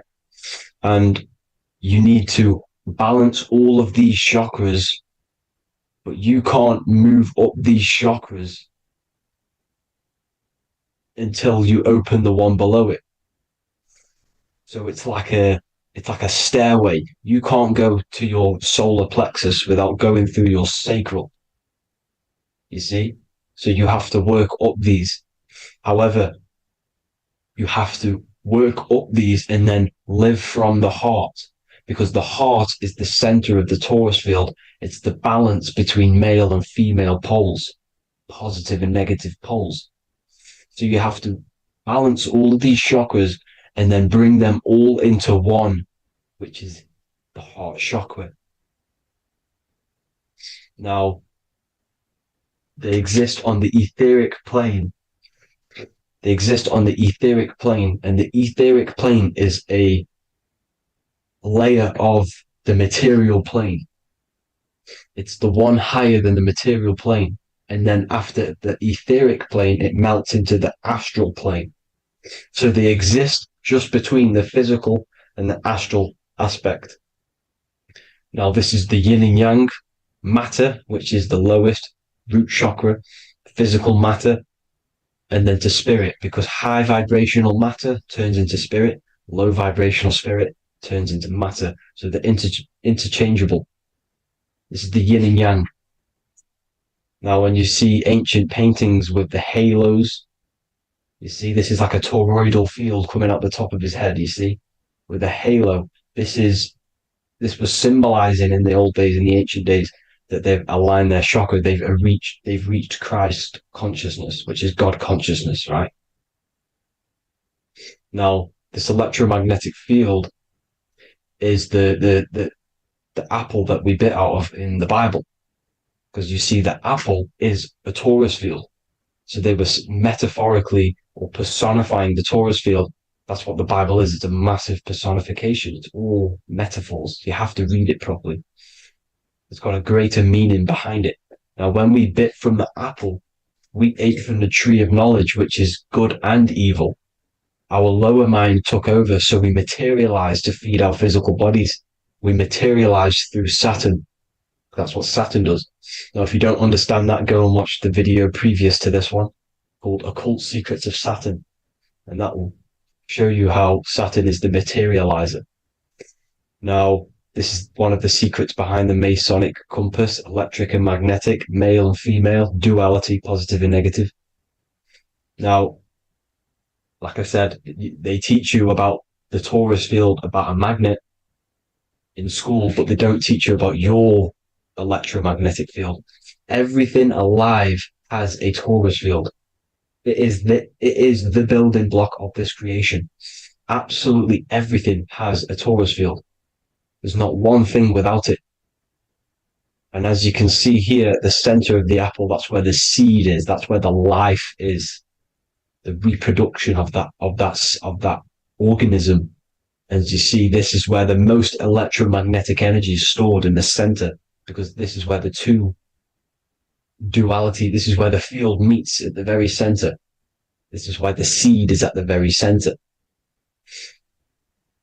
Now, your spine is a elongation of the brain.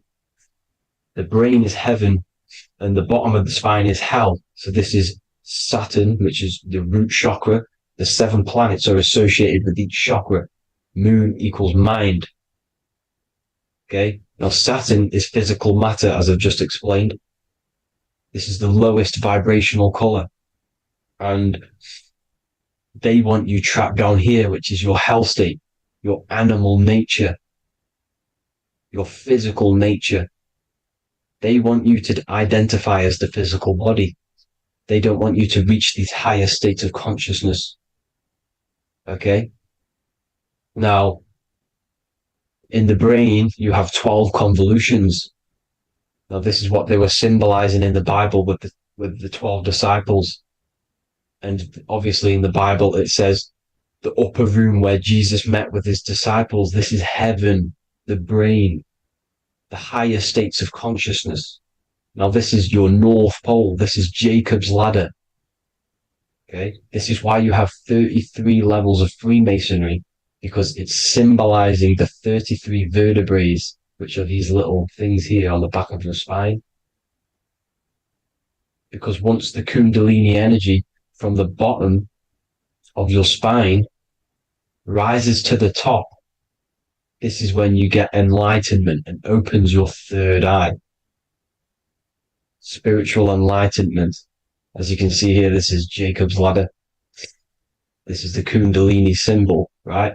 And they're even showing you this in the medical symbol. They're putting it in your face. But the serpents are wrapped around the spine. Now, the serpents symbolize how the energy moves around the spine, because it's a torus field, you see? At the center of the torus field, it wraps around the center pole. It wraps around it, and this is how the energy moves up. So they're symbolizing it with the serpents. Okay? Now, every religion has a sacred river. For the Egyptians, it's the River Nile. For Christianity, it's the Jordan River, right? This river is the canal, the energy canal at the center of your spine, all the way leading to heaven, to the Holy Land. This is the chamber which the energy rises up, right? Now, they used to say the gods descended from heaven to man. This is just heaven. This is the mind state. And they said the gods were connected by a rainbow bridge. That's the chakra system, the rainbow bridge. Okay. Now, the ancients called this place Midgard, Earth, where both evil and good live, right? Midgard. But you can go to heaven, which is a pure mind state, because once you're in heaven, nothing negative can ever bother you. That's completeness, pure Christ consciousness. Now, this is why Jesus dies at 33. He didn't actually die, but it's symbolizing the death of the physical body. Not the death of the physical body, but his consciousness rising above the physical body to, as I said here, matter to spirit. Matter died off and he came spirit consciousness. This is symbolized by the 33 vertebrae, which is obviously the 33 levels of Freemasonry. And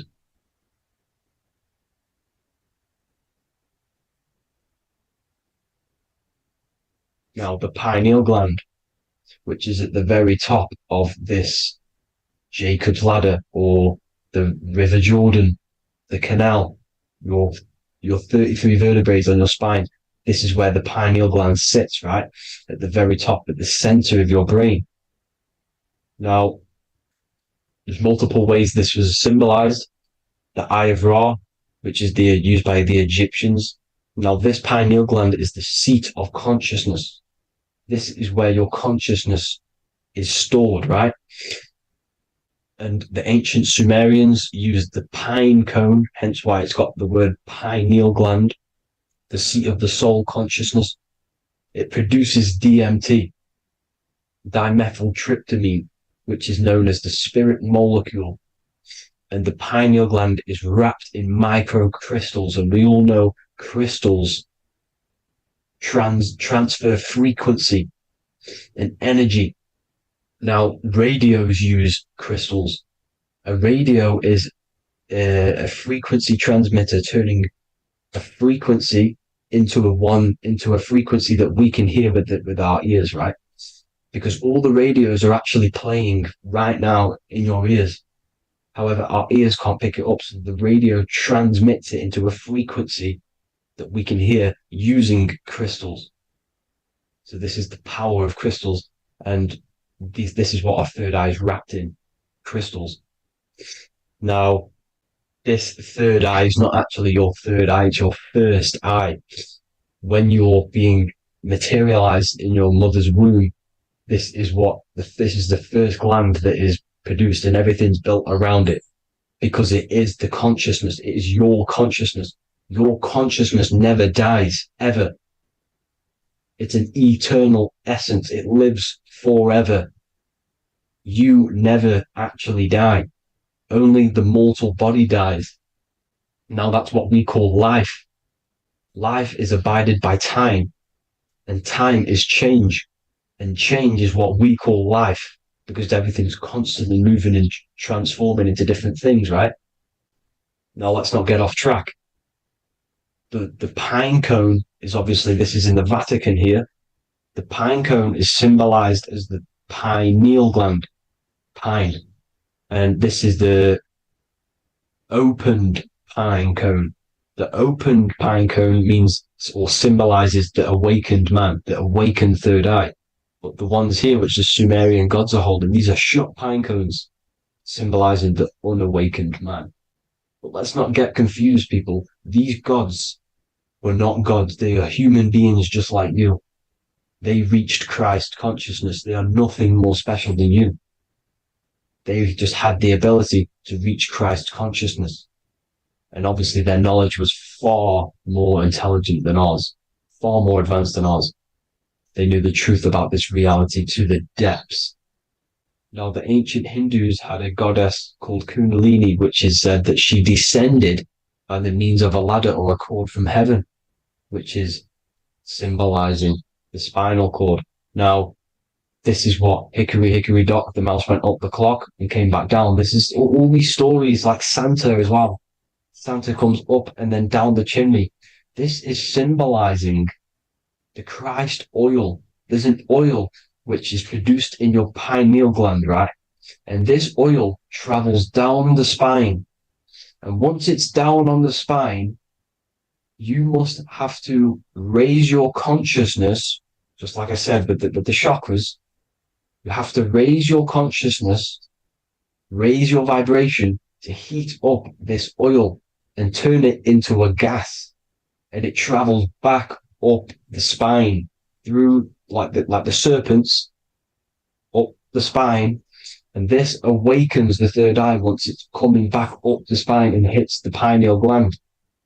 This is the secret behind Santa and hickory hickory dock, because Santa comes down and feeds the presents and goes back up the chimney, and he lives in the North Pole, the positive pole. This is the North Pole, people, and the presence is your sacred oil.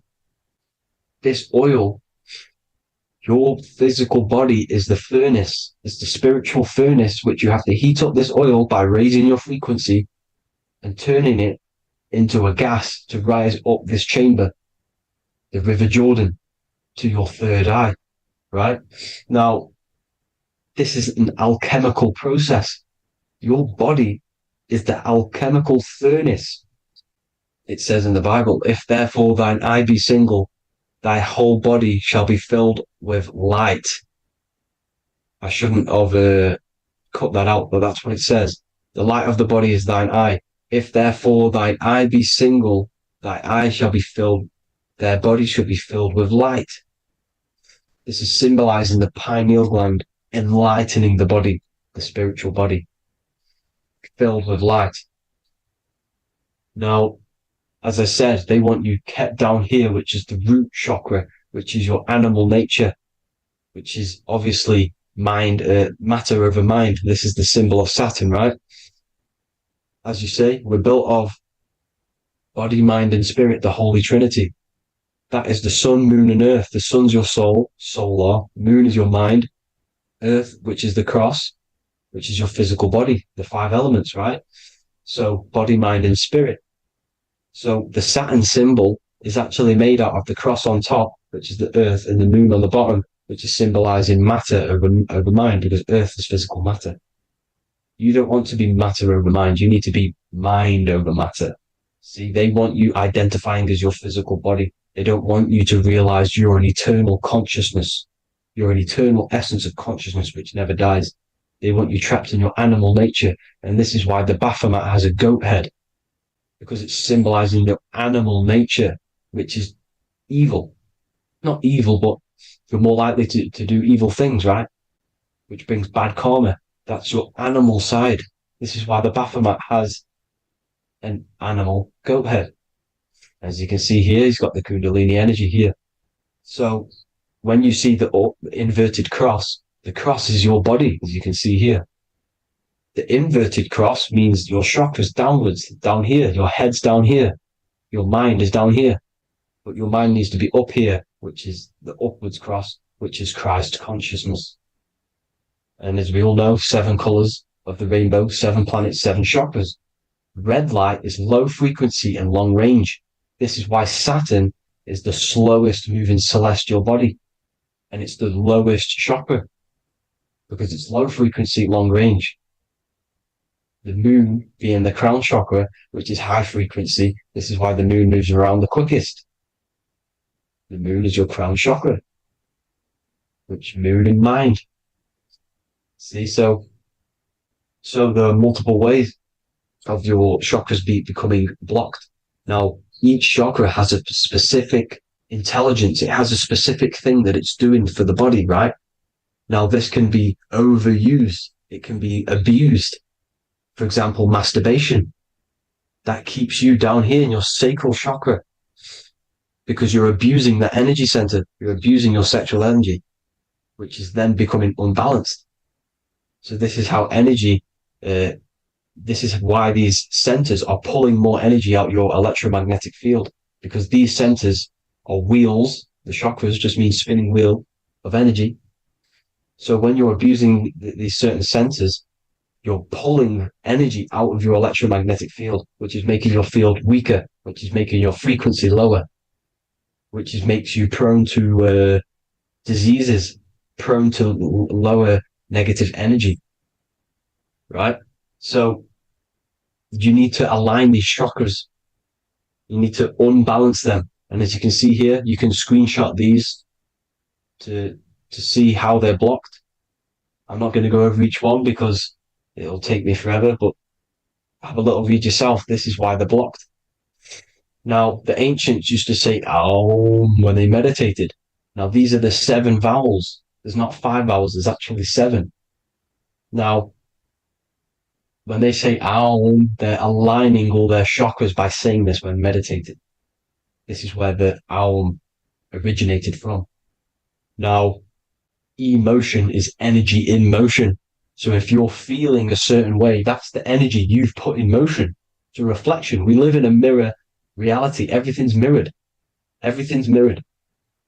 As within, so without, as above, so below. Everything's a reflection of some sort. So whatever you're feeling, you're doing something wrong. It's telling you you're doing something wrong from the root cause, because your energies are the effect. You're feeling the effect of something you've caused. The law of cause and effect. Nothing escapes it. Now, the Jehovah's Witness believe that exactly 144,000 faithful Christians go to heaven or be resurrected, right? This is not true. This is symbolic. 144,000 go to heaven. Now, the petals on the chakras, this is the root chakra, this is the crown chakra. Now, if you add up the first 5 chakras, the petals, add up the petals on the first 5 chakras, you get 48. And then you get to the third eye, which has 2 petals. 48 times 2 equals 96. 96 plus 48, which you got from here, equals 144. The last chakra has 1,000 petals. Times 144 times 1,000, you get 144,000. This is a frequency. This frequency is the frequency of the ascension up your chakras. This frequency is a high frequency, which turns that oil into gas, which rises up the spine, activating your third eye. Right? So this is all the religions are all symbolic for this sacred secret of Christ consciousness. As it says in the Bible, the kingdom of God is within. It's not out there, people. You must look within yourself.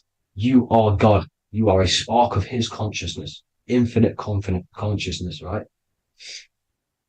So 144,000 is a frequency, and you must achieve this. Like I said, these people in the past, they're not gods, people. These were just humans. Nothing special. They just reached Christ consciousness. Now, they keep you in these lower vibrational states with the food, right? And as you can see here, all of these fast food restaurants are mainly are red and yellow, which are these lower states, these lower two chakras, lower vibrational colors, because they want you trapped down here in matter. And these foods are so low vibrational, they will keep you down here, because your gut produces, I think it's like 80% of melatonin. Melatonin is your feel-good hormone. These foods will not make you feel good. This is very low vibrational. Meat. It's not meat, it's raw flesh. These animals are stripped from their family, put on a conveyor belt, watch their friends be tortured, and then get slaughtered in a slaughterhouse. Think of all the fear that's running through their blood, all the hormones, all the fear, and you're going to go and eat that very low vibrational energy. As you can see here, this is the light photons within fruit.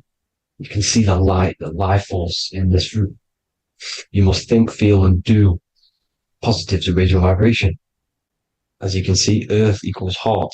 If you rearrange it, everything in nature is green, right? The aurora borealis is green. You must align all these chakras and then live from the heart, because the heart's the center of the Taurus field. You must become the consciousness in the center. So that's it for this video, people. Thank you all. God bless.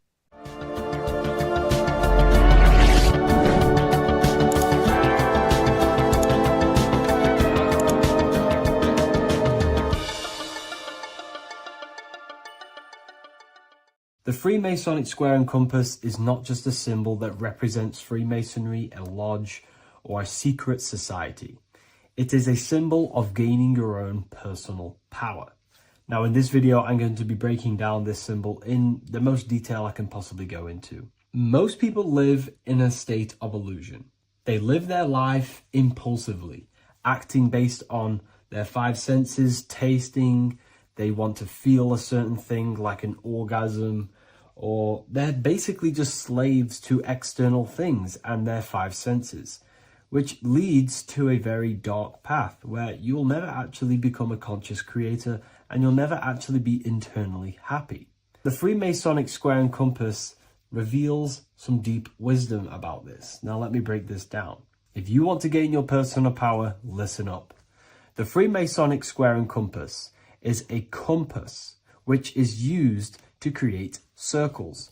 Now, if you notice something about the circle, they have no beginning, no end. You can't tell where it begins and ends. It's eternal, which means this represents consciousness. Now, if you don't know what consciousness is, if you close your eyes, you have an internal world. You have thoughts, emotion, visualization. This is all consciousness, spiritual. Then we have the square. The square creates squares or lines, which represents matter. It has a beginning and an end. You can quite see where the beginning of the end is, right? So we can even link this to Leonardo da Vinci, the Vitruvian Man. We see the man in the square with the circle. The circle is the eternal consciousness, and the man is the square, limited to the physical world.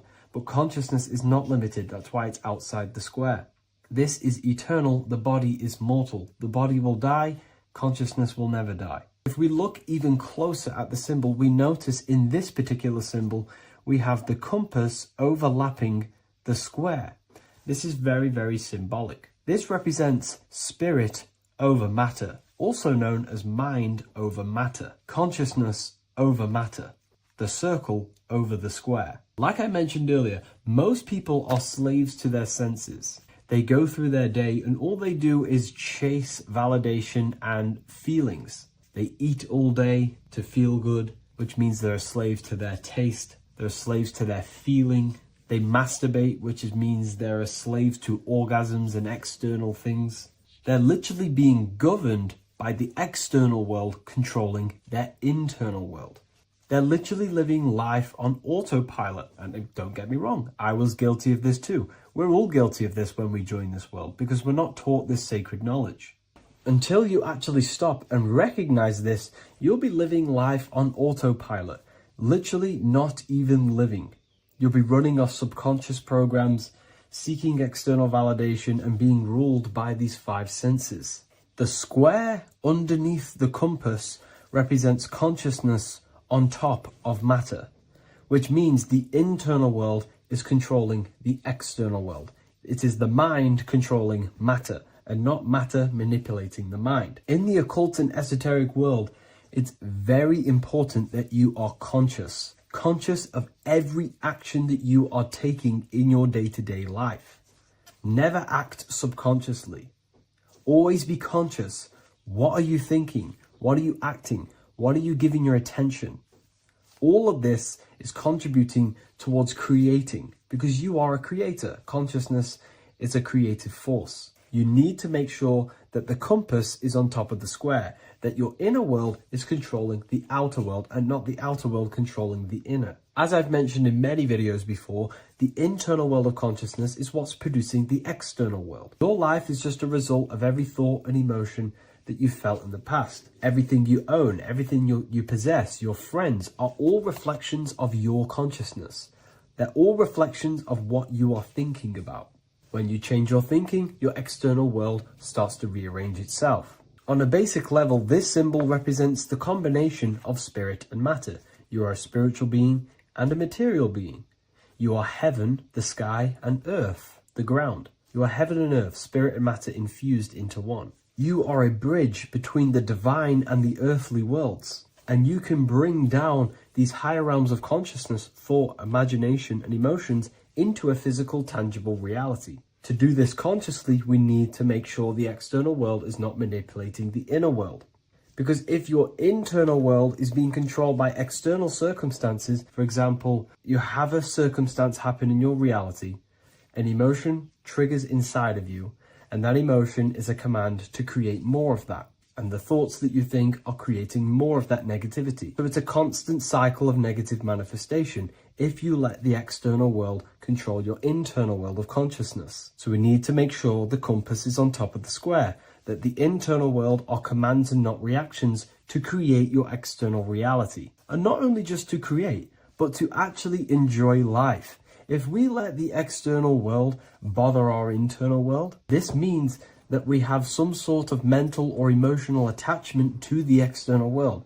We need to detach from the external world. Why do I say that? Because it's temporary. It's an illusion. We are going to die one day, and none of this will matter. You need to understand that everything in this world is temporary. You have to be okay with losing things, losing family, losing things in this world, because it's guaranteed to be temporary. We need to make sure the internal world is order and not chaos, commands and not reactions. Now, at the back of the Book of Wisdom, Volume 2, the book that I've wrote here, I go over the different meanings of the different arrangements of the square and compass. Sometimes we see the square overlapping the compass, which is the opposite of what we've just broken down. Or sometimes we see one leg of the compass on top of the square and one leg of the square on top of the compass. These are all highly symbolic. When we see the square overlapping the compass, this pretty much represents the beginning of the Freemasons' journey, when their internal world is being controlled by the external. They have a lot of spiritual growth and a lot of learning and inner work to do. Now, when we see half and half, one leg of the square on top and one leg of the compass on top, this represents the Masons' gradual emergence from the material realm into the spiritual. This interplay of symbols reflects the process of gaining greater light and knowledge as the Masons ascend from material concerns towards spiritual enlightenment. And of course, we've just broken down what this means. This represents spirit over matter. They're not chasing external physical things anymore. They're actually chasing and gaining validation and happiness from spiritual growth, more knowledge and deeper understanding of consciousness and themselves. Most people chase external material things, which actually don't make you happy in the long run. You could be given £1 million today. Matthew 21:1, Jesus went into the temple of God. Corinthians 3:16, do you not know that you are the temple of God? Now what is this telling you? That God is within you. Hence why in Luke 21:12 it tells you the kingdom of God is within you. And the side of your head region is called a temple for a reason. Because the brain encapsulates the mind. The brain is a physical manifestation of the mind. The heart is a physical manifestation of emotion. So we have these different layers of our consciousness. We have an intellectual, communicative aspect of our consciousness, which we would call the mind. We have an emotional aspect of our consciousness, which is the heart. And to communicate with the divine, it's all to do with the mind. Hence why the ancients always symbolize the mind being God. This is why Michelangelo always placed God inside of the brain on top of Sistine Chapel in the middle of the Vatican. He understood that God is in the brain.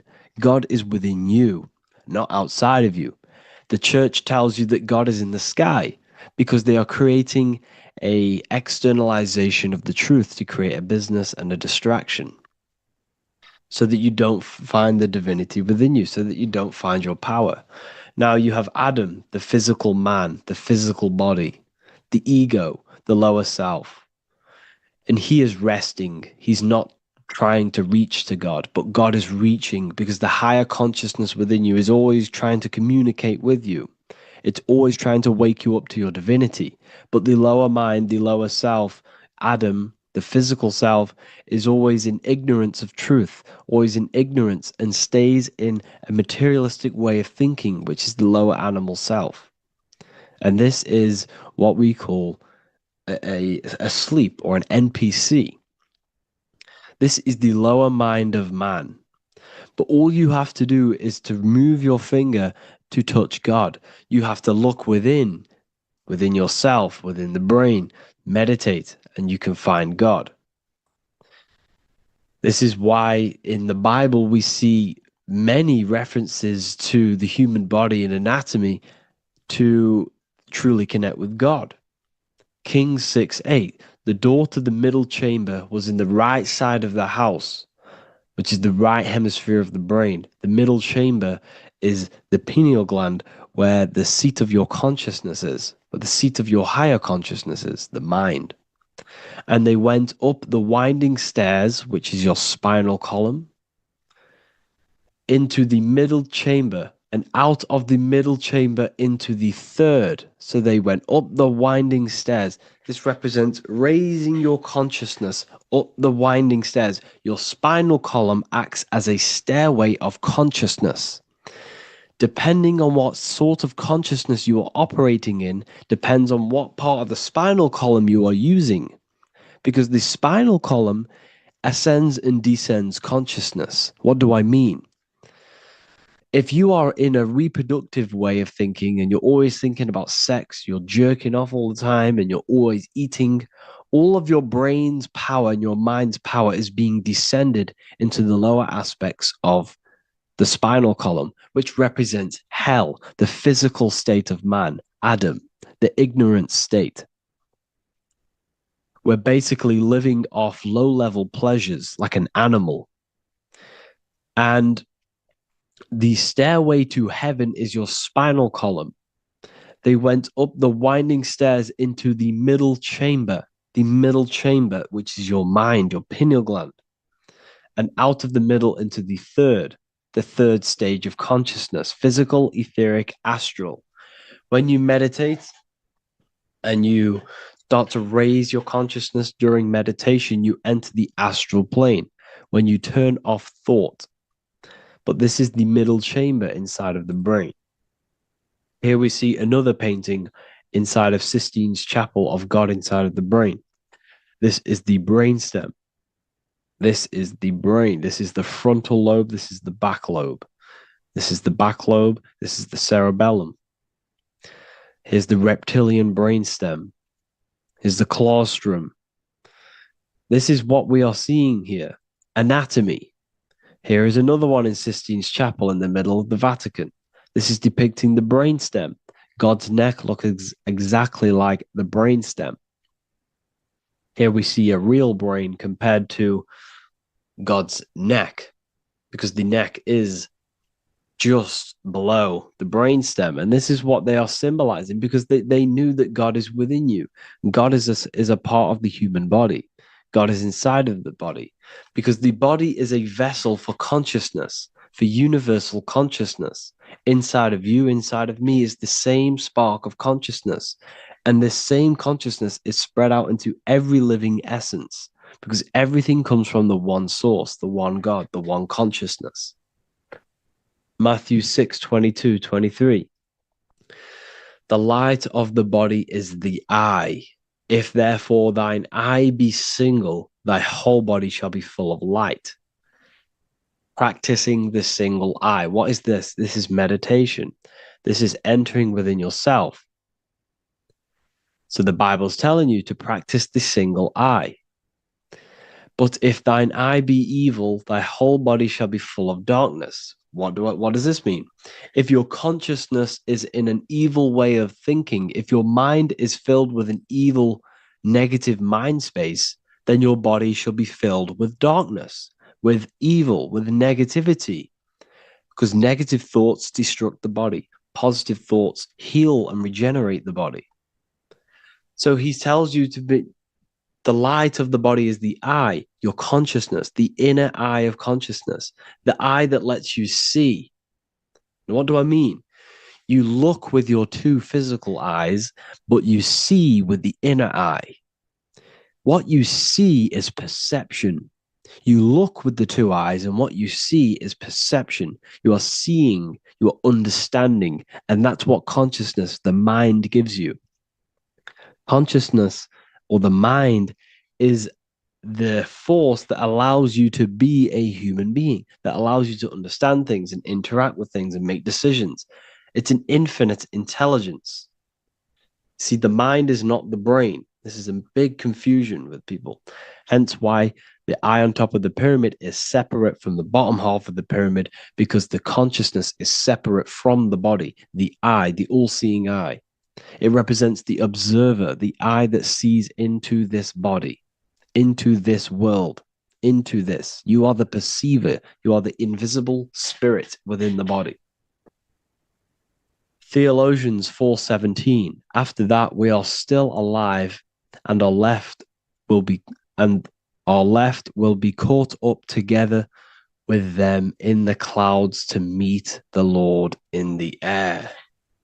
You don't meet the Lord in the physical air. Okay? This symbolism of the ancient Christian artwork is showing you this is symbolic. These things never happened. There's no man in the sky. Moses didn't go on a mountain to meet with God. The air represents the mind. This is why you say you're an airhead when someone's very stupid. Earth is your body. Water is your emotions. Fire is your spirit. Air is your mind, the invisible mind. So Anton Mengs, an ancient Christian art worker, is showing you anatomy of God in the clouds. But this is the anatomy of the human body, raising yourself to the mind and turning the mind inwards on itself during meditation. And that's how you meet the Lord in the air. You meet the Lord in an elevated state of consciousness. The air represents an elevated state of consciousness because the air is up. You have to raise your consciousness to meet the Lord in the air. This is why Moses went on a mountain to meet with God. The mountain represents elevation of consciousness, raising the mind up the spinal column, taking all of the mind's attention away from the reproduction and the physical aspects of self and raising it to the brain and turning off the brain and going inward into the air. It's talking about raising consciousness. It's allegorical. It's a spiritual, metaphorical text. The side of your head's called a temple because inside that where that temple is, right in the middle, of where you call the temple is the inner chamber, the open room, the holies of holies in the Bible, or the land flowing with milk and honey, or Mount Zion. There's so many different names for the brain, or the upper room where Jesus meets his 12 disciples, the 12 cranial nerves in your brain. This is the temple of God. Your body is a temple of consciousness. It encapsulates the consciousness. It encapsulates the mind and soul. John 10:30, Jesus states, I and the Father are one. Psalms 46:10, be still and know that I am God. He's talking about the I am within you, not within Jesus. Everyone refers to ourselves as I. I am God. When you say I, you're referring to the highest aspect of yourself. The aspect that is above all thought, above all emotion, and above all things. When you say I, you're referring to your pure awareness, your pure consciousness, the highest aspect of yourself. And anything after I is egotistical. I is God. The letter I is the Roman numerals for one, because there is one God, one consciousness. The letter I is one line, just like the number one. Matthew 6:3-4, take no thought. Therefore, take no thought. Take no thought. He says this 5 times because you must turn off the 5 senses and take no thought to connect with God. Be still. This is telling you to meditate and know that I am God. The I am within you. I and the Father are one. I and God are one. You, who you think you are, is a completely wrong. The body is matter. Your name isn't you. Your job isn't you. Your reputation, your trauma, your memories, your friends, family, worries, bills, interests, dislikes, goals, passions. Anything to do with the thinking mind is not you. Who you think you are is a part of your thinking aspect of consciousness. But once you remove thought, you are no longer your name. You are no longer your body. You're no longer your reputation. You are the I. You are pure awareness, pure consciousness. Pure consciousness. And this pure consciousness has latched on to this name, this job, the body, and your traumas. Your pure consciousness has attached itself to this character who you're playing in the physical world. And this is essentially who you think you are, but you are not. You are the I, you are the self, you are pure awareness. So in order for you to detach from these things, you must learn how to detach from your name, your job, your reputation. And you do this through meditation by turning off the thinking mind. Turning off the thinking mind allows other aspects of your consciousness to open up. What do I mean? Your whole life you've been thinking, and all of these thoughts has attached you to this physical body. You haven't allowed your consciousness to open up. And you can only do this by taking no thought. That's why Jesus tells you, take no thought. When you turn off the thinking mind, other aspects of your consciousness starts to open up. Other aspects of your being can open up. And this is how you astral project. This is how you do all these mystical things and things to do with consciousness.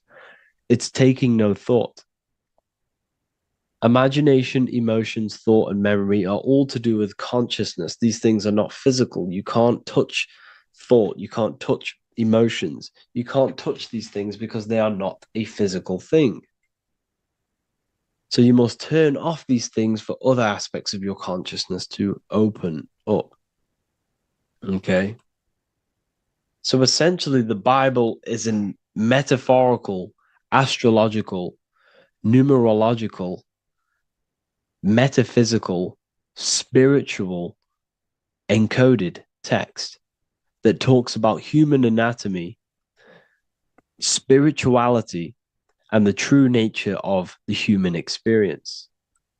Everything they teach you in school is to make you think that you are this body. Everything they teach you in church is the externalization of the true teachings of Jesus.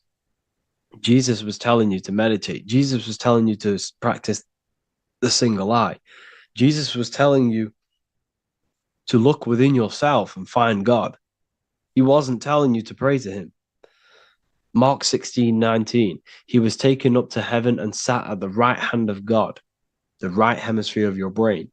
John 21:6, cast the net onto the right hand side of the boat and ye shall find fish. Fish is understanding. The boat is your body, your brain. Cast your awareness into the right side of your brain and you will find understanding, because the right side of your brain is all to do with the creative aspect and the intuition and the spiritual sides of your consciousness.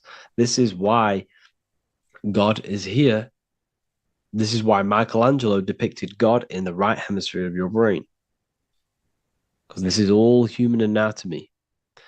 And I speak about all of this in the brand new Book of Wisdom, Volume 2, which is now available. The start of the revolution has begun. This book is truly going to change the way people see the world. It's got so many more topics than the last one. It's truly a revolution. It's written in so much detail. It's very practical. I cannot wait to share this one with you. I just want to say thank you for the opportunity for me to create this book, because without you, I couldn't have created this. And I just love sharing my work with you. And I thank every single one of you for the support, the watch, like the views and the likes, everything, especially the people who have joined the university and stuff like that. And for people who have joined the university, you do get a free Book of Wisdom paperback if you just go to the general chat and follow the description, follow what the instructions that I gave you in the chat, then you'll be able to order a free Book of Wisdom if you are inside of the university. Plus, you get all of my other books, 2 books, and over 45 occult books on occult and esoteric things. You get lectures, live calls, a community, a manifestation mastery course, and a whole library and reoccurring updates every month, every week. So yeah, I hope you all enjoyed this video. Thank you all. Please leave a comment to help the algorithm, and leave a comment on what videos I should make. And yeah, I'll get to uploading on the YouTube a lot more now the second book is now released. I have a lot more time on my hands. No longer using my energy to create the book. I'm now going to redirect this mental energy into the YouTube. So there will be a lot more content coming. So I need some content ideas. So feel free to comment some ideas, some YouTube videos that I can create. Thank you all, people. Have an amazing day.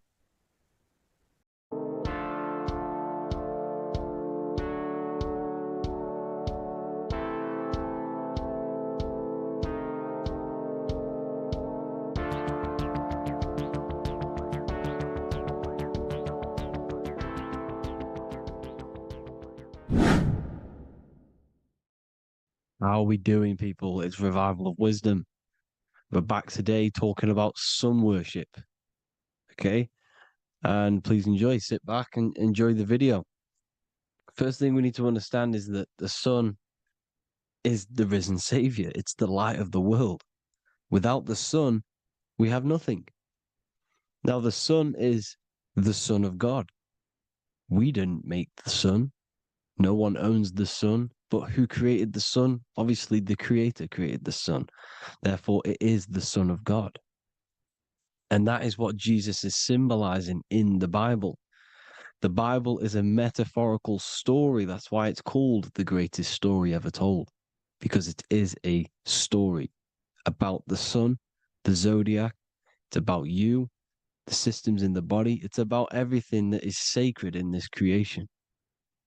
Now you can see the suns behind Jesus' head in all of the ancient portraits, even the ones that are more modern. You still see a sun on the back of his head, because he is the sun. He's the light of the world, our risen savior. And this is what Christians are lost, because they don't realize it's a symbolic story and they think Jesus was a historical person. He's not a historical person. Okay, this is what we need to get out. get out of our mind. This wasn't a historical person. It's the Son, our risen Savior. The Son is the soul. It's the soul of this creation. Because what is a soul? A soul is pure life force, pure energy. Whatever a soul inhabits, it gives life to. Like our soul feeds our body. The sun feeds the earth because the sun is a soul, and that's why the ancients called it Sol. Because it's the soul, and it's in you, and it's the light of the world. It's the light of everything. It gives life to all things. Here's Jesus and his 12 disciples. The 12 disciples symbolize the 12 zodiac signs. Aries, it rules the head region because the 12 zodiac constellations rule specific regions of your body. Aries, the ram, you have a cerebram in your head. This is Aries on the head of the table. His Gemini rules the arms and the lungs. The two twins, Gemini. He's holding up 2 hands for the 2 hands and arms. The twins. Cancer has a knife in his hand. It's not so clear, but he has a knife in his hand. Cancer is the crab. Crabs have claws. And he's pointing at Virgo's Adam's apple, saying there's no Adam's apple there. It's a woman. Who's the 6th sign? The 6th sign is Virgo, the Virgin, the only woman in the painting. Now notice how there are 3 people in 4 groups for the 4 seasons and for the 3 months and 3 zodiac signs in each season: spring, summer, fall, winter. Matthew, Mark, Luke, and John with the suns on the back of their heads, because it's the 4 states of the sun. The 4 states of the sun. Now, 6th sign, Virgo, the Virgin, the only woman in the painting with no Adam's apple. Then we have the sun, Jesus, red and blue, red shift, blue shift. Electromagnetism. The ancients knew this. He's got one hand open, one hand down, because the sun gives and retrieves. The sun rises and it falls. It gives, then pulls away. That's what the sun does, and that's what he's doing. His arms are out, symbolizing the rays of the sun, casting down onto the earth, giving and then receiving. Libra, his 2 hands are equal, he's holding his arms out equally, because Libra is the 2 balanced scales. Libra is when the sun is balanced between the summer and the winter. It's being judged. The sun isn't balanced. That's what Libra is, the 2 scales. Capricorn is the goat. Goats have 2 horns, and you can see the 2 horns on his head here. See? So this is astrology. This is what Leonardo da Vinci is depicting here. It's astrology. And he knew the story of the Bible is all astrology. It's all based on astrology. The Son of God, the real Son. Now here are some Bible verses. I am the light of the world. Obviously, that's the sun. What other light is there that lights up the world? The moon can't do it. It's the sun, the one and only Son, our risen Savior. Because if the sun didn't rise, we'd all be dead. So it's our risen Savior. And it dies for our sins every night and then gets reborn every day. Now Jesus calms the storm. Mark 4:35-41. The disciples are all on a boat and there's a heavy storm. But Jesus is asleep. The disciple says, Jesus is asleep. We need to awake him. They wake up Jesus, and Jesus got up and rebuked the wind and said to the waves, quiet, be still. Then the wind died down and it was completely calm. Well, when Jesus was asleep, this is the sun not being risen. It's not risen yet. Because in the night times, that's when the storms happen on the sea and the ocean. And when they awake Jesus, Jesus rises because he's the sun. He rises and everything calms. Because when the sun comes, the storms go. You see? So it's the sun. It's all about the sun. Here's another, Luke 22:10. A disciple asked Jesus, when will we know it's the end times? And Jesus says, as you enter the city, a man carrying a jar of water will meet you. Follow him to the house that he enters.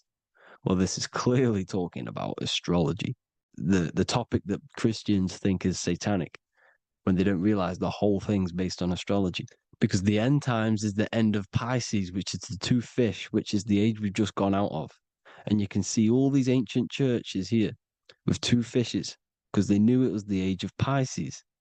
There's an ancient photo, ancient artwork with the two fish, Pisces. And the end times, as it talks about in the Bible, and Christians think the world's going to end or something. But no, it's just the end of Pisces. As you enter the city, a man carrying a jar will meet you. Follow him to the house. The house is the zodiac sign that he enters. And the zodiac sign is Aquarius, because that's what it is, a man carrying the water. We know this is astrology because a woman, that is a woman's job in the ancient times. In the ancient times, the woman used to get the water. You would never see a man collecting water back then. That was the woman's job, whilst the man builds the houses, for example. You see, so we know it's talking about astrology because astrology is the man holding the bucket of water. It's the end of Pisces. Now we are in Aquarius. And of course, Luke 24:36, the risen Savior, the Son.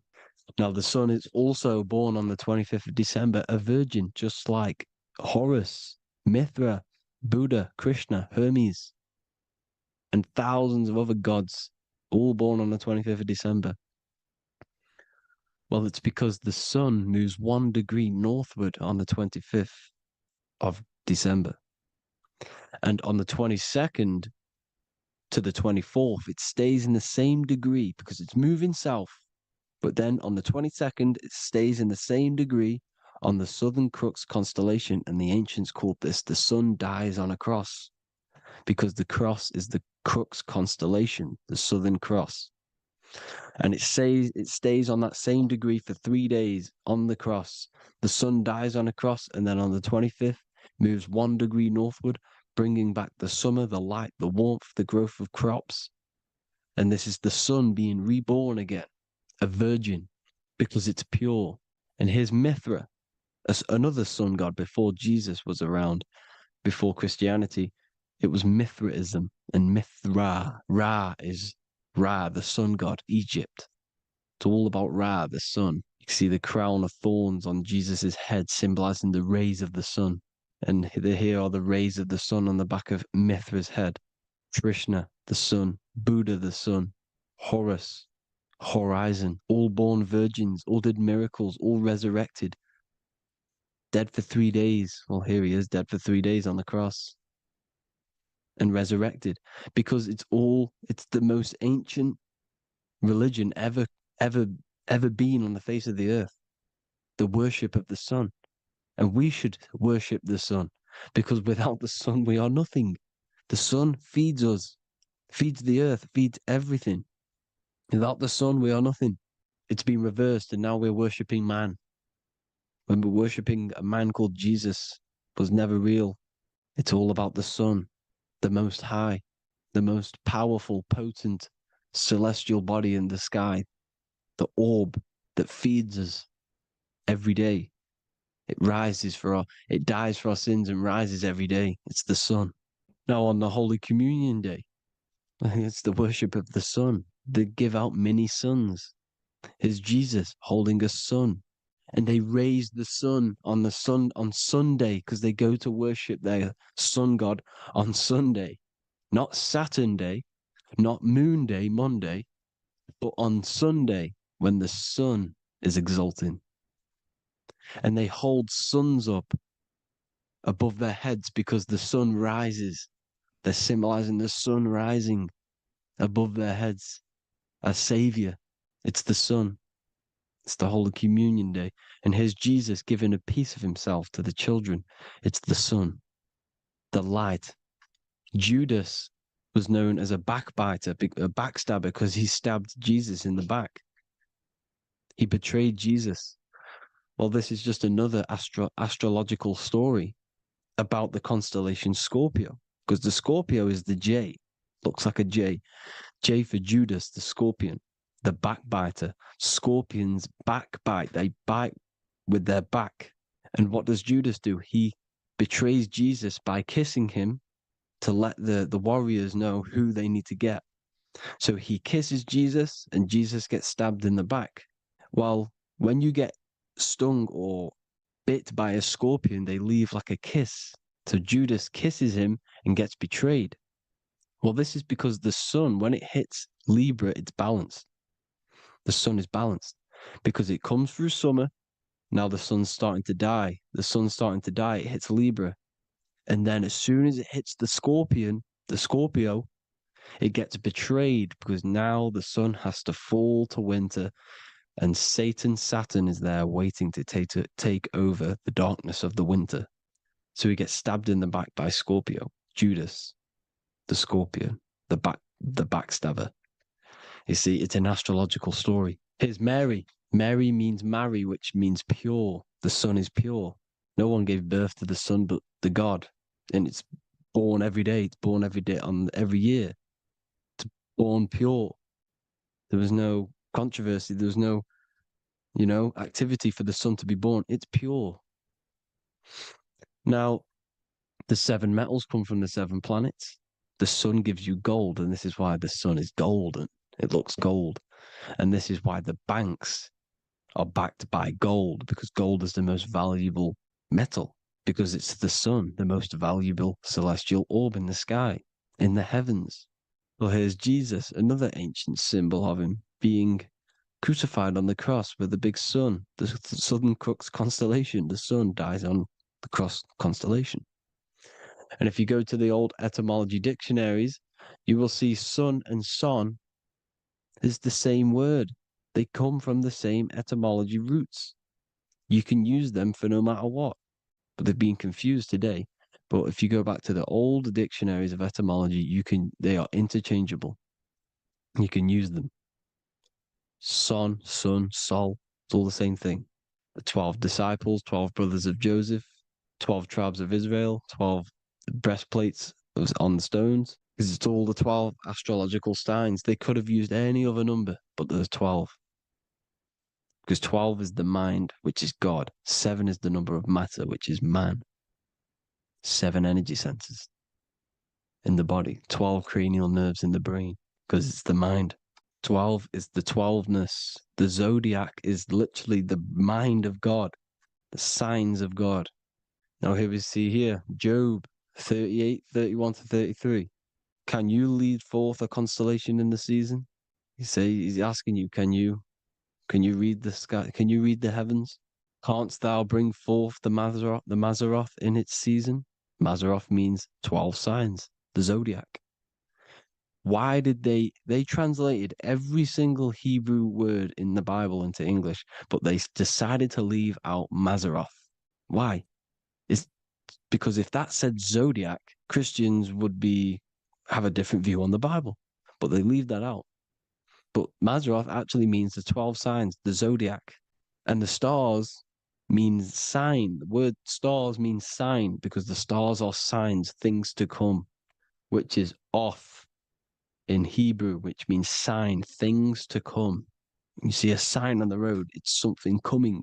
But God is saying, what does he say? To qualify as a director, a judge of man's life on earth, one must be able to govern the heavenly bodies that rule the earth. It's telling you to read the heavens. We need to read the heavens. Astrology, the 12 zodiac signs, the mind of God. It's telling you, read the Mazzaroth, read the zodiac, because they are things to come in your life. They are signs. It's not satanic, it's made by God. God said, let there be lights in the firmament of the heavens to divide the day from the night, and let them be for signs. Signs are things to come. The 12 zodiac signs. It's all about astrology. Here's Mary holding the sun. His son, her son. It's the sun in the sky.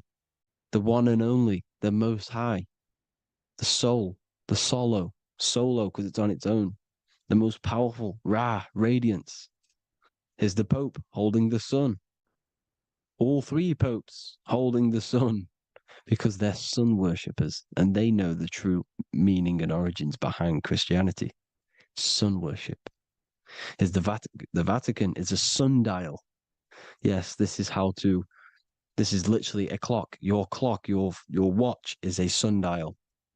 It's got 12 sections on it for the 12 zodiac signs. 12 hours, 12 Horuses.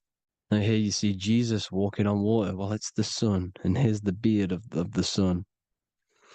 Here's the pyramid of the sun, the illuminated one, the all-seeing eye, the sun. Here's the Ankh. The sun creates these symbols. The ancients knew this. Now, when you see these headdresses, these are actually the days of precession of the sun. Aries, Cancer, Libra. It's all about the sun. Here's some more sun worship going back to Egypt. Ra, Horus, Osiris, and Set. Jesus and Satan is Horus and Set. The sun and Saturn. Saturn rules the winter, Satan. Jesus, the sun, the light of the world, rules the summer, rules the day. Satan's the night. Saturn's the night. The sun is the day. The evil brother, Satan. Well, Horus comes, well, this is where we get the word hours from. There are 12 Horuses. The sun moves in 12 Horuses, 12 hours. Where's Horus? What hour is it? Where's Horus? His Ra, 12 noon, Ra, radiates, powerful, the most high sun. That's why he has a sun on the top of his head. These are the 4 states of the sun. Set, sunset. This is why we say sunset, because the sun is setting. His sunset, his Horus, horizon. The Horus is rising, Ra radiating, and the sunset. Then midnight is Osiris. Here's another ancient symbol for the sun, the scarab. Ra, the sun, scarab. It's got the word Ra in it because it's the sun. And here's the sun on top of the scarab with the wings. Because scarabs roll dung up hills, and then they'll let it fall down the hill to gain more matter. To gain more bigger, like a snowball effect. And this is, the ancients saw this as a process of the sun, because the sun climbs up the hill and then it falls. So they used the scarab to symbolize the process of the sun. The sun climbs and falls. Here's an ancient Egyptian cat cutting off the head of the serpent. Well, the cat is cutting off the head of the serpent, symbolizes the sun cutting off the nighttime. When the sun rises, it cuts off the nighttime. It cuts off the serpent. The serpents represent darkness or evil. Oh, there's some more symbology of the sun and the heavens, the arch, the royal arch, the firmament, the sun inside the firmament. These are all ancient churches, and they all depict the firmament with the sun inside. Is the ancient cosmology, you see, because it's all about the sun. Everything's about the sun, because the sun is our orb made for us to sustain life in this, inside of this creation, inside of this firmament, the royal arch of heaven. Here's the Freemasons depicting it. Here's the Masonic royal arch. But you can even see the zodiac signs. Here's Cancer, the checkered board. It's the royal arch of the firmament. Obviously, they don't want to tell you that. You live in space, apparently. Some more sun worship. Here's the beard of the sun on the water. They all have this long beard. And why do they say amen? Amen at the end of every prayer. Amen is a sun god, a creator god. It's all about the sun. So thank you all, people. Hope you all enjoyed. Hope you all gained some knowledge and insight. Please give me a follow, drop a comment, drop a like. Have a good day. Love you all.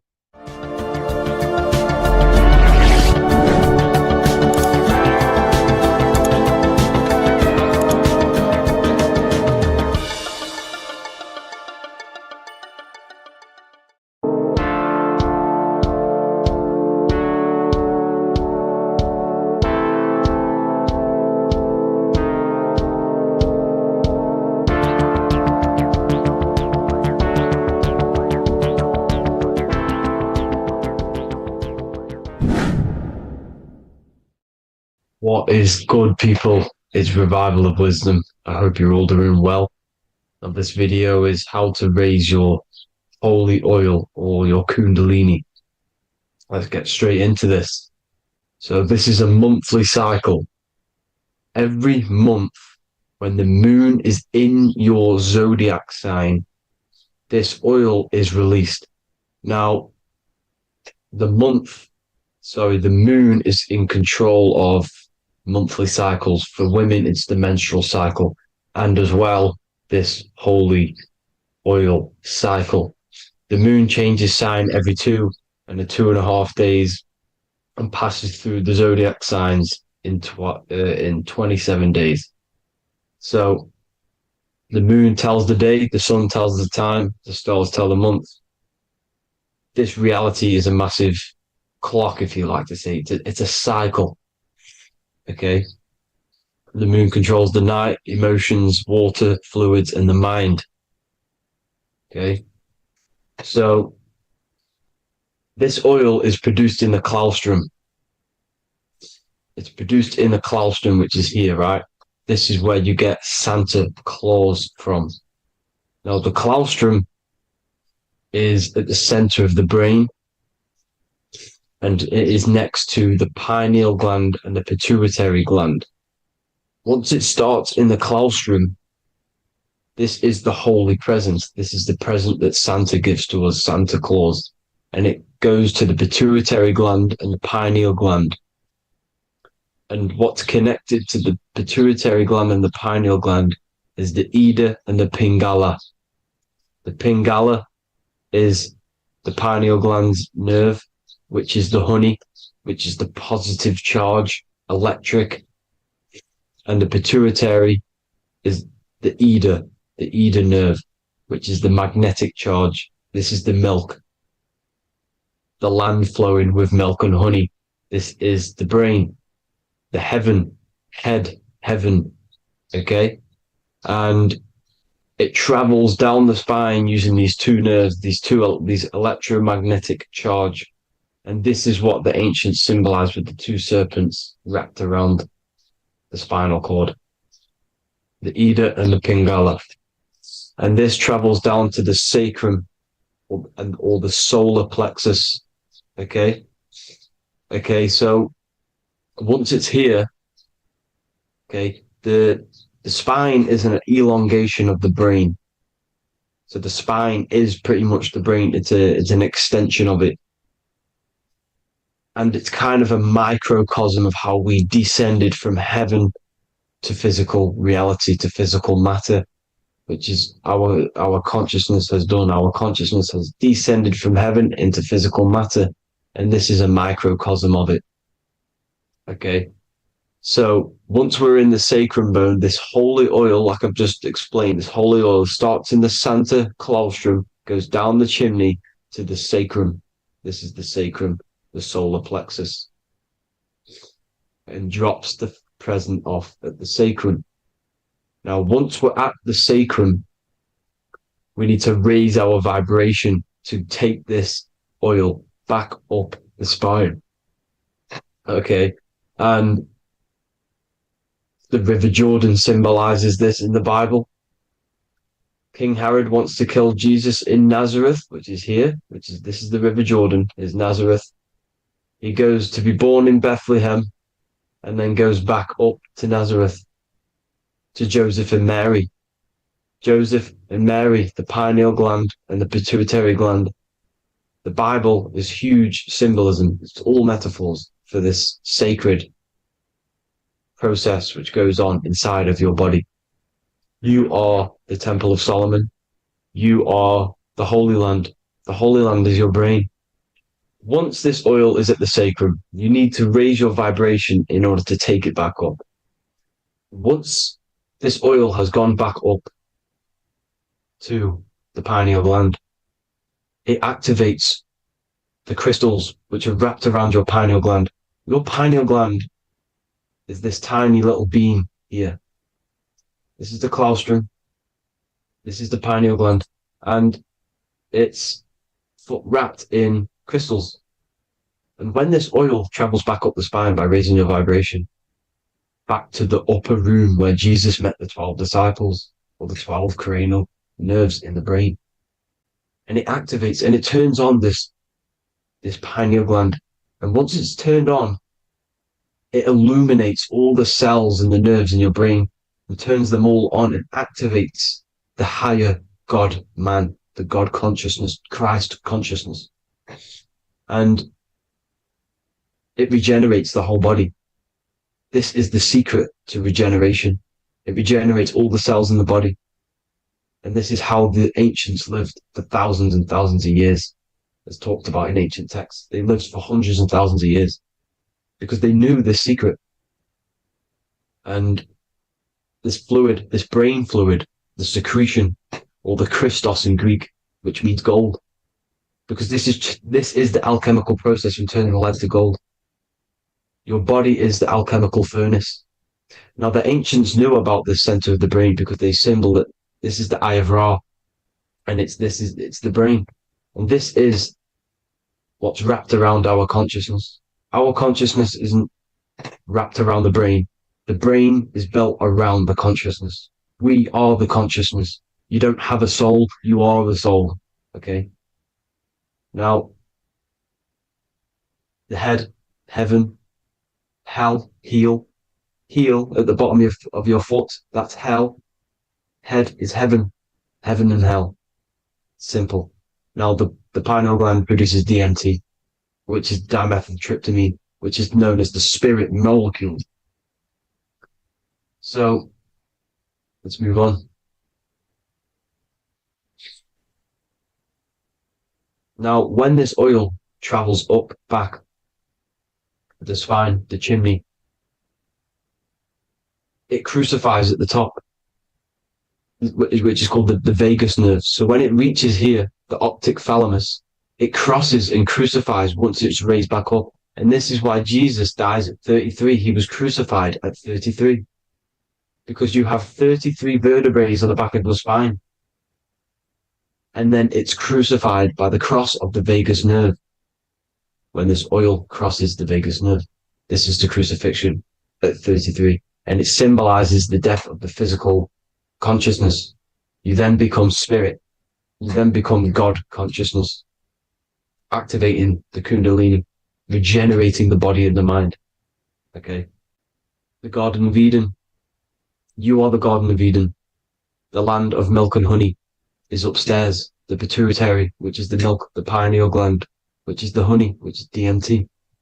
It even says this in the Bible. As he brought us into the place, and he has given us this land, a land flowing with milk and honey, which is also symbolized as the sun and the moon. The Bible also says, the light of the body is the eye, not the eyes, the eye. If therefore thine eye be single, thy whole body shall be full of light. This is the activation of the pineal gland by raising this oil back up to the pineal gland, to the center of the brain. Neither shall they say, see that here, or see there, for behold, the kingdom of God is within you. So he's saying, don't look out there. Nothing is out there. It's all inside of you. Everything's inside of you. You're the universe. Now, how to raise this oil back up to the pineal gland? Every month, like I said. The moon controls the cycle. The moon controls monthly cycles. When the moon is going into your zodiac sign every month, this oil goes down the spine and you must raise your frequency to get it back up. You must retain your seed. This is the most important. Your fluid, your secret, your holy fluid, your life force. You can't let that go. That life force is the reason you're alive. This holy oil is the reason you're alive, because it feeds all of the systems in your body. It feeds all the systems in your body. You have to retain your seed, alkaline diet, positive thinking and meditation. Okay? When you retain your seed, you will live longer. The moment you release it, you're killing yourself. You're killing a piece of yourself every time you release your seed. Every single time. You're killing a part of yourself. Okay. Now, this could be why this could be the illumination, the single eye on the Illuminati's symbol, the Freemasonic symbol, the illuminated eye, the triangle, which could symbolize the body, mind, and spirit, but the eye illuminated. Now, in the Bible, it talks about the two trees, the tree of knowledge and the tree of life. The tree of knowledge is the tree of good and evil, which is the most important system in your body, which is the nervous system. The nervous system, the most important. The tree of good and evil. And the tree of life, which is the cardiovascular system. Now, this oil, when it's released every month, feeds these two systems, and these two systems feed everything. Now, it's important you understand that. Okay? The ancients knew all of this knowledge. The Bible's telling you this knowledge. But it's in a metaphorical way. You have to understand the context behind it so you can read it properly. Now, eating of the tree of life, which is when it talks about in the Bible, eating from the tree of life is actually symbolizing a bad diet, ejaculation, because you're eating from these two systems. You're killing yourself with a bad diet. You're killing yourself with an ejaculation. Okay? So, that's important to understand. Now, this is Jacob's ladder in the Freemasons. Jacob's ladder, which is the spinal cord. It's the stairway to heaven. And this is Jack and the Beanstalk when he goes up the beanstalk and finds the golden egg in the grey clouds. The grey clouds symbolize the grey matter in your brain. Now, the Garden of Eden talks about the 4 different rivers in Garden of Eden. As we see here, the North Pole map, the ancient North Pole map, because the center of the earth is the center of the torus field. Everything's the torus field. Atoms are torus fields. Everything's torus fields. You are the universe. Everything is within you. The North Pole is your spinal cord. This is why they say Santa Claustrum comes from the North Pole. This is the North Pole. And the Santa Claustrum is the center of your brain. Now, there's 4 rivers which come from the Garden of Eden. There's the blood, the Christ oil, which is the oil we're talking about, urine, and saliva. These are the 4 sacred oil, 4 sacred fluids in your body. And these are constantly abused in today's society. Also, these secret societies are targeting these fluids. Okay? This is why porn is free. They sexualize society through Disney. Go and look at some of the Disney movies. There's so many subliminal messages which sexualize these children because they want you sexualized. So you release your seed, which is one of the holy fluids in your body, especially your semen, your sexual energy. So important you retain this. So important because it's your life force. It keeps you alive. Okay. Now, let's recap on this. If you want to raise your oil every month, you can't just retain your seed for the month. You have to retain your seed forever. Don't just do it for a couple of days. You have to do it. It's a lifestyle. You want to become God consciousness, you got to do what it takes. It's hard in this society because this society is made around, it's designed to kill you pretty much. It's designed to keep you in these lower states of consciousness with all the bad food, the chemicals in the food, the chemicals in the water, the sexualized TV programs, sexualized adverts, sexualized TikTok and apps, videos, subliminally stimulating you because that is your weakness, sex. It's your weakness. Now, you have to retain your seed, meditation, and an alkaline diet. Why alkaline? Because acidic is low vibrational. This is the color spectrum. And what's the highest vibrational color? Violet. It's the lowest, red. You have to have an alkaline body in order to raise this oil. When you drink, when you have a bad diet, when you drink alcohol, when you smoke, this destroys the oil. It destroys the oil in your sacrum. and it can't be raised again, can't be raised up. This is why it's so important. Without that oil, you don't live. That oil makes you live. It feeds everything in your body. It's crazy how we're not taught this. It's insane. But that is how you raise the oil, people. I hope you all gain some knowledge out of this video. And I hope this assists you on your journey, your spiritual journey. And please like and share this video. We need this knowledge out to the public to wake up humanity. Thank you all, people. God bless.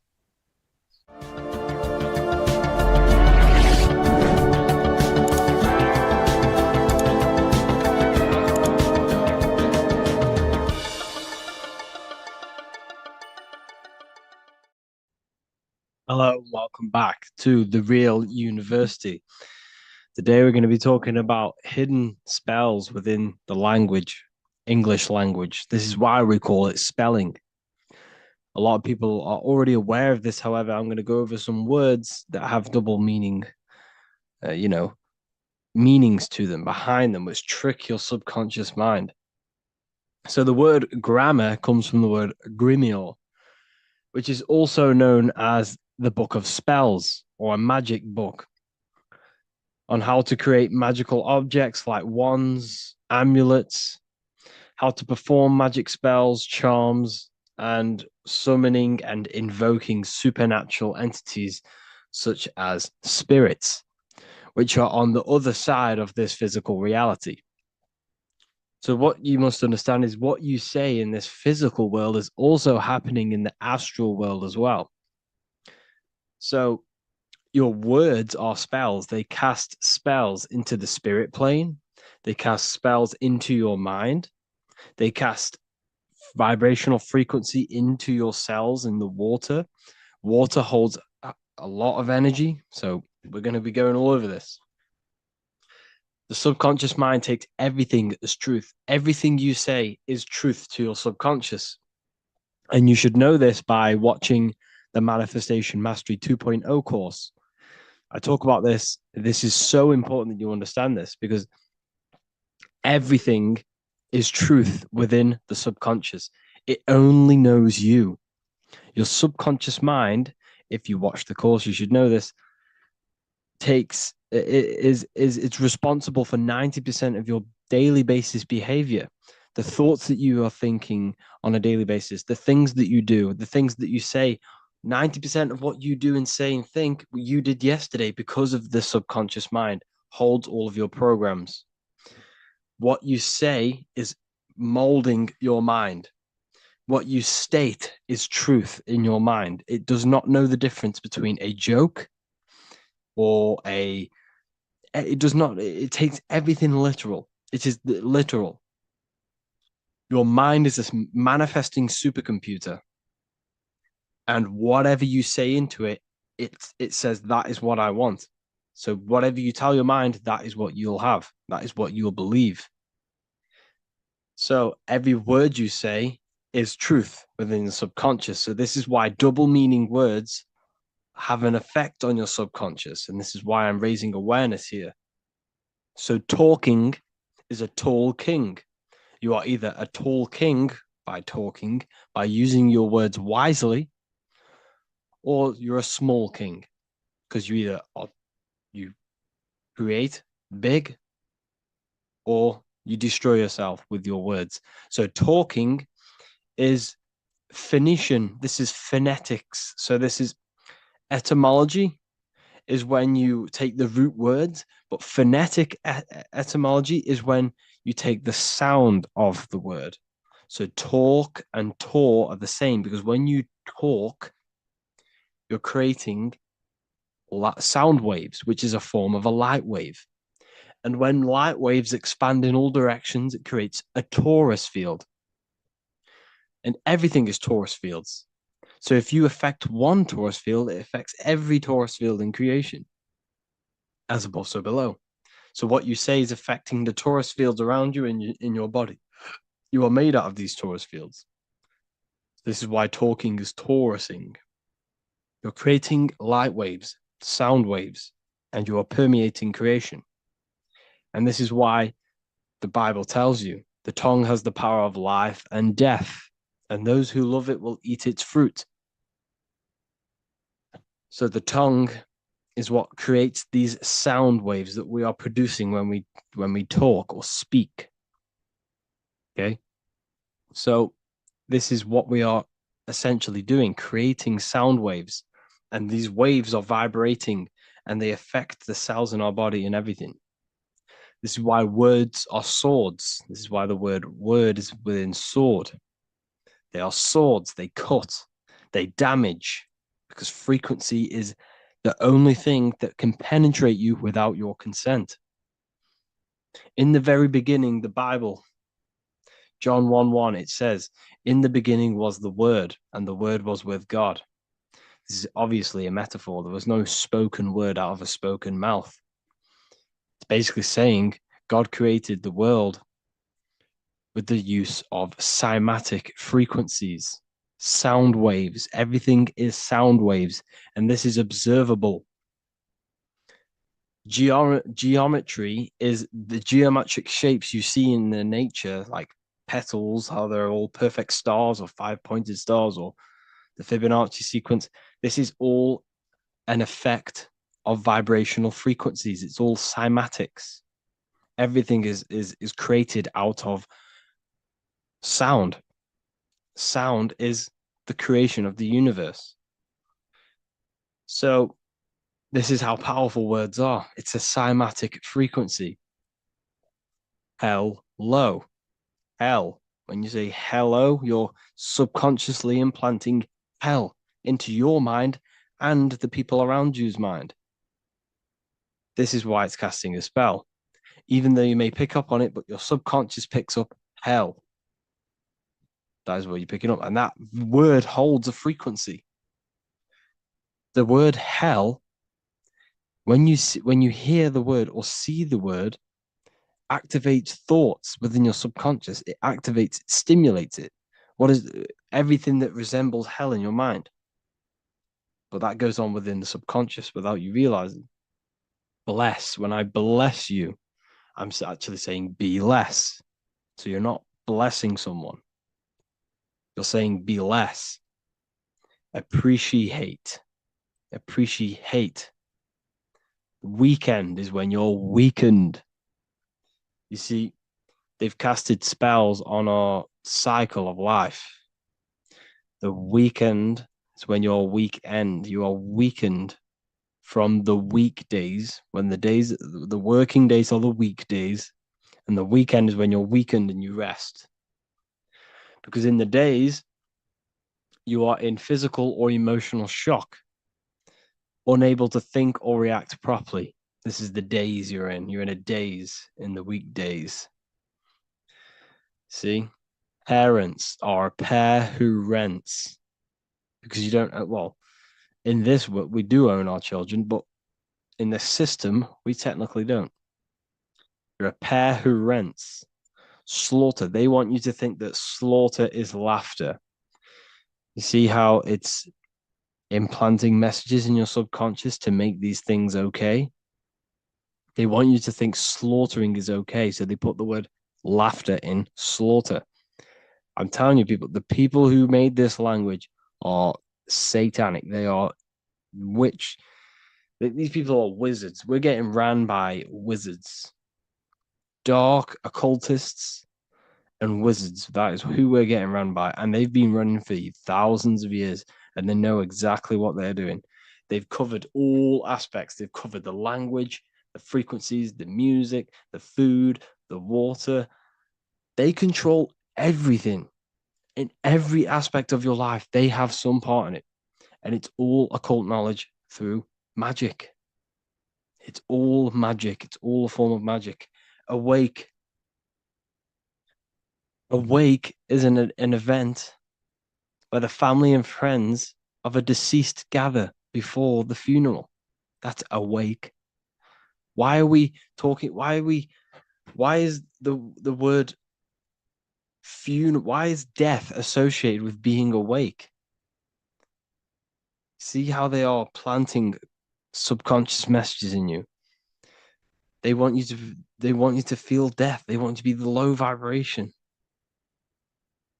And it's the same with mourning. Mourning is an expression of sorrow for someone's death. They're always associating death because these people they're running a death cult. It's a death cult. It's a satanic cult. A job is Hebrew for prosecution. Soldier is a soul dyer. If you go into the army, you're a soul dyer, that they just use your soul to die. And then you just wasted your time in physical incarnation. Because you never die. You will never, ever die. Ever. You're eternal. You never, ever die. This body is just a suit. So you're a soul dyer if you go in the soul, if you're a soldier. S-O-L means soul or sun, because the sun is a soul. Music. So we say music. See, M-E-U sick. Music. See how it's me, you sick? Music. Me, you sick, because music is frequency, and frequency penetrates your body without your consent. The music we listen to today is making people sick, mentally, emotionally, and physically. What you hear, what you see, goes into the mind, it goes into the body and the spirit. It destroys you. It's hypnotism. Music is hypnotic. It's a form of hypnosis. When you listen to music and you can't think. You can't think. It makes your body move without you even being conscious of it. It's hypnosis. It makes you sick.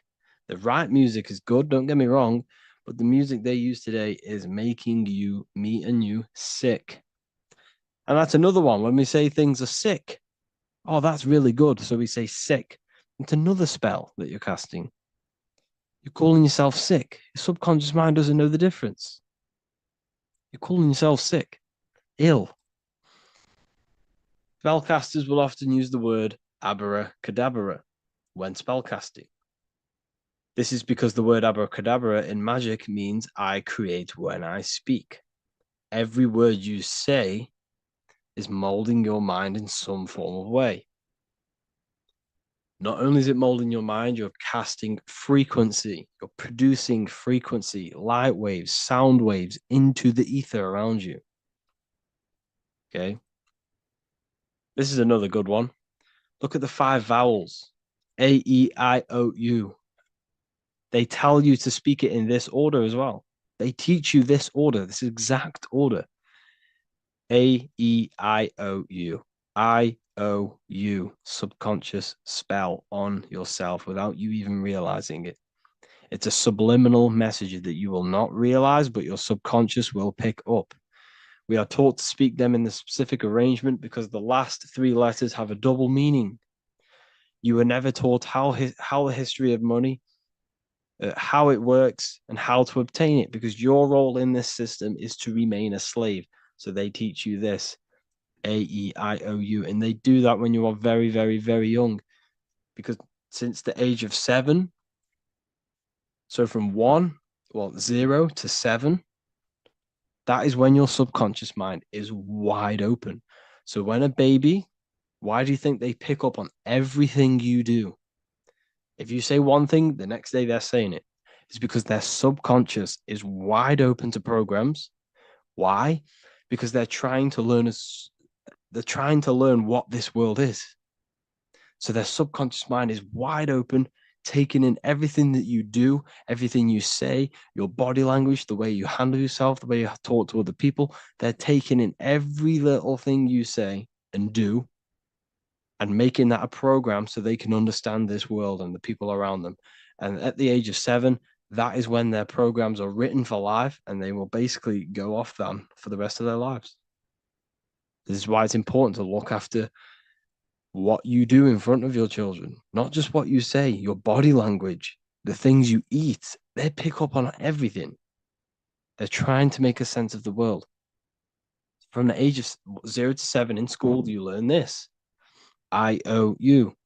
It belittles you. You owe nothing. No one has right over you. This should not be real. There should be no government. We should not have. No one should be over you. Everyone is equal. Everyone is the I. Everyone is God manifested. So we don't owe anyone anything, but it's a spell in your subconscious.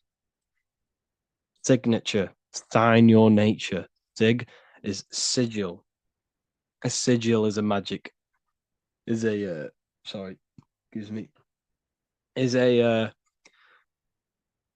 symbol used for magic. A sigil nature. So your signature is your sigil, and when you sign that, it gives mental power over you. Once you have put your sigil into that paper, they now have mental power over you. It's magic. It's all a form of magic and brainwashing.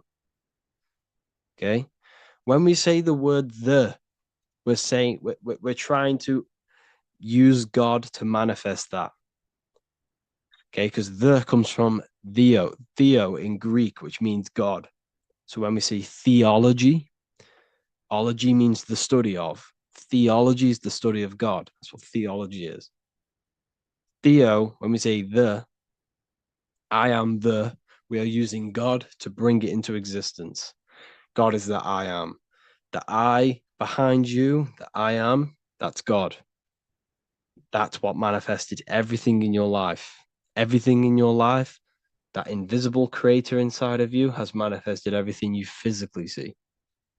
You are the invisible architecture, the invisible artist behind your life. The I, that's God. The only one. So when we use the word I am, well, this is how to bring the power to yourself. When we say I am strong, I am wealthy, I am free, I am financially free. When we say this, that I am, this is when we are bringing, we are directing vibrational frequency into our own being, into our own magnetic field, and into our own life. This is how we direct vibrational frequency and direct our word. So when we say I am directing my frequency into myself to manifest something external. Also known as the chi or the prana. It's just basically your magnetic energy. So speaking has the ability to change your genes and DNA expressions. When we listen to affirmations over and over and say them over and over for a long period of time, your genes will change. And your genes are a code for your external world, pretty much. Anything that is written in your genes will manifest into your external world.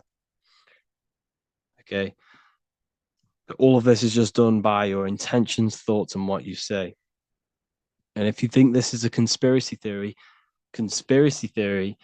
was a term invented by the CIA to discredit, confuse, ridicule, and disqualify any alternative information that contradicted the mainstream narrative.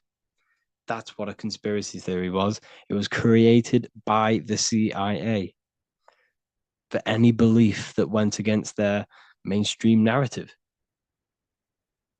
Hollywood, the biggest spellcasting scheme, cult in the world. Hollywood. I'm going to make a whole lecture on this.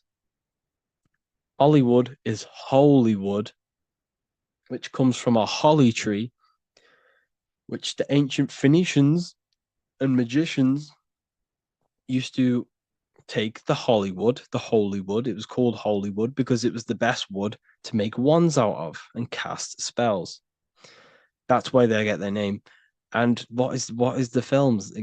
All the films, all the music that comes out of Hollywood, it's all a form of magic, subconscious spells to fill your mind with ideology, fill your mind with this narrative. That's what they're doing through the movies and the music.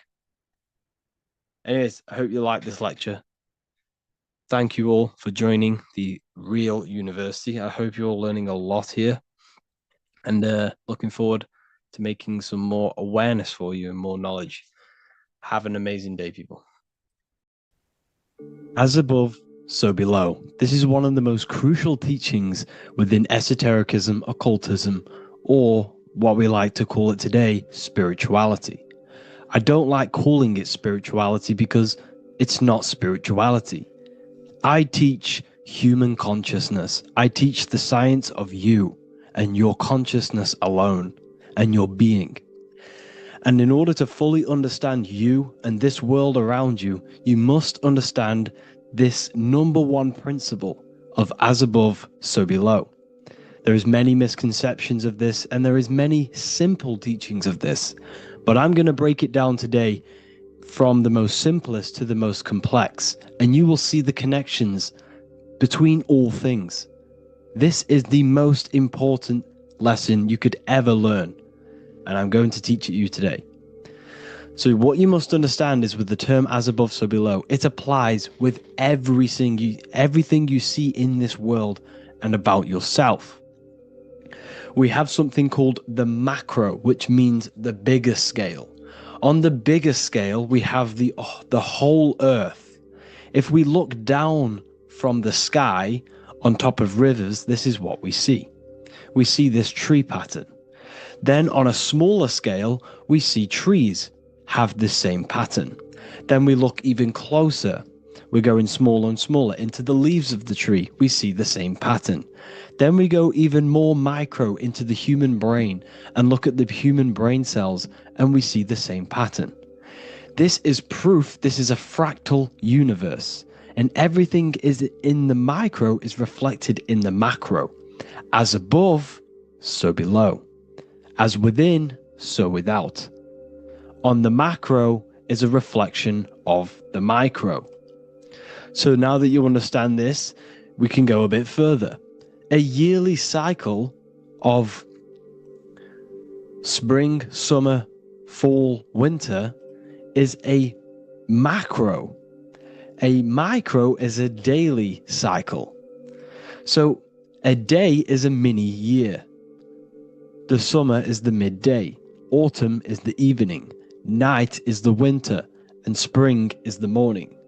This is a macro, a reflection. We have a miniature cycle of the zodiac every single day. And this cycle is also reflecting the cycle of life and death. We live, we are born, which is the spring. We live, which is the summer. We then age, which is the autumn. And then we die, which is the winter. And then we are reborn again. This is the cycle of life and death. And you do this every single day. You see, death is a macrocosm of sleep. This is why we say sleep is the cousin of death. Because you die every single night. You do this process of life and death every single day. As above, so below. What's in the micro is in the macro. So when you go to sleep, you are essentially dying. And then in the morning when you wake up, you are then born again. This is a fractal cycle that we live in. Everything in this whole world is fractal. Everything applies to as above, so below. We have the sun, we have the moon, we have the day, we have the night. We have the life, we have the death. We have the conscious, we have sleep. As above, so below.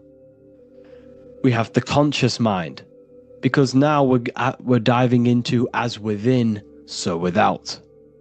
As above, so below more refers to the external world. As within, so without is referring to your inner world and the outer world. What you must understand is about yourself. You exist in two realms. You're an individual. The dual nature of you. You exist in two realms at once. You have an inner world of your thought, emotion. This is the inner world that no one else can see but yourself. And you have an outer world with a physical body which everyone can see. So you exist in two worlds. You have the inner voice, you have the outer physical voice, which I'm speaking to you with now. But I also have an inner voice, which no one can hear, only but me. So you exist in the light and you exist in the darkness.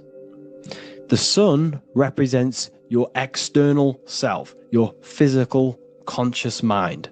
The moon represents your shadow self, the inner self, the psyche self, the spirit self. There is an as above, so below. The sun is within you. The moon is within you. Everything is within you. Now that you understand as above, so below, what is your body? Your body is a miniature earth. Let me repeat, your body is an earth. Your body is the earth. Okay? Because like I say many times in all of my videos, you are not in the world. The world is you. You are the universe. Your brain is a computer creating this reality. What you see with your eyes is produced in the back of the brain called the visual cortex. You don't look into the world, the brain produces the world. The body produces the world. When you touch something, you're not actually touching something. This is the electrical nervous system. When you touch something, what you feel is actually electrical signals on your nervous system reporting back to your brain. Therefore, when this body dies, you leave the earth because this body is the earth. Okay? As above, so below. You have the mental plane, the astral plane, the etheric plane, and the physical plane. This is essential for understanding reality and the teaching of as above, so below. Everything in this material plane began in the thinking mind. For example, the microphone I'm speaking into, the phone you're watching this video off, or the laptop or iPad. Where did this begin? It didn't begin in the factory. The first ever place this item begun was in the mind of an individual. The invisible realms of mind is where all physical things and physical items begun. Essentially, this physical plane is the effect of the thinking mind. This world is the world of effect. It's the world of outcomes. When you see something, it is already manifest. It is already being manifested. It is an effect. And in the effect of the cause, which is the thinking mind. Therefore, the mind creates thoughts, which is the mental plane. Then after thoughts creates imagination, which is the astral plane. These two are spiritual. They are non-physical. So spirit kind of means non-physical. Then you have the physical planes, the etheric and the physical plane. As above, so below. What happens in the mind is manifest on the physical plane. Like I said, the phone that you are holding, it was a thought, and then it brought down into a physical reality. As above, so below. You change the mind, you change your reality.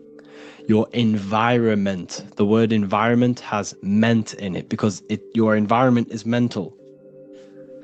So now that you understand this, so what is the world around you? The world around you was created by the mind of God. It was manifested through God's thought. So you are living in the mind of God. You are a thought in the mind of God. God thought you into existence. But like I said, we are all fractals. Everything is fractal. If God exists, this means that you are God, as above, so below. God created you through the thinking mind, and he gave you a thinking mind. So God created the macrocosm. God created the macro, the whole world. He designed the whole world, the sun, the stars, the moving. He designed this. But then he gave you the thinking mind to design your own life and create your own life in his world. You are a microcosm of God's macrocosm. Just like God thought you into existence and the whole world into existence, you are a microcosm thinking your world, your reality into existence. You see this now? Everything is a reflection. Everything is a mirror. Everything is fractal. So in order for you to change your reality, you must change these higher planes. Your thought and imagination are the two key aspects of creating physical reality. Every object you see around you was begun in these higher planes of the non-physical, and they were brought out of spirit into physical matter through the thinking mind and physical action. So now we're going to get a bit deeper. The brain is not the mind. Now that you understand, we have spirit and matter. As above, so below. You have a non-physical side of reality and a physical side of reality. The mind is the spiritual brain. The brain is a physical manifestation, a physical effect of the mind.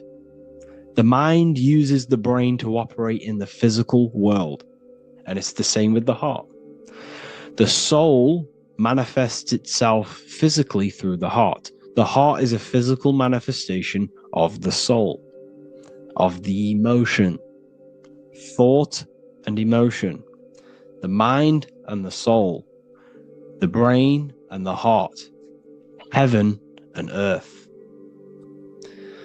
So you have the inner world and the outer world, the spiritual, non-physical, and the physical.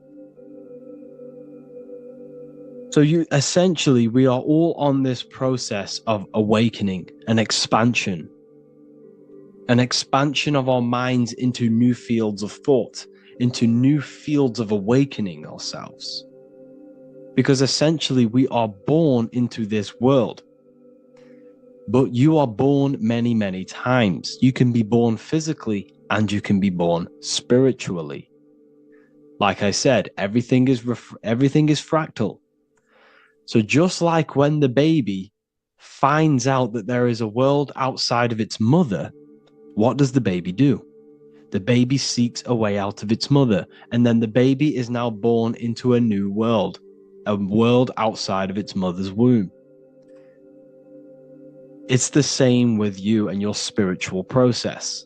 As your mind becomes aware that there are other realities beyond your physical body, it then seeks a way out. And this is why you are probably watching my YouTube, because you are now on the path. Something within you has guided you to this path of knowledge, truth, enlightenment, and expanding your consciousness. And it is your soul who brought you here. Your soul speaks through emotion, like guidance. Emotion is the language of the soul. When you feel very bad, this is your soul telling you you're not in the right place. You're doing the wrong things. Because the soul is always unfolding its purpose, which is expansion and learning. That is it. The mastery of the self and the learning of the mind is the only thing that counts in the end after this life. So you are on a journey of expansion, of learning, creating, and spiritual rebirth. As above, so below. What does this body tell you? When I see someone overweight, I don't see the overweight. I don't see the body. I see the mind. I see an undisciplined mind. I see a mind that lacks self-control. I see a mind that seeks external validation.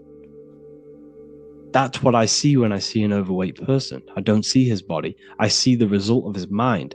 Because what does the Bible tell you? You shall know them by their fruits. It's the same saying as above, so below. You shall know them by their fruit. The fruit is their manifestation.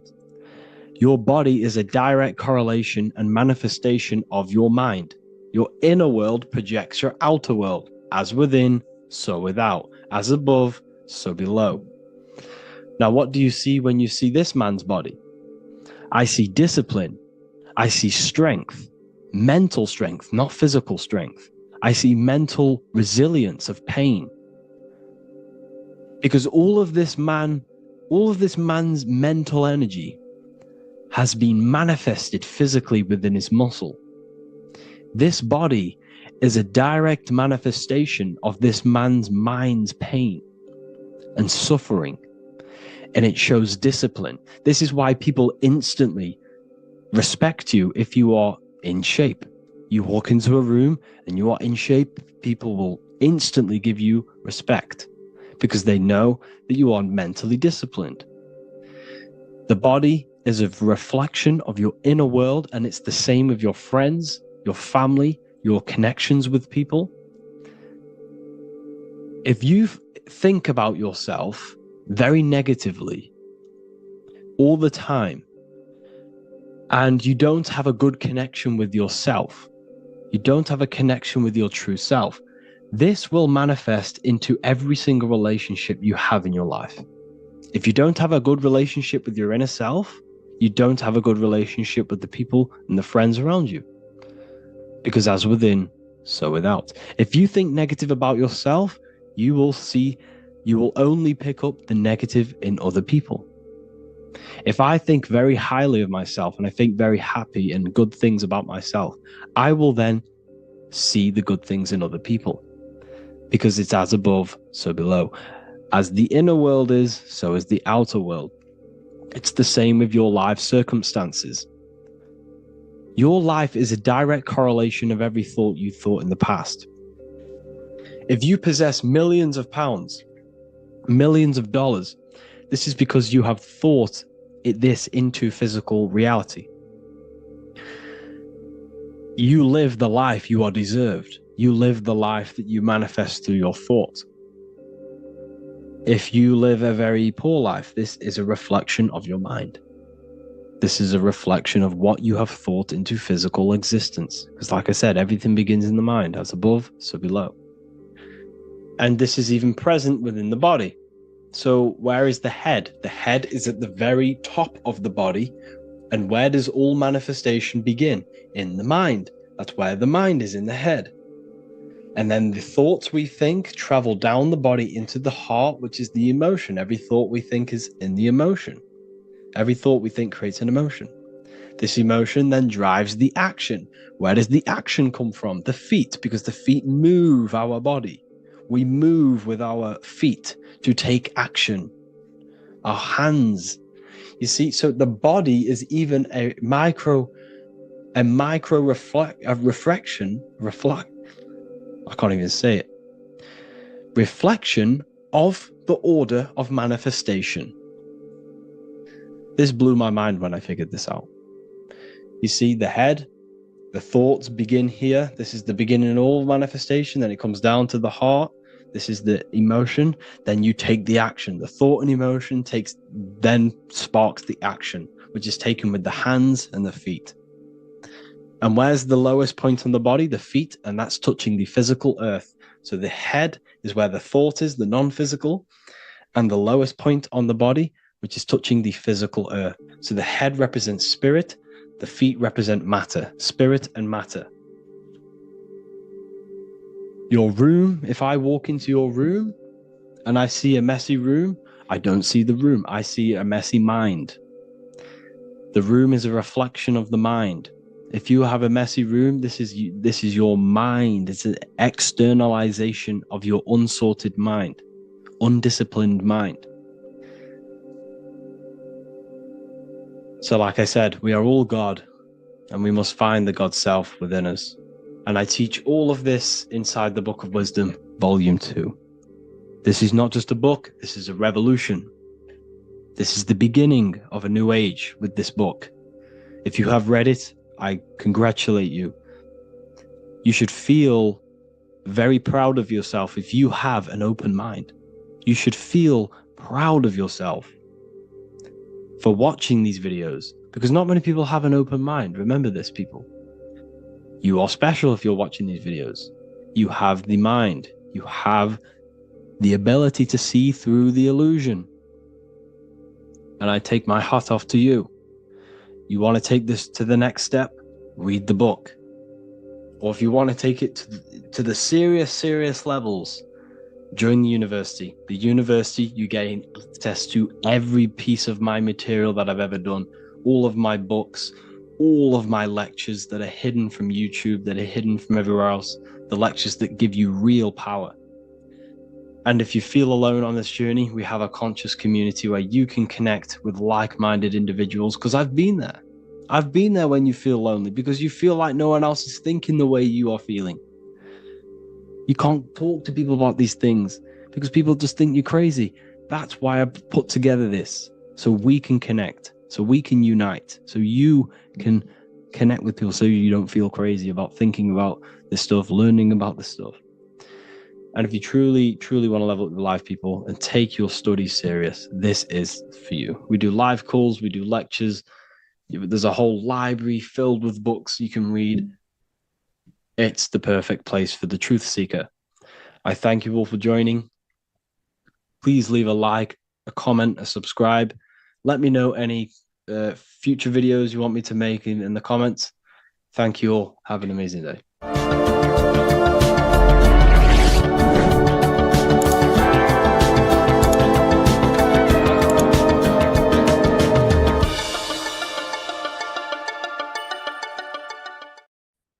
You are not breathing correctly. 98% of people only use a third of their lungs capacity, which is shallow breathing, which ages you, lowers your brain capacity, and also lowers your state of consciousness.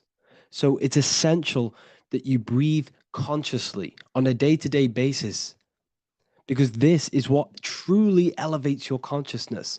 I am going to give you the key for you to raise your consciousness just through breathing alone. Such a simple thing, but yet the most effective way for raising your state of consciousness and becoming more spiritually and mentally advanced.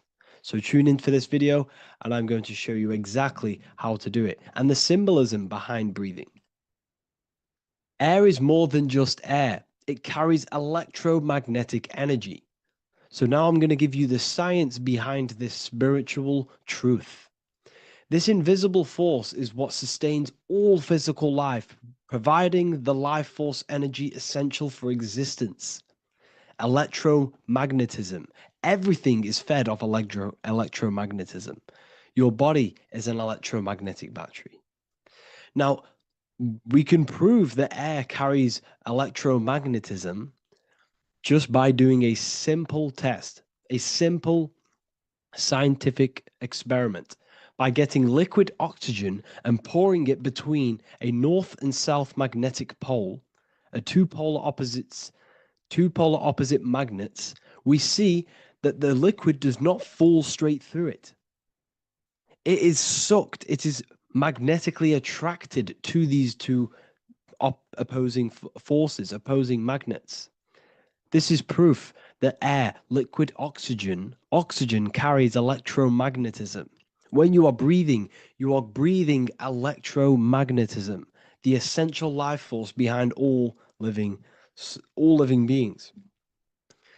This is known as energy or prana, chi, ether, or spirit. This is all the same thing. Air is not just empty space. It is energy. It is prana. It is life force. It is spirit. It is ether, chi, prana. You are an electromagnetic being. Your consciousness is in direct correlation with your electromagnetic aura or biofield around your body. Your state of consciousness is mirrored within this field around your body. Now, your breath, when you breathe in, you're breathing electromagnetism or life force. Breath is the vital link between the physical and the spiritual, bridging the body with the soul.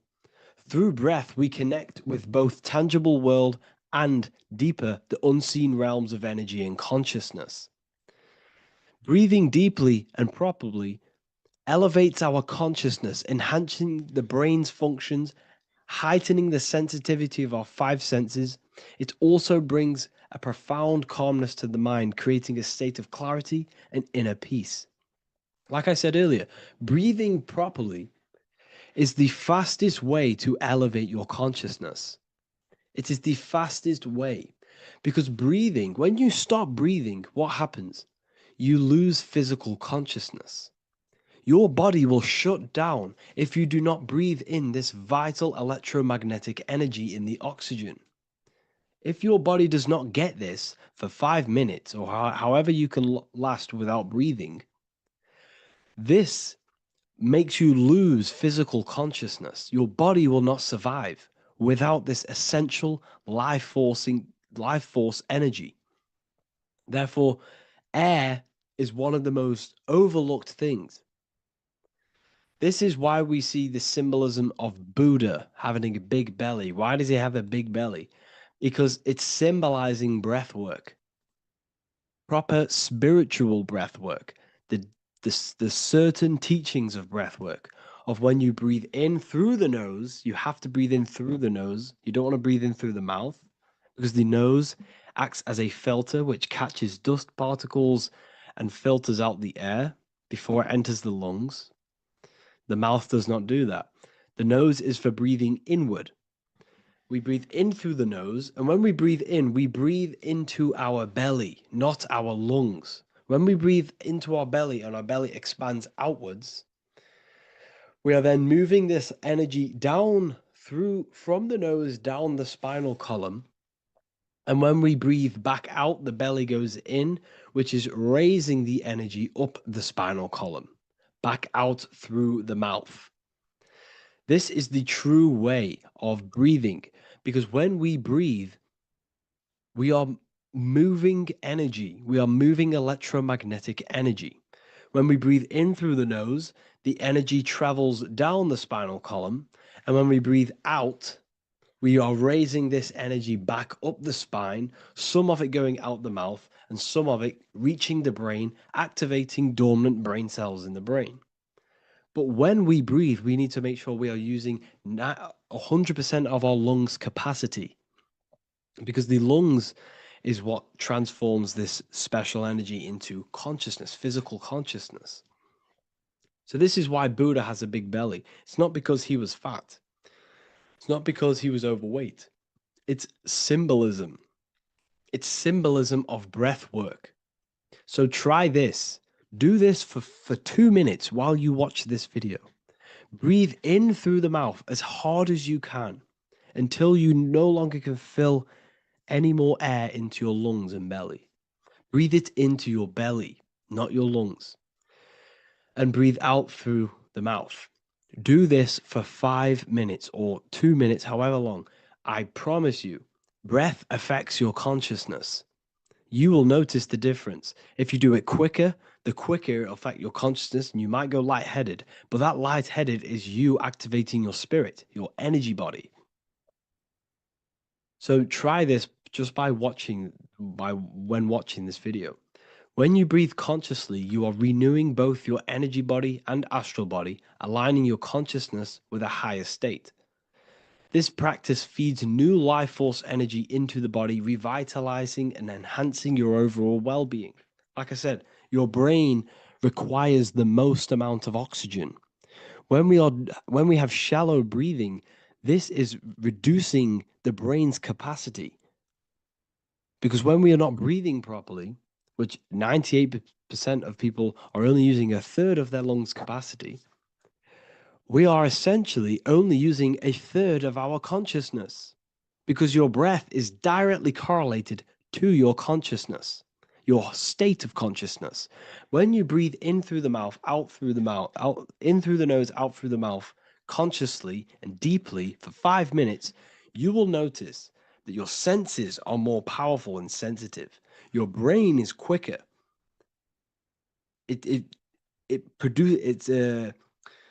What's the word? It processes information quicker. You become quicker. You become a superhuman, and you feel more spiritual because it activates your spirit, your astral and energy body. So when we meditate, it's definitely important to breathe in through the nose and out through the mouth as deeply as possible to align with a higher state of consciousness. And this is the easiest way to separate your consciousness from the body. When you breathe in deeply for long periods of time, while meditating, while taking no thought, when no thought is present and you gain a rhythm of deep breathing, this is the gateway. This is the gateway to opening your consciousness. Because when you stop thinking, other aspects of your consciousness can open up. All of our lives we've been thinking, which is blocked off the higher states of consciousness. So breathing is very, very important. It affects our overall well-being. And this is Yahweh, the in and the out of breathing. When we breathe in, this is Yah. You can hear it. It sounds like Yah. And when we breathe out, that is way. This is the name of God, apparently. But God is within you. You can connect with God. You can connect with source consciousness within you by breathing, by raising your state of consciousness through breathing and meditation. This is why the Bible tells you the Spirit of God has made me, and the breath of the Almighty gives me life. You are consciousness. You are God. You're an extension of God's consciousness. Job 27:3. As long as my breath is in me and the Spirit of God is in my nostrils. The Spirit of God is through breath. John 20:22. And when he said this, he breathed on them and said to them, receive the Holy Spirit. The word spirit means breath. In Greek, Hebrew, Latin, it all means breath or wind or air. The Holy Spirit is a certain way of breathing, a breathing technique that elevates your consciousness, that syncs you up to a holy consciousness, an elevated state. That is the Holy Spirit. That's why it tells you in the Bible, when he said this, he breathed onto them. He breathed onto them and said, receive the Holy Spirit. You must breathe to receive the Holy Spirit. When you breathe, you are renewing the body's energy. You're taking in new life force, which is regenerating your cells, regenerating your brain, nervous system, and also connecting with consciousness, pure consciousness. This is not something that we should be doing during meditation. Yes, it is. We should be doing it during meditation, but this is something that we need to apply all of the time. This is the fastest way you can raise your consciousness. I just want to say, all of this knowledge is inside of the Book of Wisdom, Volume 2. Make sure to give a like and a comment on this video to help the algorithm. And let me know what you think about the last book or this book if you have read them, to let the new people know what they're looking at with this book. This is truly life-changing, the Volume 2 and Volume 1 is truly life-changing. You can get them in a bundle also. Learn hidden knowledge inside of the Ethereal University. This is where truth seekers belong. I'm not here to try sell you this, but this is the place for truth seekers. And if you are serious about your spiritual journey and serious about gaining knowledge, which gives you the advantage over life, join Ethereal University. This will definitely help you. Thank you for watching this video. Please leave a like and comment. Make sure to give me any suggestions on videos you want me to make in the future. Thank you all.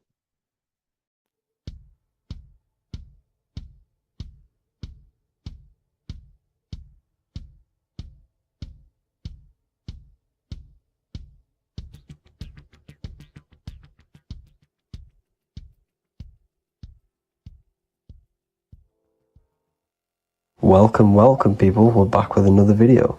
I will now be keeping track of my YouTube and trying to upload every week. In this video, we'll be talking about the chakras. The chakras are the 7 attributes of God, and they are the 7 planets. These are literally vortex portals within us that connect us to these vices and characteristics of God. Each one of these energy centers are a spinning wheel of energy which controls the cells and organs in that particular area of the body.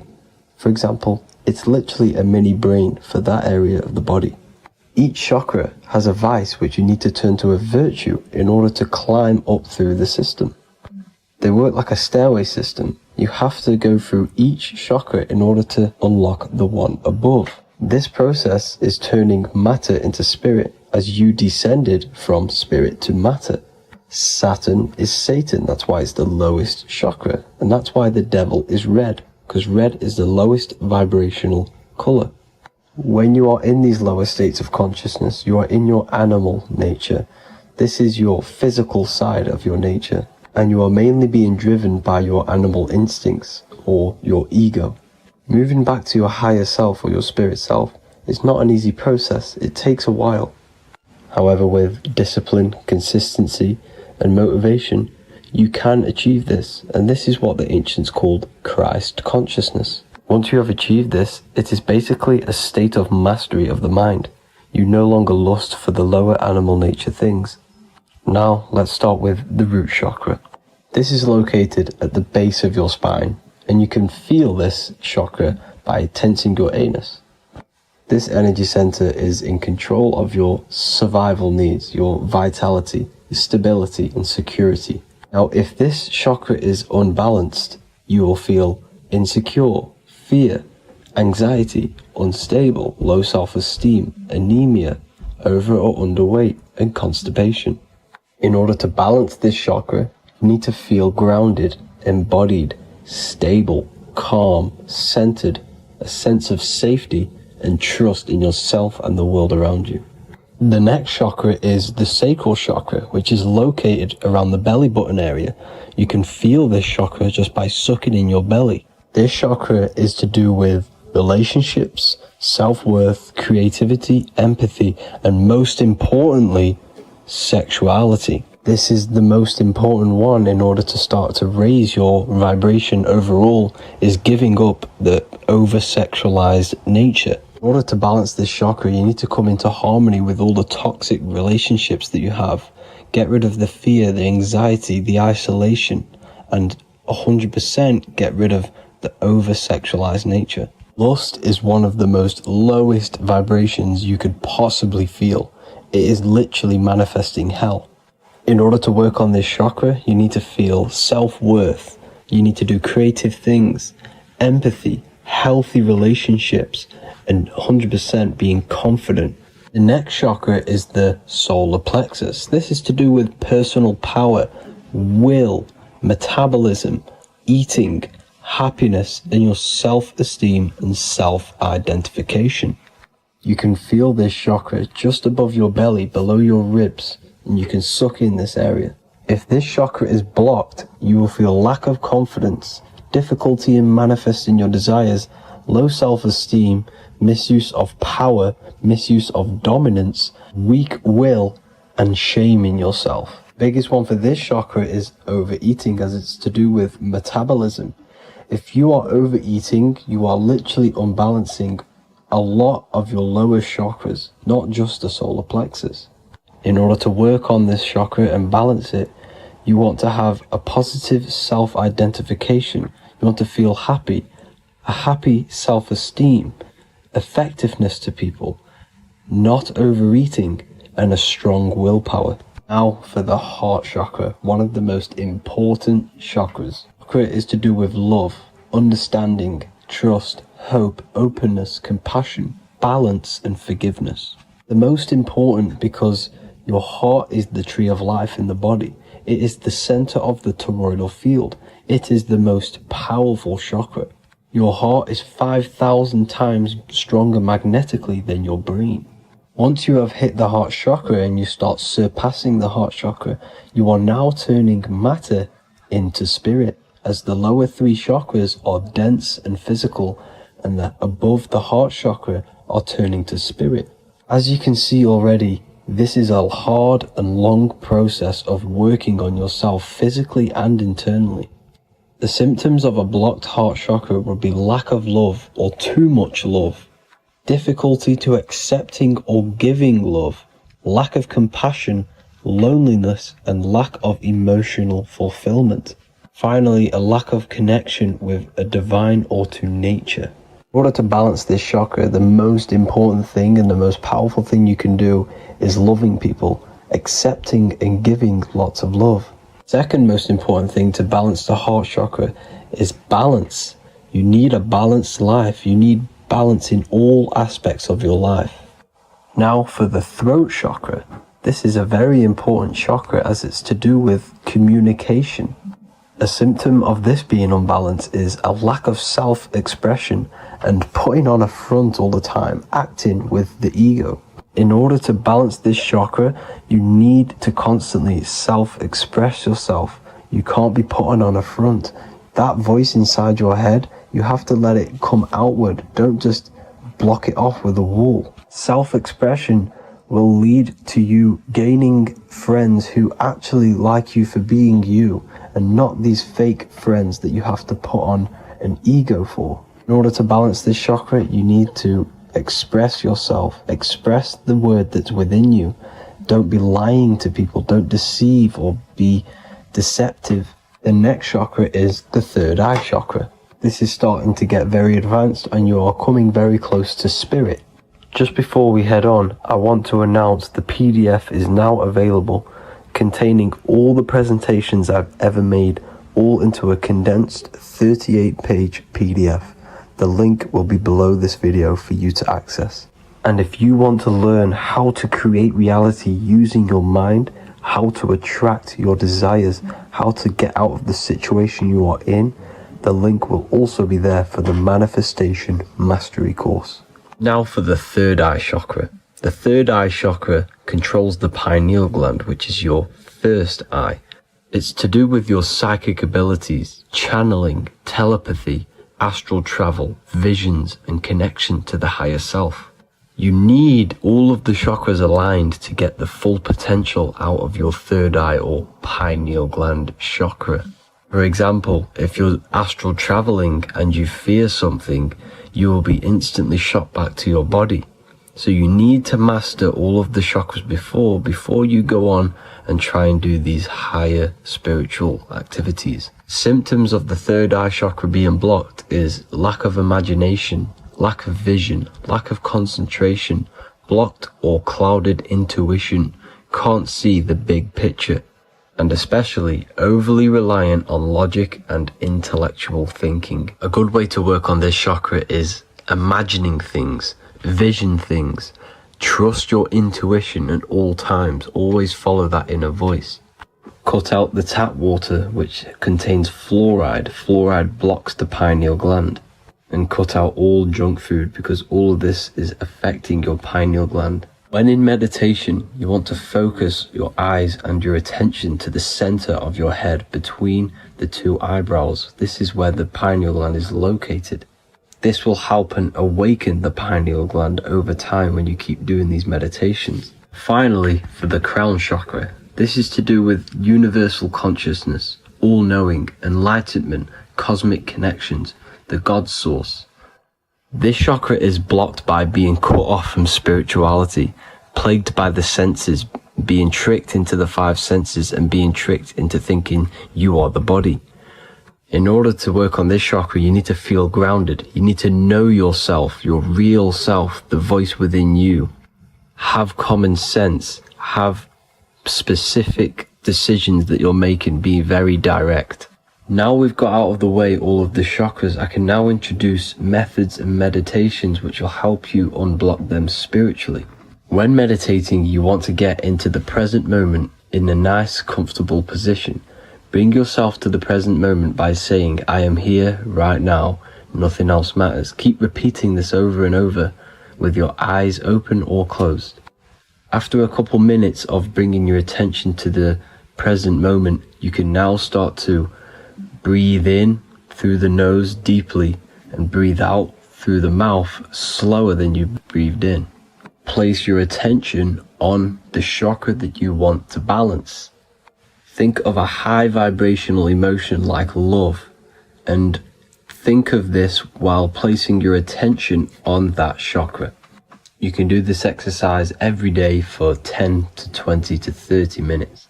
The longer the better. Another practice you can do is by chanting the Bee Gees for each chakra. They are here starting from the root chakra all the way to the crown chakra. Or you can chant the 7 vowels. There are not 5, there are actually 7. A, E, A, O, U, M. A,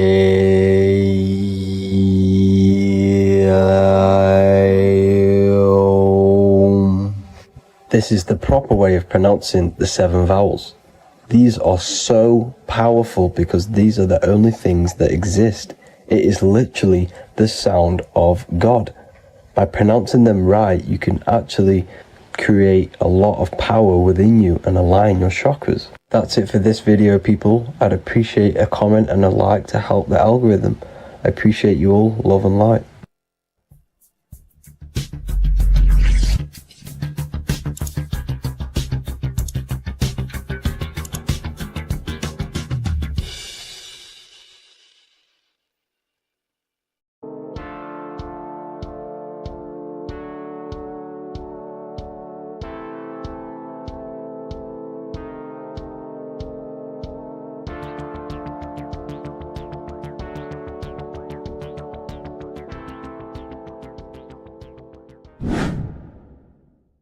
Earth has become a realm in order to trap souls within so that they can harness our electricity, our energy. Even the Bible is talking about how this realm is controlled by the wicked one in John 5:19. We know that we are the children of God and that the whole world is under the control of the evil one. Ephesians 6:12. For our struggle is not against flesh and blood, but against the rulers, against the authorities, against the powers of this dark world, and against the spiritual forces of evil in the heavenly realms. So the Bible is telling us that this is not the only world. There are other worlds, there are other realms that we can go to, considered as heaven. Heaven being a higher realm where there is no evil, no darkness. This is a midpoint realm where there is good and evil. Now, we're going to explain how the soul trap is how it's working and how your soul is being harnessed for its energy and how you are tricked to come back to this realm after death. What you need to understand is first is that you are the invisible intelligence behind the physical body. You are the mind and soul. The soul is the true you, the good you. It is pure love, pure bliss, eternal, never dies. The mind can be corrupted though. The mind is the intelligence of the soul. It is invisible. It has no true form. The intelligence inhabits the brain. The brain is the computer to control the electrical machine called the nervous system, which is choice, program, and action. You are the invisible intelligence behind the body, and this will prove it even more. You do not even see into the external world. You are seeing an image produced by the brain because the light is being sucked through the retinas of the eyes. The image is produced in the visual cortex at the back of the brain. What does this mean? This means that we are the consciousness in the center of the brain, in the pineal gland, that is experiencing the program being ran by the central nervous system in the brain.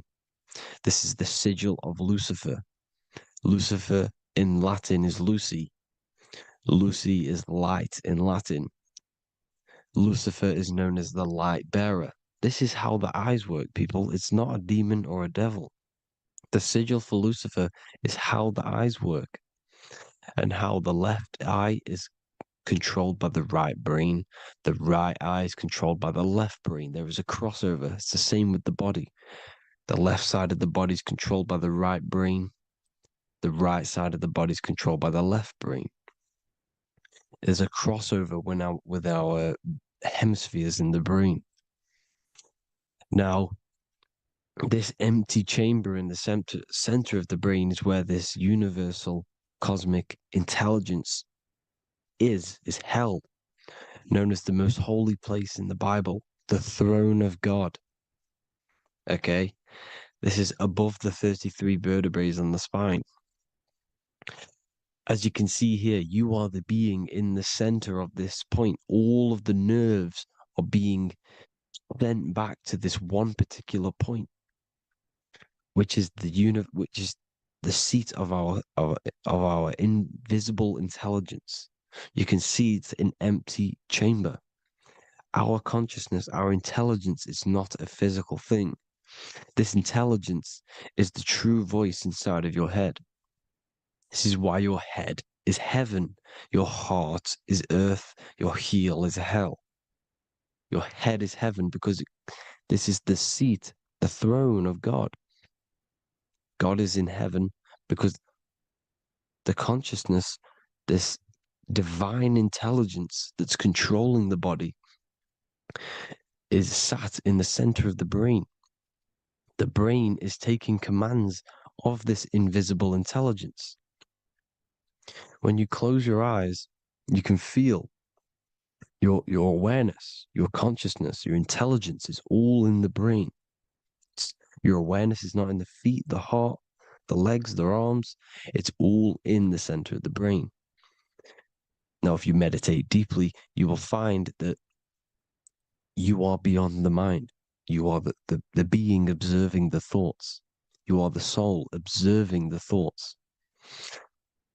Now, with this being said, you are the consciousness experiencing the program being ran by the central nervous system in the brain, because you're not seeing into the external world. It's an image, it's a simulated image produced by the brain and the central nervous system. You do not experience the external world. You do not feel the external world. You feel electrical impulses on your nervous system. Your nervous system is decoding what you are feeling. So the only thing that you truly feel is the electrical impulses on your nervous system. This is why the nervous system is the tree of knowledge of good and evil, because it gives your invisible intelligence, your mind, the knowledge of good and evil. It can detect good things, it can detect bad things. If it's hot, if it's warm, if I need to go, the nervous system is doing this. It is the tree of knowledge of good and evil. Okay? Now this universal intelligence is symbolized as the single eye. Okay? Matthew 18:9. It is better for you to enter life with one eye than to have two eyes and to be thrown into the fire of hell. What does this mean? It's symbolic, it's metaphorical, people. It is metaphoric. Your universal intelligence is the single eye, the one eye. It's the balance between the two poles, between the left and the right, the good and the evil. It knows the right thing to do all the time. This is our inner guide. The inner self is the inner guide. And when you are operating your life off duality, using your two eyes, you'll be thrown into the fire of hell, lower states of consciousness. Because you're split. You need to live in oneness, even, balance. Matthew 6:22, the light of the body is the eye. The light of the whole body is the eye. You are a light being. Human. Hue means an attribute of a color. Man is the word manifested. We are light manifested into physical form. Depending on your vibration is depending on what color that you are vibrating on, which is a hue, a human. If therefore thine eye be single, thy whole body should be full of light. Again, it's talking about the single eye, oneness, completeness. When you balance the hemispheres of the brain, we'll go over that later. But anyways, the body is the earth. This is what we need to understand, people. The body is running the simulation, the program that our consciousness is experiencing.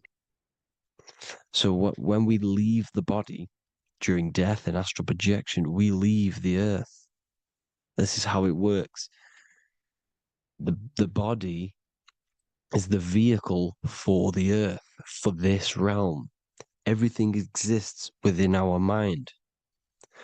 You have the soul, mind, and body. The soul is the observer, the watcher, the true being.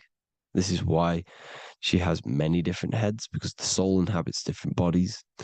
This is the serpent, which means knowledge, which is the mind, wisdom. And this is the body, soul, mind, and body, Brahma, Vishnu, Shiva. The mind is the bridge between the soul and the body. So what do I mean? When you astral project, you are using your mind to project your awareness, your observing consciousness outside of the physical body. The mind is the projector, projecting consciousness. By using your mind, you can project your consciousness outside of the body, which is known as the astral realms, which is known as walking on water. Jesus was never walking on physical water, people.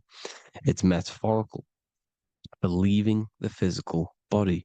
The water is the ether, which is the veil between the physical and the astral realm. It's a fluid substance. It's on either side. It's physical and astral. The ether is the fifth element that they hide from us. Why? Because they're trapping you in the physical. They are hiding all of these realms. Etheric, astral, and mental. People think their mind is their brain. It's two separate dimensions. These are completely different dimensions.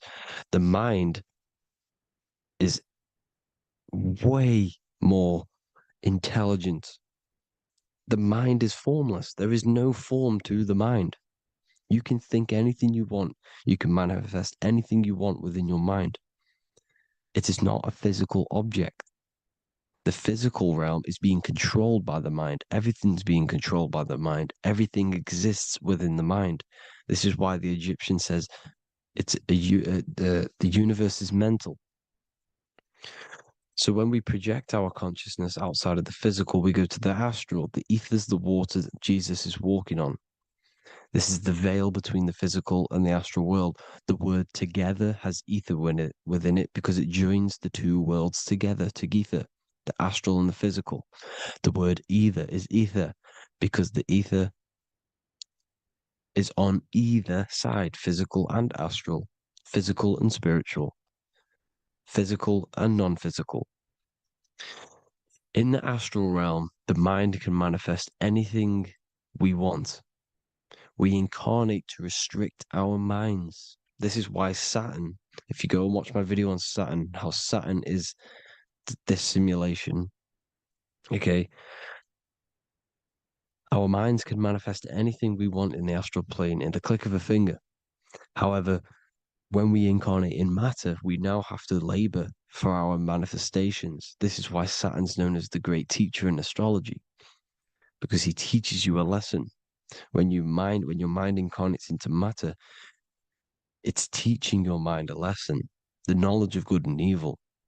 This is why the Bible says, you shall be gods and know the knowledge of good and evil. When you incarnate here, you have to know the knowledge, you need to know the knowledge of good and evil to become a god. Okay? Now, the square is the physical plane. The triangle's the ethereal plane. The circle's the eternal plane. The circle has no beginning, no end. It's eternal. The physical plane is the square. It's limited. The square is limited. The cube is the geometric shape which gives rise to matter. Now, the term think outside the box has truth in plain sight. You have to think outside the box to project your consciousness, use your mind to project your consciousness outside of the box, the physical plane, into the astrals. The astral realm is the realm of the stars. Above us is the stars. Through the stars is the astral plane. This is why astral has the word star within it. The devil is the de-veil. When you sell your soul to the devil, quote unquote, it's metaphorical. The devil exists in the physical plane. It's the lowest state of consciousness. The de-veil, you de-veil yourself into the physical when you are the devil. The de-veil. The ethereal plane. Now, we all know what the famous symbol of the all-seeing eye, right? The all-seeing eye with the eye in the triangle. Look at the Masonic artwork showing you the triangle above in the sky. This is symbolizing the ethereal planes. The eye in the triangle symbolizes your invisible intelligence, your mind, which has the ability to see on either side. Because the triangle's the ethereal plane. The eye is your consciousness, your intelligence. And this intelligence has the ability to see in the physical plane and to see in the ethereal planes, in the astral planes. This is why it's above the earth. It's above the ground. Because it can see here, it can see in the heavenly realms. Now, the stars are, well, this is known as heaven, the realms of the astral planes. This is some quotes from the Emerald Tablets of Thoth. Out of the darkness ye must rise upwards, one with the light and one with the stars. Man is in process of changing to forms that are not of this world. Grows he in time to the formless, a plane on the cycle above. So there's other worlds. The Bible's telling you there's other worlds, there's other realms. Know ye, ye must become formless before ye are one with the light, the astral light above, which shining through the stars. Not of the earth are ye, earthy, but a child of the infinite cosmic light. You are the invisible intelligence controlling the physical body. The body's not you. It's the vehicle that your soul lands in when your mind projects your consciousness into that realm. Free from the body, I flashed through the night. Unlocked at last for me was the star space. Wow, that's powerful. The star space, the astral planes. This is what it's talking about. We are all a star. We descended from the astrals, which is the star. We are all a star. Look at the ancient paintings of Jesus' birth. It's the star beaming his consciousness down into the physical plane. Here's another one. Here's some Freemasonic artwork showing you, again, the ether, that invisible intelligence, the I, manifesting itself inside of here, in the physical realm, where the people are. You see? It's the same here. This is Jesus. Here's the bird symbolizes the Holy Spirit, your invisible intelligence, descending into the waters, the ether, the ethereal, everything. The ether's the base of all physical matter. Here's Truth in Plain Sight. Mr. Bean, the famous TV program in England, in the UK. He begins the program like we all begin the program from falling from the stars. He falls down with a beam of light. And this is Truth in Plain Sight. This is false. The aliens don't exist. They're a lie, alien. But this symbolizes the star beaming our consciousness. And when we die, this star will suck us back up. Just like this UFO is doing. It's Truth in Plain Sight. So, this is some more Freemasonic artwork. Going from duality to singularity. Sun, moon, masculine, feminine. Right hemisphere, feminine, left hemisphere, masculine. The consciousness in the center, the balance point. Here's another more Freemasonic artwork. The two pillars, left and right hemispheres, and the invisible intelligence between the left and right hemispheres, the light of the body. This is why light's coming off it.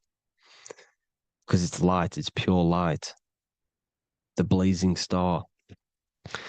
The stairs go from the checkered board, the duality, up to oneness, in between the sun and the moon, the masculine and the feminine. This is symbolizing going into oneness. What did the Emerald Tablet say? You've got to become one with the stars, one with the one with the self. Balancing the two hemispheres so that you can gain, because when the two hemispheres are balanced, you can gain a more deeper connection with your invisible intelligence. Same with the chakras. When the chakras, the 7 seals in the Bible, these are 7 seals because when you conquer the 7 chakras, when you balance the 7 chakras, you then gain a more deeper connection with your internal self. Because your mind is not filled, it's not being ran, it's not being dominated by these 7 deadly sins, the 7 seals, the 7 chakras. These are 7 energy centers which are concealing our true form. Balance makes us have a stronger connection with our true cosmic intelligence. Heaven is even. This is why Jesus is pointing at the heart. The even point is the heart. You got to balance the chakras and live from the heart because the heart is the earth. You're in good and evil. The body manifests the lower and the higher self. The higher self is in the higher parts of the body. Wisdom, intuition, expression. The lower self is in the lower parts of the body. Sex, food, and power. This is how they are trapping your soul, people. Like I said, the mind is the bridge between the soul and the body. So by tricking the mind, not giving it the right knowledge, and keeping the mind stuck in the lower three centers, thinking about power, food, and sex, this is low vibrating energy. It's going to keep your mind addicted to the physical realms. Okay? This is why you need to go even, balance, heaven. Okay?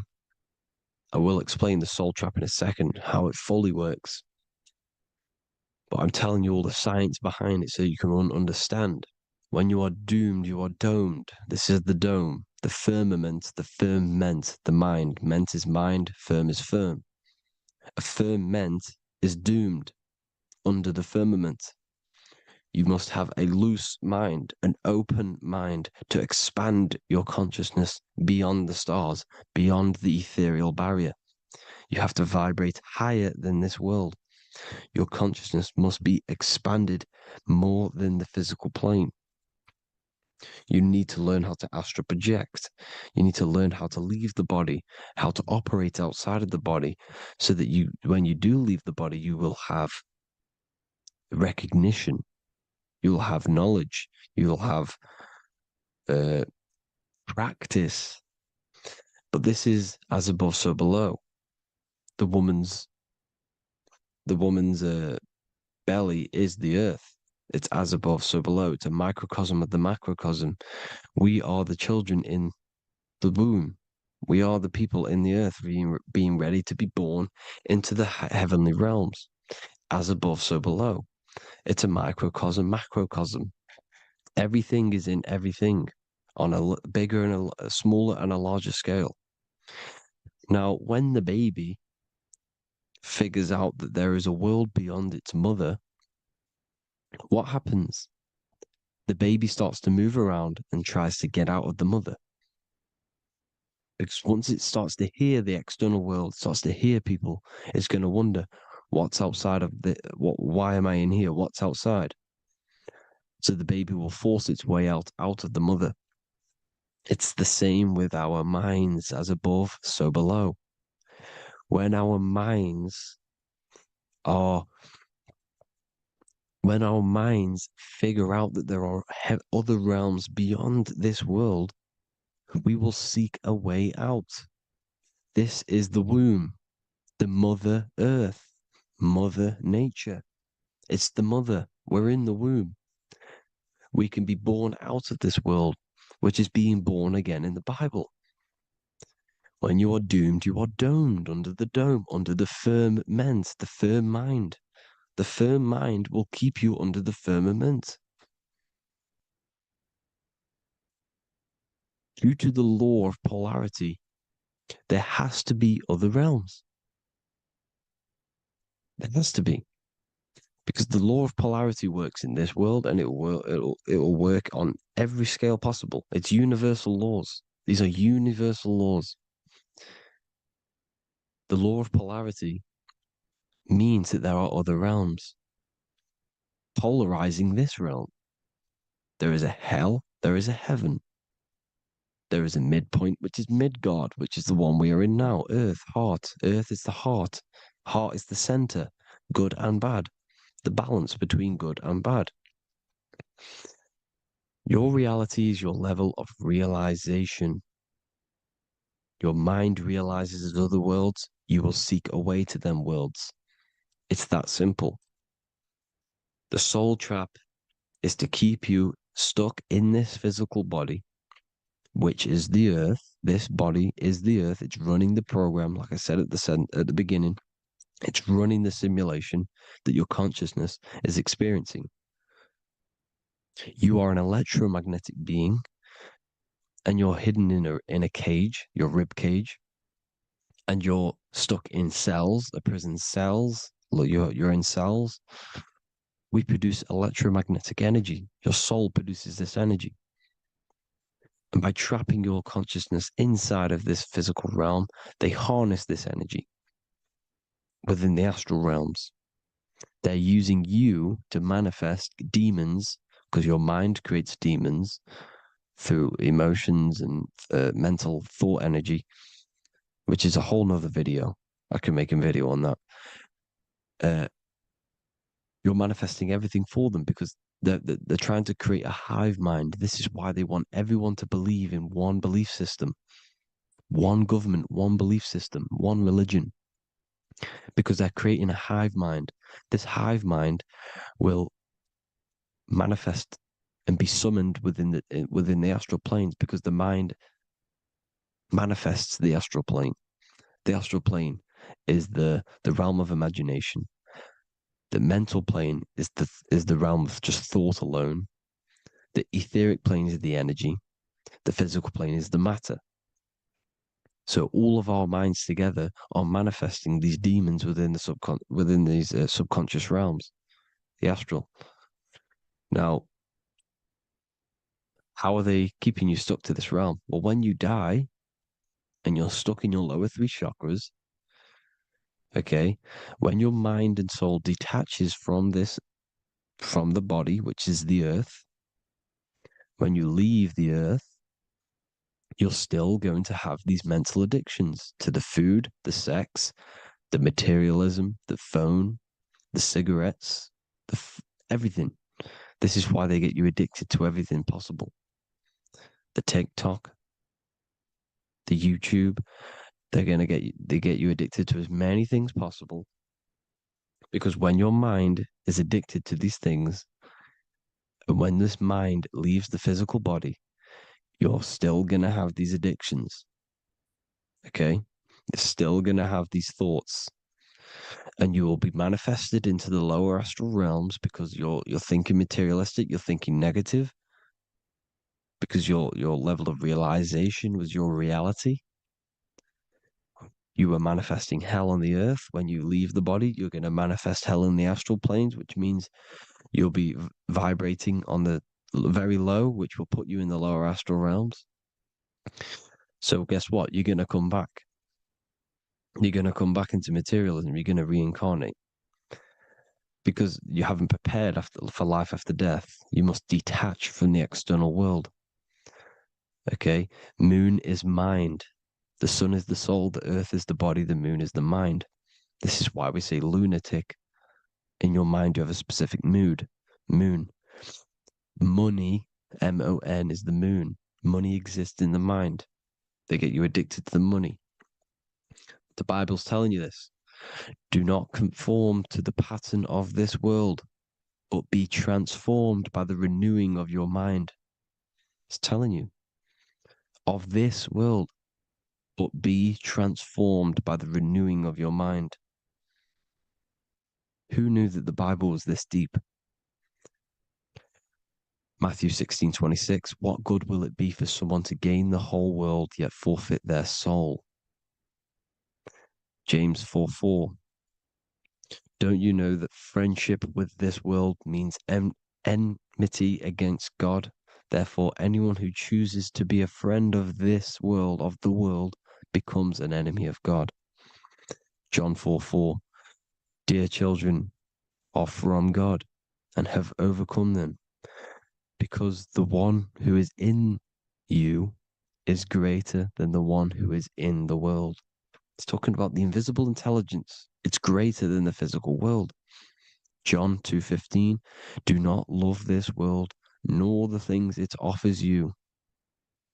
Because this world will create you to, if your mind has attachments to what this world offers, sex, money, and power, pretty much,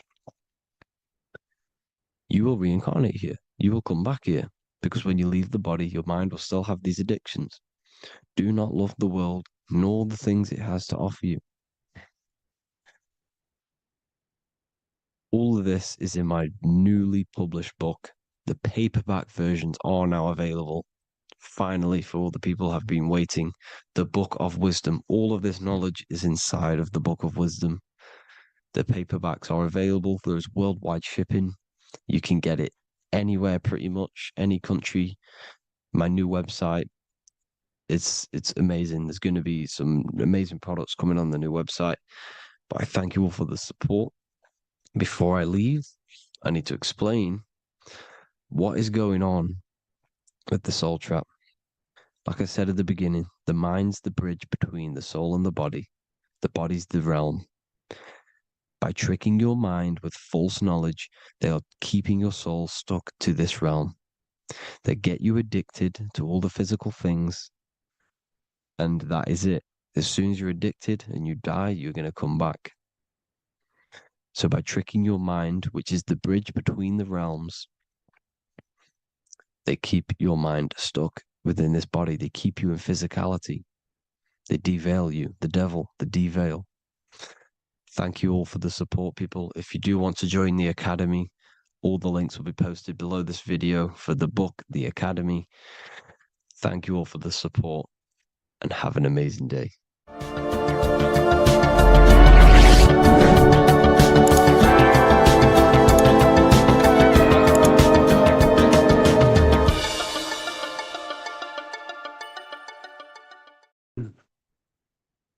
The third eye, or the all-seeing eye. This is an important video because there's a lot of misunderstanding when it comes to the third eye. People tend to think that the third eye is the pineal gland. The pineal gland is not the third eye. It is the radio receiver for our eye. It's not the third eye, it's the first. It's the eye where everything begins. So the pineal gland acts as a radio antenna or a radio receiver because the pineal gland has crystals on it. And crystals are used in your phone, they're used in radios because they pick up and transmit frequency. So the pineal gland is the radio receiver for the higher consciousness, for the thoughts, for the commands that come from within. Before you move your body, it begins mentally in the eye. Before you say something, before you kick a football, it all begins in the eye. What happens above happens below. What you think, you manifest into the body. Whatever you think, your body reacts. You see, this eye is the universal cosmic intelligence, the higher consciousness, which is controlling the physical body. Like I said, you have the Buddhic, mental, astral, etheric plane. This is a page from the brand new Book of Wisdom, Volume 2. You have the Buddhic plane, the nothingness. Then you have the mental plane, infinite potential. This is the I, the singular consciousness. This is the infinite potential within you. The I is where the thoughts are. This is the mental plane. And it is this I which experiencing everything. It's the I behind the body. It's the I behind the thoughts. Yes, the mental plane is the plane of thoughts, but you are the I experiencing the thoughts. You are the I behind the thoughts, behind the emotion, behind the words. Deep, deep down within your being, there is the all-seeing I, which the body obeys. Everything the I says, the body does. This is the I in between the two pillars, or in between the sun and the moon in the Masonic artwork. Sun, masculine, left brain. Moon, feminine, right brain. The all-seeing eye in the middle, consciousness. The I, the order, the intelligence, the infinite potential within you, the creative force within you that can create the good and the bad, the left and the right. So you are either creating negative or good. You're even doing good, which is God, or evil, or the devil, which is do evil. You have this creative ability within you, which is God, the consciousness, and you have the choice to do the devil or the God. So the third eye is the human mind. It's the mind. It's the infinite awareness, infinite potential within you. And when you see it in the triangle, it represents the ethereal plane. This is the ethereal, the triangle. This is the eternal. This is the material. Because the physical plane is the box. It's the square. That's why we say think outside of the box. Because you got to think outside of the box to awaken your divinity. You see, humans have been given the tools to awaken to their true divinity. No other animal on this planet, or whatever you think it is, on the earth, has the ability to have self-awareness. Humans have been given the tools to understand the very, very complex things and understand who we are, what we are, and what the universe truly is on a higher level, not just physical. We have the ability to access planes beyond the physical world, which is unlike any other animal. This is why the humans are gods. So when you see the pyramid with the capstone on top, it's cut off, it's separate from the rest of the pyramid. This is the consciousness that is looking through the ether into the material plane. It's like I discussed down here with these planes. This is the I, the mental plane. Your consciousness, your I, is looking through the ether. It materialized through the ether into the physical plane, and you are now the I looking into the material realm. And when you come here, you lose that divinity, but you have to awaken. So you don't lose the divinity, you forget your divinity while you are incarnated in physical.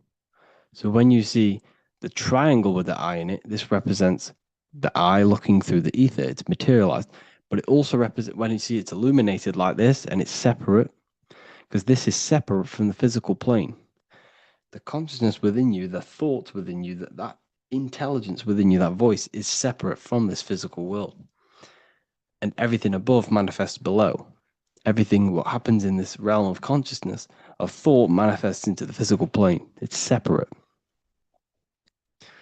So you see the illumination. This represents the awakened self, because the mind is the third eye. So when you have a closed third eye, this just means that your mind has not experienced things other than physical. When you expand your mind, expand your consciousness from having an out-of-body experience or a mystical experience where you had experienced a higher plane of consciousness or a higher level of consciousness, this is now an opened third eye, which is an opened mind. It's nothing separate. So when people say, working and opening the third eye by imagination and stuff like that, you're working on your mind. And to open your third eye, you do need to work on imagination, mental discipline, and all of these higher faculties, which we'll go over in another video. So that your mind has higher faculties which you need to work on. Visualization being one of them, imagination, and mental willpower. We'll go over that. But the illuminated eye in a triangle represents the illuminated mind, the awakened mind that has self-consciousness, is conscious of itself, and it's experienced higher planes of consciousness. Like I said, the I and the idea. So when you see I on the beginning of words, it represents that inner self, that inner cosmic intelligence within yourself. That's why you say inside, intelligence, or idea. It's the idea, the I, the all-seeing eye. This is why the Roman numerals, I was one. And what is one? It's one line. The I is also one line. Because we are all the same intelligence with the same consciousness. The universe is one. There is only one being in the universe, which is God. And we are all expressions and fractals of God. We are all manifestations of God. We share the same creative power as God. We all have the ability to bring non-physical thoughts into a physical reality, which is the word made flesh in the Bible. So when you see covering the eye with the 666, this represents the I stuck in matter, worshipping the physical body, the God in flesh, which is Satan. Satan represents God in flesh, yourself in flesh, because evil love bondage. And everything these artists and actors are doing, they're part of these cults.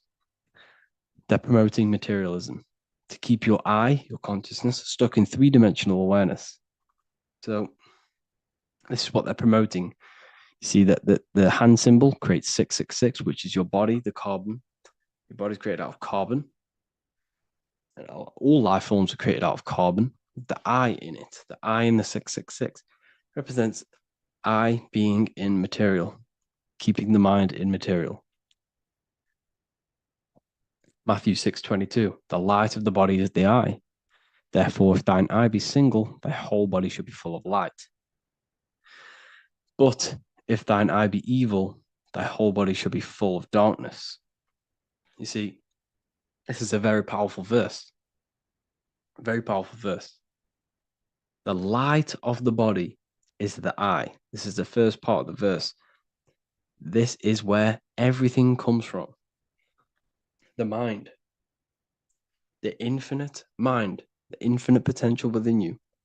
Think of anything in your mind. Nothing is impossible in your mind. As soon as you think of it, it's there. Infinite potential.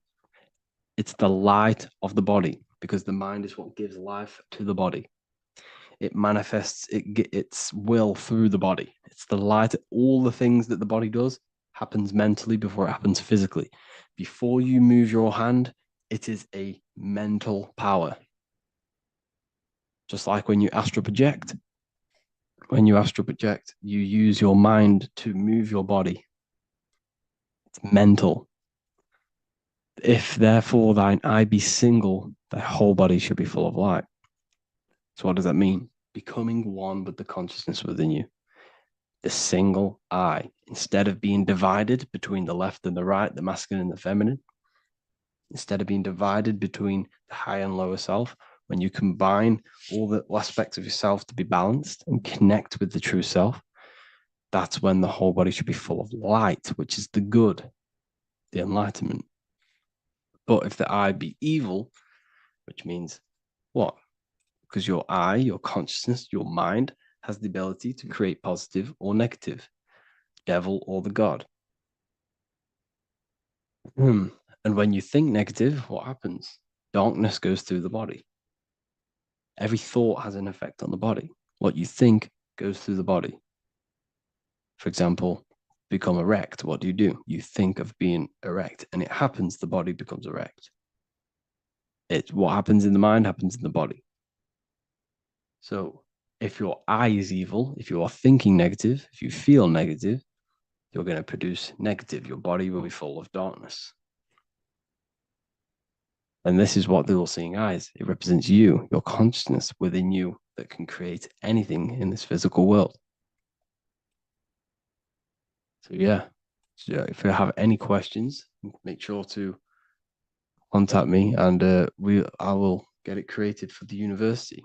Thank you all for joining, and see you in the next one. In this video, we're going to be talking about the evolution of consciousness. You are born human. However, you possess consciousness, which is the awareness behind your being, the awareness behind your thoughts, the experiencer behind your five senses, the experiencer, the observer behind your thought, emotions, and senses. You are an eye, an invisible consciousness looking through a lens, which is your body. Your body produces this physical world that you experience. Your brain produces this world. Your brain and body is a technological computer. However, you are an infinite, ever-expanding consciousness behind this physical body. And there is an evolution of consciousness, a cosmic journey of expansion. And this is why we see so much pyramid symbolism in the occult and esoteric world, and especially within Freemasonry. Because the pyramid represents climbing, an evolution, a raising state of consciousness, a journey. Steps symbolize a journey upwards. This is the raising and the evolution of consciousness, our inner world, the transmutation of our inner selves, of our souls and consciousness and our minds. So when we see this pyramid, we're seeing a evolution, a way up to source consciousness. And the eye in the pyramid represents your source consciousness. It represents illumination. It represents divine guidance through this evolution of consciousness. This is why we see the ladder. Consciousness is ever expanding on an infinite journey of evolution. Each individual is a part of this cosmic process, contributing towards the ongoing expansion of both mind and awareness. As we evolve, we collectively explore deeper levels of existence, expanding the boundaries of thought and consciousness. The mind has the ability to expand infinitely into new realms of thought, into new dimensions of mind. The mind cannot be filled up. It is not a physical substance. The body can be filled up because it is a physical thing, but you cannot fill the mind. Therefore, the mind is constantly expanding, ever expanding into new fields of thought. So what we see in Freemasonry, the ladder, is again a journey, an elevation of consciousness. When we are born with an infant consciousness, and as we gain older, we gain an adult consciousness. Our inner world, our inner mind, and our emotional intellect changes and evolves. We are significantly different from when we were very young as an infant. It's because our consciousness evolutes, it changes, it alters like water. So, just like this evolution of your own consciousness as growing up, there is consciousness of beings existing in cycles beyond our own. And their consciousness is unimaginably different from ours. They operate on a higher level of understanding and knowing, experiencing reality in ways that transcend our current comprehension. Our minds right now cannot comprehend the highest states of consciousness. There are entities, there are beings beyond our own, existing in higher dimensions of consciousness that we cannot comprehend because they have expanded. They are on a further way up the ladder of consciousness. However, we are all on the same journey. None of us can take the same journey. There is one ultimate goal, reaching source consciousness. However, this is always ever expanding. However, we are all on a different journey. There is one truth, one source, one goal. However, there are billions in different ways of reaching it, and we are all on these different paths to source consciousness, to this ladder, this evolution of universal evolution. Okay? Their awareness is attuned to new dimensions of existence, reflecting a more advanced stage in the cosmic journey of consciousness evolution. So when you take DMT, you are shot into these higher realms of consciousness where you meet these beings who look similar to these images. They are not speaking to you physically. They don't speak to you three-dimensionally through vibration and words. They speak to you mentally. If you have done DMT, then you know this. And if you have met these beings, then you know this. You might have even met some of these types of beings on mushrooms or any psychedelic drugs. Because ultimately, when you take these mind-altering substances, it's altering your consciousness. It's merging your consciousness with the spirit of that substance. And you are essentially attuning your mind to higher dimensions of consciousness. That's why we say we're getting high when we take these substances.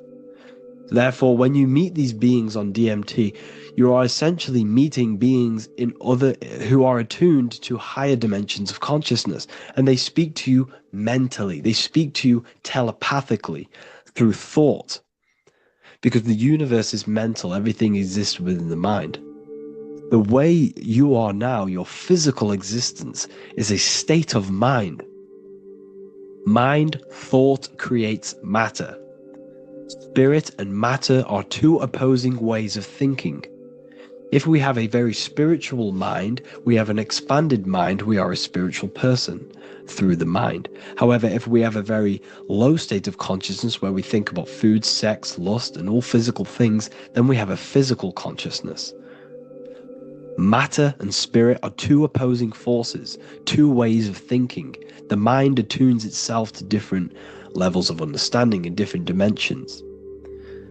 So, essentially, this is what we're looking at. The body is a vessel for the fluidic, formless consciousness, a temple that houses the essence of our awareness. While the five senses are limited to perceiving only the physical plane, The mind transcends these limitations, capable of perceiving the full scope of reality.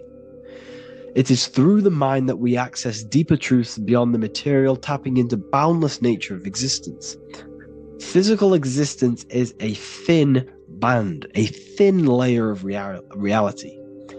It's like 0.001% of reality. And your five senses are only tuned into this layer of reality. But the five senses are, by design, only allowed to perceive physicality. But the mind has the power to expand beyond this physical five sense state. The mind has the power to expand and evolute. It is a conscious decision whether you want to take this path or not. You can stay in a three-dimensional way of thinking, or you can expand your consciousness from within. It's not an external journey. There is no God going to save you. You must save yourself.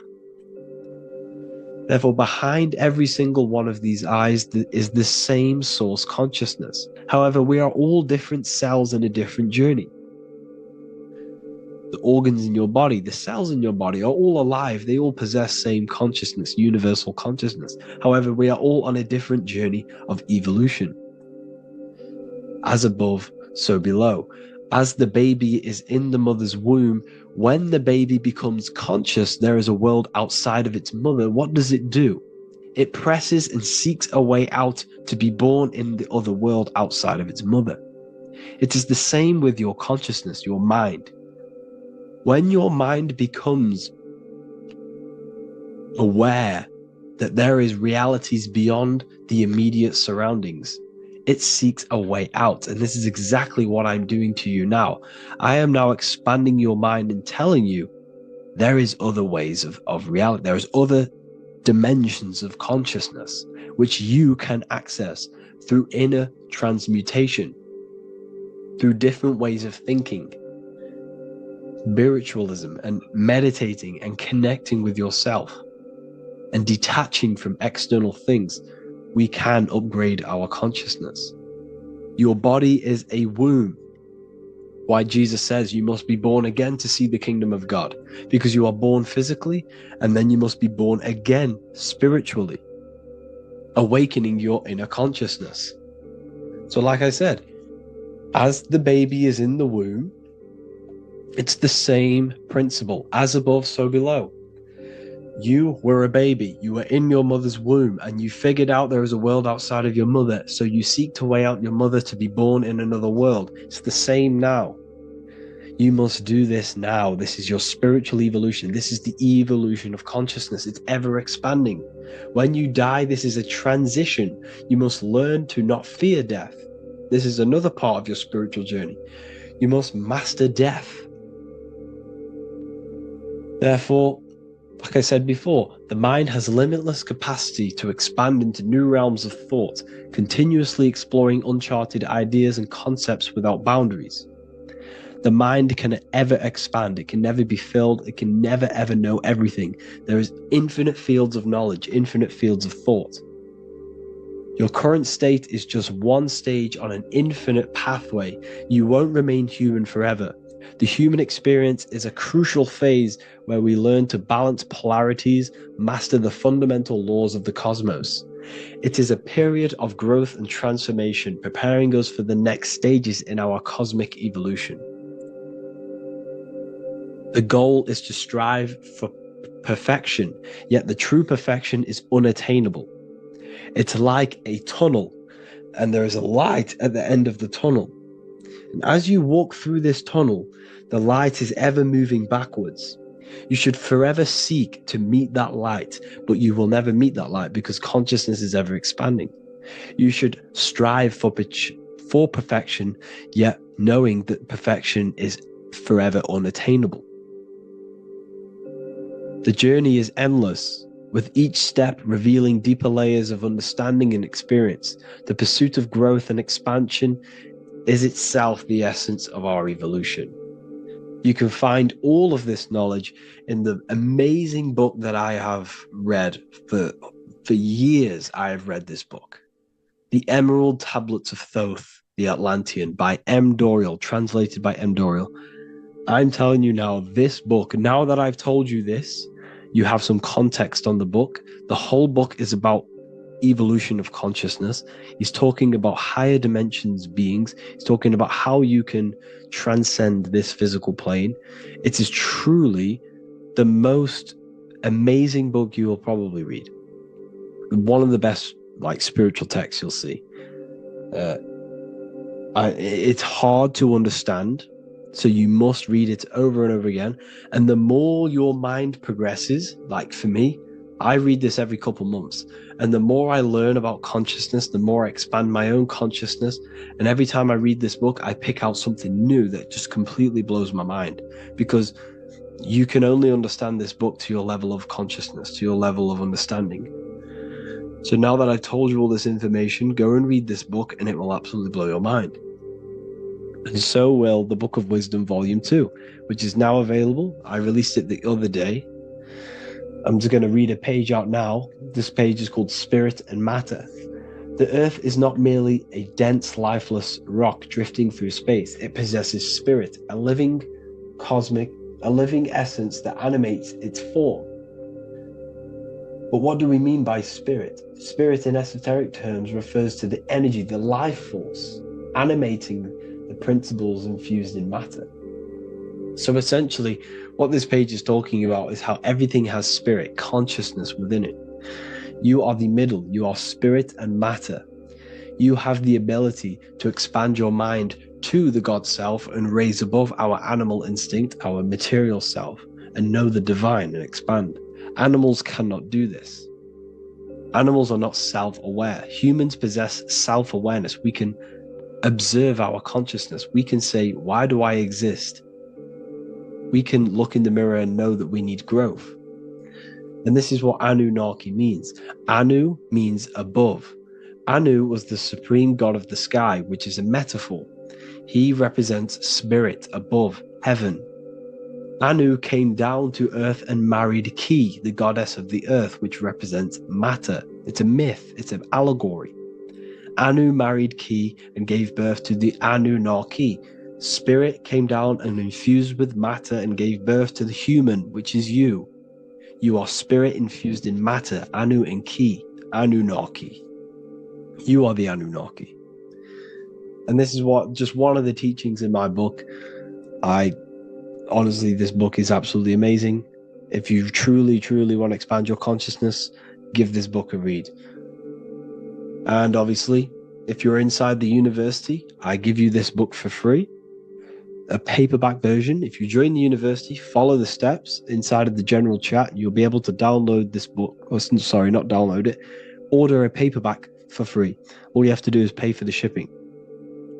You'll also gain amazing knowledge inside of my library, where your mind will just be overblown with the amount of esoteric books. There's over 45 rare occult books, plus you get a PDF of the Volume 1 and Human Health Guide. You get reoccurring updates where I expand on symbolism, occultism, where you will just feel absolutely amazing once you understand esotericism in yourself. You'll also learn how to create the dream reality that you want with the Manifestation Mastery course, where I teach you how your consciousness creates reality. You'll have a real lectures where I post lectures on symbolism, occultism, esotericism. There's a conscious community and live calls and Q&A where you can ask me questions and I'll answer your questions. I just want to say thank you to everyone who has joined the university. Thank you for even liking and watching this video. Any support I just appreciate every single one of you. Please, if you can, leave a comment and a like on this video and let me know any videos you want me to make in the future. And I will start uploading a lot more to the YouTube. So yeah, thank you all for tuning in today. Have an amazing day. Neo is plugged in on the back of the neck, which is the reptilian brain stem. The reptilian brain is all to do with survival mode, survival state. It's always scanning the environment for safety, whether that's physically, emotionally, or mentally. It does not think. It is instant. For example, do I smack the guy or run off? If something happens to you, like a car's coming really quick to you, you do not think about this. The reptilian brain is the animal instinct that will instantly move your body on the instant reactions. Hence why it's the closest brain to the rest of the body. It has instant access to the electrical nervous system to control the body at instant reactions. Now, Neo is plugged in on the back of the neck, which is the reptilian brain.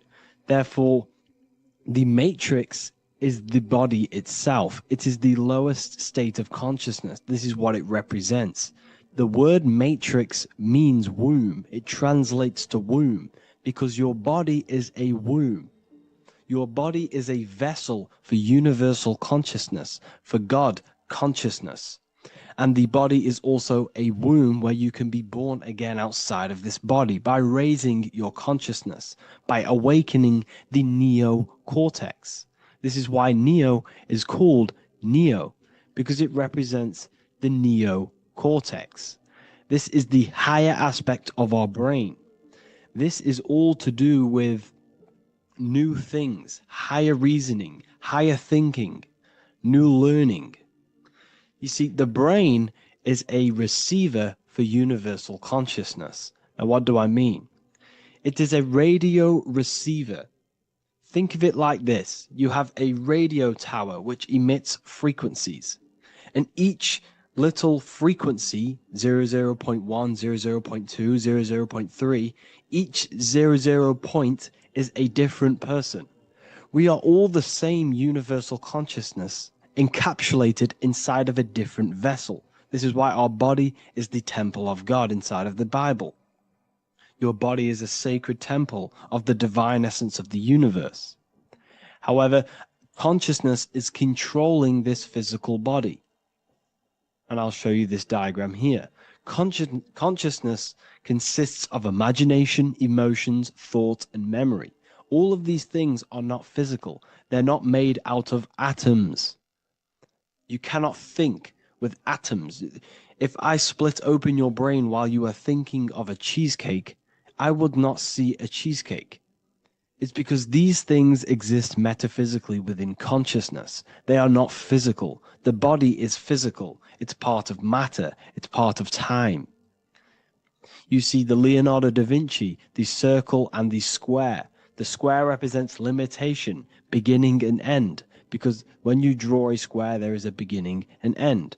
It represents the body, the mortal self, the ego, the echo.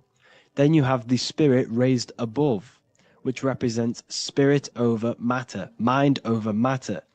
Invisible forces create physical forces. Everything physical exists in non-physical. This is also the Freemasonic square and compass, why the square is below the compass, because the compass creates the circle, which is spirit or mind. Then you have the square, which is matter. Mind and matter are the same substance. Mind creates matter through thought. Everything in this physical universe manifested through thought. Everything began as thought. So you are spirit and matter. You have a material body and a spiritual body. And you are right in the middle. This is why humans are very, very important. Because we have an animal nature, the reptilian brain, and a higher consciousness, the neocortex. And we must awaken out of the matrix, which means womb, which is the body. And Neo is waken up from the lower self, the reptilian brain, and moves into the neocortex. Because the brain is a radio receiver for consciousness. Now, what do I mean? I went over this before. Your consciousness is controlling the brain. The brain is a computer. And when our consciousness, our imagination, our emotion, our thoughts, and our memories are all contributing towards just survival things, food, safety, fear, all of these things, and our consciousness is locked into a survival state, we are using the reptilian brain. We're no longer thinking. You don't think with the brain, but the consciousness is thinking, which activates the different parts of the brain. When we think For higher reasoning, we use the neocortex. It stimulates the neocortex. When we think about survival, we're using the reptilian brain. So therefore, when Neo wakes up, he wakes up to the higher aspects of consciousness, which is only utilized by the neocortex, by learning new things, an expansion of the mind and expansions of consciousness. Okay? So the whole matrix is to keep you designed, well, the whole matrix is designed to keep you in a survival state, in the three-dimensional awareness. They want you constantly scanning for safety, scanning for food, scanning for emotional safety in relationships, in other people. You see, they do not want you to think. They want you stuck in that reptile, that animal state, that beastly state that most people are in. Most people, all they do is eat, listen to music, consume, have sex, lust, desire. This is all the reptilian brain. So when we say the world's being ran by reptilians, it's symbolic. There is no physical reptilian humanoid beings controlling, manipulating human consciousness. We are all the same consciousness. However, there is a corrupted state of consciousness running this world. And this consciousness worships the physical plane. And they control the physical plane. So by doing that, they keep you stuck in a reptilian way of thinking, the animal state, to keep you stuck in the lowest state of consciousness. Now, this is the god Osiris, which represents the reptilian brain. None of the Egyptian gods ever existed. They are all symbolic for the brain and anatomy of the human body. Osiris represents the reptilian brain. As you can see, this anatomy compare to the brain stem and Osiris statue found in Egypt. And we also see an ancient artwork of Osiris with green skin and two reptile crocodile alligators next to him, which also symbolizes the reptilian survival state of human consciousness and the activation of the reptilian brain. This is what it symbolizes. Now, this is what the Matrix is all talking about. It's talking about the awakening, the expansion of consciousness. The word divine is dive in because you connect with the divine by diving inward. There is no man in the sky going to save you. You must connect with the self. Know thyself. Truth comes from within. All of these things I'm telling you comes from within you. I'm just pointing it out. All of this is self-realization. A lot of people say, well, what are my sources? My sources is knowing thyself, observing thyself, using the neocortex of critically thinking, sitting down and thinking about yourself and having deep realization of yourself. You can realize that your thoughts are not of this physical world. It's quite simple. The brain does not think. The brain does not imagine. The brain does not hold memory. All of these things exist in consciousness, the one consciousness, but we are all fractal, infinite parts of. This is the eye on the triangle, consciousness being given down to the rest. This is separate. Consciousness is separate from the rest of the pyramid. The pyramid is your body. Neo is the one consciousness. This is the Egyptians symbolizing the one consciousness giving Ankh, which is life, to all the different life forms. However, you can see that the central sphere is giving a big Ankh to the humans, because humans, like I said, possess the advanced consciousness, an advanced brain that allows us to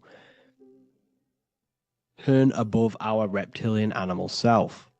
For example, we can go against our reptilian lower animal nature and turn to our godly nature. Animals cannot do that. They are stuck in instinct. They are stuck in a reptilian animal way of thinking and operating.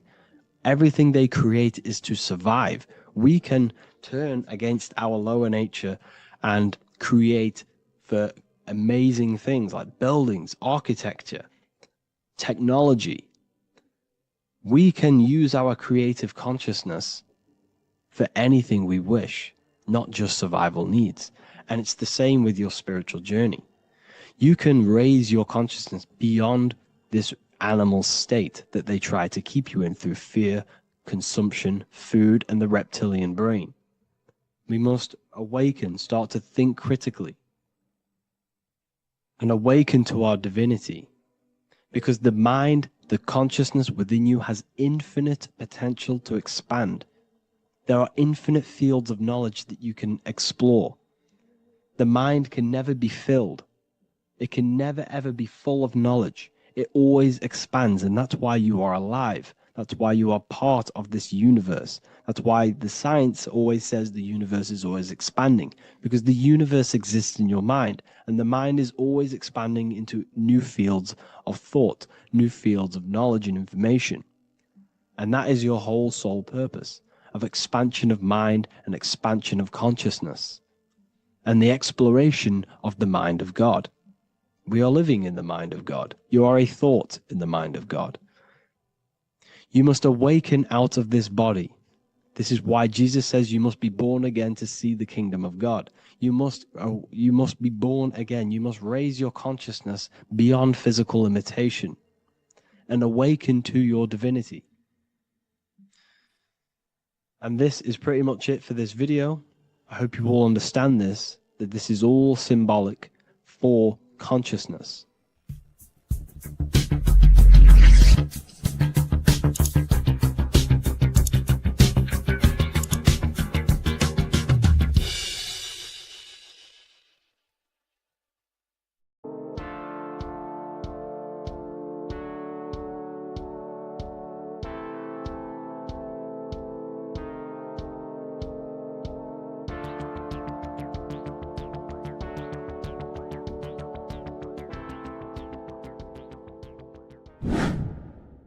Hello and welcome to another video, people.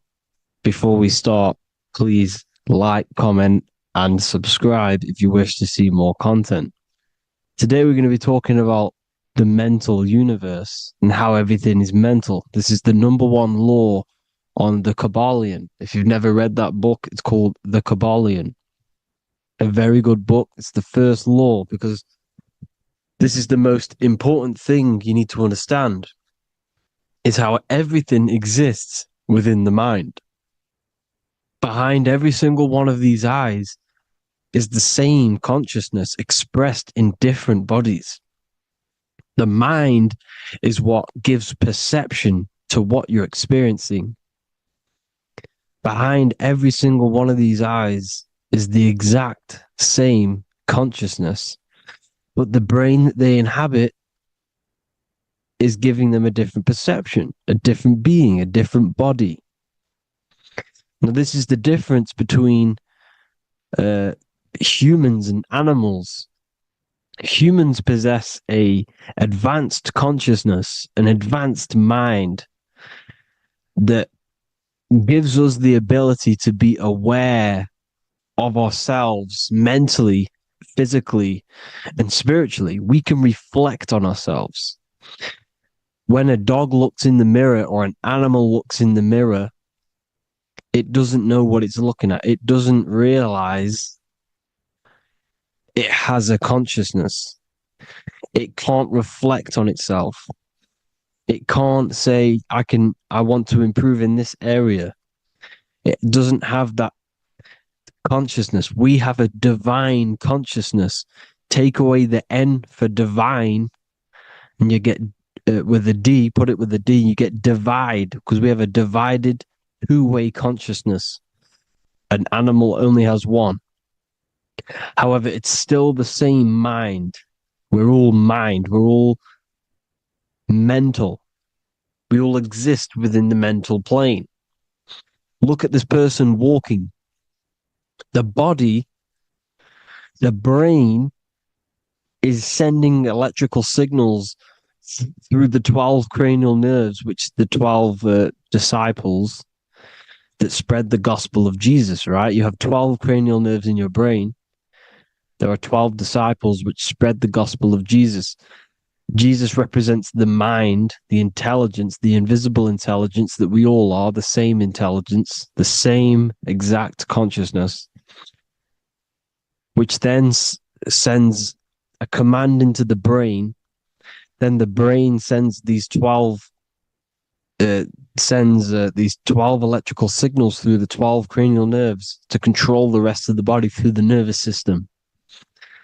This person walking is not, the body is not walking. The mind is telling it to walk. And the brain is it's a supercomputer which is decoding these demands given to it by the mind.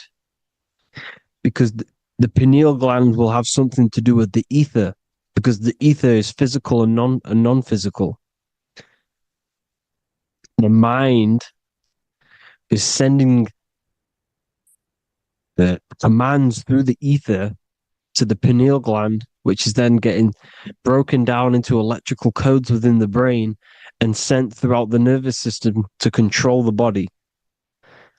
And this is why in the Sims simulation, because the body's the simulation, it's a false reality, it's the fake reality, it's not the real you. You are formless. There is no form, but the third dimension is a dimension within your mind. Matter, mind, light is all a product of your mind. It's all in the mind. Now, this is why The Sims has this green little diamond on top of the head. Because this is you. This is your invisible intelligence controlling the character. Okay? It's controlling the character. And this character is in the world. Your consciousness isn't in the world. The world exists within you, but the body is a vehicle for that realm that you land in. When you have a dream, your mind transcends this body into another body, duplicates your body into another universe, unite. Unite is one. We're all one. It's all one universe, expressed in many different ways, infinitely. And the vehicle that you land in is the body to operate in that realm. This is the all-seeing eye, as you see here. The eye, this is all the intelligence. This is the ball of consciousness, God, expressed in different bodies. We're all this same one in different bodies, as you can see here. And this intelligence is expressing infinitely throughout the universe, an infinite universe. There's no beginning, no end. There was no beginning of the universe. There is no end. It's infinite, always has and always will. But the mind is what gives you the ability to explore the universe, to make perception of it. We are God in disguise. We are God in disguise. We are God in flesh. But the body can become attached to the mind, can become attached to the body if the mind is not aware of itself. When the mind is that blinded by matter, and we lack knowledge and understanding of what we truly are, a formless, infinite being, a traveler. This is why Freemasons are called Freemasons. Mason means traveler. Free.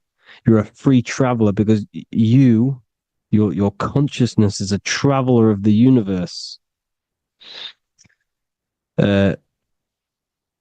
When we lack understanding, our mind bounds to the body because we don't separate the body with our different layers of consciousness.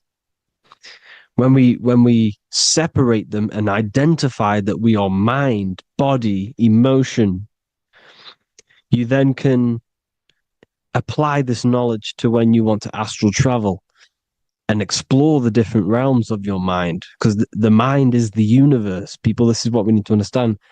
The mind is the universe. I am you and you are me.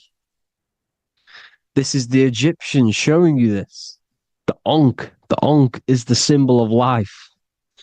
This is the one ball of consciousness, mind, giving it the Ankh life to all the different life forms. The cows, the birds, the snakes, and the big Ankh given to the humans, because the humans are the most intelligent. We have the most advanced consciousness. We have the most advanced consciousness. This is why the one is giving a big Ankh to the humans here. Here you see again, this is not the sun. This is also showing Ankh giving out its life to all things infinitely. And this is the Most High.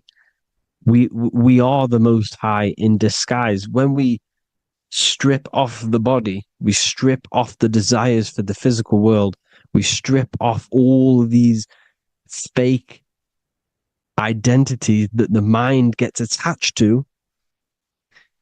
That is God. The universe. You are the universe experiencing itself. I and I. The letter I and the number 1 is just one line. The letter I is the number 1. Because your I am, when you refer to yourself as I, every single one of you who's watching this video refers to yourself as I, which is the one. We are all the one. We are all intelligence. We are all invisible. We are all the one. 1 is the only number. 1, 2, 3. Everything goes up in ones because there is only one. Doesn't matter how far you go down the line with numbers, all of their numbers are created by 1 because there is only one. It's me and you are the exact same consciousness expressed in different bodies. Mind. Cause. There is only one cause. There is only one mind. There is only one being. But because we lack understanding of this, we think we are the bodies. And this causes division because the physical world is the most illusionary world. It's an illusion. It's all an illusion. Now you see with the two, you look with the two eyes, but you see with the inner eye, the mind. Okay, the mind is the mental plane is a shared plane, and it gives perception to what you're looking at. The mind. I'm affecting you when I speak because the mental plane is shared. We all share mind. We all express mind. When I'm speaking to you, I'm affecting you because we are mind. So the words that I'm saying, which are being manifested from my mind, are being manifested through my body into vibration, is affecting you. I'm affecting you with what I'm saying. And these words are having an effect on your mind because we're all mind. This is why you need to be careful what you're listening to, music and all sorts. Because music can also create thought loops within your mind. Because the chorus, we shouldn't be listening to choruses. Choruses are loops. And what they're saying in the chorus is being looped. And this can create thought loops within your mind. Go and listen to an old song that you used to listen to about 5 years ago, 10 years ago, 20 years ago. Go and listen to an old song and you guess what? You will get nostalgia. Why will you get nostalgia? Because that song will trigger the thoughts that you were thinking in that time of listening to that song. So songs with choruses create thought loops and they reprogram your subconscious mind. It's important why music is very powerful. Mine and mind, same word. See, language is the truth, people. This is why I use language in all of my presentations, especially the English language. It's riddled with occult truth. I is my me, I, you, and me, or I, one. We are not the name, we are I. Every single one of you is I, because we are all the one, all mind. Now, the only thing that is truly mine is my mind.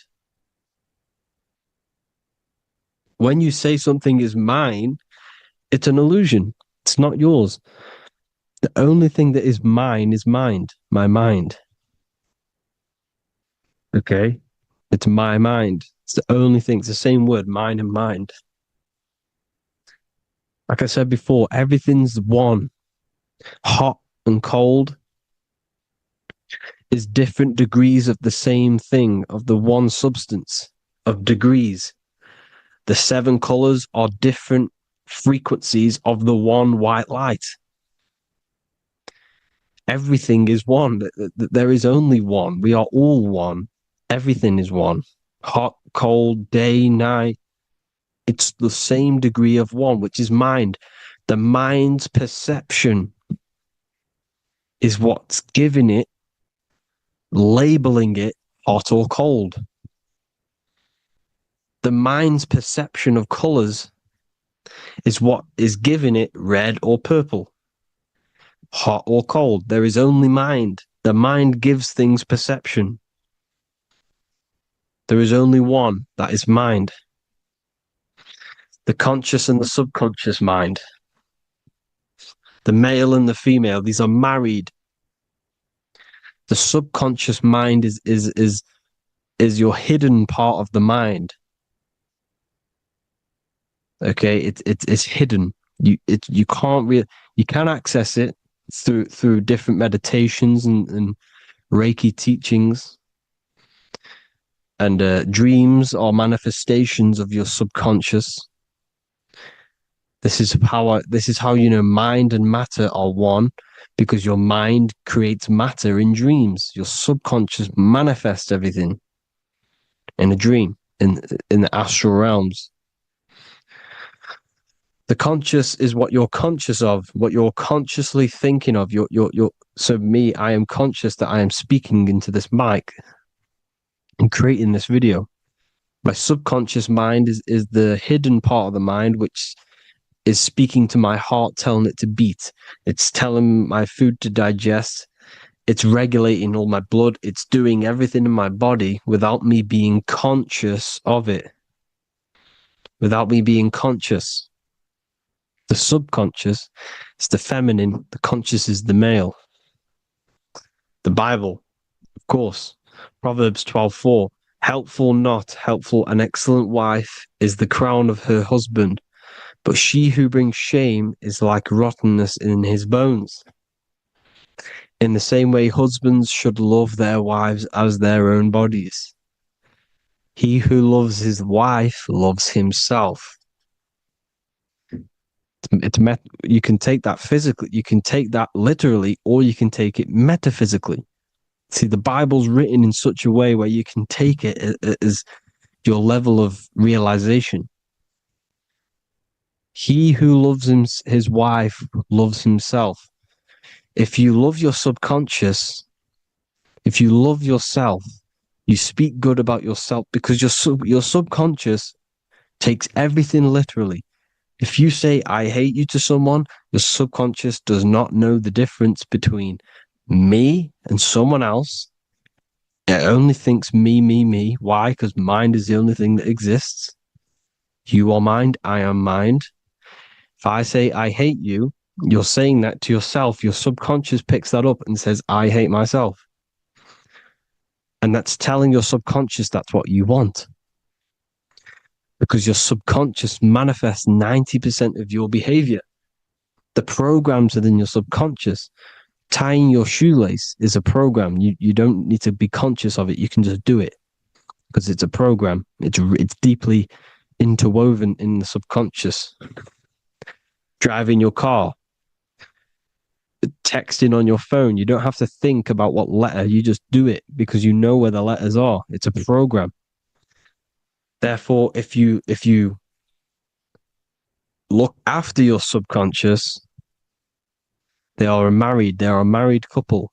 It's your wife. Your subconscious is your wife. And it manifests 90% of your daily basis thought patterns, actions, behaviors, emotions, all the things that you all the trauma that you've experienced is stored within your subconscious, which is affecting you. So let's say you were in a car crash 10 years ago and you had a really traumatic event, you really hurt yourself, and you had a very, very, very strong emotion that you felt of pain. That will still affect you today. And why? Because it will manifest into your behavior. How? Well, you'll be cautious of what cars to go in and who.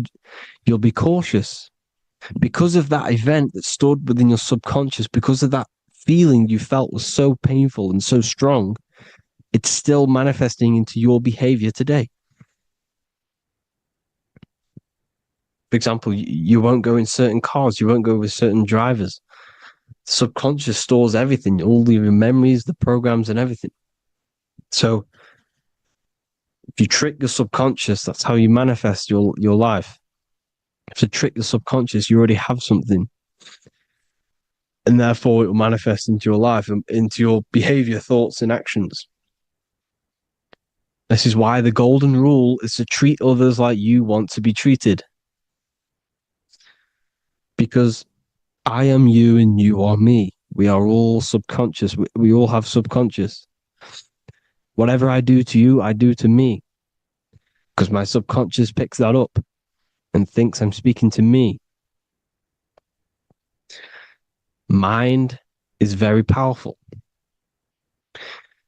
Whatever I do to you, I do to me. Treat others like you want to be treated. The golden rule. That is the only rule we need in this realm, in the universe. If everyone understood this rule and how the subconscious works and how karma works, we'd live in heaven on earth, the Garden of Eden, the golden age. As the man thinketh in his heart, so is he. Proverbs 23:7. Where your heart is, there will be your treasure. Your heart's the emotions. The storehouse of emotions is where you feel emotions. You have to let your emotions move through you, not become you. You can't let your emotions become you. Or except be like the sky and let them pass through you. Be like the clouds and the stars passing over. Let them pass through you. Do not let them become you. And this is how emotions can take over your mind. We are driven by, when a man is driven by emotions, he has no self to control. You must control the mind, because the mind can be corrupted. Because your thoughts are electrical in the brain. Your thoughts come from the mental plane. So how the mind works is that you place your attentions on something in the mind, and infinite information just flows in. Think about it. When you think of a certain topic, as soon as you think of that topic, information comes flying into your mind. Different ideas, ping, ping, ping. It's all connected. It's why we call it a mindset, because your mind sets itself to frequencies. And when we think of something, we tap into that frequency, and just the universe, the mind, the mental plane just flows in information based on that frequency and that thought. The universe is just information. All of the information out there, nothing is new. It's all there. You just have to tap into it. You can tap into these different thoughts, and it's all there. Everything already exists within the mental plane. You don't think anything. You receive thoughts. We all share the mental plane. We affect each other. I'm affecting you. Listening to me is affecting your mental plane. Your mind. The physical plane is the lowest plane. It's the world of effect.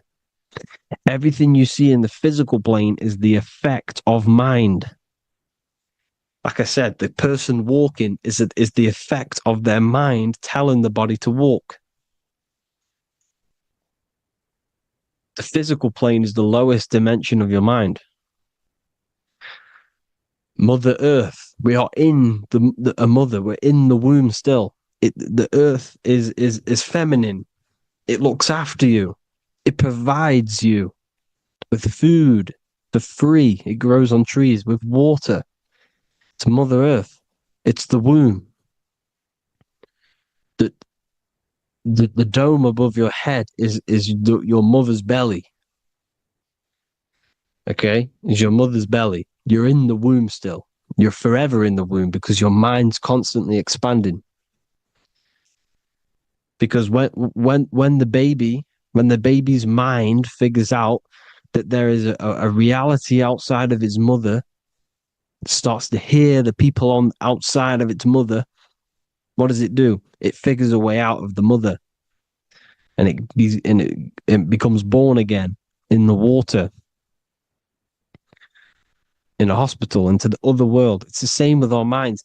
When our minds figure out there is other worlds beyond this physical, we explore them. The astral plane, for example. You figure a way out of the body. Because when you're the firmament, look at the word firmament, meant at the end. Firm is firm, something strong, something like a rock is firm. If your mind is firm like a rock, you will be stuck under the firmament. So, for example, people who are very programmed and can't think outside the box, they have a firm mind and they'll be stuck under the firmament because your mind is the only thing that's keeping you under the firmament. It's the only thing. When you're doomed, doom is dome. This is the dome, which is your head. Your head is the dome. Above your head, above the earth is the dome, the ethereal barrier. But that's just an external manifestation of your head. You don't leave the earth, you leave your body to leave the earth. Because your body is the earth. It's a dimension within your mind. So when you're doomed, you're domed. Your reality is your level of realization. You realize something, or when you have an idea, the mind, in the eye, EYE or I, same thing, mind, it's all mind. Reality is your level of realization. You realize there's other worlds. That's your reality. Your perception's your reality. Mind in Latin is mens. Jesus was known as the fisher of men, which is the fisher of minds. He was fishing minds worthy of knowing the higher truth, the deeper occult knowledge. Jesus figured out that we are all God. And he got killed for it because in that age they were trying to suppress this information. Jesus figured out he was God because we are all God, every single one of you, and they killed him because we're all mind. We are not the body. We're the invisible intelligence, which is God. But you are not God if your mind is attached to this physical world, to the worldly pleasures. If you master your mind and travel the depths of your mind, that is God. Mental and men. Look at the word mental. It has men in it. Men in the Bible means mind. Here you see Masonic. The Masonic symbol with the eye, the mind. Looking over. Everything is the one. Everything comes from the one. All the lines coming off it. giving its life to all of the life forms. Down here on the bottom, you have duality, black and white. Up here, you have singularity. One and the two. Unification and division. The lower self is divided into the left and the right. So the Bible even says, I forgot what verse it is, but it says, it's better to go through life with one eye than to have two and be cast into the fiery abyss of hell. I'm not sure what verse it is, but you can research it yourself. It's better to go through life with one eye, to be unified. Unified consciousness. Dimension. No brainer. No brainer. The language tells you the truth, people. Dimension. The dimensions are in your mind. Entertainment. Entertain the mind. Disappointment. It's all in the mind. Environment. The environment that you are in is a product of your mind. Within, rearranged spells high twin. Within is your mind, and your external world is mirrored from the decisions you make in your mind. Advertisement, commitment, it's all meant, it's all mind, everything is mind. Everything. So, this is important. The collective thoughts and collective beliefs. The collective, because we all share the mental plane.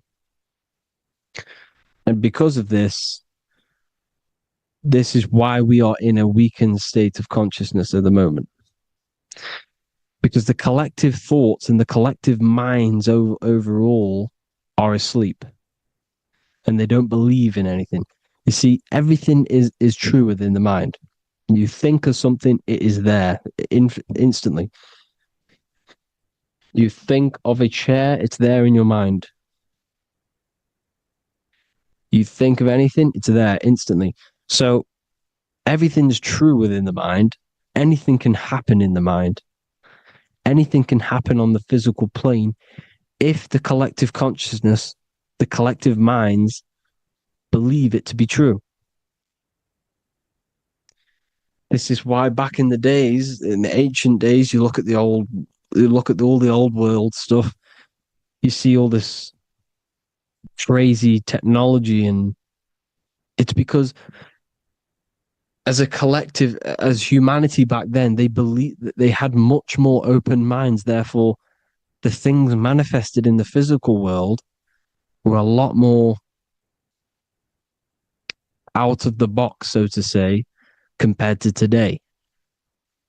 For example, magic is not as powerful today because the masses don't believe in it. It's still powerful, don't get me wrong, but if the masses believed, or if everyone knew magic could be real, because it is, anything's real in the mind, it would be a lot more powerful. You see? So and what they're trying to do is create a hive mind worldwide.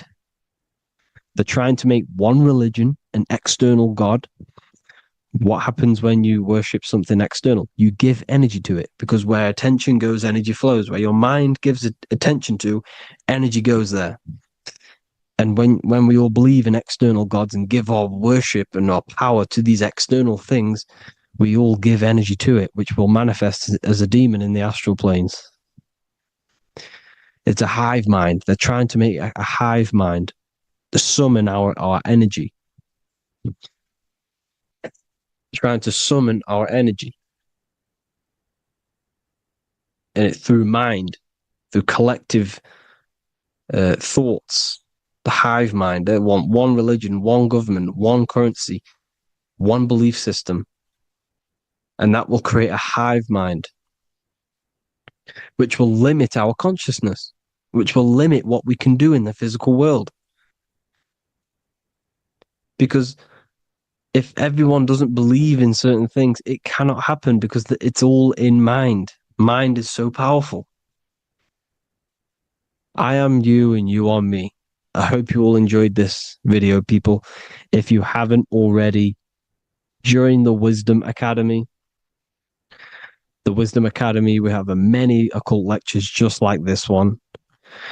Also, we have just launched Mindwave Hub.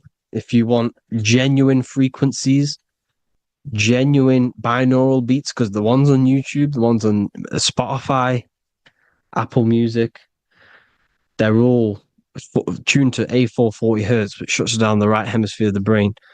If you want to gain access to your true consciousness, your mind, you need to balance the two hemispheres and balance the chakras. You can do that externally by listening to binaural beats. If you want true frequencies, true binaural beats to hemisync the chakras, hemisync the brain, to gain access to the different dimensions of your mind, well, you can gain access anyway, but it's going to help you if you're trying to learn this. Join Mindwave Hub. The link will be in the description. Listen to the binaural beats, meditate to them, listen to when you go to sleep. They'll massively benefit you. Thank you all, people. Hope you had an amazing, lesson. Hope you learned a lot. And please subscribe. God bless you all.